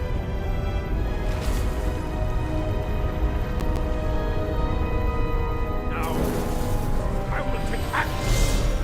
I will exterminate these heretics.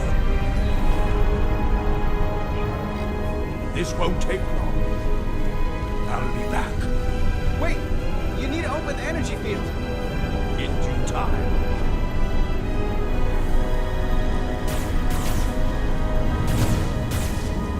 If you can get to the Cartabula, don't wait for me.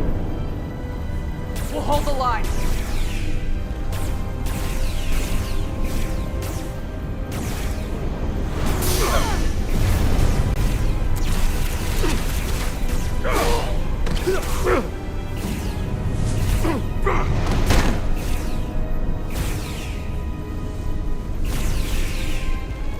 The gap isn't much wider. Can we get through? Maybe we can widen it with a containment field from the tricorder. Oh! I don't think we can crowbar our way in. It takes a Takan to do it.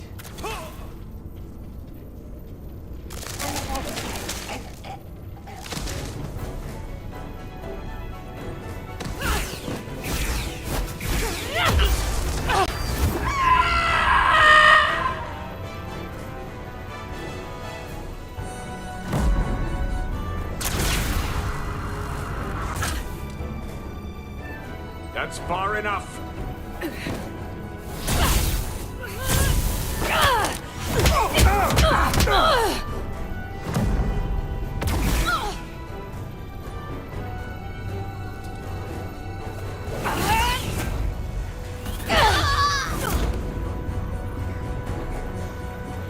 Carter, I could have killed you both, easily.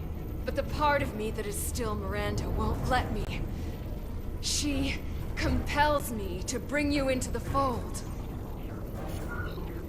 I will make you one of us.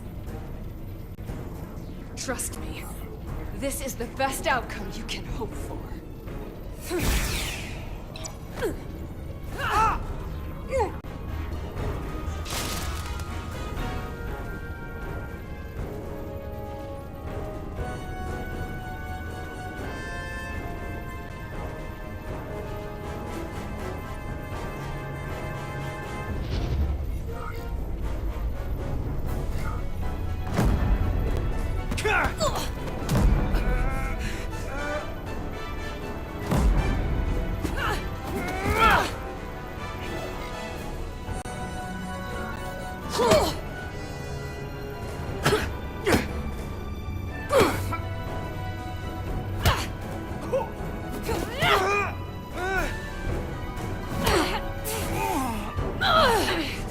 Soon, you'll understand.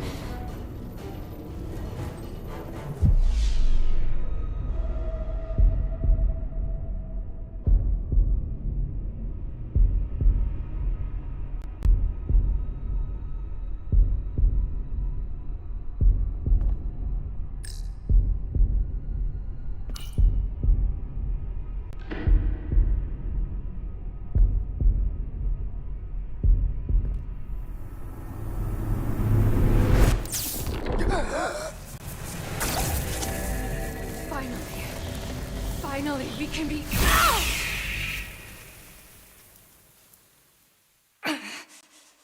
rejoin the flame.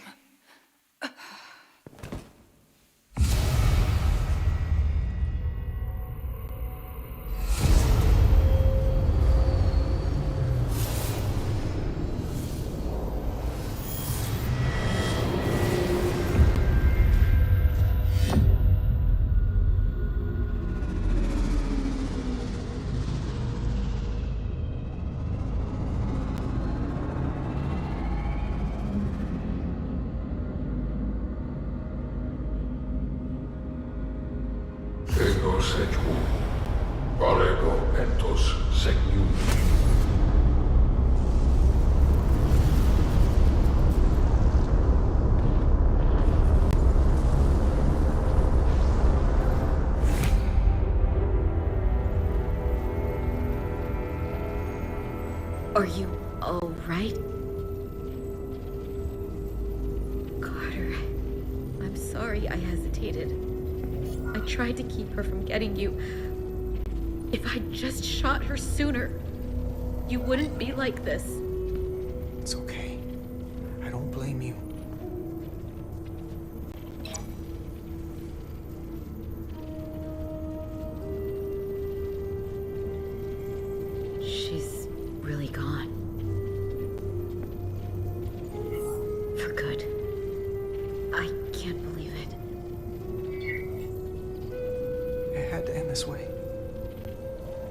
She was suffering.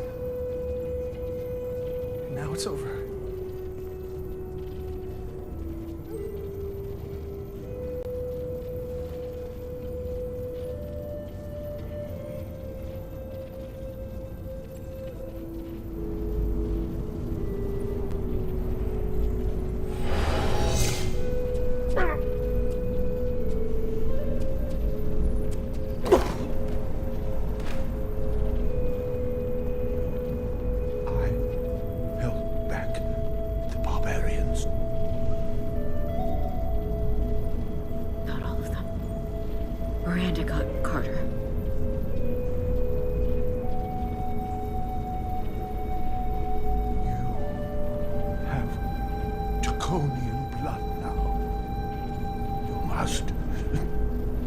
Go and finish this, my brother.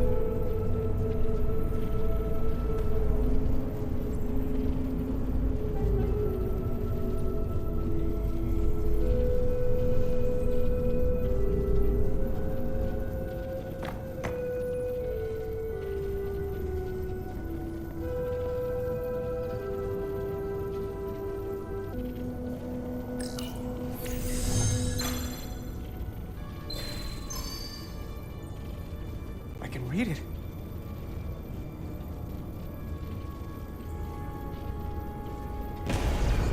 What is this? Who are you? Tell me now! You're talking to the guy that's in charge. Pipe down while I work. Carter, you're kind of scaring me. It's okay. I'm still in control.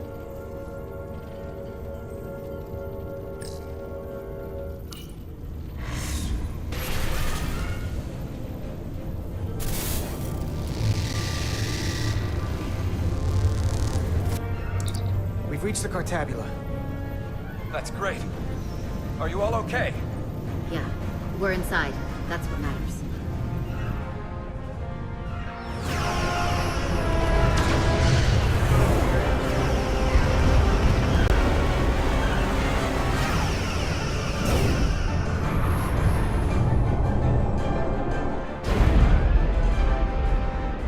2 of ours are keeping the bioform ships at bay, but they can't hold them off forever. Getting remote telemetry from the away team tricorders. I'd recognize that anywhere. Our warp core resonant frequency is one of the readings. They're bleeding astride. But they're not just taking our power, they're routing it through the Cartabula.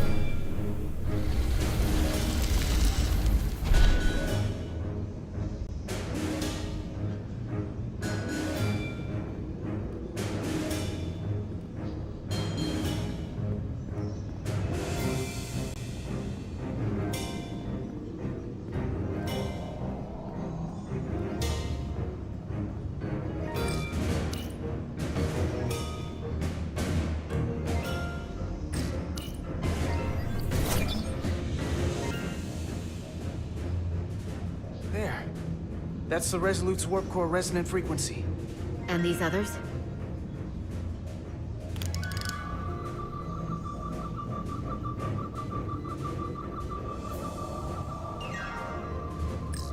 That frequency matches the Titan's warp core resonance.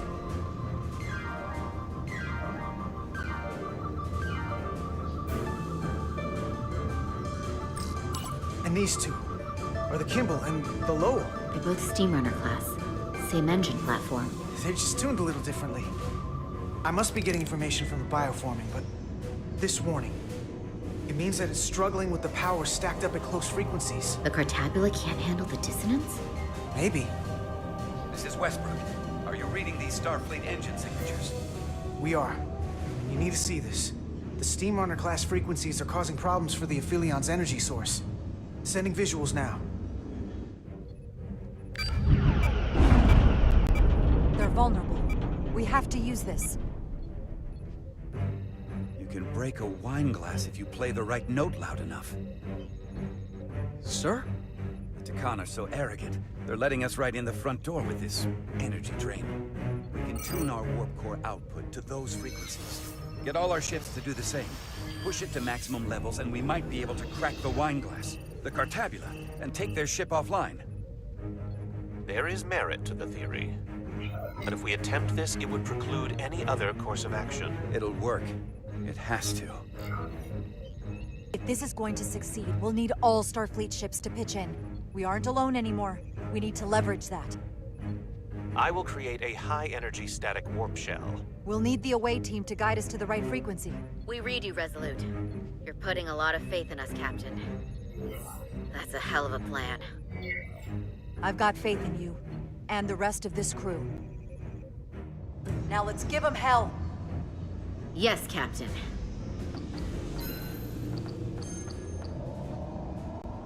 I found an ejector team for the Cartabula. So we can disengage it, just like we did with the Zeldy's warp cores. Yeah, but it'll only activate if this thing gets completely overloaded. So we gotta take it right up to the edge of destruction. We are increasing the warp core resonant frequency now.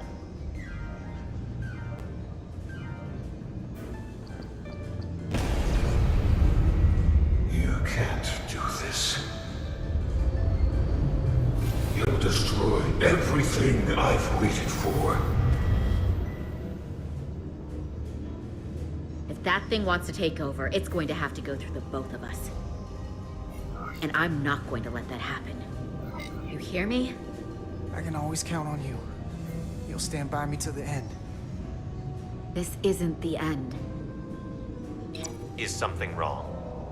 No, we're fine. Do you see our output frequency changing? We do. What is the impact on the Aphelion systems? It's not enough. We need to push this thing harder. We need more power. Inertial dampeners are failing.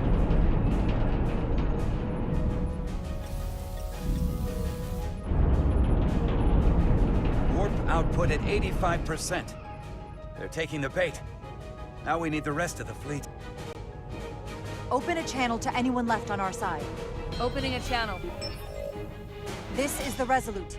We're sending instructions to all ships to output maximum warp power at the designated frequency. We believe this will disable the Aphelion. We don't know that. All we know is that it'll siphon up our energy much quicker. You're leading us to disaster. Are you out of your mind? That has given them exactly what they want. You can't just expect us to turn belly up. We've found their Achilles heel. We have to use it. We'll give them everything they want. All of it. More power than they can handle. That logic is twisted enough it just might work. We're adjusting the Titan's warp output to match the Resolute's. I suggest the rest of you do the same.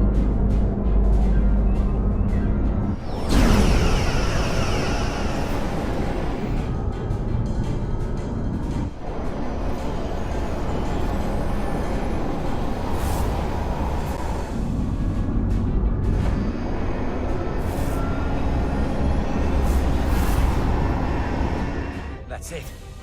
They're falling in line. This is the Takahashi. Adjusting our engines now.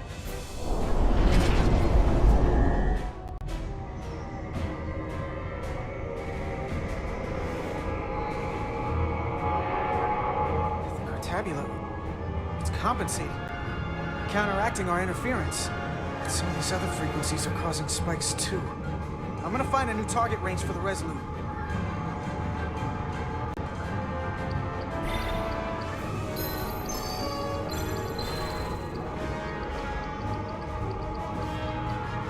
Try this out.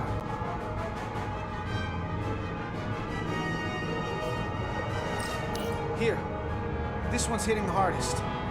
If they all converge here, it'll provide the maximum disruption to the Cartabula. Got it. We want to overload this thing, push it to the brink, but not past it. You sure about this frequency? If we go too far, we won't just be destroying the Cartabula. I'm just doing what I always do. I'm an engineer, following the data. Good enough for me. Sending data to the Resolute.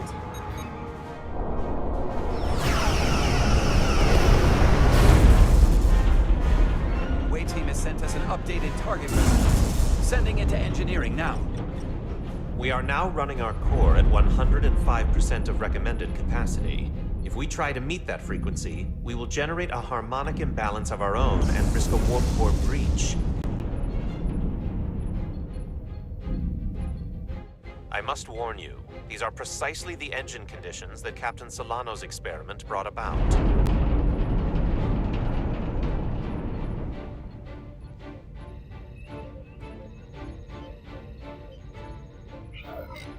A runaway reaction is a dangerous possibility right now. Is my order beyond your ability to execute? Then you will follow it. We're all counting on you. Yes, Captain.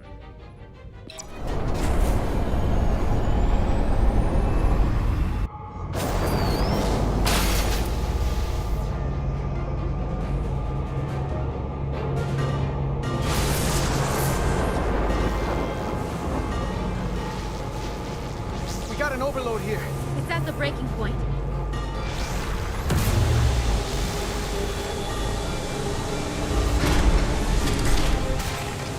What's happening? We got a problem. It's not gonna eject. We have to disengage the Cartabula manually. We lit this fuse. We gotta make sure it doesn't go up the wrong way. If we can pull hard enough on those levers, it'll dislodge this thing.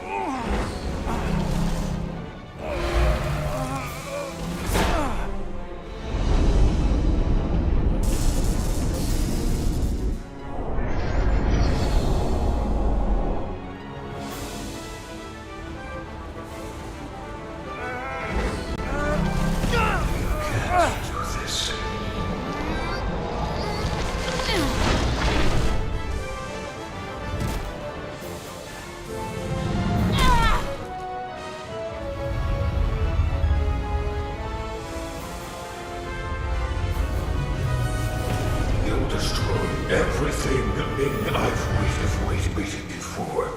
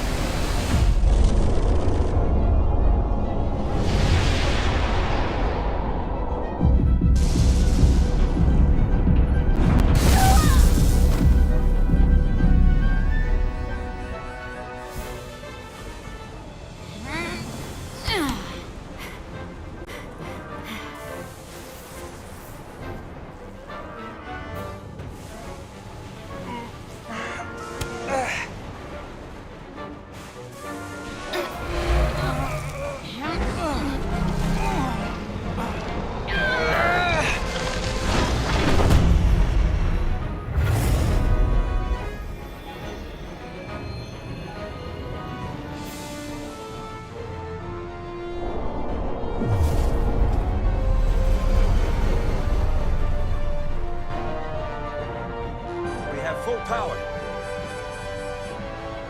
And the Aphelion is shutting down. Returning warp reactor to nominal output levels.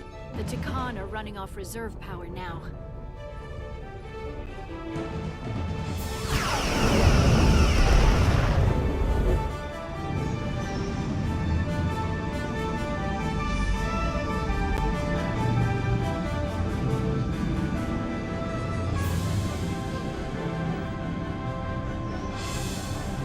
I saw what you did. The sacrifice you made. Radiation levels are spiking. It's coming from the Cartabula. We must have damaged it. Didn't get it out before it fractured. Our work here is done. Let's get out of here.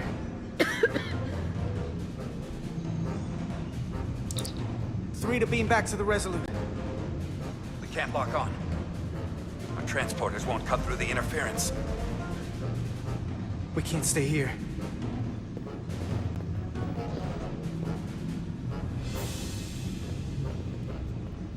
We're not getting away in that thing. There. Maybe I can use this to get us out of here.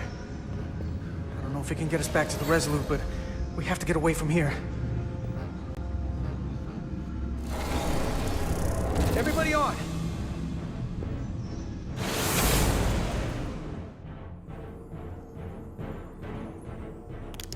Radiation's lower here, but still too high for us to stay on this ship. This is good, but we can do better. And soon, I hope. We gotta get all the way to the Resolute.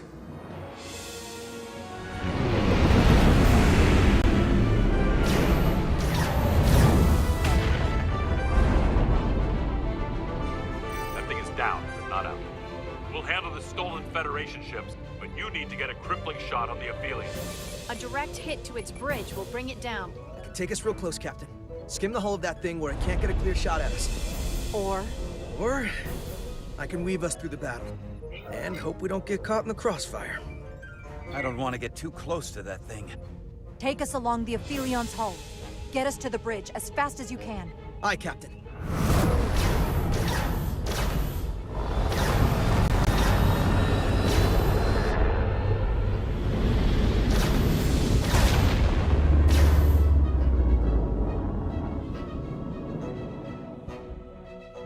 We're almost in position for a shot at the bridge. Photon torpedoes armed and ready.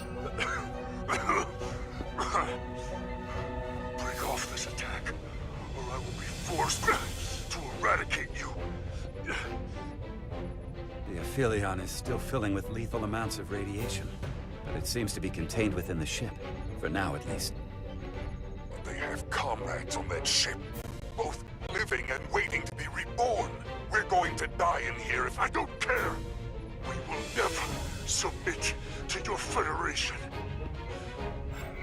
We are taking our rightful place as rulers over this galaxy. Radiation poisoning is a terrible way to go, but it doesn't have to be that way. We can render aid to your crew. No. We've crossed the eons to get here. I won't stop now.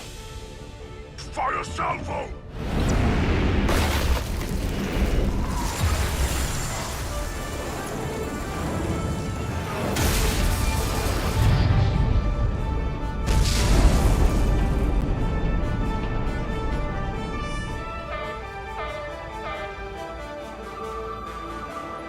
Now the radiation is rising here, too. Targeting the Resolute? I can't let you do that. Get on.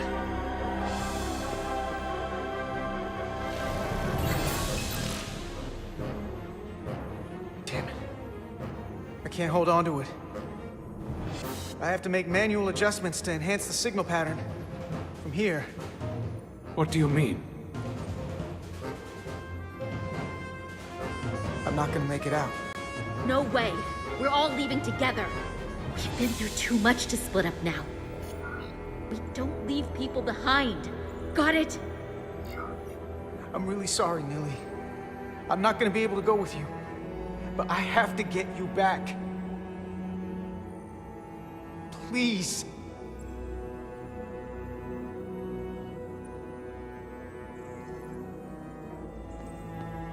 If you send them, we'll be stuck here. Give in to me, and I will save us, not them. Stop it. What's happening? It's an internal struggle, and he's losing. Not like this. It's the Takan. in my head. It's trying to keep me from sending you back. There has to be a way for you to... There isn't. The time is now.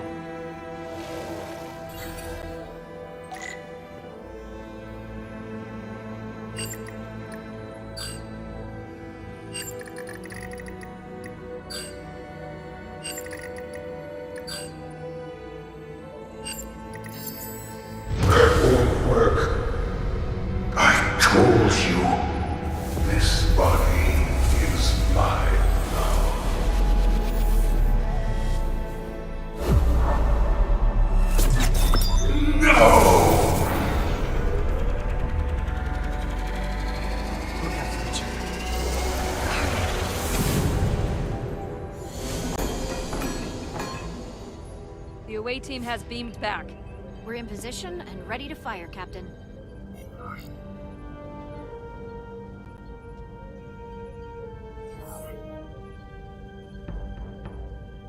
Target their bridge. Please, we target the ship. Pummel it to space dust, like we did to so many others who dared. Fire.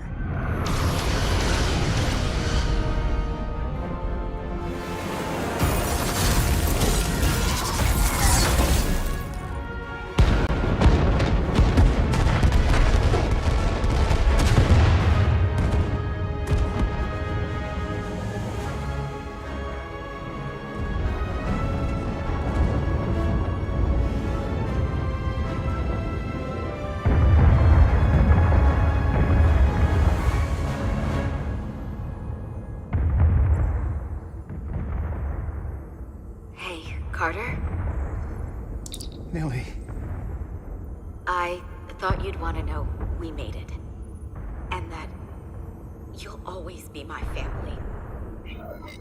Even if I don't get to see you again. Always, Millie. Family. Forever. Always.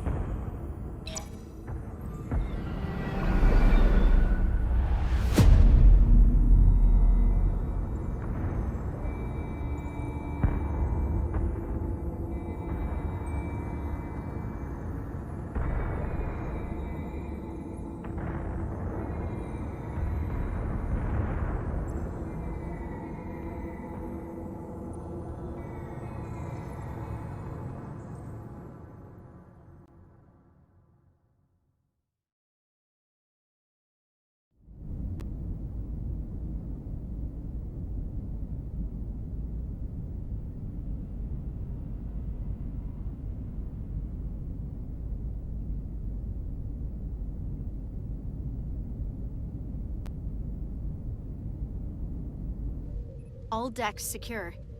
We have the bioformed on board, fully contained. The Starfleet ships under Takan control have signaled their surrender. Good work, Captain Rydick. Next time I need some backup, I'll know who to call. I trust you won't have a problem with that. Hopefully that doesn't happen for a while. I think we all have some patching up to do. Out here, things rarely wait for you to be ready.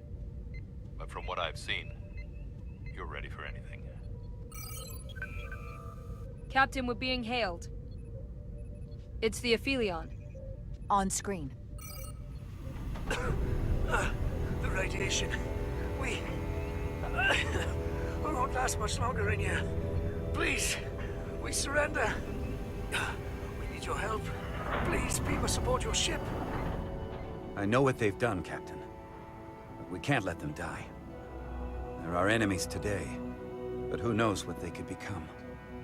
You already offered help and they turned you down. Tried to destroy us. Why reach your hand out to them again? It's what we do. This is the fate they've chosen. Leave them where they are. You can't do that. We don't have much time. I submit. I don't know what else I can say. Please, we don't want to die. This is what separates us from them. The fact that we can make a gesture of peace even after all our conflict. Set up containment fields in the docking bay and beam the Takan there. Crew of the Aphelion, shut down all systems. Lower your defenses and prepare to be transported. Thank you.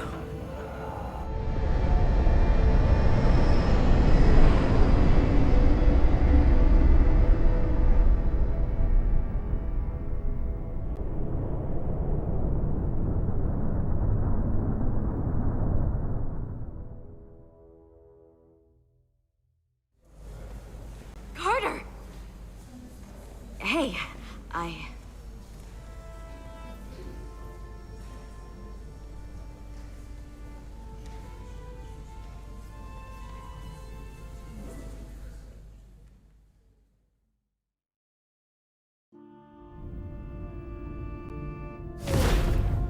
My first order of business will be to help reestablish the Hotari government and resume peace talks, genuine talks, with the Elydians. And after that? Who knows? I know I don't want to be queen. There's so much good I could do with just a fraction of your medical technology if I could bring it to my people. But I also want to see what else is out there. Maybe there's even a place for me in Starfleet. It would be hard to stay on Hotari forever. Not with all there is to experience, to learn. When you're ready, Starfleet will be waiting for you. I'll even put in a good word at the Academy. Thank you. Perhaps I can serve on one of your ships someday. I wouldn't have it any other way.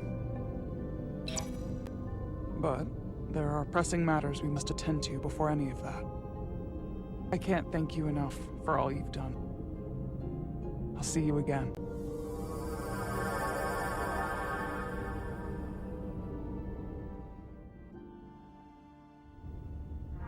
Starfleet has granted me the privilege of conferring this upon you. Though I'm sure Captain Solano would rather have been the one offering this. You have acted dutifully and bravely through trying circumstances. I grant you the official rank of Captain. I believe a great many wonders lie ahead for you, Jara Rydek. There appears to be nothing that can stand in your way. Live long and prosper. Peace and long life.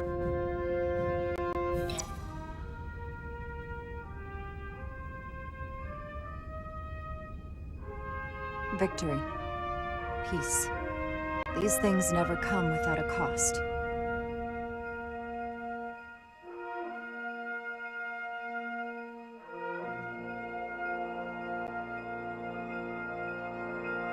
For some, it requires putting aside centuries of enmity. For others, it takes facing complicated losses. To Carter. How do you say goodbye to someone who isn't really gone? I thought I knew how to leave the past behind, but I've learned a thing or two. And for too many, they had to pay the ultimate price. In time, history may forget their sacrifices, but those of us who were there never will. Now, all hands honor the dead.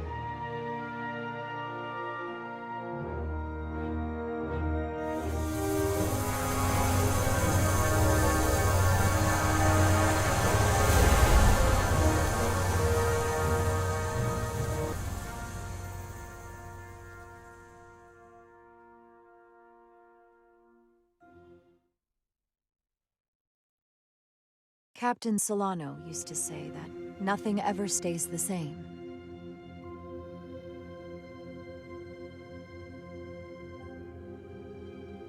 Entropy. It's the nature of the universe. As such, the crew of a starship can never stay the same.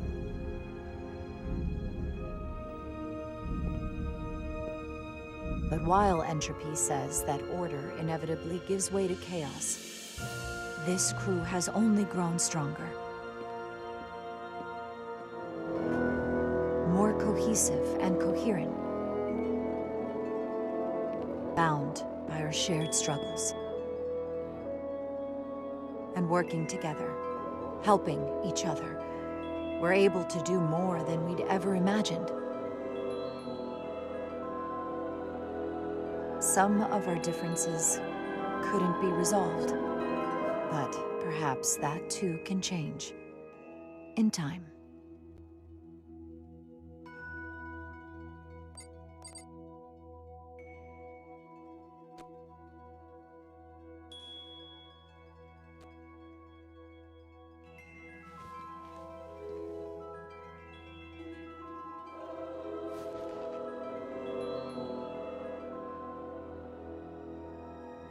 Engage.